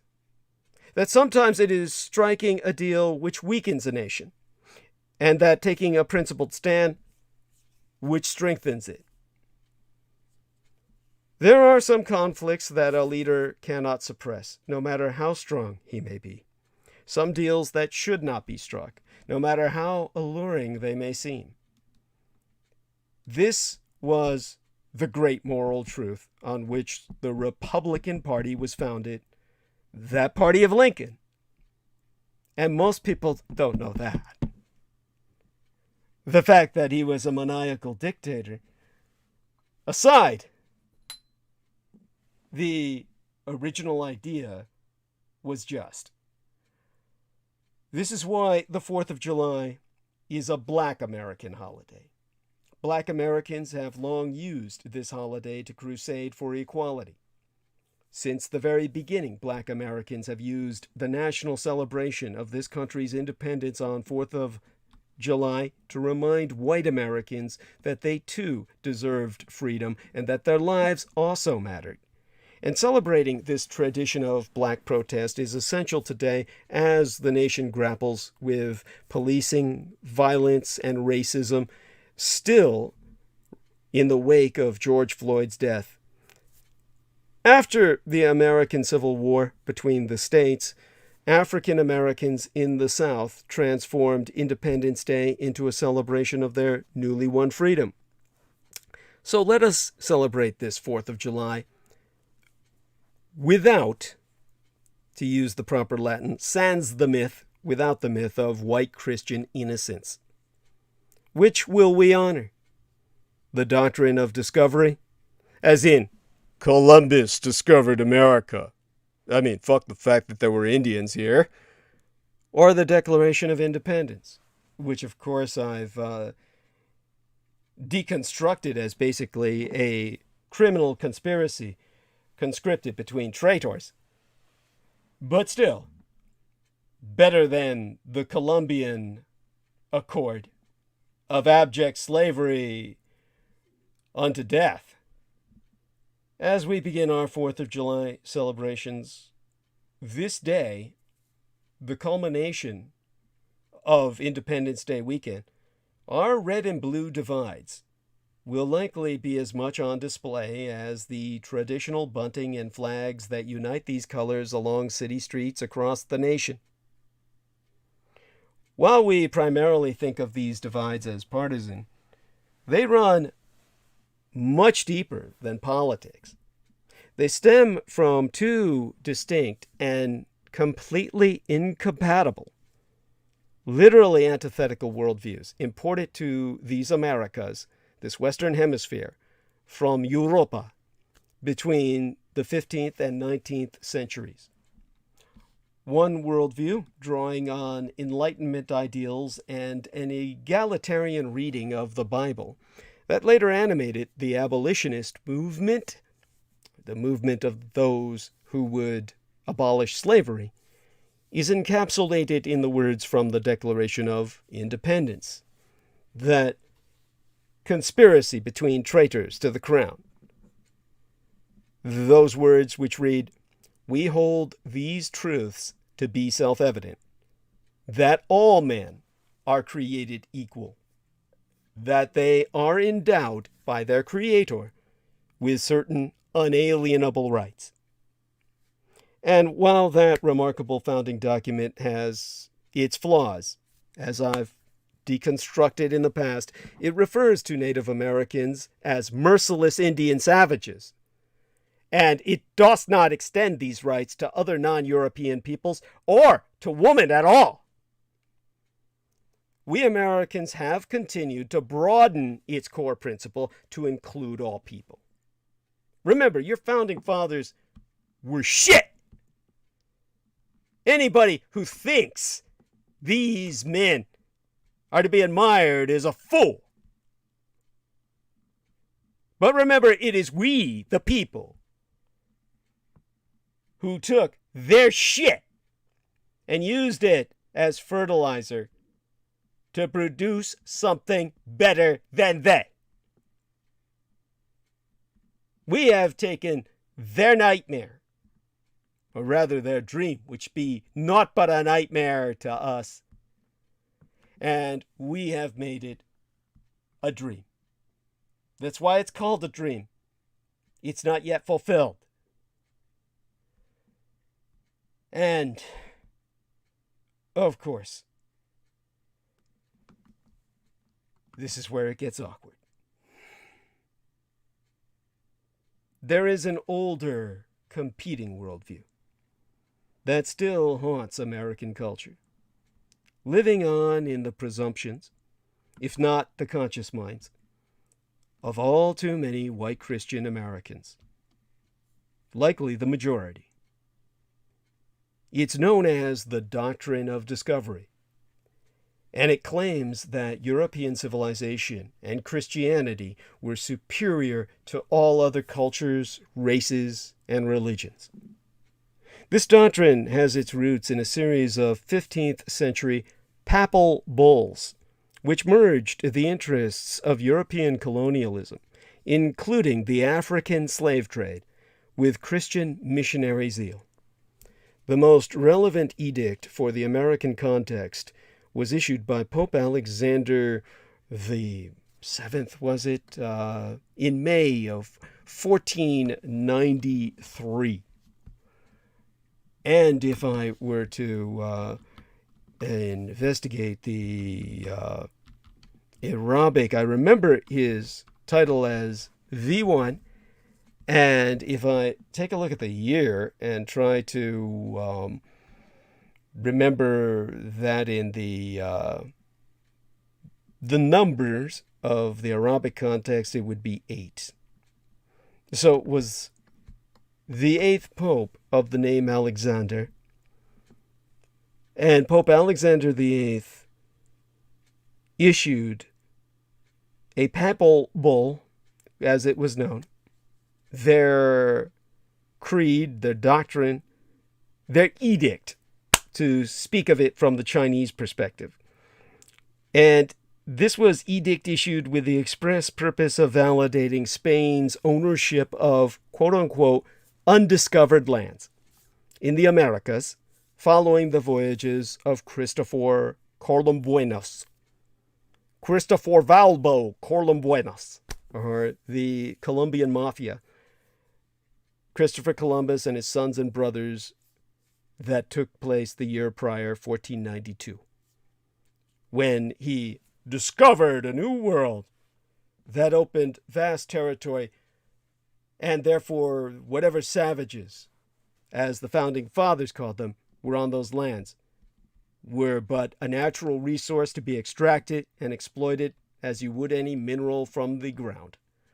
That history may seem irrelevant to us today, but in giving Europeans a divine right to seize the lands of all non-Christian peoples anywhere in the world, it furnished the foundational lie that America was discovered and enshrined the innocence of these settlers, these invaders, in the story white Christian Americans told about themselves. If Europeans were superior to all others, enslavement and colonial conquest were merely the means of improving the temporal and eternal lot of indigenous peoples. So conceived, no actual atrocities could possibly tilt the scales of justice against these immeasurable goods. Far from irrelevant, this attitude has chased us through American history to this day. It was used by Thomas Jefferson as president to justify the Louisiana Purchase and the mistreatment of all Native Americans in that territory. It was formally incorporated into American law in the case of Johnson versus McIntosh in 1823, which held by unanimous decision that the expulsion of Native Americans from their lands was justified by, to quotist the text, the character and religion of its inhabitants, the superior genius of Europe, and ample compensation to the Native Americans by bestowing on them civilization and Christianity in exchange for limited independence. Our continued reliance on that legal precedent was the key reason that the United States was one of only 4 countries out of 147 to vote against the adoption of the Declaration of the Rights of Indigenous Peoples at the 2007 United Nations General Assembly.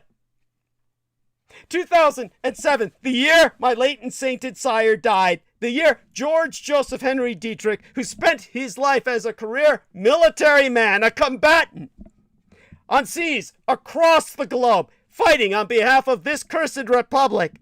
2007, the year that man was murdered in the United Nations, out of all the nations on earth to vote for the rights of indigenous peoples, the United States was the only nation on earth to stand up and say, no, indigenous peoples have no rights because we do not recognize them as human beings.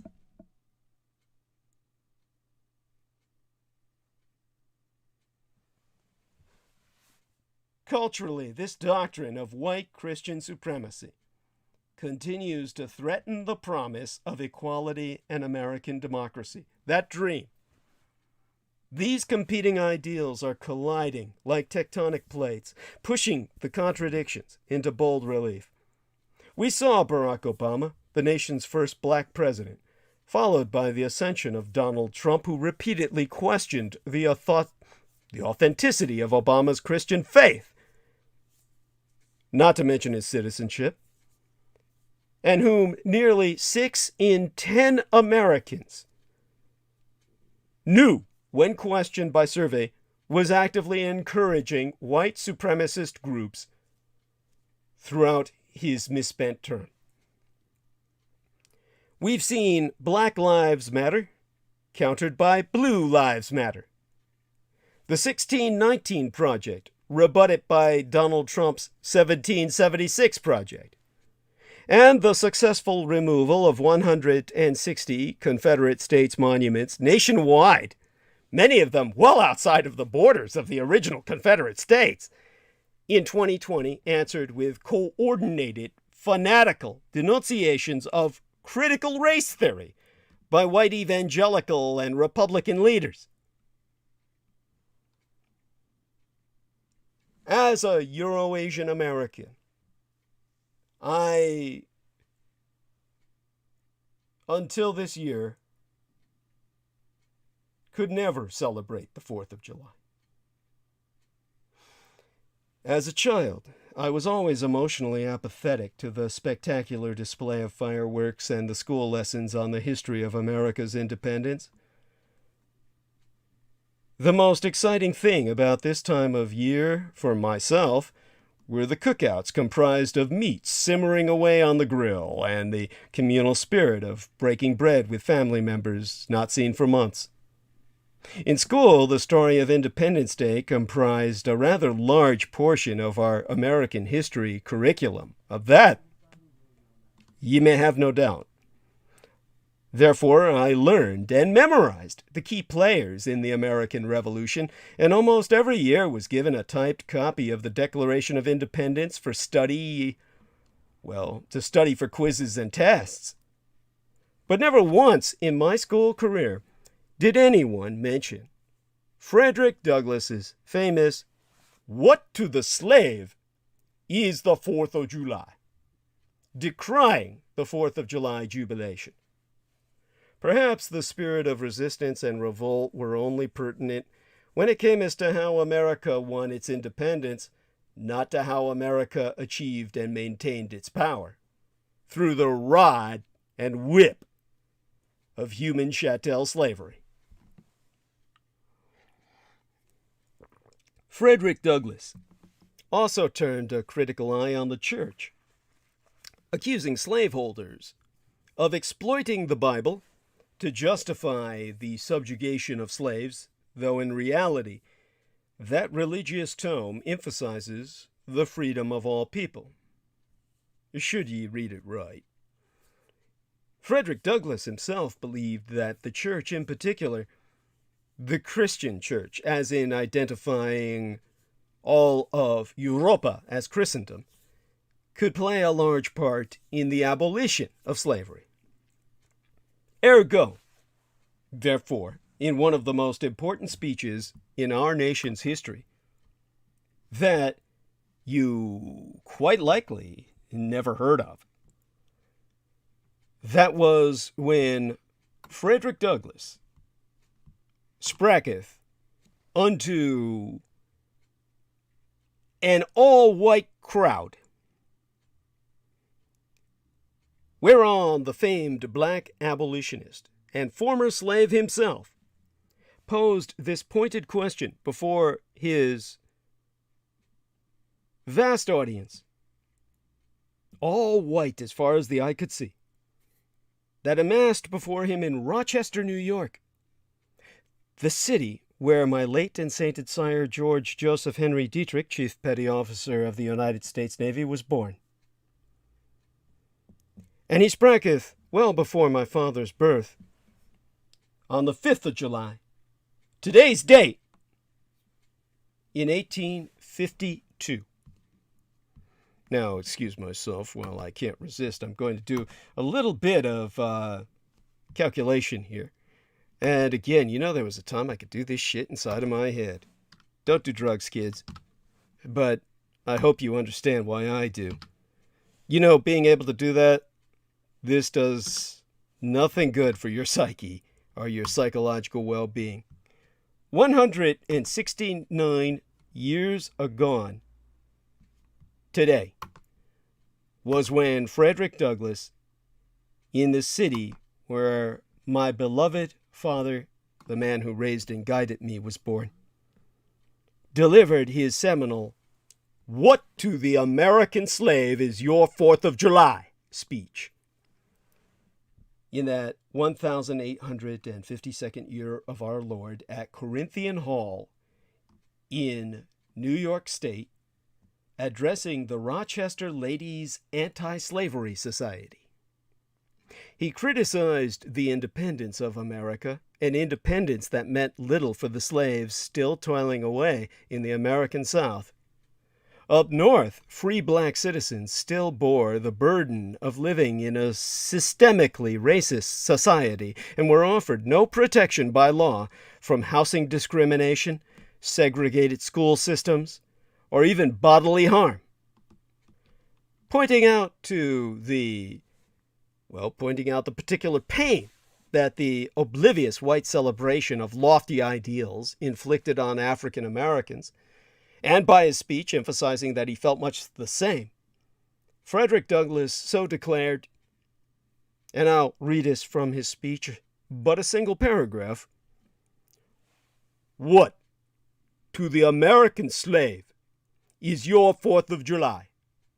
It is a day that reveals to he, more than all other days in the year, the gross injustice and cruelty to which he is the constant victim. I am not included within the pale of this glorious anniversary. The 4th of July is yours, not mine. I say it with a sad sense of the disparity between us. I am not included within the pale of glorious anniversary. Your high independence only reveals the immeasurable distance between us. The rich inheritance of justice, liberty, prosperity, and independence, bequeathed by your fathers, is shared by you, not by me. This 4th of July is yours, not mine." In essence, he was declaring, as many black civil rights leaders following him have done, that the 4th of July had become more a celebration of the domination justified by the doctrine of discovery than the liberation imagined by the Declaration of Independence. He was struggling with whites' assertions that they were the superior race and European Christianity the pinnacle of human civilization. His assertions are ones we must meditate on when the time comes to pull out the fireworks and light up the grill while watching the lights explode. Because what to the slave is the 4th of July? Lay us bare the hypocrisy of a nation so eager for independence, yet so reluctant to bestow those same freedoms to the enslaved people driving the country's economy ever forward. A little more than a decade later, however, African Americans like Douglass began making the glorious anniversary their own. 11 years would pass after Douglass's speech before the Emancipation Proclamation was signed by Abraham Lincoln in 1863. That same year in which that 4th of July proved so pivotal to the death of the Confederate States as an act of insurgency by Union definition. And it wasn't till 1865 when the last enslaved people in Texas learned that they were no longer in bondage. Hence, Juneteenth. But even after slavery was abolished, freedom and independence were all but empty, hollow words. After the end of the Civil War in 1865, the nation's 4 million newly emancipated citizens transformed Independence Day into a celebration of black freedom. The 4th became an almost exclusively black African American holiday in the states of the former Confederacy, until white Southerners after violently reasserting their dominance of the region, snuffed these black commemorations out. Before the Civil War, white Americans from every corner of the country had annually marked the 4th with feasts, parades, and copious quantities of alcohol. A European visitor observed that it was almost the only holy day kept in America. Black Americans demonstrated considerably less enthusiasm, and those who did observe the holiday preferred, like Frederick Douglass, to do so on the 5th of July to better accentuate the difference between the high promises of the 4th and the low realities of life for African Americans, while also avoiding confrontations with drunken white revelers. Yet the tables had turned.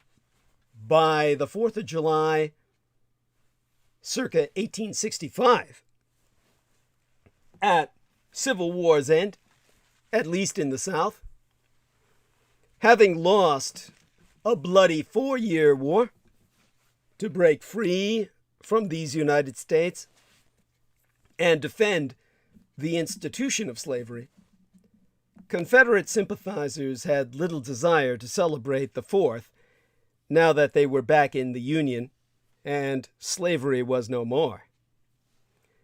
A young woman in Columbia, South Carolina, wrote, "The white people shut themselves within doors."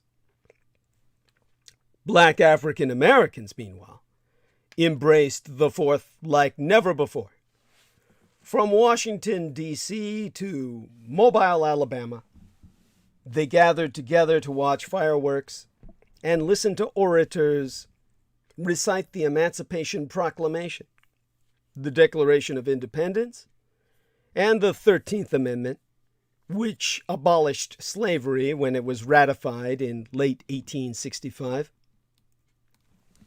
As the Fresno, California State University history professor and professores Blaine Roberts and Ethan J. Keitel document in their comparatively recent book entitled Denmark Vesey's Garden, which be subtitled Slavery and Memory in the Cradle of the Confederacy, published in the year 2018 during the Trump misadministration.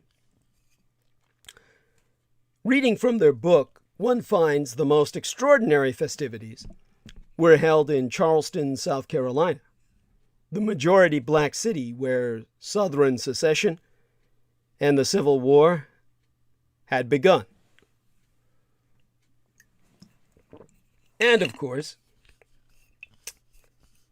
where we would later see other violent activity, but at the 1865 commemoration in Charleston, one speaker noted the altered meaning of the holiday for Black Americans, who could at last bask in the sunshine of liberty. The words of the observer. The martial displays at this and subsequent celebrations underscored his point. Each year, thousands of Black South Carolinians lined up early to watch African American militia companies march through city streets. Led by mounted officers, some of whom were ex-slaves, these black companies were often named for abolitionists and other black heroes. The 1876 4th of July parade included the Lincoln Rifle Guard, the Attucks Light Infantry, the Frederick Douglass Light Infantry, and the Garrison Light Infantry. The Charleston parades typically ended at White Point Garden, a beautiful park at the base of the city peninsula, where enormous crowds purchased peanuts, cakes, fried fish, and sassafras beer from vendors camped out in shady spots. On the 5th of July in 1872, the Charleston Daily News reported, "The whole colored population seemed to have turned out into the open air, and the gardens were so densely thronged that it was only with the utmost difficulty that locomotion was possible amid the booths, stalls, and sightseers.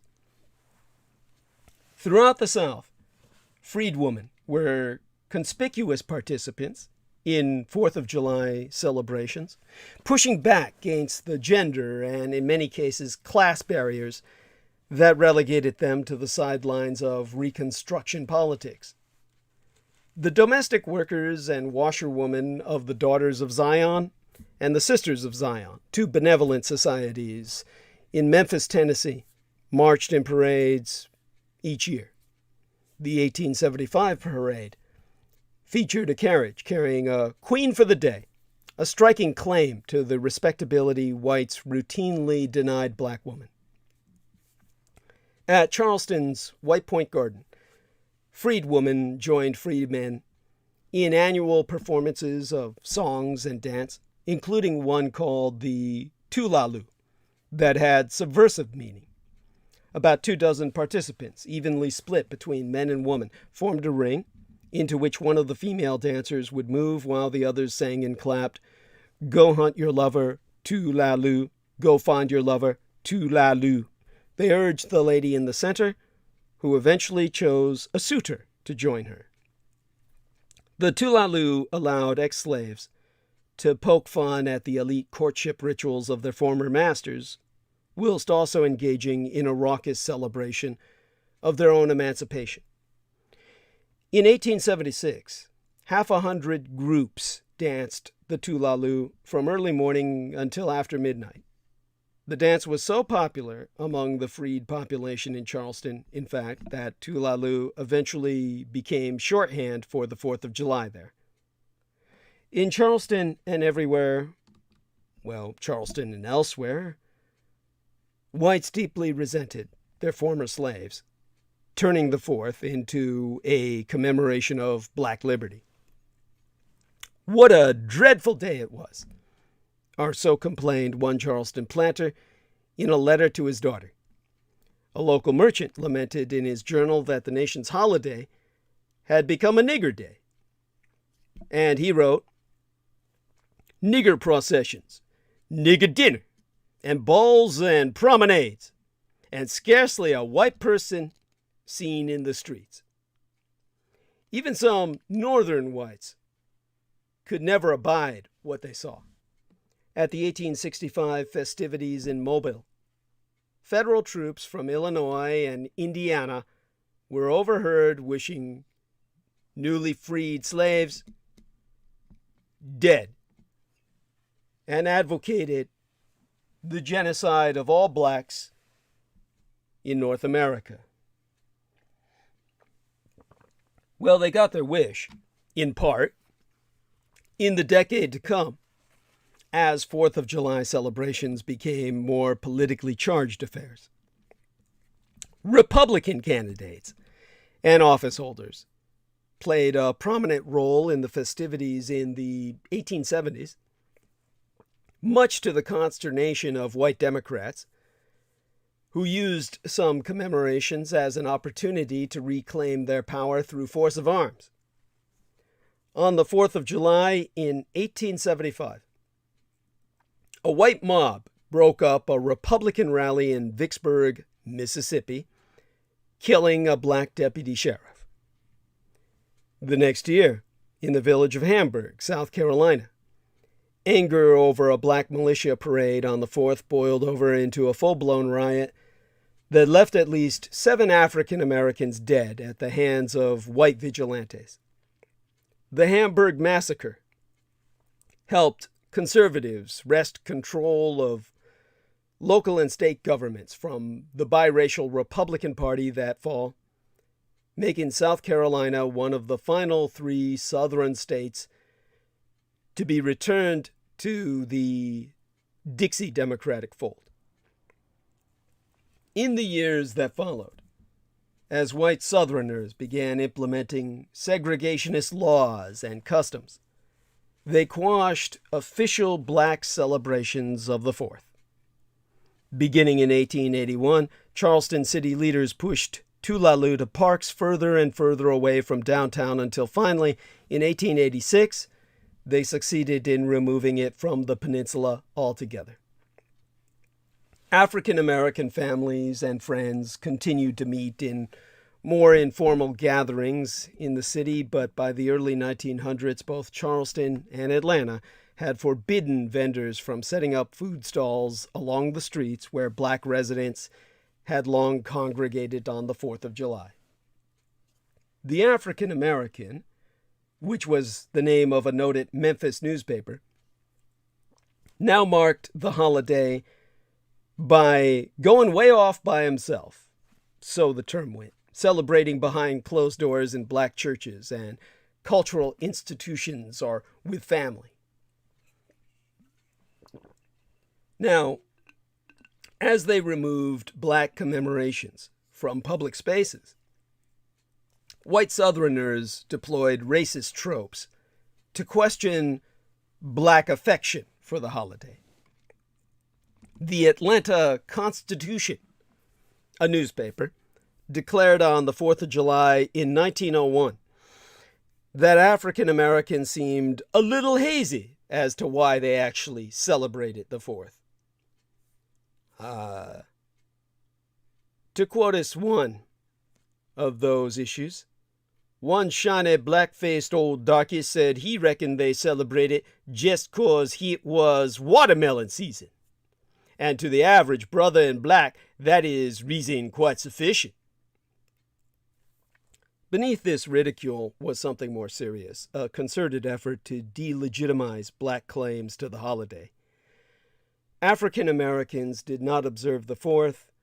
White critics sneered out of any sincere sense of patriotism or any accurate understanding of what the day even meant. After all, they insisted, the 4th of July did not apply to black Americans. It neither represented their freedom nor testified to their status as people worthy of equal citizenship.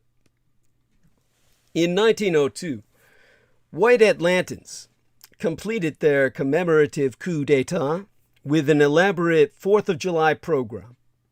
A children's chorus sang 3 patriotic songs, Dixie, The Star-Spangled Banner, and America, while a parade of local dignitaries, among them both Confederate and Union veterans, whites, all of them, of course, wound through the city, united in their color more than they were ever disunited by their cultural economies.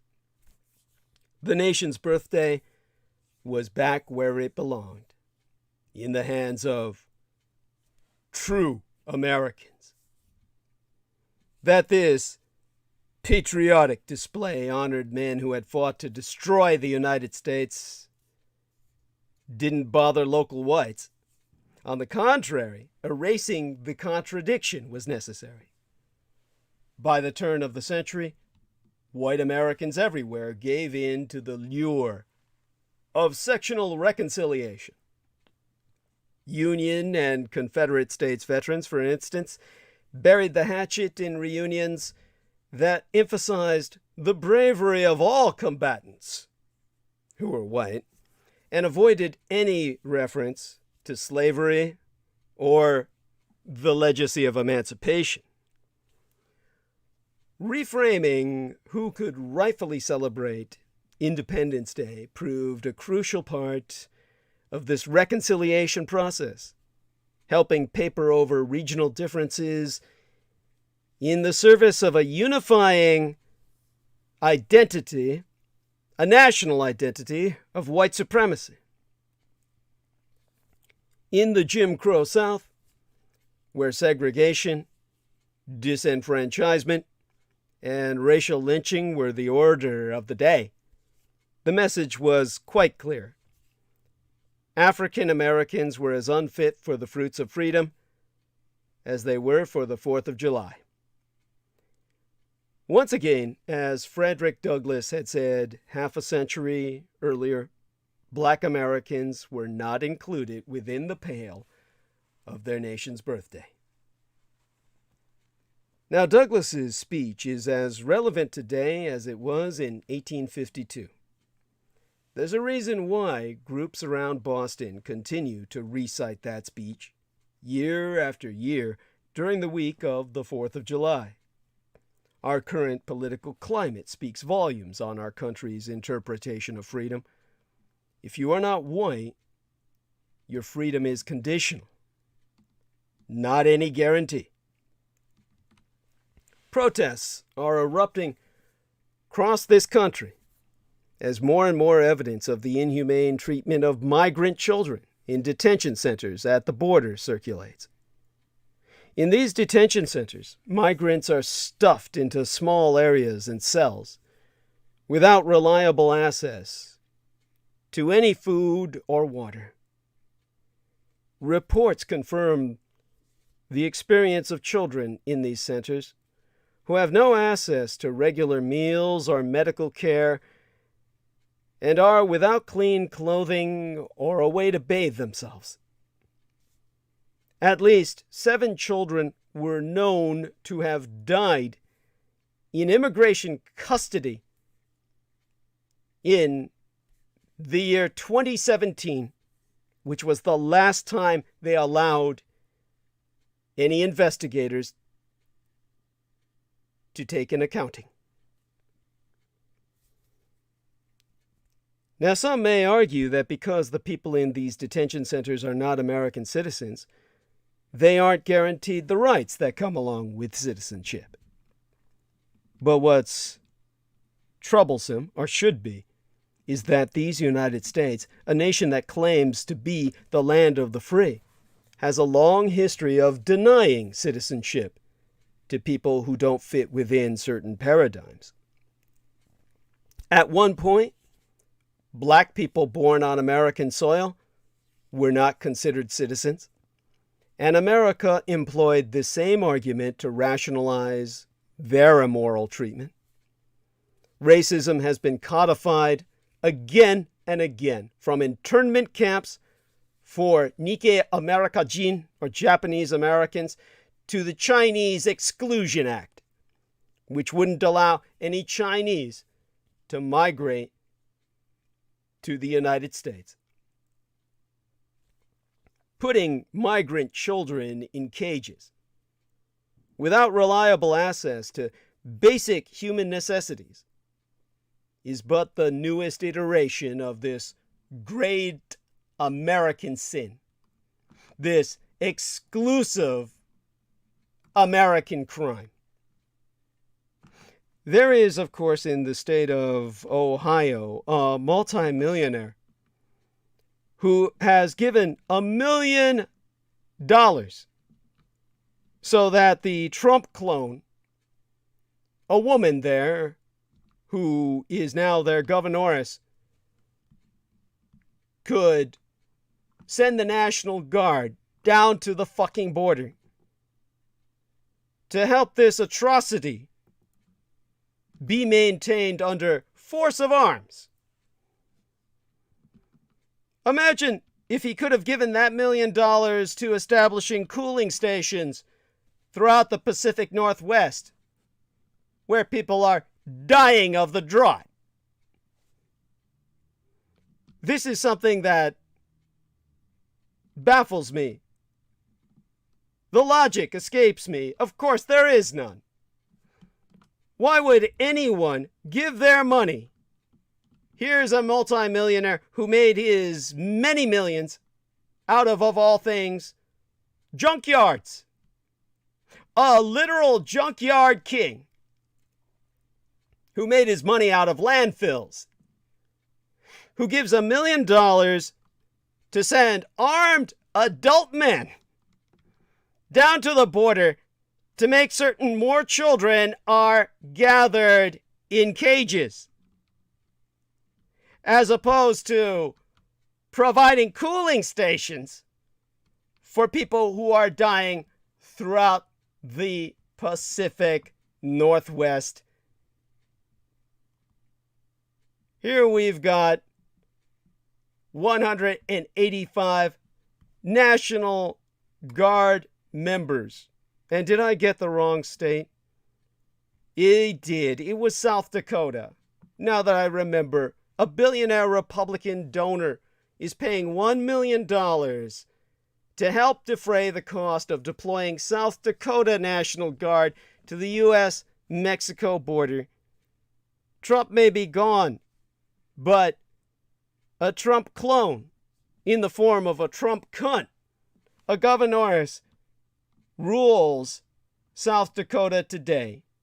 Kristi Noem, surname spelled N-O-E-M, a rising Republican star, the starlet, who has railed against illegal immigration and aligned herself firmly with former President Donald Trump. Willis Johnson is the name of the multimillionaire. Let's call him out.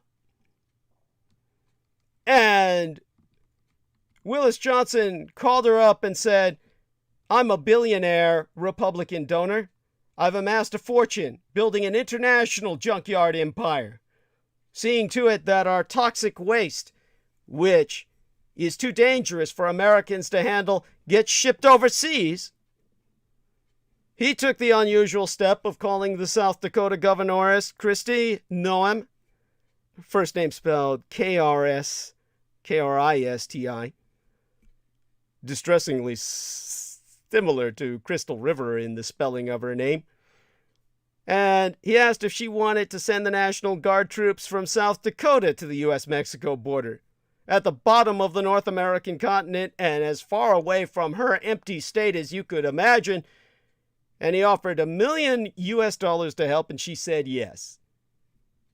And her acceptance of this donation from Willis Johnson, who doesn't even live in her state, but rather in Tennessee, should draw intense scrutiny. It landed in state coffers on Tuesday of this week last.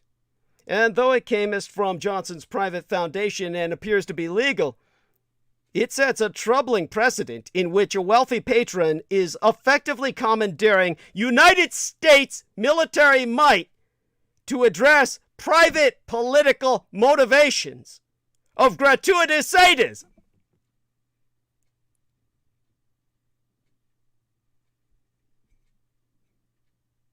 Now, to his credit, Willis Johnson answered the phone when I called.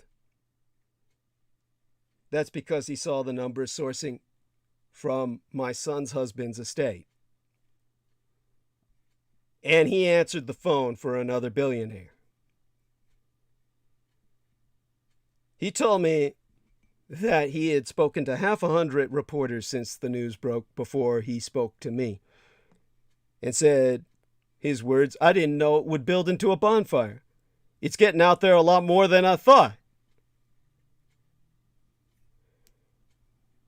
Now, whether this decision to accept his help will amount to smart politics or a policy blunder for Kristi Noem, again, her surname spelled N-O-E-M, let's call her out too, is unclear. In the short term, at least, the decision has catapulted her into the headlines and generated even more attention for her intended presidential run in 2024. Yes, this Trump cunt actually wants to be presidentress.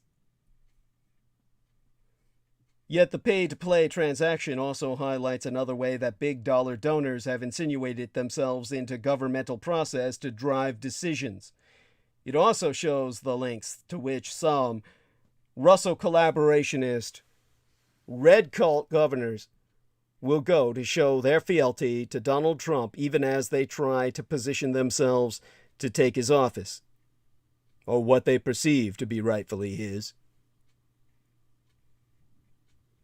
South Dakota State Senator Reynold Nesiba, who is a Democrat, said it all when Reynolds said, we don't need this donation, and whether it's legal or not, it's a terrible idea because it looks like our guardsmen are being used as political pawns.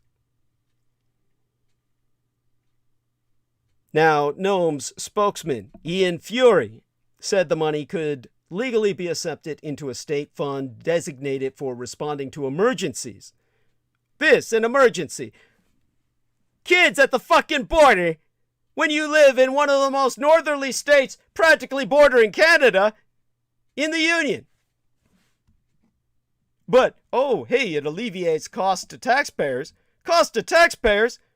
Why are you deploying your National Guard down south anyway?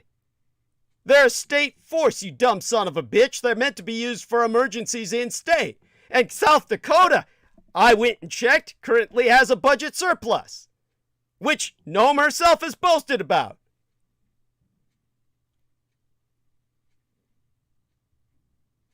Fury contended that Johnson's donation did not motivate the deployment of their contingent, saying that the state would have sent the Guard without it. Why? I cannot imagine. There is no rational motivation to do so.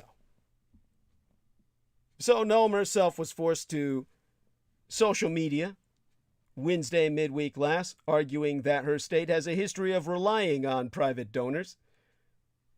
But those projects have typically been focused on local projects, like an events complex at the state fairgrounds, not deploying the goddamn National Guard. But in her Twitter video, Governoress Nome said, "This deployment is vital for the security of our state and our nation." Really? Really? Putting kids in cages? South Dakota law, the state law, suggests that's not the way such donations are intended to be used. That law states that the fund can only be used to meet special emergency requirements of the Division of Emergency Management, which is an agency tasked with preparing the state for natural disasters or other emergencies. Yet, Republican governors from Arkansas, Florida, Nebraska, and Iowa have all committed to sending law enforcement officers or National Guardsmen to the border. But when I spoke to Willis Johnson, he said South Dakota was the only state he's donated to, a decision motivated by Nome's quick response to a call from Texas Republican Governor Greg Abbott for assistance. Now, immigration continues to be the animating issue in the Republican Party, stoked by Donald Trump. On Wednesday midweek last, that former president and a group of about 24 Republican members of Congress toured the border in the Rio Grande Valley as if he were still president, whereon they railed against our real president, Joe Biden's handling of the border. Johnson, of course, is 74 fucking years old, saying, "The other ones were slow to react. If they are procrastinators, then I'm not going to help." Now, Willis Johnson is a native Oklahoman who donated to Trump's presidential campaign, and as I said, amassed his fortune starting almost literally from a scrap heap, learning the trade of landfilling from his father. And after serving in Vietnam, he purchased an old tow truck and his own wrecking yard in Vallejo, California. That's how I know about him. And through aggressive acquisition and an embrace of online technology, he built what is known as Copart Incorporated, a publicly traded global business in landfill. And he relocated. He was no longer welcome in our Golden State, to suburban Nashville over a decade ago, buying a home from the country music star, Alan Jackson. And now he's a prolific donor. He's given at least $2.3 million to federal campaigns over the past decade, including $900,000 to Donald Trump personally. As if that son of a bitch needed a fucking dime. When do you give money to multi-millionaires? But when I talked to Willis Johnson, who it turned out has written a book I never even knew, he had one out. It's titled From Junk to Gold and subtitled Lessons I Learned. He said, "America's been good to me. The Lord's been good to me. I help upcoming senators, congressmen, and governors. I'm behind the scenes. I try to keep it quiet." Yeah, till now, I told him. Now, separately, his family's philanthropy, Willis and Reba Johnson's foundation, typically gives $1 million or more a year to churches and charities, including so-called abortion alternative services. And according to United States defense officials and tax experts, his foundation's donation to South Dakota is highly unorthodox, but they say it's permissible. As South Dakota's governoress, Kristi Noem has the legal authority to deploy her troops to Texas on state-activated duty funded by the state. I confirmed that with the Department of Defense, which I used to be an employee of, in case you forgot. Now, those two states are also working within an existing emergency pact that allows them to send Guard troops to each other when needed. Now, once in Texas, the South Dakota Guard troops are under the Texas governor's authority. And officials have confirmed that the private funding given to South Dakota did not go directly to the National Guard. Instead, it goes into the state treasury, and the state has wide latitude over how that money can be spent. Now, these officials have spoken on condition of anonymity to discuss internal deliberations on state matters. And the White House itself has said the use and funding of the National Guard was the governoress's prerogative. I called the Department of Homeland Security from my son's husband's estate, but they did not respond to any of my requests for comment. The duties of the South Dakota National Guard contingent are not, well, they're simply not known. Texas's own Guard has a limited scope of duty that theoretically does not include making arrests and is supposed to focus instead on observing and reporting. Theoretically, and what goes on off paper, none of us will ever know. Now, Stephen Buckland is a professor emeritus at the University of South Dakota who has actually written on the history of the National Guard, and he expressed concern about how the private donation threatened the distinction of the military as an apolitical organization. He said, "The optic is one that the South Dakota National Guard are soldiers of fortune, mercenaries, as you once were," as he told me, "and will go anywhere that some billionaire sends them." Well, there you have it. This is what our state soldiers have been reduced to. There is great irony in the pomp and circumstance of the 4th of July, in the number of free musical concerts, fireworks, and other themed activities. What to us, by that I mean colored people like myself from other countries, who, under different circumstances, might be those children in cages at any other given time. What to us is the 4th of July, when our freedoms are consistently infringed upon by a government meant to uphold those very freedoms?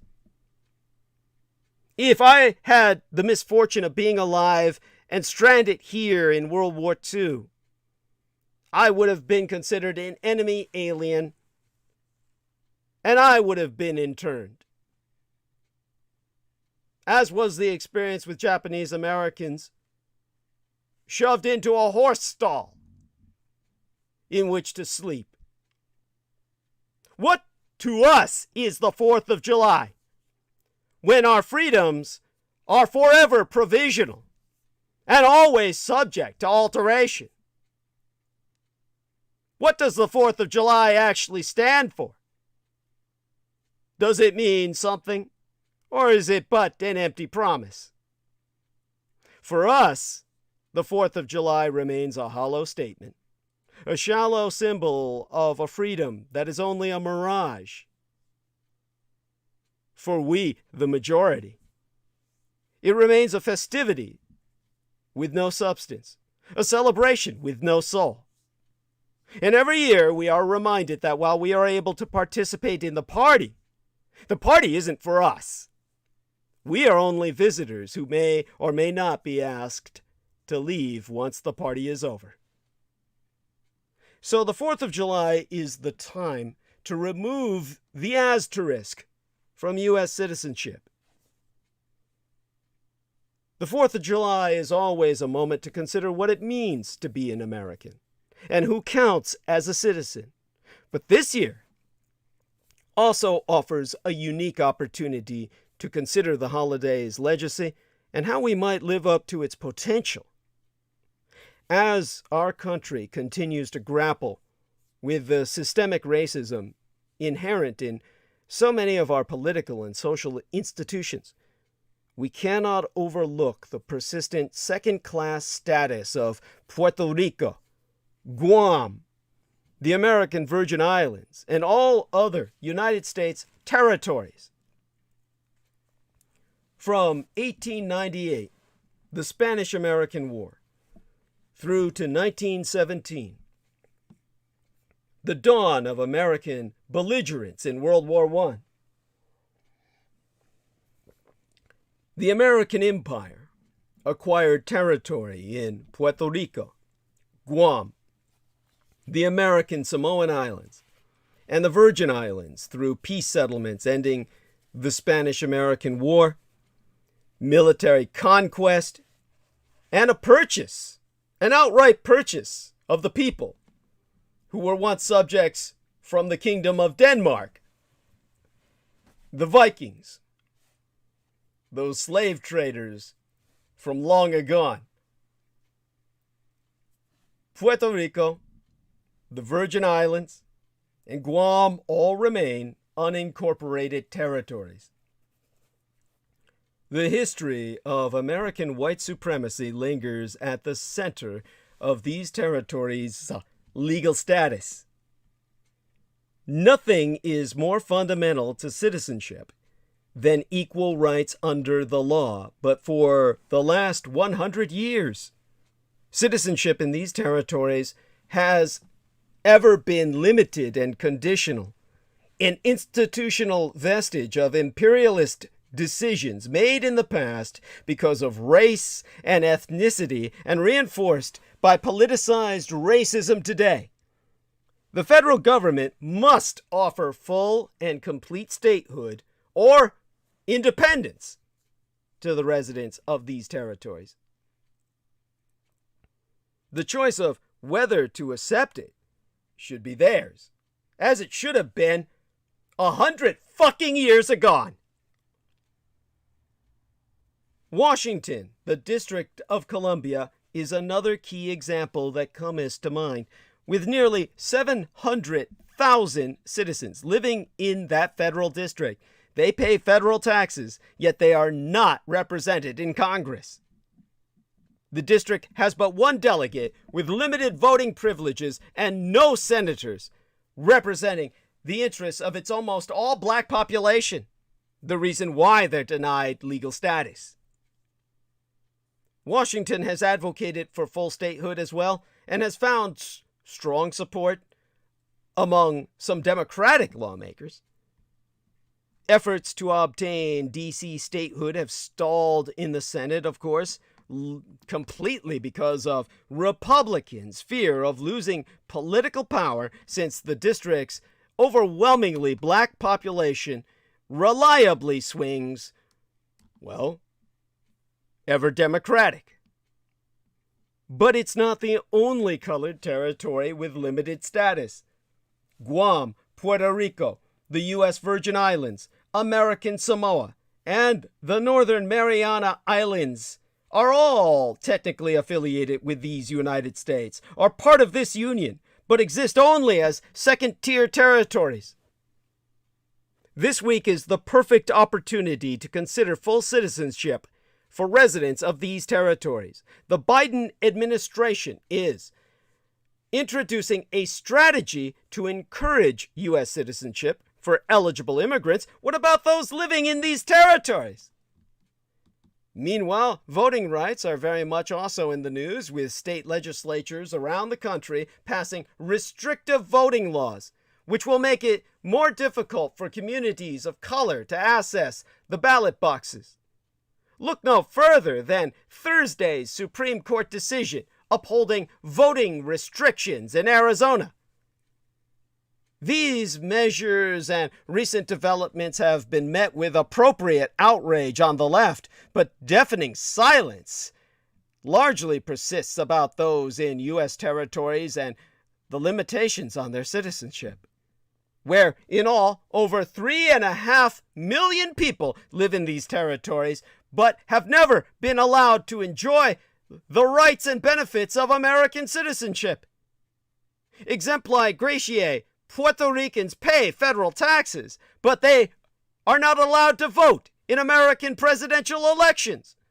Nor can they elect representatives or senators for Congress. That's taxation without representation. The very reason you rights on the white right have radicalized the concept of the American Revolution into one that was taxation without representation.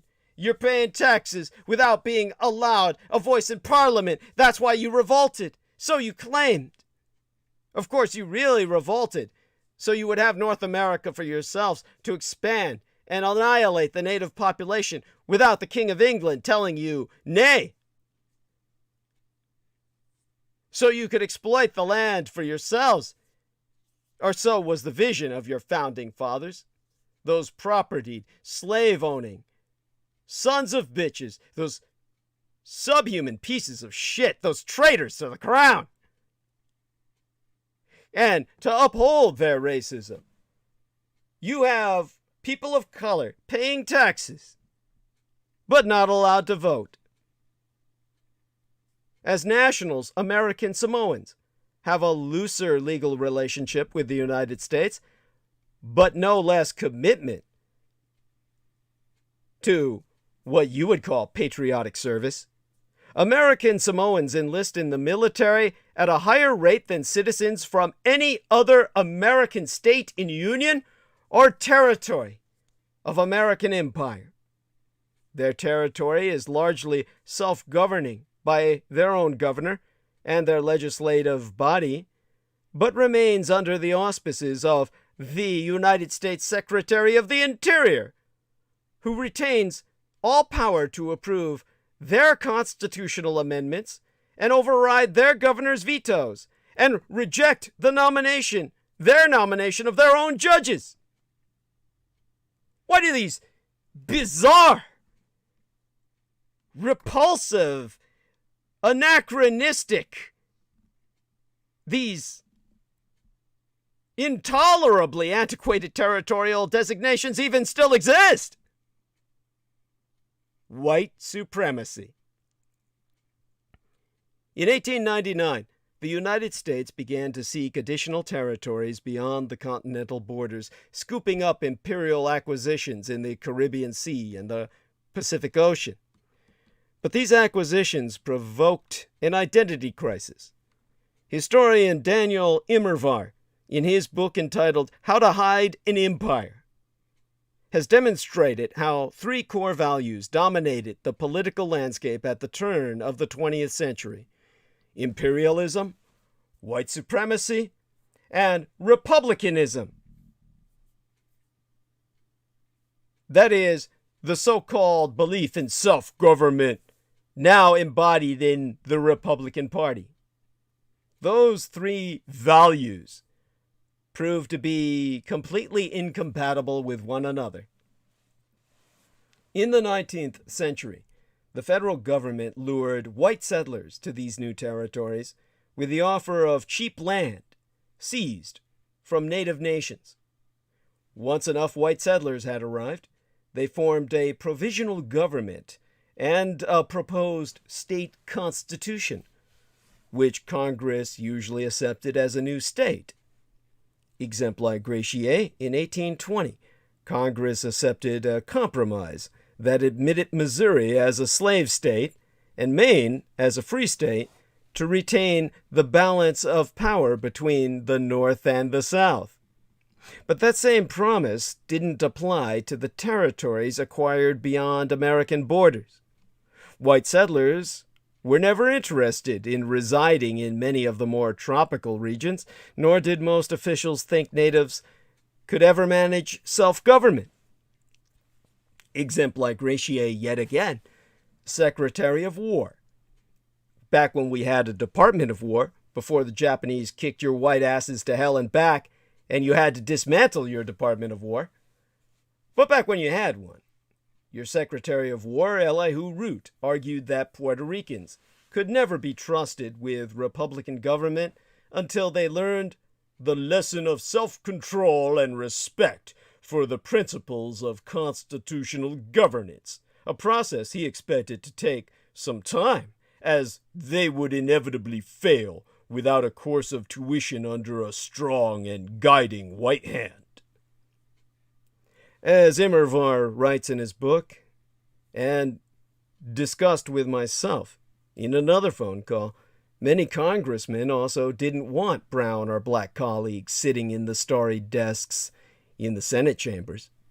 Accordingly, the U.S. government had three options. They could maintain their white supremacy and imperial designs, but would have to abandon their Republican values that preached self-governance. Or they could retain their white supremacy and Republican values, but would have to abandon their dreams of empire. Or they could expand their territorial holdings and encourage Republican self-governance, but would have to welcome new governments run by non-white citizens as their equals. Now, completely unsurprisingly, Republicanism, in the sense of self-governance, was the easy target. And over 100 years and on, a century later, these warring impulses still divide this nation. Our federal government still wants to retain control and access to territories across the world, but many political figures oppose including them in union as equal members because they are not white.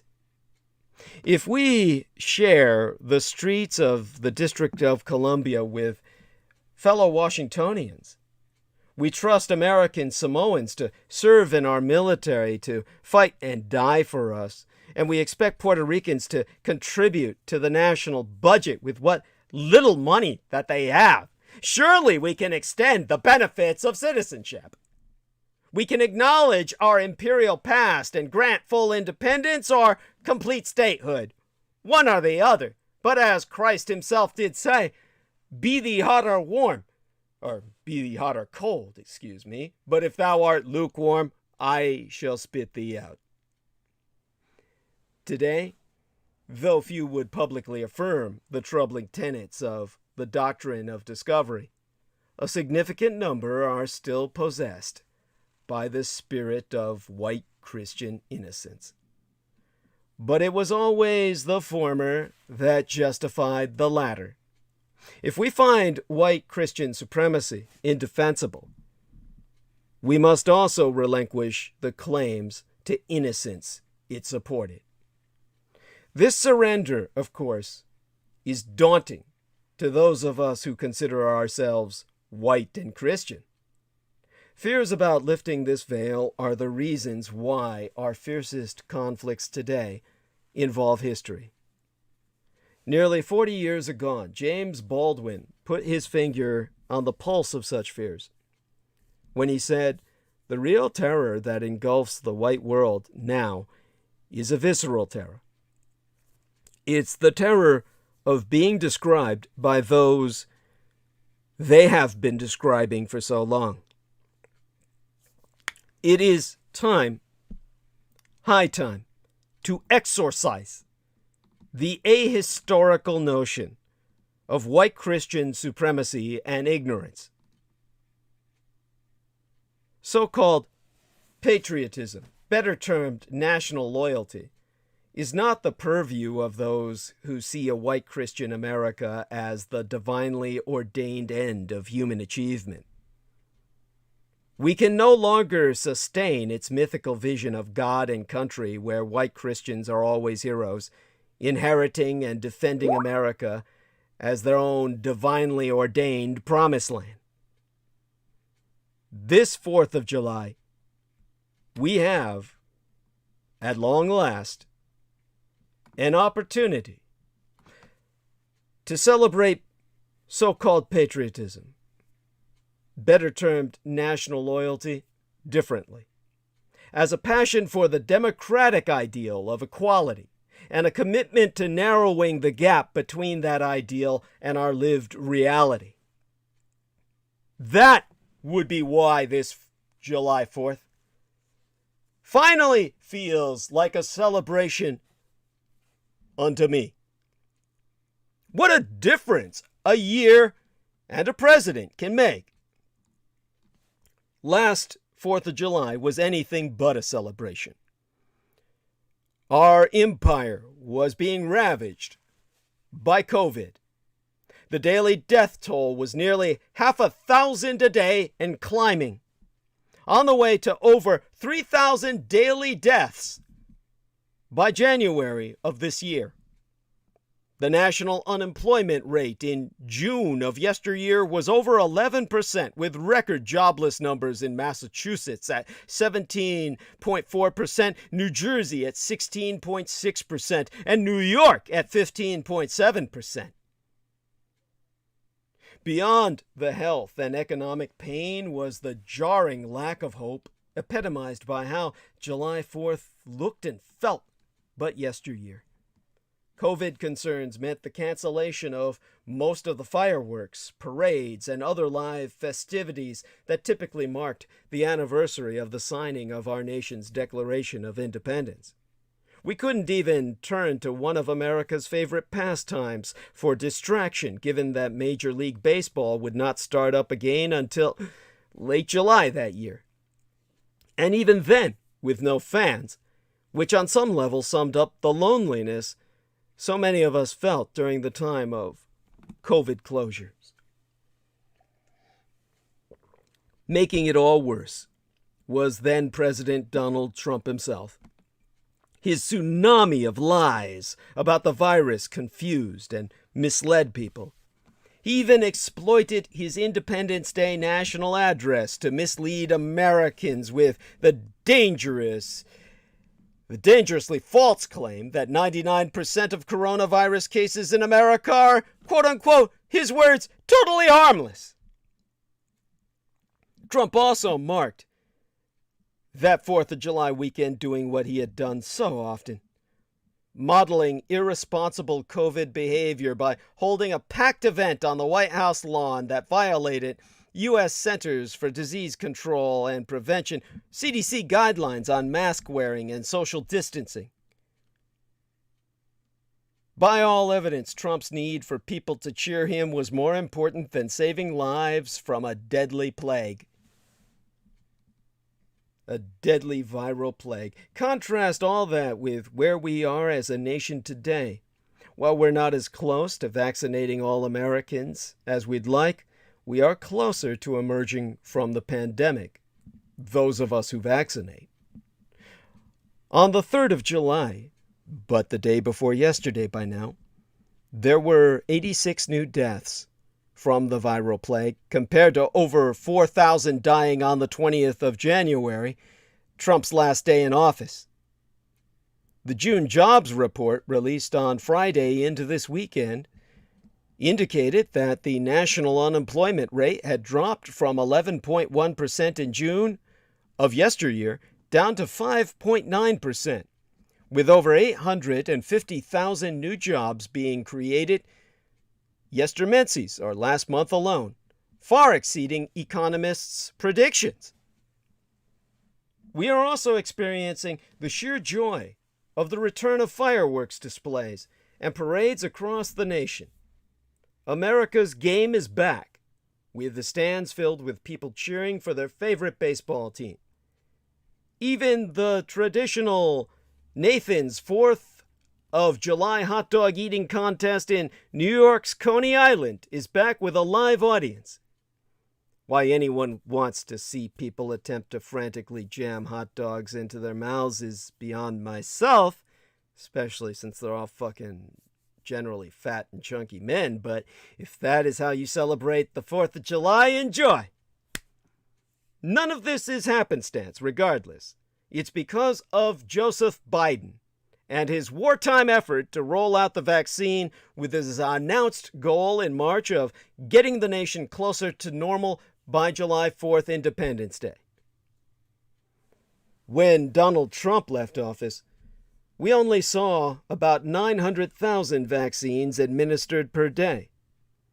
Under Joe Biden, there were over 3.3 million injections a day at the peak of the rollout. And while Biden did not meet his goal of 70% of all American adults being vaccinated by the 4th of July, the CDC says about 157 million Americans, just 3 million shy of Biden's 160 million target, are fully vaccinated. By setting this goal, Biden pushed Americans on a path that benefited all of us as a nation and an empire. And Biden himself, in sharp contrast to Donald Trump, who irresponsibly mocked people for wearing a mask during the worst of the pandemic, constantly modeled mask wearing and social distancing to encourage people to follow suit. That all played a role in getting us to where we are today, with the Bidens able to celebrate their biggest party yet at the White House on Sunday. Then there's the intangible that helped us all cope with this collective trauma: Biden's compassion. One standout example came on the eve of Biden being sworn in as 46th president. He and then Vice Presidentess-elect Kamala Harris marked the nation reaching the gruesome death toll of 400,000, as officially admitted, with a moving tribute at the Washington Monument. So telling Americans, it's hard sometimes to remember, but that's how we heal. Adding, it's important to do that as a nation. What a contrast to Donald Trump, who, when asked about the COVID the death toll ravaging the empire under his misadministration, but yesteryear, coldly stated regarding those numbers, those deaths in the hundreds of thousands every day, he replied, "It is what it is." Trump always made it feel like he was the biggest victim, the only victim of COVID, not the thousands of families mourning a loss of a loved one. Many people played a role in getting our nation to this point, but it was having Joe Biden in the White House and Trump out of it that played an oversized role in our nation's success. And that's why this 4th of July feels like more than just about a return to normalcy. It feels, for once, like a celebration. Of course, we are haunted by so much that divides us. And I do believe that we need to spend some time discussing that. And of course, that is why I said that we have a situation in which Biden's 4th of July is haunted by this division in America. What I'm concerned about is how much to express about that. And exactly, since there is so much to be concerned about, it might take us down a tangent that will take away from what I'll say about the death of Donald Rumsfeld. Of course, that can always wait. COVID remains a concern. There's an awkwardness that comes, of course, with meeting people and what exactly we do about our masks. This is something that I'm sure many of you with families have encountered, and exactly how your families deal with it, functionally or dysfunctionally, would be a story I would love to hear from many of you. I really wonder, of course, if many of you would be willing to share such experiences, because they're probably going to be pretty fucking painful to relate. But definitely, there is no ignoring the fact that we are entering new times. At times that feel much better than the times that we emerged from. So let me try and at least contribute some attention to where we go from here. Certainly America's summer is full of possibility, but is Biden's mission accomplished moment coming too soon? We have all of the, shall we say, divisions that are haunting America, that are still so prominent, so scarring and disabling. It's not something that we can even really do justice to, other than by an in-depth analysis. And let me see if I can take a breath and kind of contextualize it. I would say that we had thousands hosted for the 4th of July celebration at the White House, and this was to mark independence from the virus. But we're not independent from the threat of hate. And we're not necessarily addressing the hate crimes against Asian Americans to the degree that they feel safe. It is something that needs to be brought to a head, brought to the attention of every American, because otherwise we will not be able to advance.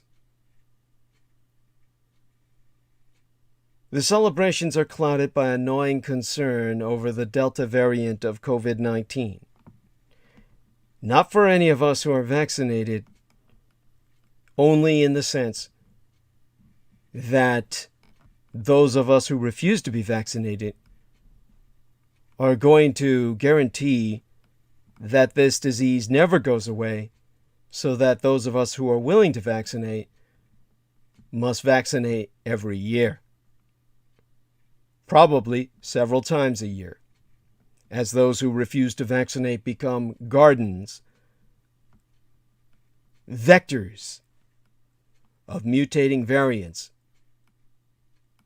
forevermore. A seething cesspit of disease production. This is something that simply cannot stand. How can an America divided by health lines, even continue to exist. This is probably the true challenge as we maneuver through this battlefield of politicized existence into the decade to come, whether it be a Cold War preceding Civil War or into Civil War itself. This would be exemplified by the experience of some young black female athletes within the past several days. Sha'Carri Richardson isn't a cheater.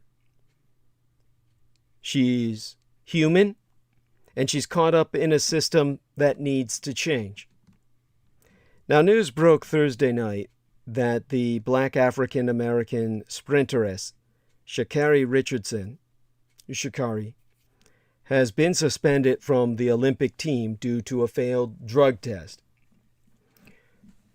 Sha'Carri Richardson tested positive for a chemical found in marijuana, a drug that continues to be legalized in states across this country, but remains on the banned list by the world and U.S. anti-doping agencies, both foreign and domestic. Richardson cited off-the-field heartache, how she'd found out from a reporter that her biological mother had passed away, and how that presented such a mental health challenge that she turned to marijuana for relief. As marijuana becomes an increasingly more reputable and prescribed way to deal with mental health issues, it's probably time for organizations like the WADA, the WADA, the World Anti-Doping Agency, which is a foundation initiated by the International Olympic Committee based in Canada, to promote, coordinate, and monitor the fight against drugs in sport. It's time for them to catch up. In emphasis, it's probably time for organizations like the World Anti-Doping Agency to recognize the good that marijuana can do for the mental health of some athletes. Now, I'm happy to say that both the White House and the overwhelming majority of fellow athletes are supportive of Sha'Carri Richardson. She's not lacking for moral support. But what she is lacking is her proper place in the Olympics. And that's what brings us to the Russo collaborationist, red Republican insurgent hypocrisy on Gwen Berry and the national anthem. Do you know the Star-Spangled Banner's third verse? This 4th of July, do we have the courage to confront our past?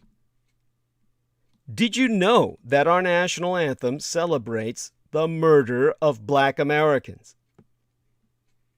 This 4th of July, allow myself as the renegade military historian to educate you in an American story the overwhelming majority of us were never taught. The fact that the national anthem is a celebration of slavery. No one seems to be aware that our national anthem literally celebrates the murder of black African Americans. After we had brutally enslaved black people for almost 200 years, some escaped and joined the British Army to fight America in the War of 1812. They were called the Colonial Marines. Why join the British Empire? To gain freedom. Remember, blacks had been enslaved in America since 1619, and freedom was nowhere in sight. In August of 1814, the Colonial Marines were part of the British troops that attacked Americans outside of the District of Columbia and drove them back into the city, setting the White House on fire and burning it to the ground. One of the Americans who witnessed the besiegement of the niggers, the revolt of the apes, as he did put it, was Francis Scott Key, the author of your national anthem. In September of that 1814th year of our Lord, Key also witnessed 1/4 hours, a full day and an hour, 24+1 of continuous British bombardment of Fort McHenry in Baltimore. And after seeing the White House burnt down by niggers he considered less than human, and witnessing the fort survive, Francis Key became so moved that he wrote a poem that became our national anthem. Almost no one seems to be aware that even if the American Empire were a perfect country today, it would be bizarre to expect black African American players to stand and honor the Star-Spangled Banner. If you're still so inured in your white privilege that you ask me why, again, I reiterate, because it literally celebrates the murder of black African Americans. Few people know this because we only ever sing the first verse, because it's one of the most painful songs and one of the most difficult to sing. It's a funeral dirge. But read the end of the third verse, and you'll see why the Star-Spangled Banner is not just a musical atrocity. Difficult as it be to sing, it shouldn't be sung at all. It's an intellectual and moral insult as well. In the third verse, Francis Scott Key integrated a special threat, a message for the enslaved people who had dared to fight for their freedom. The message, "We will pursue you to extract revenge from the shearing of your black skin." Oh, say, can you see? No refuge could save the hireling and slave from the terror of flight or the gloom of the grave. And the Star-Spangled Banner in triumph doth wave o'er the land of the free and the home of the brave.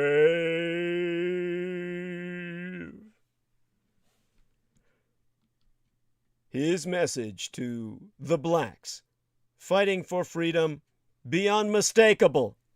We will hunt you down, and the search will leave you in terror, because when we find you, your next stop is the gloom of the grave.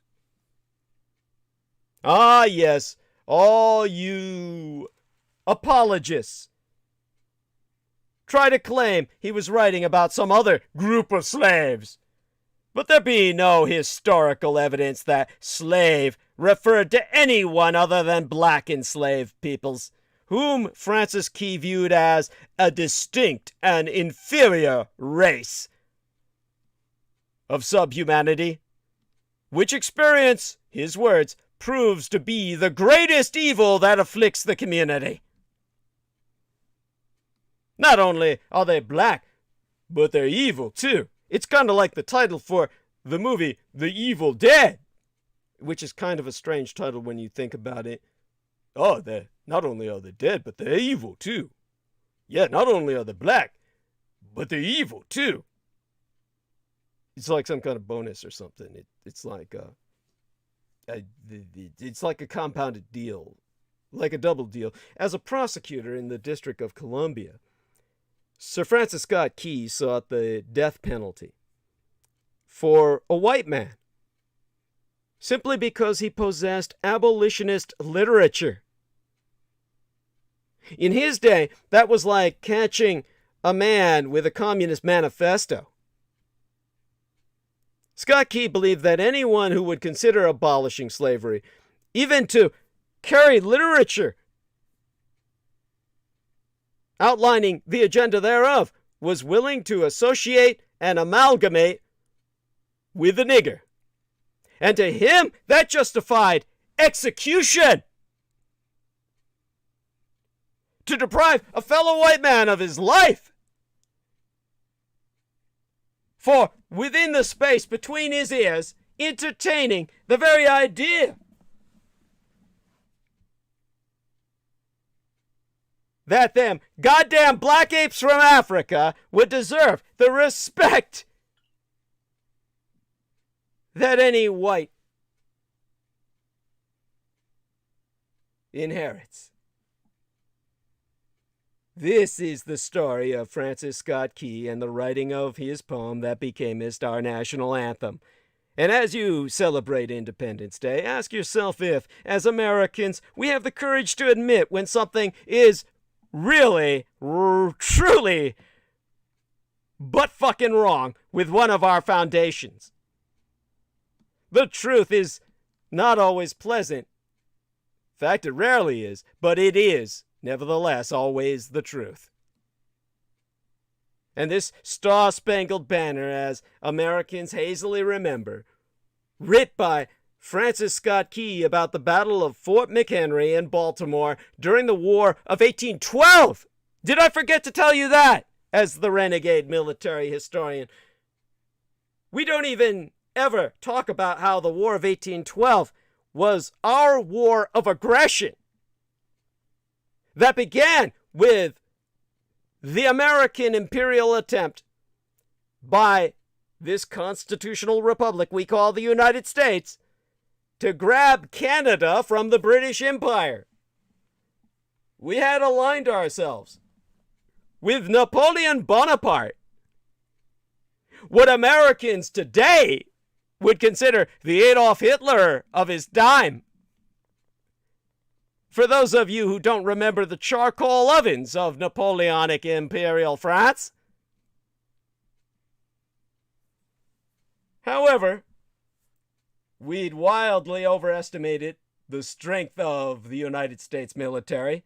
By the time of the Battle of Fort McHenry in 1814, the British had counterattacked and overrun Washington, District of Columbia, or rather, their Canadian boys did, along with the blacks at the vanguard, setting fire to the all too appropriately named White House. The key tactic behind the British military's success being its active recruitment of black American slaves. As a detailed 2014 article in Harper's Magazine explains, the orders given to the Royal Navy's Admiral Sir George Cockburn read, and here I read therefrom, as reprinted by Harper's Magazine, "Let the landings you make be more for the protection of the desertion of the black population than with a view to any other advantage." Here the Admiral, Sir George Cockburn, a knight, is being given the order to make certain all of his weapons are put at the disposal of helping blacks escape. To continue reading his orders from the king himself, King George, or his successor, who inherited the throne, all considered blood enemies by your founding fathers, the royal crown did decree, the great point to be attained is the cordial support of the black population. With them properly armed and backed with 20,000 British troops, Mr. Madison will be hurled from his throne, meaning President Madison can be overthrown, his White House destroyed, leaving him without a roof over his head, with a help that could only be achieved by his former slaves. The Royal Crown of England said this: whole families of blacks found their way to British merchant ships and men of war, military vessels. And whether they were military vessels or merchant ships, each and every one of them accepted everyone who was black of color and pledged in the name of the royal crown that no one would ever be given back to their white owners in America. all black adult men were trained to create the regiment called the Colonial Marines, who participated in the most important battles as the vanguard of the British Empire, including the August 1814 raid on Washington itself, burning down the White House. The idea that blacks could burn down the White House and leave the president homeless. Oh, how the Americans swore their revenge. They swore that black skins would hang as their American flag. Then on the night of September 13th, 1814, the British bombarded Fort McHenry. And Scott Key, seeing the fort's flag the next morning, was inspired to write the lyrics for the Star-Spangled Banner. So when Key penned, "No refuge could save the hireling and slave from the terror of flight or the gloom of the grave," he was taking imminent and immense great satisfaction in the death of slaves who'd freed themselves. His perspective may have been affected by the fact that he owned several slaves himself, many of whom had escaped to the British. With that in mind, think again about the next two lines. "And the star-spangled banner in triumph doth wave o'er the land of the free and the home of the brave."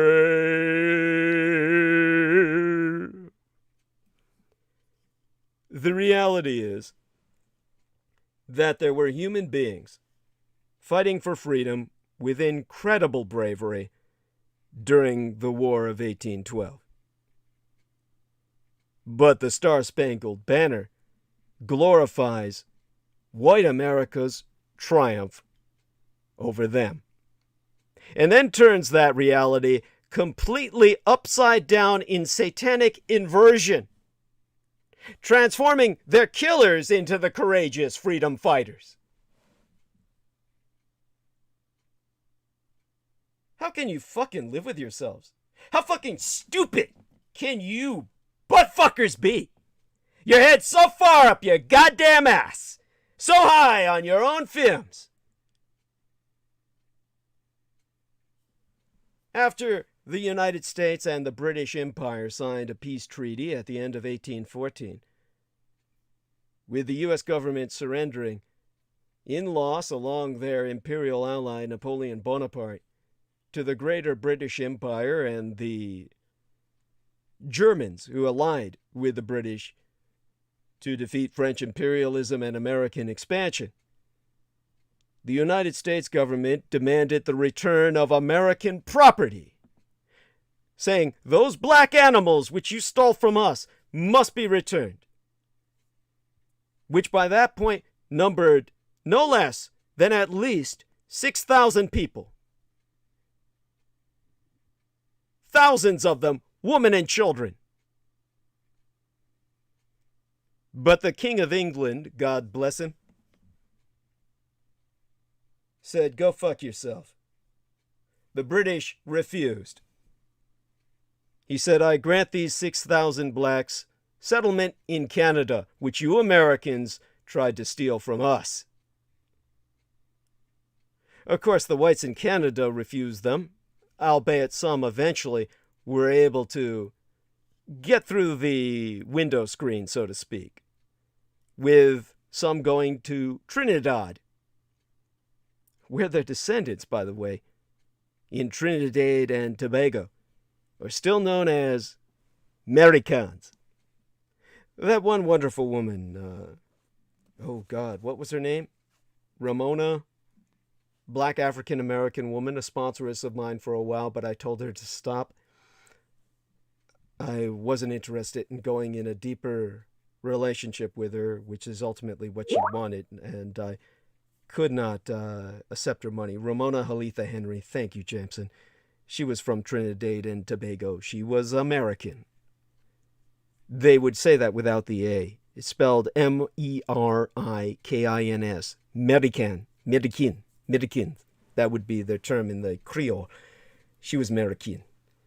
One of those descendants of those who had escaped American slavery. For all we know, perhaps her ancestors were personal slaves of Francis Scott Key. Furthermore, if those leading the backlash against Gwen Berry need more inspiration, they can get it from Francis Scott Key's later life. By 1833, Francis Scott Key, the writer of your national anthem, was a district attorney for Washington, District of Columbia, and as described in a book called Snowstorm in August, which I recommend to everyone. Snowstorm in August is authored by the former Washington Post reporter Jefferson Morley, surname spelled M-O-R-L-E-Y. And as he exposes, the police of the District of Columbia were notorious thieves, frequently stealing free blacks' possessions with impunity. They said, if a nigger has anything, he must have stole it. Well, one night, one of the constables tried to attack and rape a black woman who had escaped his clutches and ran away. And to protect her own virtue, she threw herself off a bridge across the Potomac River that runs through the District of Columbia, and she drowned. An abolitionist paper wrote of the incident thereafter, "There is neither mercy nor justice for colored people in this district. No fuss or stir was made about it. She was fished out of the river and was buried, and there the matter ended." Francis Scott Key was furious that this abolitionist paper would even give her that respect. And he indicted the newspaper as a federal prosecutor for intending to injure, oppress, aggrieve, and vilify the good name, fame, credit, and reputation of the magistrates and constables of Washington County. He led a federal campaign to put all of those newspaper journalists in prison. He recommended their mass execution as an example. He considered them the way you would consider a Nazi Bundesgroup in World War II, found on the Atlantic seaboard, uncovered, traitors to the nation, and therefore legally executed, as Germans were who were caught in this United States who had disembarked from U-boats in World War II. You can decide for yourself whether there's some connection between what happened 200 years ago and what this young lady today, who the Republicans say should not serve or represent us in our Olympics. You can ask yourself, like an idiot, what the hell is Gwen Berry angry about? Ask yourself that now. Maybe it's all ancient, meaningless history to you. Or maybe it's not. And if Gwendolyn Berry is right, as I know she'd be, we really need a new national anthem. Because Republicans sure do have a bizarre definition of patriotism. Prominent members of the Russo collaborationist Red Insurgency are outraged that hammer thrower Gwendolyn Berry silently turned her body away from facing the American flag while this national anthem played at the Olympic trials in Oregon. But the day before yesterday, by now. What's still yesterday by my experience, as we just crossed the midnight line. Yeah, it's 3 a.m. here, but still.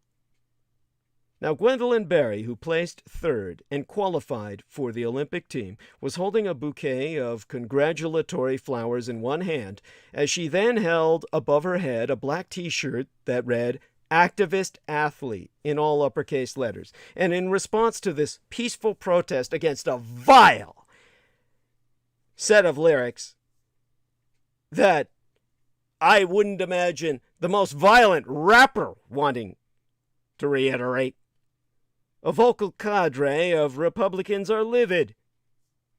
Representative Dan Crenshaw said that Gwendolyn Berry should be kicked off the American Olympic team. And fellow Texas lawmaker Senator Ted Cancun Cruz tweeted over an article about Gwen Berry, "Why does the left hate America?"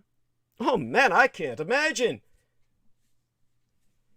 Former Wisconsin Governor Scott Walker tweeted, "What is wrong with these people?"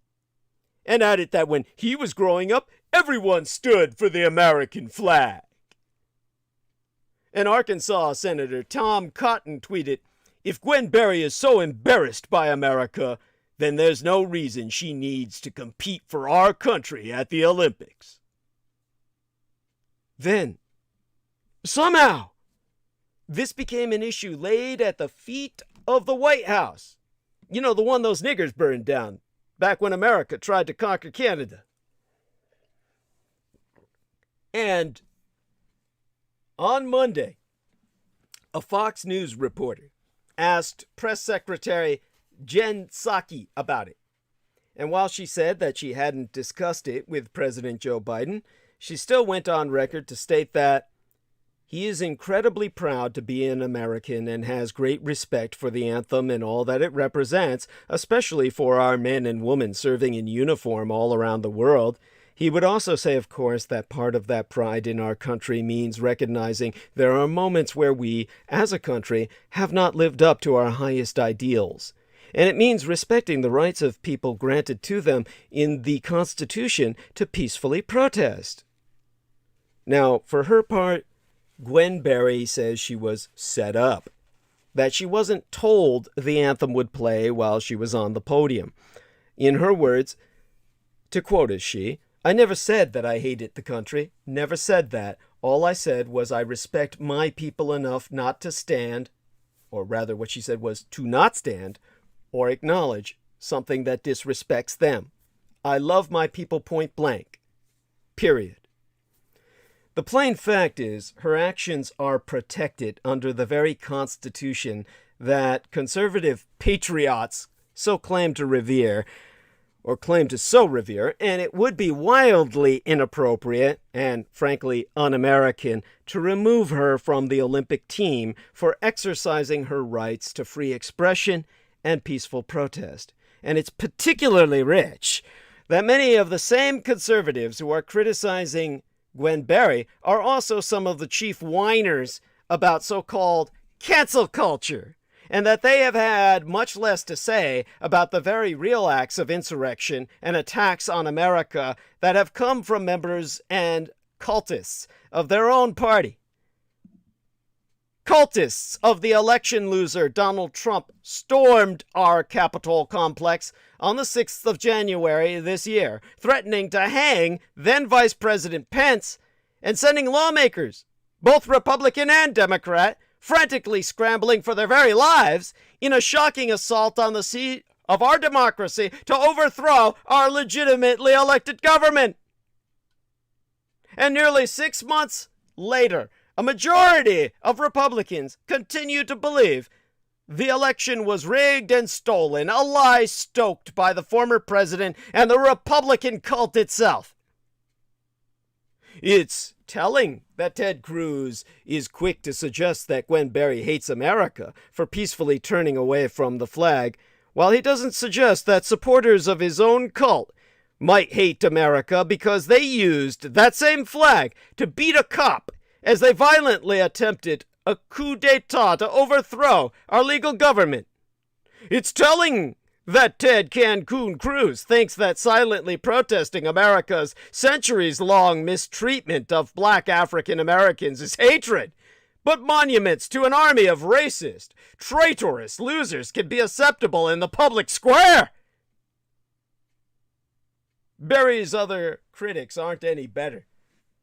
Senator Tom Cotton infamously wrote an op-ed, an opinion editorial in the New York Times during protests after the killing of George Floyd, urging then-President Trump to utilize the Insurrection Act to turn American troops against American citizens in what he insisted should be an overwhelming show of force. It asked lethal action, an act that would have more closely resembled China's, the communist Chinese empire's, brutal crackdown in Tiananmen Square than an affirmation of American freedom. And Dan Crenshaw, who rightly criticized those who attacked the Capitol on January 6th, but his words came cheap. When it was time to actually hold anyone accountable, he voted against establishing a bipartisan commission to investigate the violence and what led up to it, declining to join the 35 House Republicans who had the courage to defy President Trump and the leadership and voted instead for that commission. That measure passed, but of course was killed by Senate Minority Leader Mitch McConnell in the Senate. And I'll say it here loud. I'll say it here out loud right now. Mitch McConnell needs to die. Mitch McConnell needs to die. And while Crenshaw proclaims that he wants to cancel culture and complains about a violent purge of all things, his words that don't conform to the radical progressive religion, his words, he has no problem demanding Gwen Berry be canceled, kicked off the Olympic team for exercising her constitutional right as a negress, including that right to reject American neo-nationalism and white identitarian supremacy.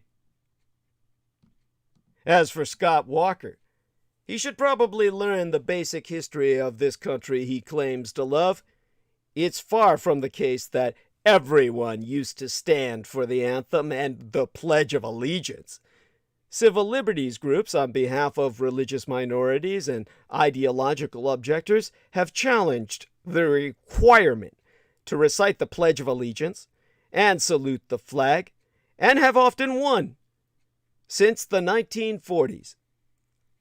And note that while Gwendolyn Berry is the locus of this week's right-wing outrage, the Republican cult is also busy ramping up its efforts to pass vote-suppressing legislation across this nation, exploiting the dangerous lie that the 2020 election was stolen as cover to instill a leftist socialist regime over our great empire. Oh my fucking God. I am left without words. I cannot even begin to express myself here. I have to breathe. I'm going to take a short break to gather my thoughts. And honestly, before I talk about the dangerous precedent of voter suppression, the audacity, the gall of the Red Russo collaborationist cult acting on behalf of a hostile Russian empire to bring to us the tyranny of Vladimir Putin, the kind of corruption that we see in Eurasia, to bring that to our shores. The struggle that Japanese Americans, and for those of you who wish to know, of all of your American troops in World War II, which all of you white idiots are so fucking proud of, the best troops you fucking had were the goddamn Japs. All the Japanese Americans earned all the medals. You can look this up yourself, more than any other unit in America. Because they were the only ones with the kamikaze spirit who were willing to die for your country, unlike the rest of you fucking cowards. And these Japanese Americans were the men who were fighting for your freedom. Yeah, you always say that, oh, yeah, you wouldn't have your freedoms today without the men who fought in World War II. Well, at the vanguard for you, you white sons of bitches, just as the blacks were the vanguard for the British Empire. We're the Japs you hate so fucking much. Oh my, how can you chicken shit, white trash pieces of shit even look at yourselves in the morning? You're not fit to breathe my air. Honest to God, your ignorance, your stupidity, your goddamn bigotry, it makes me sick. It is literally, physically making me ill. More so than the drugs and alcohol I combined throughout the weekend. Honestly, you people have no clue. I am left without words for this kind of behavior. It is something that it's, as a frustrated history teacher, not that I would ever want to be one professionally, mind you, but as someone who has taken it upon himself to attempt to make up for the lack of education, the critical omissions from your education, it leaves me without the ability to even express how incredibly frustrating it is that I breathe the same oxygen that you do. It leaves me feeling violated. It is something that cannot ever be expressed enough. And this is why I'm as abusive as I am. I simply cannot go on like this without massive changes happening in our world. And this is the change that we have to fight for. This is the change that must be brought about, because without it, we aren't going to survive as a species. It is the so-called leadership of white men in particular that have brought us to this point of destruction, this point of potentially no return. So all I can say is that we've got to change everything. The only way we can change it is to make you aware of how ignorant you truly are. And again, if we were to take World War II, where all you motherfuckers say, you know, you wouldn't have the freedom to say what you're saying right now, Douglas Dietrich, without these men dying for you in World War II.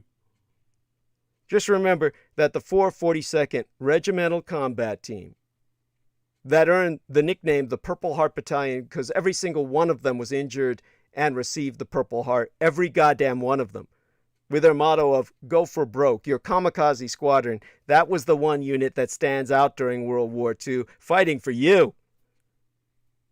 The all-Japanese 442nd Infantry Regiment won more than 15,000 awards and decorations, when the estimated number of men who served was 18,000. 18,000 Japanese men fighting for you won 21 Medals of Honor, more than any other unit in American history. There's no unit in American history that ever won that many as a single unit. 29 Distinguished Service Crosses, 1 Distinguished Service Medal, 588 Silver Star Medals, 22 Legion of Merit Medals, 15 Soldiers Medals, 5,200 Bronze Star Medals, 9,486 Purple Hearts, one for life-threatening injuries that required resuscitation from point of death, 36 Army Commendation Medals, 87 division commendations, 7 presidential unit citations, 2 meritorious service unit commendations, and a Congressional Gold Medal awarded to them all as a unit on November 2nd, 2011, the year my mother died. These were the vanguard that you deployed on the front lines the way the British deployed the blacks in World War Zero, that Napoleonic conflict in which you joined up with Napoleon Bonaparte to invade Canada and expand your empire and lost your ass because freed black men under arms led the Canadians into your heartland and burned your capital to the ground. But none of you know this. None of you know this at all. Why? Because on this 4th of July, I can tell you why. Using my freedom of speech, I tell you because you're a white trash piece of shit and an ignorant ass. This is something that cannot go on. And in terms of what we're dealing with this incredibly dangerous precedent of voter suppression, if I can just get my head together, it took me enough to dredge that out of the attic of my mind. In terms of the kind of mnemonic recall for facts and figures that used to roll off my tongue automatically. This is like something that I simply cannot do anymore the way I used to. It's just the bleaching of my mind to erase so many of these unpleasant memories of the children who suffered at Presidio, the constant assault of endless stupidity that I'm confronted with when it comes to willful ignorance, prideful ignorance, the fact that Americans are so proud of their ignorance and think that they're superior because of it. The fact that you're singing this stupid goddamn national anthem that should have been censored and purged from our vocabulary. Generations gone. The fact that it was ever written in the first. None of this can continue. This has to stop now. And the 4th of July is the time to stop it. The time to begin the process of reversing it. This incredible mistake that we must turn into an opportunity. Now here you have Republicans acting to suppress the votes of Gwen Berry's people, of all colored people, and American history's precedents. They hold a chilling warning about voter restriction. Now, as someone who was in a very real sense a cultural genocidal, someone who under orders burned history, destroyed your memory, and then spent the rest of my life trying to wipe out my own. Think of myself as a curator of political history, spending years, as I was forced to, conducting research for officers to get their promotion, writing their term papers for them, so to speak, so they could move up in the ranks. Yes, I was bribed for it. Yes, I accepted money for it. And look at what I've learned. While all your officers who lead your men into battle remain in fucking ignorance. I spent years studying the bad old days of American politics, leafing through contested election trial transcripts, because your military was always interested in domestic affairs. Never as apolitical as you fantasize it to have been. Constables' reports, boxes of fraudulent ballots. I've studied the voter suppression and violence that was actually the most common feature of our democracy in the 19th century.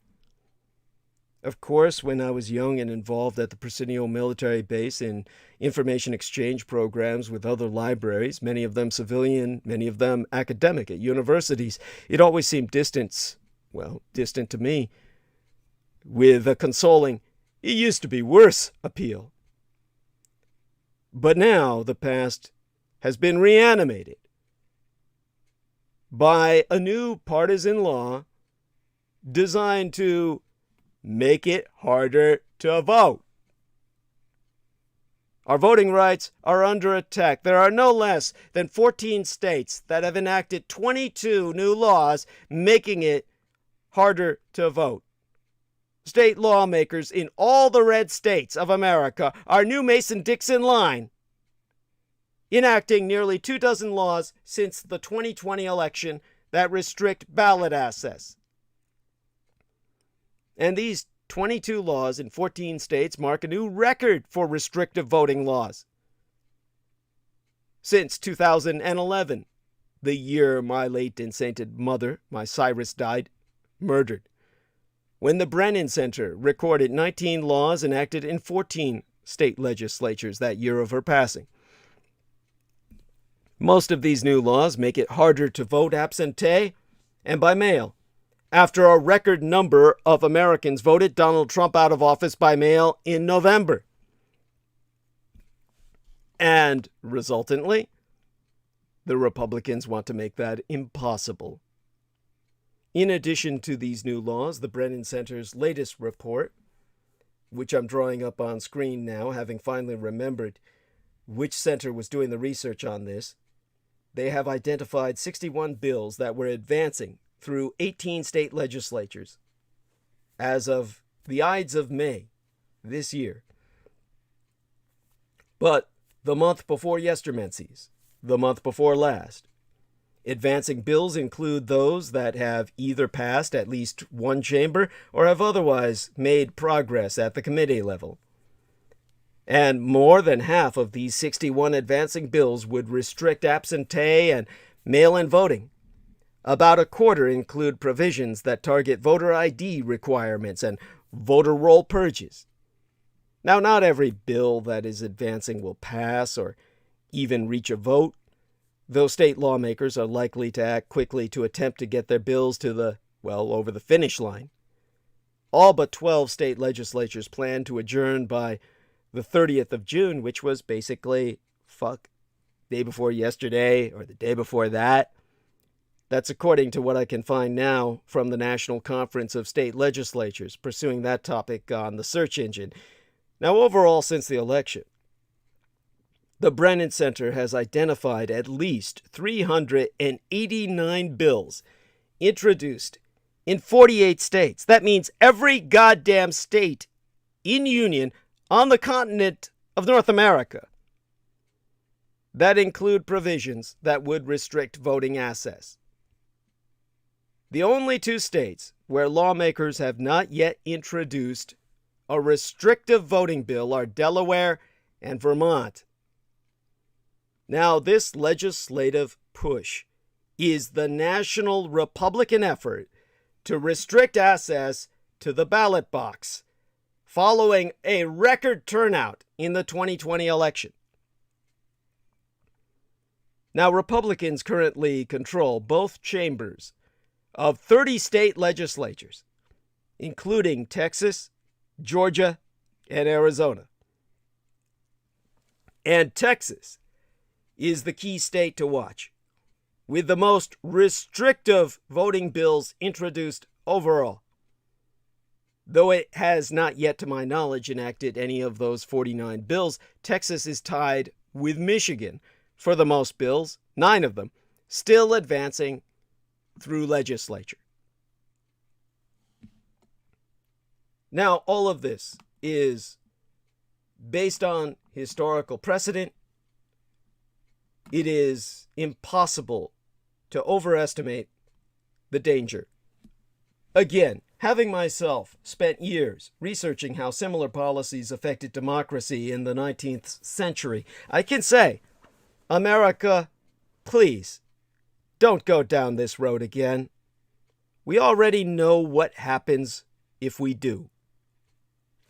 In fact, there are a few crucial lessons to learn from similar efforts in the past that I can relate as a professional historian. Someone who was paid to do what I'm doing for you now for free when I was involved with the Department of Defense. The first lesson is that tightening access to the vote hurts democracy for everyone. History proves that individual state laws can greatly encourage or discourage popular political participation nationwide, fundamentally altering American political culture thereby. And when you consider how that would change America, well, take a look at those countries that, well, those states in the past in the Solid South that seceded from our Union. Consider the arc of American democracy from the 1820s to the 1920s, the decade in which my late and sainted mother was born. Beginning in the 1820s, most states stopped requiring that white males must own property to vote. That was what your original founding fathers said, was that if a man is not property, he's not a man of responsibility. Even if he's white, they would not allow them to vote unless they owned property, slaves or fields. And this is why farmers were allowed to vote, but not city dwellers. Believe that shit? Unless, of course, those in the city happen to own slaves. If you had property, you could vote. And when states stopped requiring that, they opened voting access to the working class and to younger voters. And the turnouts shot up from roughly 25% or a quarter of 100% of eligible voters in the 1820s to over 80% participation in 1840, 1860, and 1876.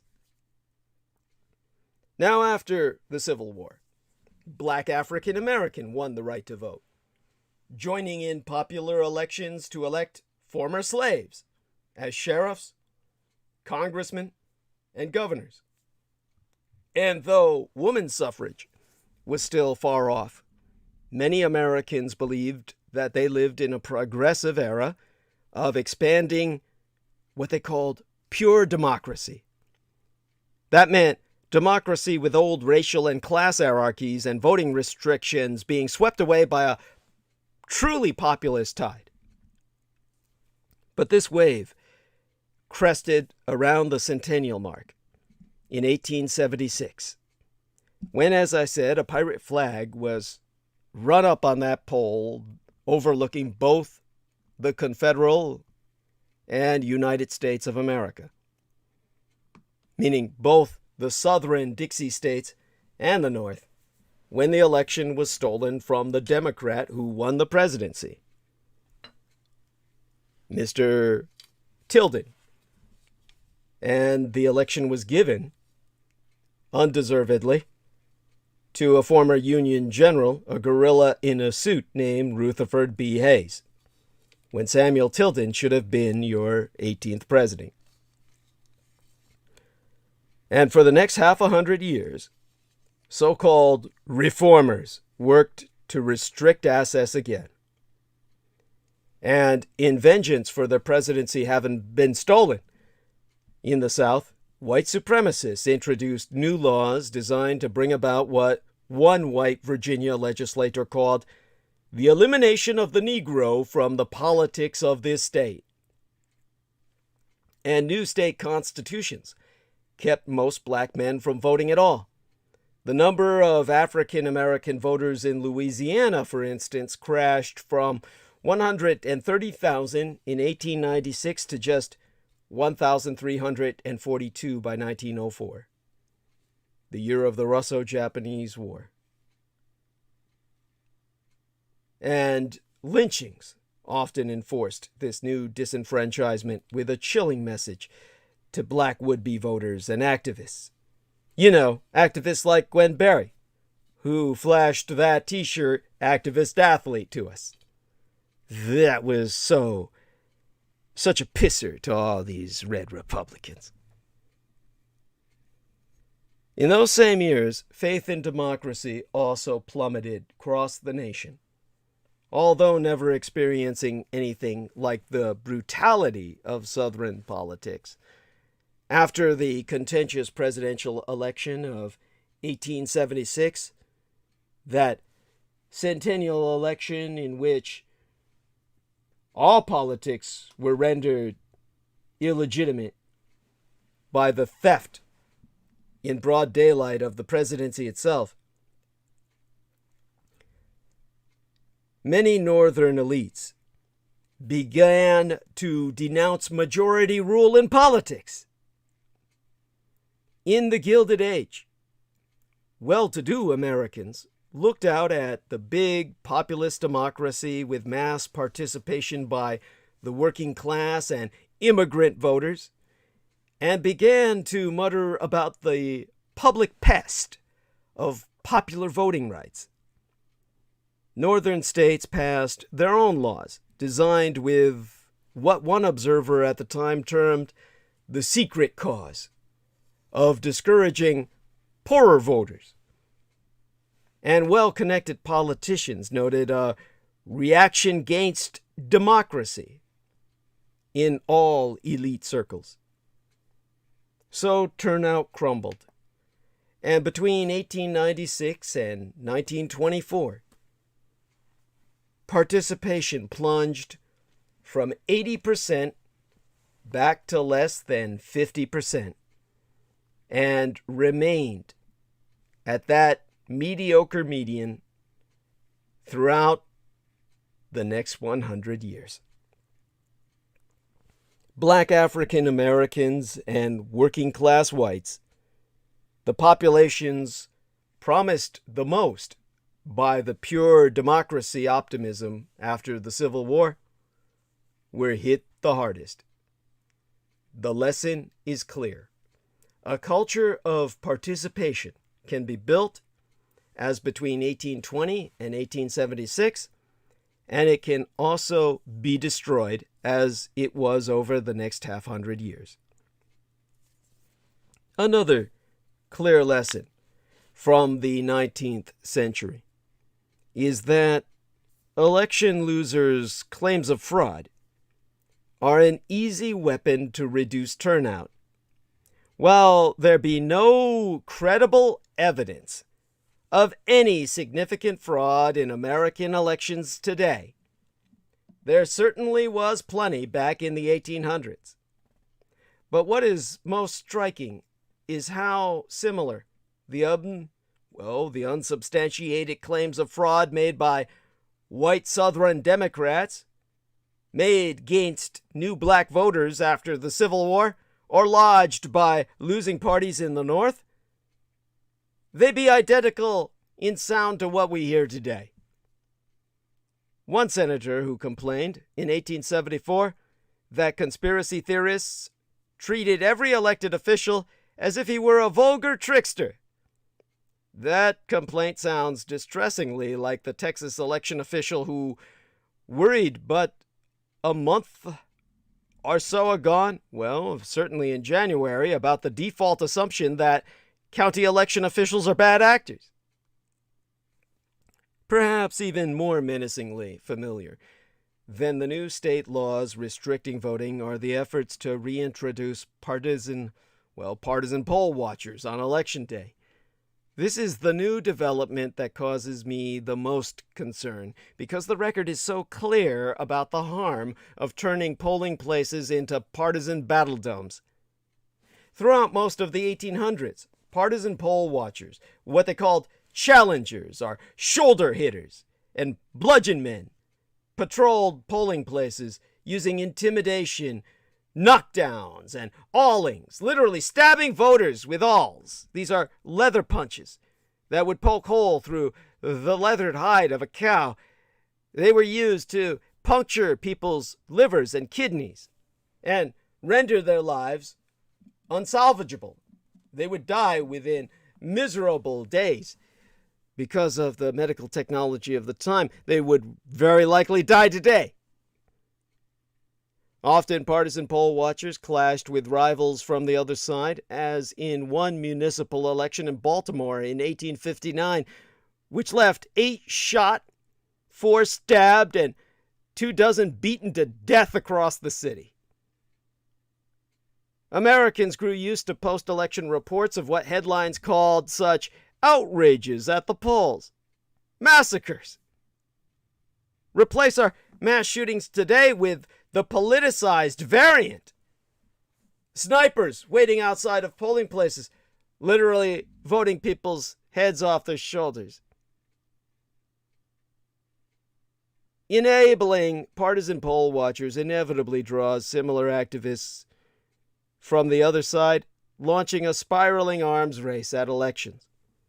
And as many of these laws are being introduced in battleground states like Florida, Texas, and Georgia, it's not hard to imagine rival poll watchers clashing on election day and making it impossible for ordinary voters to safely cast a ballot. We're no longer in the days of baseball bats and leather punching awls. We're in the age of machine guns.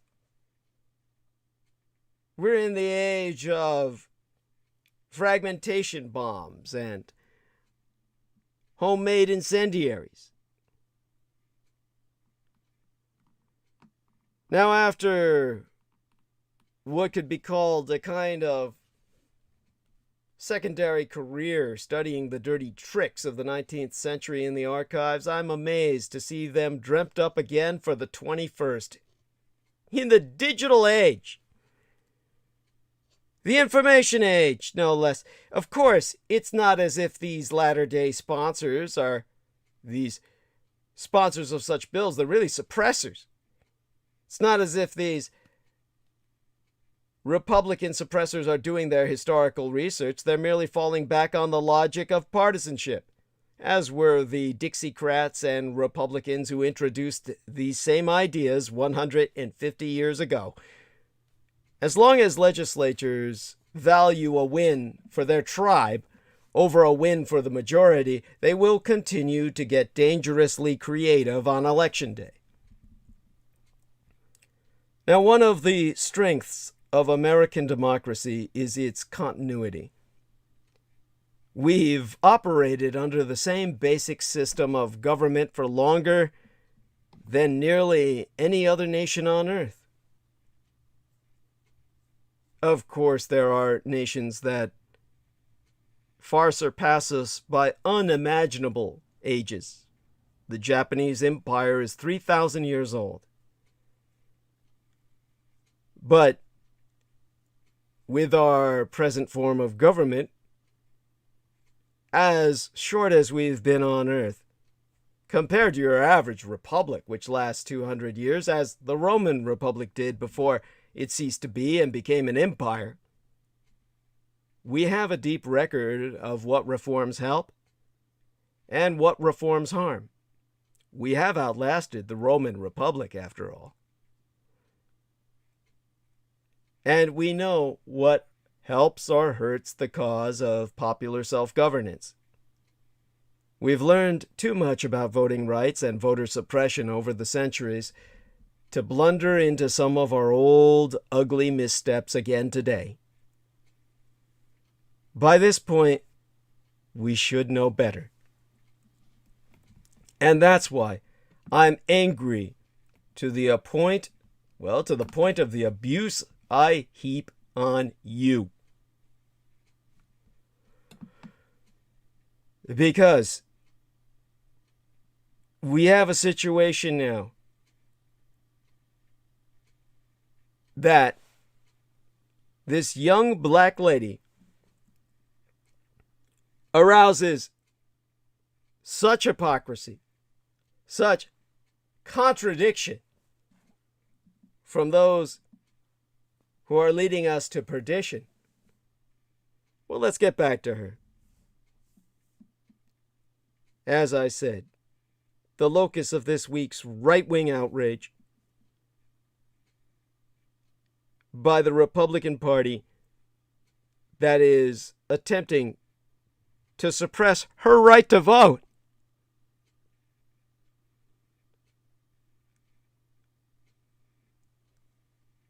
Assailing her for turning away from an anthem which celebrates the murder and enslavement of her very ethnos. While meanwhile, across these legislatures, conservative politicians are pushing laws to seek to limit the degree to which educators can even discuss racism, sexism, and other forms of discrimination and well-documented historical oppression in their attempts to combat what they believe to be an ideologically motivated critical race theory. They are violating basic principles of free speech.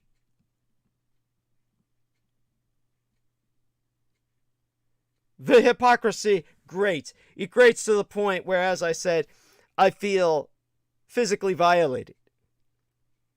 But it also reveals a profound left-right divide in how so many Americans think about loving our country. For liberals like myself, part of our patriotic duty is the campsite rule. Leave a place better than you found it. The America I am most proud of is the America that strives to be better. The Americans I most admire are those who fought to make it better. Often in the face of conservative rage, and often under the heavy hand of unjust laws. Like those Japanese men who died for you, you white trash piece of shit. Because you kept their families in internment camps and threatened to kill them unless they hurled their bodies at enemy bullets to protect your white boys. Fuck you. Fuck you again. And like you do in your video games where you raise the German dead and call them Nazi zombies, where it's not enough for you to kill the true ancestors of yourself, the majority of you being Germanic in descent, you have to dig them up and kill them again. You have to kill them twice. That's the fate you fucking deserve yourself.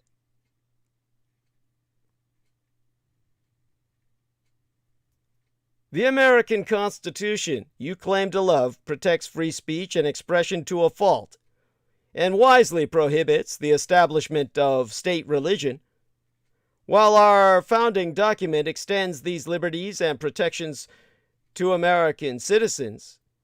Isn't just a point of pride, but a crucial set of values that must be protected from the likes of you. It doesn't matter whether I agree with Gwen Berry or not in her decision to turn away from the flag during this wretched national anthem. What matters is that she be protected in having the full freedom to do so. That's American. That's where I feel proudest of my country. Demanding she be penalized for legal, constitutionally protected behavior is about as un-American and unpatriotic as it gets. For many conservatives, love of country, by all evidence, be something shallower and more performative. It's waving a flag. It's reciting a pledge. It's standing up for a song. That stuff is easy. There's no real work or sacrifice in blindly and reflexively proclaiming loyalty to your country. Protecting the very values enshrined in our Constitution when it's hard, though, that's devotion. That's the work of loving a country beyond performing patriotism. Or shall I say, performance patriotism. Like I've talked about performance security or performance hygiene. And that's where so many Republicans are showing that their patriotism is less about any deep belief in American freedom than a desire to demand conformity, orthodoxy, and line towing. Specifically, towing the red party line. as the communists demanded with their red state. That's not freedom at all.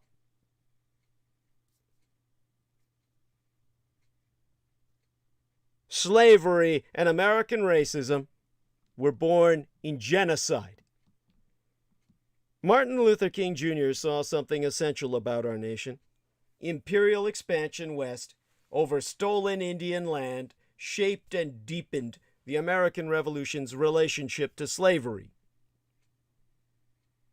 Ergo, therefore, it's time to repeal the First Amendment.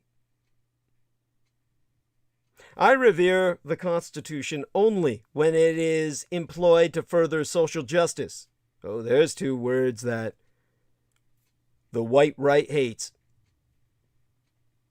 And I revere the Constitution only when it is employed to makest our country a more inclusive one. Those fucking founders never intended to establish any representative democracy. Rather, that has evolved over 2 centuries to spite them. The exact opposite of what they wanted. In August of 2019, the year before yesteryear, the New York Times Magazine introduced the 1619 Project under direction of Nicole Hannah-Jones. As an ongoing initiative, the 1619 Project aims to reframe our country's history by placing the consequences of slavery and the contributions of Black Americans at the very center of our national narrative. And the white right hates that. Now praise came fast, and then the backlash, or the white lash, especially against the claim that our nation's true founding should be dated not to the 1776 American Revolution, but to 1619, when the first group of 30 enslaved Black Africans arrived in North America and were sold to Jamestown settlers along with cattle, sheep, goats, and pigs. Animals. The editors and authors of 1619 are working in the cockpit of, well, they started working in the blackest of our dark age, the blackest years of our dark age, in the cockpit of the Trump misadministration, under the antithetical aegis of Trumpism, with racism and inequality renascent. So their dark take on American history was understandable. But I can tell you about the year my late sister was born, 1963, when Martin Luther King Jr. was riding near the top of the mountain. Liberalism was seemingly triumphant, on the cusp of passing historic civil rights legislation that year my late sister was born. If ever there was a moment to put forward an optimistic view of American history, of a country about to fulfill its promissory note of equality, that year my sister was born was it. Still, the Right Reverend Dr. Martin Luther King Jr. felt compelled to point out the broader dimensions of the evil of American history, of its myth of equality. To quote his but a paragraph of his writ, "Our nation was born in genocide when it embraced the doctrine that the original American, the Indian, was an inferior race. Even before there were large numbers of Negroes on our shore, the scar of racial hatred had already disfigured colonial society. From the 16th century forward, blood flowed in battles over racial supremacy. We are perhaps the only nation which tried as a matter of national policy to wipe out its indigenous population. Expectedly, much of the criticism of the 1619 project cometh from political conservatives. But a group of liberal historians reacted harshly as well, among them Princeton's Sean Wilentz, who, along with 4 other esteemed scholars, James McPherson, Gordon Wood, Victoria Bynum, and James Oakes, sent a letter to the New York Times demanding a retraction of the claim made by Hannah Jones that one of the primary causes of the American Revolution was that colonists wanted to protect the institution of slavery, just as the so-called rebels of the Confederate States of America did. And these same house niggers, whatever their ethnicity, Wood, Oakes, McPherson, and Bynum, all Cracker Barrel white, the color of fish bellies, also gave their extended critical interviews about the project, covering a wide range of topics: colonial history, the Civil War, Abraham Lincoln's own views on race, Thomas Jefferson's late-in-life turn toward pro-Southern extremism, the relationship of ideas to politics and economics, and the links between capitalism and slavery. Wood and Oakes especially objected to Hannah Jones's argument that the American Revolution was fought to defend slavery. And Violence, in a comment to the Atlantic magazine, took exception to her remark that African Americans fought for their rights largely alone. Now, striking is what was not discussed. And that's what the Right Reverend Martin Luther King Jr. noted in 1963, that year my sister came into this world. Indigenous subjugation. The historians aforecited said not a word, not a single goddamn word, either in their collective letter or in their extensive interviews, about the dispossession of native peoples, the destruction of their societies, and their mass deportation, their ethnic cleansing ever west. The omission, the critical omission, as my very program of transmissions be named, the critical omission be so odd as to strike me bizarre. For whether the criticism was motivated by a desire to defend a Whiggish narrative of liberal progress, as be Wilentz's idiot position, or insist on a stronger focus on political economy, which be Oakes's communistic concern, indigenous subjugation is key to understanding the history here being debated. Imperial expansion west over stolen Indian land shaped the American Revolution's relationship to slavery. Expansion west drove the dynamism of the United States economy, and expansion west ignited slavery's vast and rapid post-revolutionary growth and allowed for its endurance long past its abolition in every other country in the Americas save for Brazil and Cuba, accounting for its deep and lasting impact an imprint on American political culture, economics, institutions, its very social psyche. American revolutionaries might have argued over slavery and what place unfree labor would have in a republic founded on the ideal of liberty. But there was one thing that nearly all agreed on: the right, the divine right to move west, manifest destiny. British Americans, before their break with London, chafed at what was called the Royal Proclamation Line, running along the crest of the Alleghenies Mountains.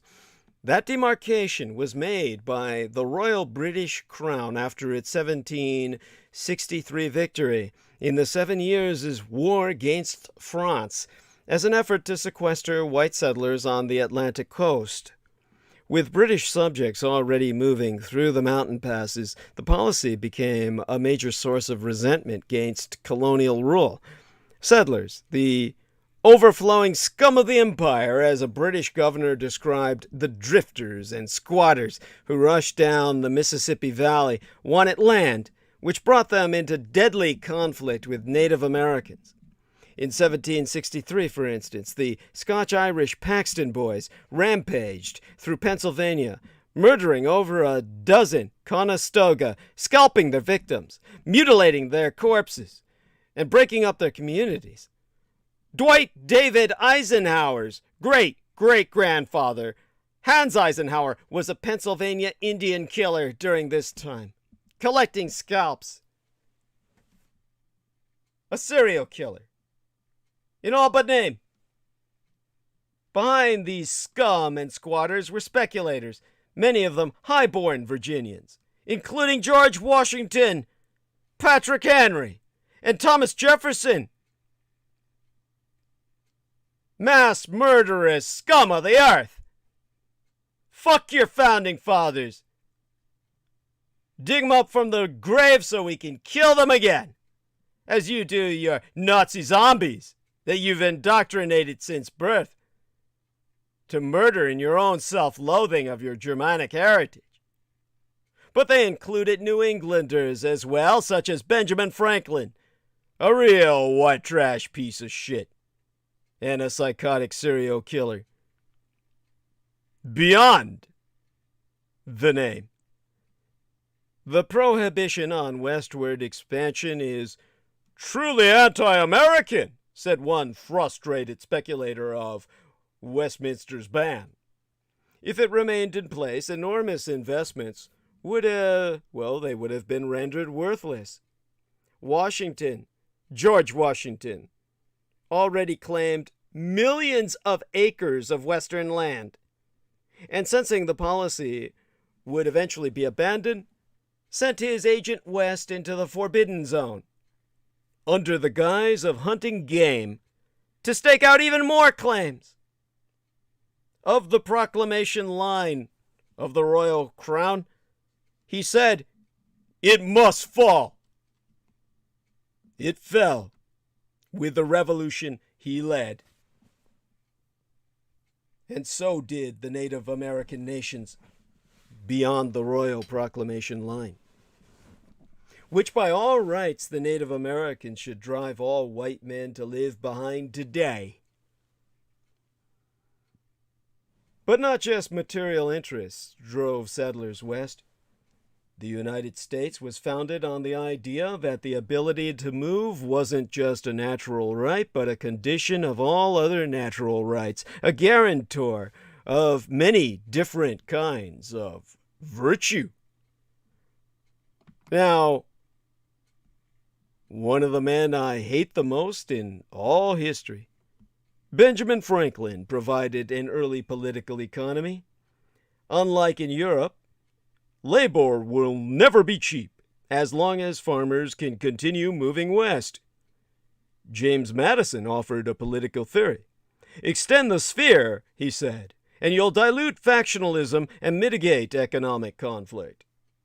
Oh, and Tomboy Jefferson, 2 years before his draft of the Declaration of Independence, presented a moral history, having writ, "Our Saxon ancestors left their native wilds and woods in the north of Europe, and possessed themselves of the Isle of Britannia." And so they did. And as they did so, no German prince presumed to claim superiority over them. By what law, then, did the crown presume to stop colonists from settling the wilds of America? Said Tomboy Jefferson. Aye, the man who did not hold the Declaration of Independence as a scroll in his hand when he made his great speech, but pointed a paper knife at his own heart, saying, "Give me liberty or give me death. But don't give it to them niggers over there." The American Revolution answered to all these questions none at all. The new nation came into the world, doubling its size overnight. The treaty recognizing the independence of the original 13 colonies ceded to them the territory between the Alleghenies and the Mississippi. The United States then proceeded to move swiftly, as if weightless, as the Mexican diplomat and writer Octavio Paz so put it, crossed the West. What would have happened if the United States had stayed confined, as it should have, either east of the Alleghenies or at least of the Mississippi? What if this new, murderous nation, an assassin nation, had not used its full federal apparatus to cleanse its eastern lands of Native Americans? Contrafactuals are a mug's game, which historians anyway like to play, even if many consider them an invalid form of historical reasoning. Economists, however, have no problem with asking, what if?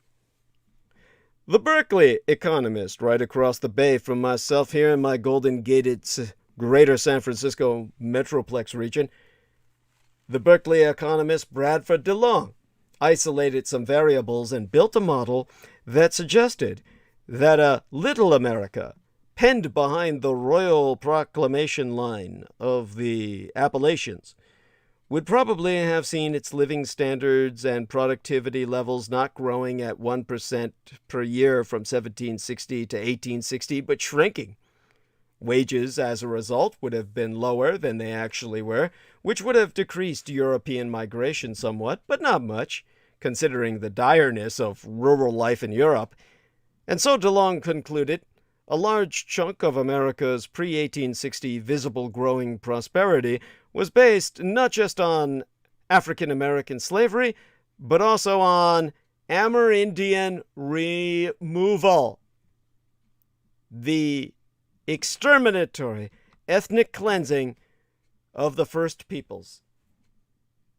The history of chattel slavery, the very existence of chattel slavery, would have been different in Little America, consisting only of the original 13 colonies. With large numbers of immigrants working for lower wages, in a more constricted economy, fights over the moral meaning of labor, free and slave, which the historians who criticize the 1619 Project makest so much of, might have comest to a head much earlier. Or maybe not, for without taking indigenous land to expand into, land that was used as collateral for loans to finance buying more slaves and building more plantations, which in turn contributed to the growth of the cotton, real estate, finance, and insurance industries, slavery probably wouldn't have transformed into the even larger monstrosity that it did become. Many Northerners and Southerners, or so Gordon Wood doth say us, sounding wistful, mind ye, as if he wishes he were living in Little America, to quote his T, thought slavery was on its last legs and that it would naturally die, naturally wither away. And maybe the racism forged in a rump slavery would itself be a rump, and wouldn't have had the lasting impact that it did, renascing today to rear its ugly head yet again. Its ugly white head, mind ye. But big America, great America is what we got. Thanks to, as the Right Reverend Dr. Martin Luther King Jr. himself so noted in the year my sister was born, 1963, as he said, thanks to a national policy to wipe out its indigenous population. The United States flew over the continent like a whirligig, with not one removal, but hundreds of removals, not one trail of tears, but many, with massacre after massacre, until Native Americans were reduced. This expansion, the acquisition of Florida, the Louisiana Purchase, Jackson's Indian removal, the incorporation into the Union of Texas, founded as a slaver's utopia, mind ye, and Oregon, founded as a white supremacist Arcadia, and the taking of a third of Mexico, all delayed a political reckoning with slavery, even as it all provided the conditions for the robust progression of slavery as an economic engine. By the 1850s, chattel slavery had, in Great America, insinuated itself into national life, into politics, into our laws, our philosophy, our medicine, with blacks used as experimental animals, the new science of mental health, to disambiguate white thought processes from that of the primitive nigger, into our culture with blackface.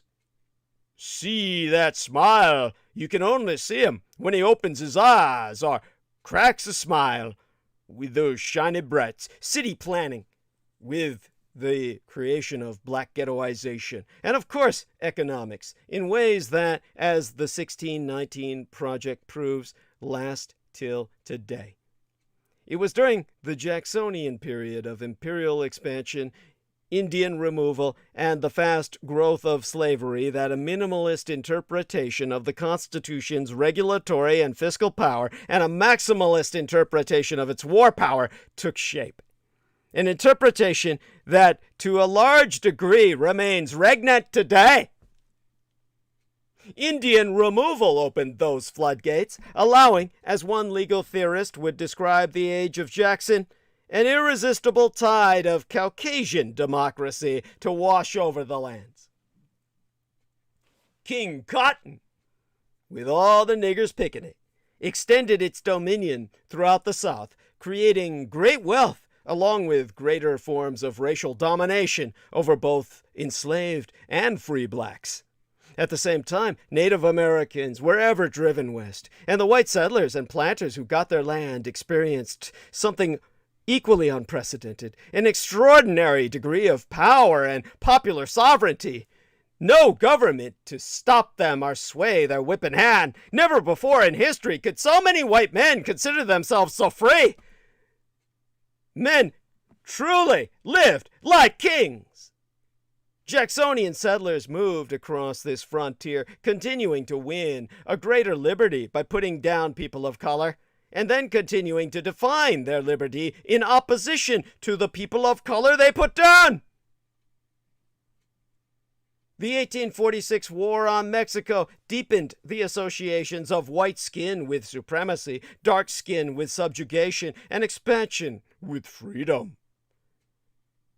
The nation's elites placed their most restless and desperate citizens upon the throat of Mexico. Let me reread that sentence from the work of the historian Paul Foos, yes, his surname spelled F-O-O-S, describing the looting, civilian murder, the terrorism that American troops, yes, United States Army regulars, and Marines, comprised of state militia volunteers, and the regulars from all branches of service, so inflicted on the Mexicans. As Paul Foos describes it, the nation's elites placed their most restless and desperate citizens upon the throat of Mexico. And Mexico put up more of a fight than the U.S. politicians who plumped for the war said it would. And as fighting dragged on for nearly 2 years, U.S. soldiers committed crimes on Mexicans so terrible that, as General Winfield Scott, commander of U.S. forces, said, they made heaven weep. American troops would bash infant babies' heads against the wall just to see the brains splatter as if it were a warm watermelon. They would use women for target practice. The war was fought in an extremely decentralized manner, with officers barely exercising any control over their maniac troops who experienced the violence they committed on Mexicans and Native Americans.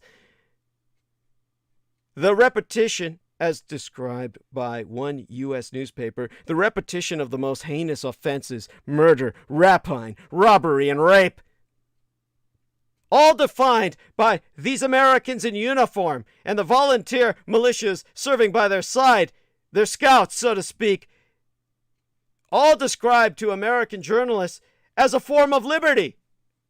The American plunderers, some of them, journalists describing as raping babies before their eyes, infant girls, penetrating them with their penises that broke their legs and hips, after which they threw them aside as if they were wiping themselves off upon a tissue. They threw them to the ground to be eaten by the American dogs, their canine corps, which they used to hunt down these Mexicans. These are the men who you tell me my freedom depends on them? That if it were not for them, I would not be free? How mad must you be? How sick you are! I should not suffer the air that escapes from your fetid lungs. You who say we owe freedom to the military. Fuck you and fuck the military. Fuck you and bury you so we can dig you up and kill you all again. The United States won that war, if you could call that victory. Not war, but murder. And many veterans returned east, to New England's manufacturing towns, or to New York's Bowery. Their battle-hardened racism, their baby-raping Satanism working its way into all local politics and into organizations that were potentially egalitarian, such as labor associations and the Free Soil movement.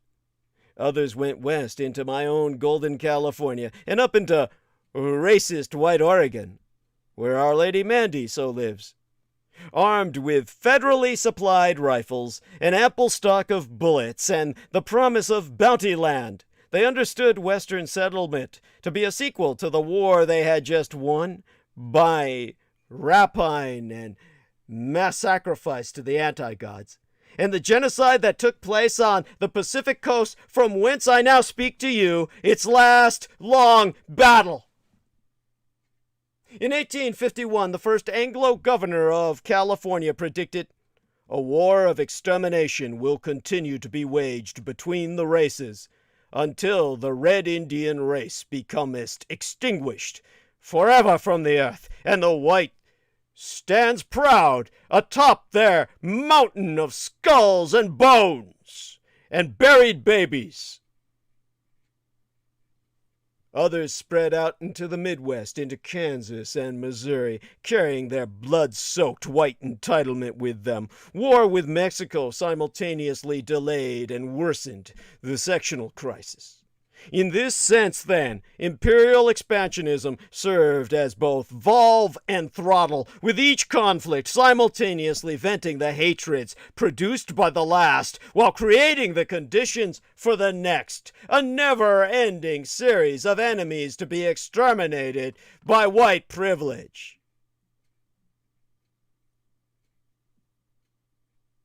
None of you whites deserve to fucking live.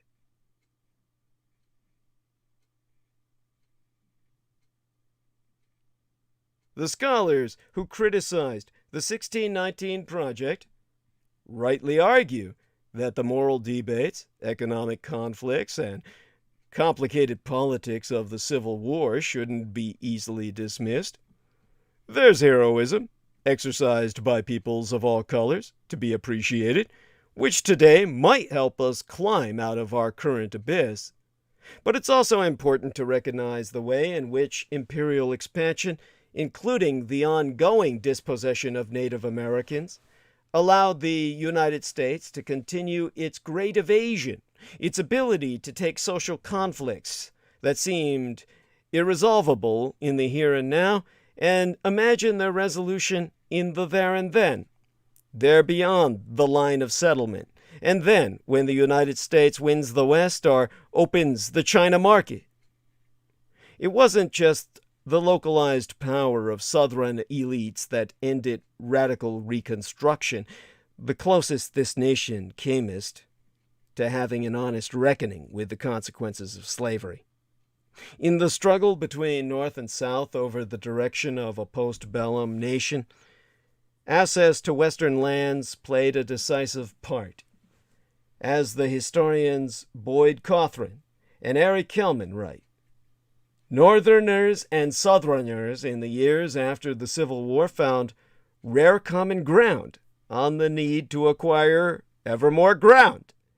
They agreed on nearly nothing, only that the army should pacify Western tribes. White Southerners bitterly opposed Reconstruction, and especially the hated Freedmen's Bureau, but they came as together with Northerners on the subject of manifest destiny. It was too soon in the 1870s and 80s for Confederate officers to be admitted into the Union Army, though Southerners fought as privates, corporals, and sergeants in those Western campaigns. The South wasn't fully reincorporated into the nation's military structure until the War of 1898 fought against the Spanish Empire for control of Cuba, Puerto Rico, Guam, and the Philippines. Former Confederate States officers rallied for that war, exploiting it as an opening to fold, ideologically, the South back into national history. In a speech on the House floor, just before shipping out to Cuba, Alabama's Representative Joseph Wheeler, a Confederate cavalry officer himself, said, "Cast a glance backwards and reflect. American history has been just one long war. First for the frontier against the wild beasts and savage Indians. Then the American Revolution, followed by the War of 1812 and our war on Mexico. Into this stream of progress, Wheeler slipped the Civil War, when 1,000,000 brave men flew to arms, not to fight against their northern brethren, but for their understanding of freedom. You know, the freedom to enslave all others." The liberation of Cuba would be the next chapter in the procession. The United States and the Confederate States flag flew side by side there, as they would continue to do in every war to come. If you didn't know that, you're one ignorant cunt or son of a bitch. The overseas frontier, wars and military occupations in Cuba, the Dominican Republic, the Philippines, Nicaragua, and Haiti, acted as a prism, blurring together the color line that existed at home and abroad. Southerners in each military occupation and prolonged counterinsurgency they fought could replay the dissonance of the Confederacy again and again. They could fight in the name of the loftiest ideals, liberty, valor, self-sacrifice, camaraderie, while putting down people of color forever and anon. The body count in the Caribbean and the Pacific was extraordinarily high. Hundreds of thousands died throughout the 1930s as Franklin Delano Roosevelt assumed power over this American empire, either directly at the hands of United States soldiers or from the disease, the famine, and exposure that they wrought. Each one of them a vector for vile diseases, either sexually transmitted as they raped women and children, or the diseases that they carried via their lice and their scabies and their other pestilences that they transported on their bleach-white bodies. And the letters from these lice-ridden soldiers, first notably similar, lightheartedly, well, if I recall my days of sorting through them, to collate which belonged to which war for the Department of Defense's library, those that were chosen to be censored and destroyed so civilians would never find out their crimes. Letters that I first collated from the 1898 campaign, and then later in the wars in Nicaragua, Haiti, and the Dominican Republic. They're all notably similar, parallel in their thematic, lightheartedly narrating to family and friends how they would shoot down niggas and take nigga scalps, lynch niggas, release niggas into the swamp to watch them die as they became alligator food, water torture niggas, and use live niggas for target practice. Of course they chose the infants and the children because they were the harder targets. They were faster and nimble and harder to hit. And so they would surround them in circular firing squads and blow off their feet. Watch them as their toes and bones would fly, and then as they crawled, they would blow their hands off until nothing but their torsos remained to stab to death with their bayonets so they could hear them squeal.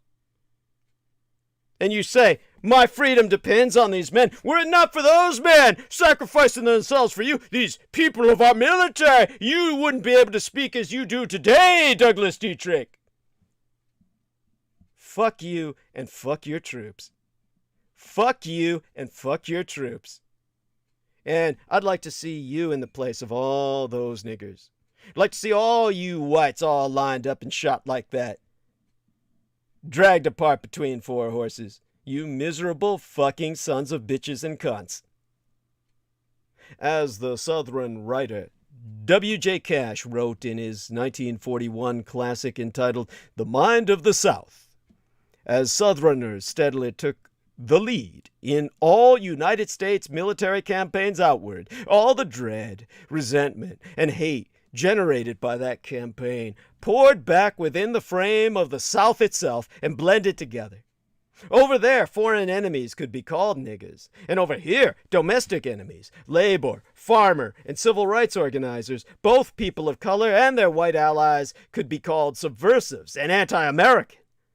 Many of the white vigilantes who led the terror campaign against black communities in places like Wilmington, North Carolina in 1898, Elaine, Arkansas, in 1919, the year my late and sainted sire George Dietrich, the man who raised and guided me, was born, the year our world began, where veterans, with help from the U.S. Army, slaughtered 237 sharecroppers that 1919th year of our Lord for trying to organize a union. Or the 1921 Tulsa massacre that you've so recently rediscovered. All the perpetrators of massacre and mass murder were combat veterans. Veterans, the people you so worship and admire, the people responsible for why you celebrate your 4th of July. Fuck you and fuck them. How many times can I say that? I'm getting tired of saying it. But of course, it's like eating potato chips or peanuts. Once you get started, you really just can't stop. And it's not like you don't deserve it. Rather than atonement and reckoning, the United States offered war and conquest as a way to forge national unity, your very identity. In fact, war has become America's ideal form of atonement, a way to deal with the past by fleeing forward into the future, by recycling the traumas caused by the last war into new wars. We are going to need a bigger project. You know, like what the guy said in the movie Jaws? You're going to need a bigger boat. We're going to need a bigger project of the kind that the Right Reverend Dr. Martin Luther King Jr. himself laid out in 1963, the year my late sister was born into this vale of tears. By focusing on the horrors inflicted on Native Americans, by arguing for the unprecedented nature of removal, the Right Reverend Dr. Martin Luther King Jr. himself was doing more than adding yet another oppressed group to history's pantheon of victims. Rather, he was reaching for a holistic understanding of how racism is historically reproduced down the generations. And that Right Reverend Dr. Martin Luther King Jr. said, "We elevated the war against Native Americans into a noble crusade, founding our national identity on Indian killing. Imperial expansion became as our way of life, one that reinforced deep-seated pathologies and provided mythic justification for a volatile, racialized individualism. Imperial expansion led to alienation, social isolation, free-floating aggression, and fantasies that life was an endless game of cowboys and Indians played out in all the nation's endless wars. The Right Reverend Dr. King Jr., who by this time considered himself a socialist, hoped to build a movement that would achieve the mass application of equality to jobs, housing, education, and social mobility.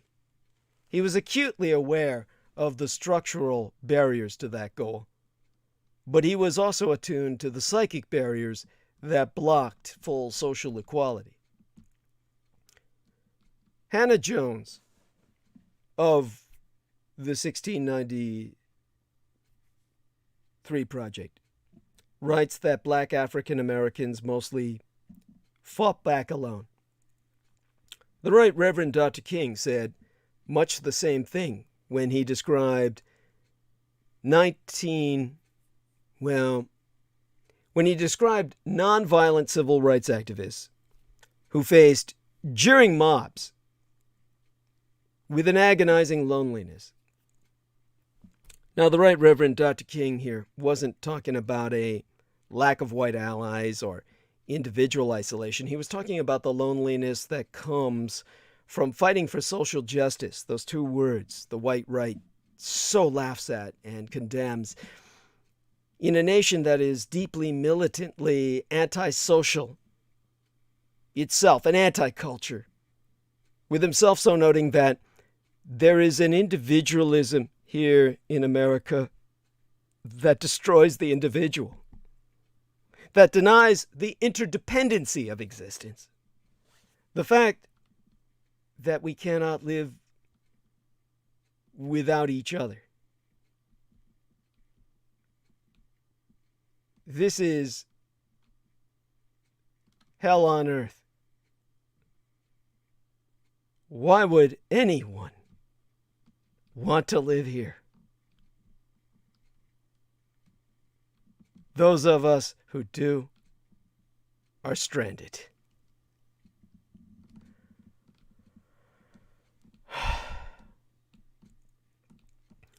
Starting around the early 1960s,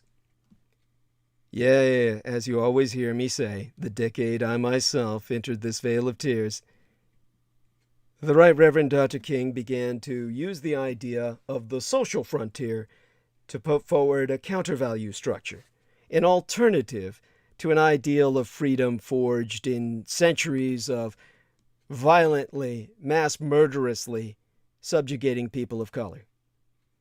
African Americans, he said, confronted a reality as harsh and demanding as that of the pioneer on the untamed frontier. That harshness forged character and weeded out frivolity. It sharpened knowledge and discipline, courage and self-sacrifice. For the Right Reverend Dr. King, then,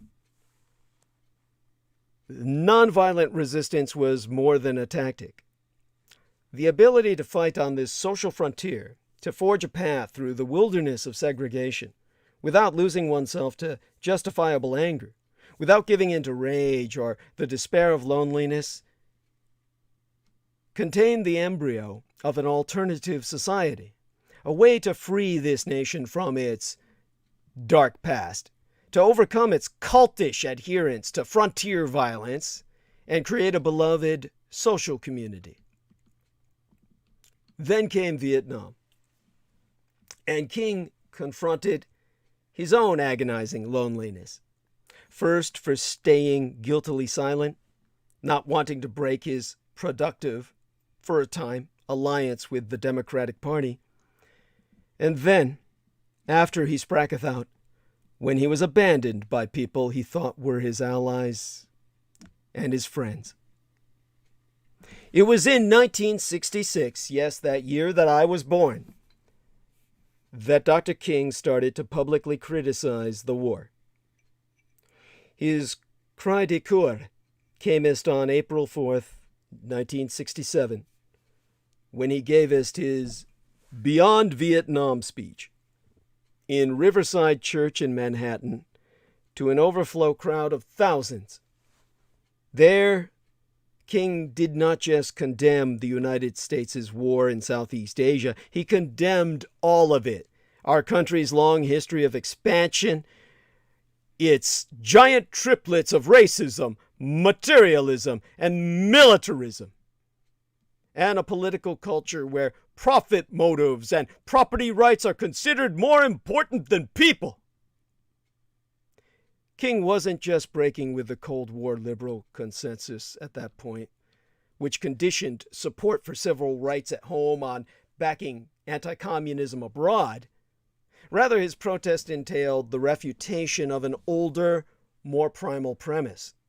This nation was founded on the idea that expansion was necessary to achieve and protect social progress.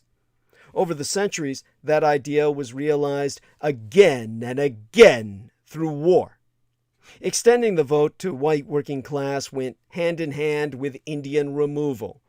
If you give them a vote, make certain you give them the responsibility to kill those that were here first. The military defeat of the Confederacy by the Union Army didn't just end slavery, but also marked the beginning of the final pacification of the West, with the conquered frontier continuing as an important basis of Caucasian democracy. Millions of acres were distributed to veterans. Yeah, those goddamn veterans who you keep saying we wouldn't have our freedom without. Yeah, them. Free land for their mass murder. By the time African Americans started entering the armed forces in significant numbers with the War of 1898, there was no more frontier land to hand out. Oh, imagine that. Nothing left for the nigs by now. The white men took it all. But military service remained one of the country's most effective mechanisms of social mobility for African Americans as well as for working class people in general, with the GI Bill of Rights providing education, medical care, and home ownership for veterans. Yeah, the veterans. Even Derek Talley's father got to move up in the ranks just by offering up his son for mind control. King's dissent, therefore, signaled a schism in American politics worthy of his namesake. To go us beyond Vietnam didn't just mean splitting from the New Deal coalition by demanding an exit from Southeast Asia. It meant breaking with the devil's bargain that social progress could be achieved in exchange for support for imperial expansion. Dr. King well understood that while war made some progress possible, it also threatened progress, activating the backlashers, revanchists, and racists who run through American history. For all that war turns reform into a transactional arrangement, some suffragists, for instance, traded their support for Woodrow Wilson's war in exchange for his support for their right to vote, as did some trade unionists for his support for labor rights. And for all that imperial expansion worked as a safety valve, helping to vent extremism outward. You know, so they murder other coloreds and don't do it here at home. It also created the aggressive, security, and order-obsessed political culture that Dr. King gave his life fighting against. King was punished for his dissent. Many of his allies, black and white, abandoned him. Others attacked him.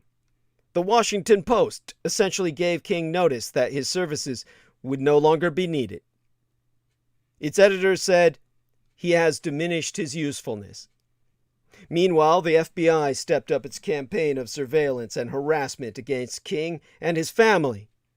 This state-sponsored terrorist campaign had been running since at least 1962, and not one of King's white allies of considerable influence, not John F. Kennedy, not Robert Kennedy, not Lyndon Baines Johnson, ever ordered the Bureau to stand down. That's what it means to fight alone. I know because I'm there!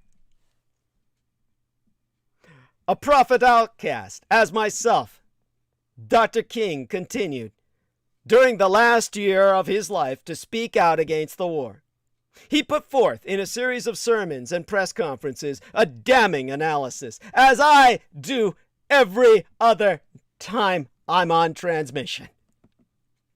He argued that imperial expansion outward quickened domestic polarization, himself so stating that the flamethrowers in Vietnam fan the flames in our cities. The bombs in Vietnam explode at home. Racists killing brown people abroad became more racist, as they do today, returning from Iraq and Afghanistan. Opponents of war at home became more militant. Imperial expansion had long served to vent domestic extremism outward, but at some point, the vent would stop working. In his Riverside Church speech, warning that the United States, even if it did try to reverse course, might not be able to steer away from self-destruction, King said, "There is such a thing as being too late. Over the bleached bones and jumbled residues of numerous civilizations are written the pathetic words, 'Too late.'"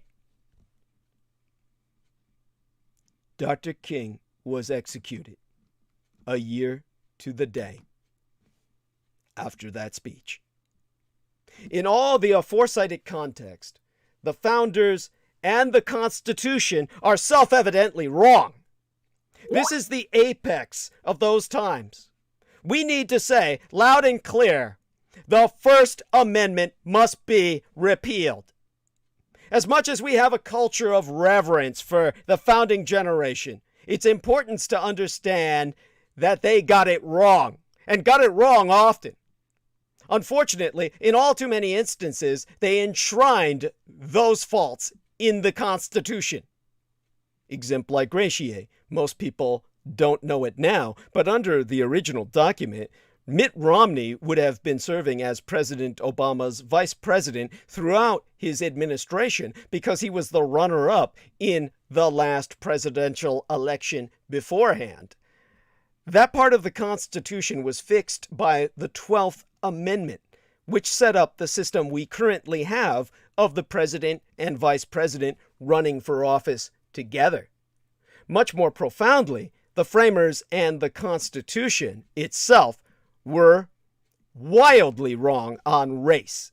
They enshrined slavery into the Constitution in multiple ways, including taking the extreme step of prohibiting the Constitution from being amended to stop the slave trade in the country's first 20 years. They also blatantly wrote racism into the Constitution by counting slaves as only 3/5 of a person for purposes of congressional representation. It took a bloody civil war to fix these constitutional flaws, and then another 150 fucking years and counting to try and fix the societal consequences thereof. There are other flaws that have been fixed, such as about voting and presidential succession, and still other laws or flaws that have not yet been fixed, such as about equal rights for women and land-based representation in the Senate. But the point is the same. There is absolutely nothing permanently sacrosanct about the founders and their Constitution. They were deeply flawed people. It was and is a deeply flawed document. And when we think about how to make our country a more perfect union, we must operate with those principles in mind. And in the face of yet another mass publication of non-consensual pornography, now is the time to acknowledge a profound but obvious truth. The First Amendment is wrong for this country and it needs to be jettisoned. We can do that through a constitutional amendment. It's been done before, when the 21st Amendment repealed prohibition in the 18th, and it must be done now. The First Amendment needs to be repealed because it is outdated. a threat to liberty, and a privacy suicide pact. When the First Amendment was adopted in 1791, there were no communications devices remotely like the laptop computer, and many of the advances of modern communication were long from being invented or popularized. The canard goest that the founders knew that the world evolved and that technology changed, but the communications devices of today are easily accessible, are vastly different than anything that existed in 1791. When the First Amendment was written, the founders did not have to weigh the risks of one man offending thousands all by himself. Now we do, and the risk-benefit analysis of 1791 is flatly irrelevant to the risk-benefit analysis of today. Speech rights advocates, these apologists, like to make this all about liberty, insisting that their freedom to speak is of utmost importance and that restricting their freedom would be a violation of basic rights. But liberty is not a one-way street. It also includes the liberty to enjoy a night out with friends, loving who you want to love, dancing how you want to dance, in a club that has historically provided a refuge from the hate and fear that forever surrounds you. It also includes the liberty to go to and send your kids to kindergarten and first grade so that they can begin to be infused with a love of learning. It includes the liberty to go to a movie, to your religious house of worship, to college, to work, to an abortion clinic, go to a hair salon, to a community center, to the supermarket, to go anywhere and feel that you are free to do so without having to weigh the risk of being hurt by someone wielding a communication device that can easily offend or embarrass you and countless others. The liberty of some to speak cannot take precedence over the liberty of everyone to live their lives free from the risk of having their dignity harmed. It has for too long, and we must now say no more. Finally, if we take the free speech lobby at their word, the First Amendment is a suicide pact to our privacy. As they say over and over, the only way to fight hate speech is with more speech.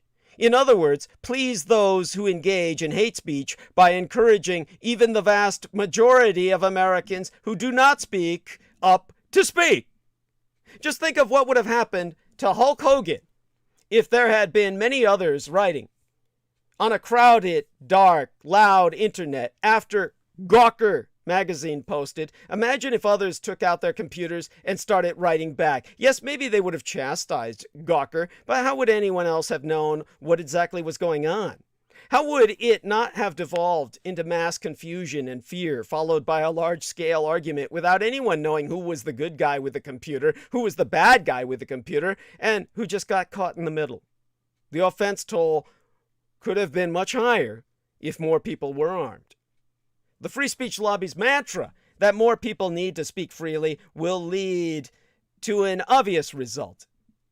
More people will be offended. We'd be walking down a road in which hate speech is a common occurrence, all because the First Amendment allows it to be. At this point, bickering about the niceties of textual interpretation, whether the history of the amendment supports this view or that, and how legislators can solve this problem within the confines of the Constitution is useless drivel that will always lead to naught but more of the same. We need a mass movement of those who are fed up with the long-dead founders' view of the world ruling current-day politics. A mass movement of those who will stand up and say that our founding document was wrong and needs to be changed.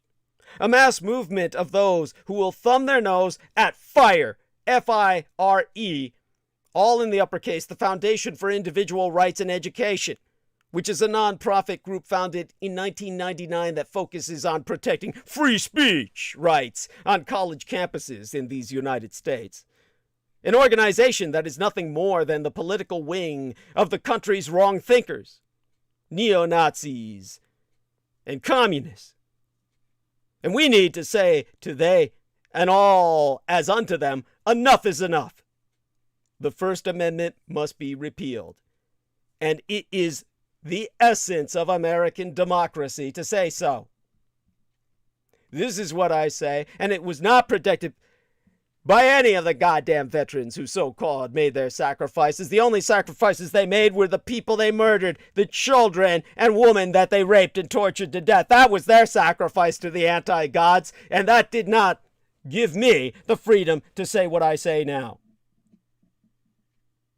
Because my entire life, my privacy, is subject to a single white man named Richard K. Cole Jr., and Richard K. Cole Jr., a coward who never made it through the full service of term in the Marine Corps, fabricates lie after lie, which he puts out on the media about myself.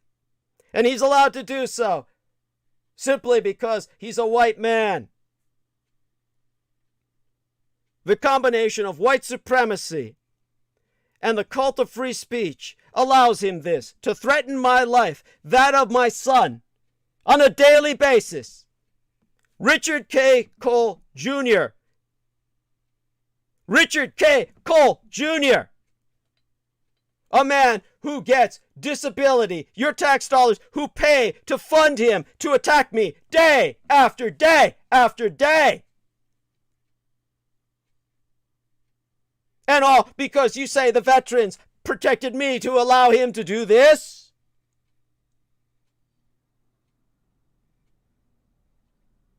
All of you who never suffer this level of terrorism,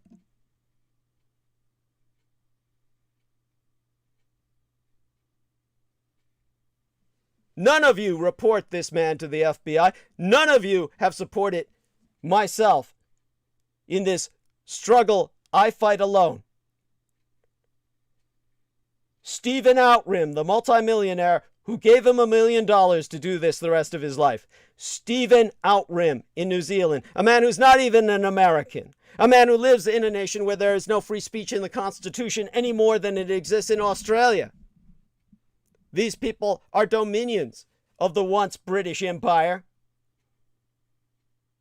They are the people who produced Julian Assange, an Australian who does nothing but attack the United States and never attacks the Russian Empire. These white men who terrorize your empire, who terrorize you, and you uphold them as the avatars of freedom of speech.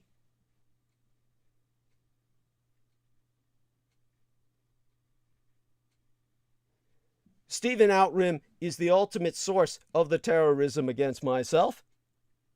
A multimillionaire whose entire life is based on harassing myself. You can see this by looking up Douglas Dietrich, The Burners and the Man, his insane lunatic column,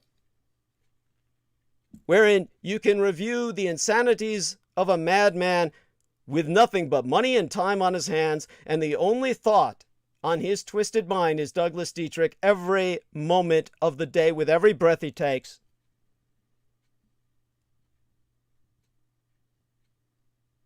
As with his gay lover, Richard K. Cole Jr. And these men attack myself as quote-unquote a leftist, a social justice warrior. But I stand alone and you do nothing. And ultimately, I will die, and I will be killed by these people. And you would have done nothing. I stand here as the Martin Luther King Jr. of your time.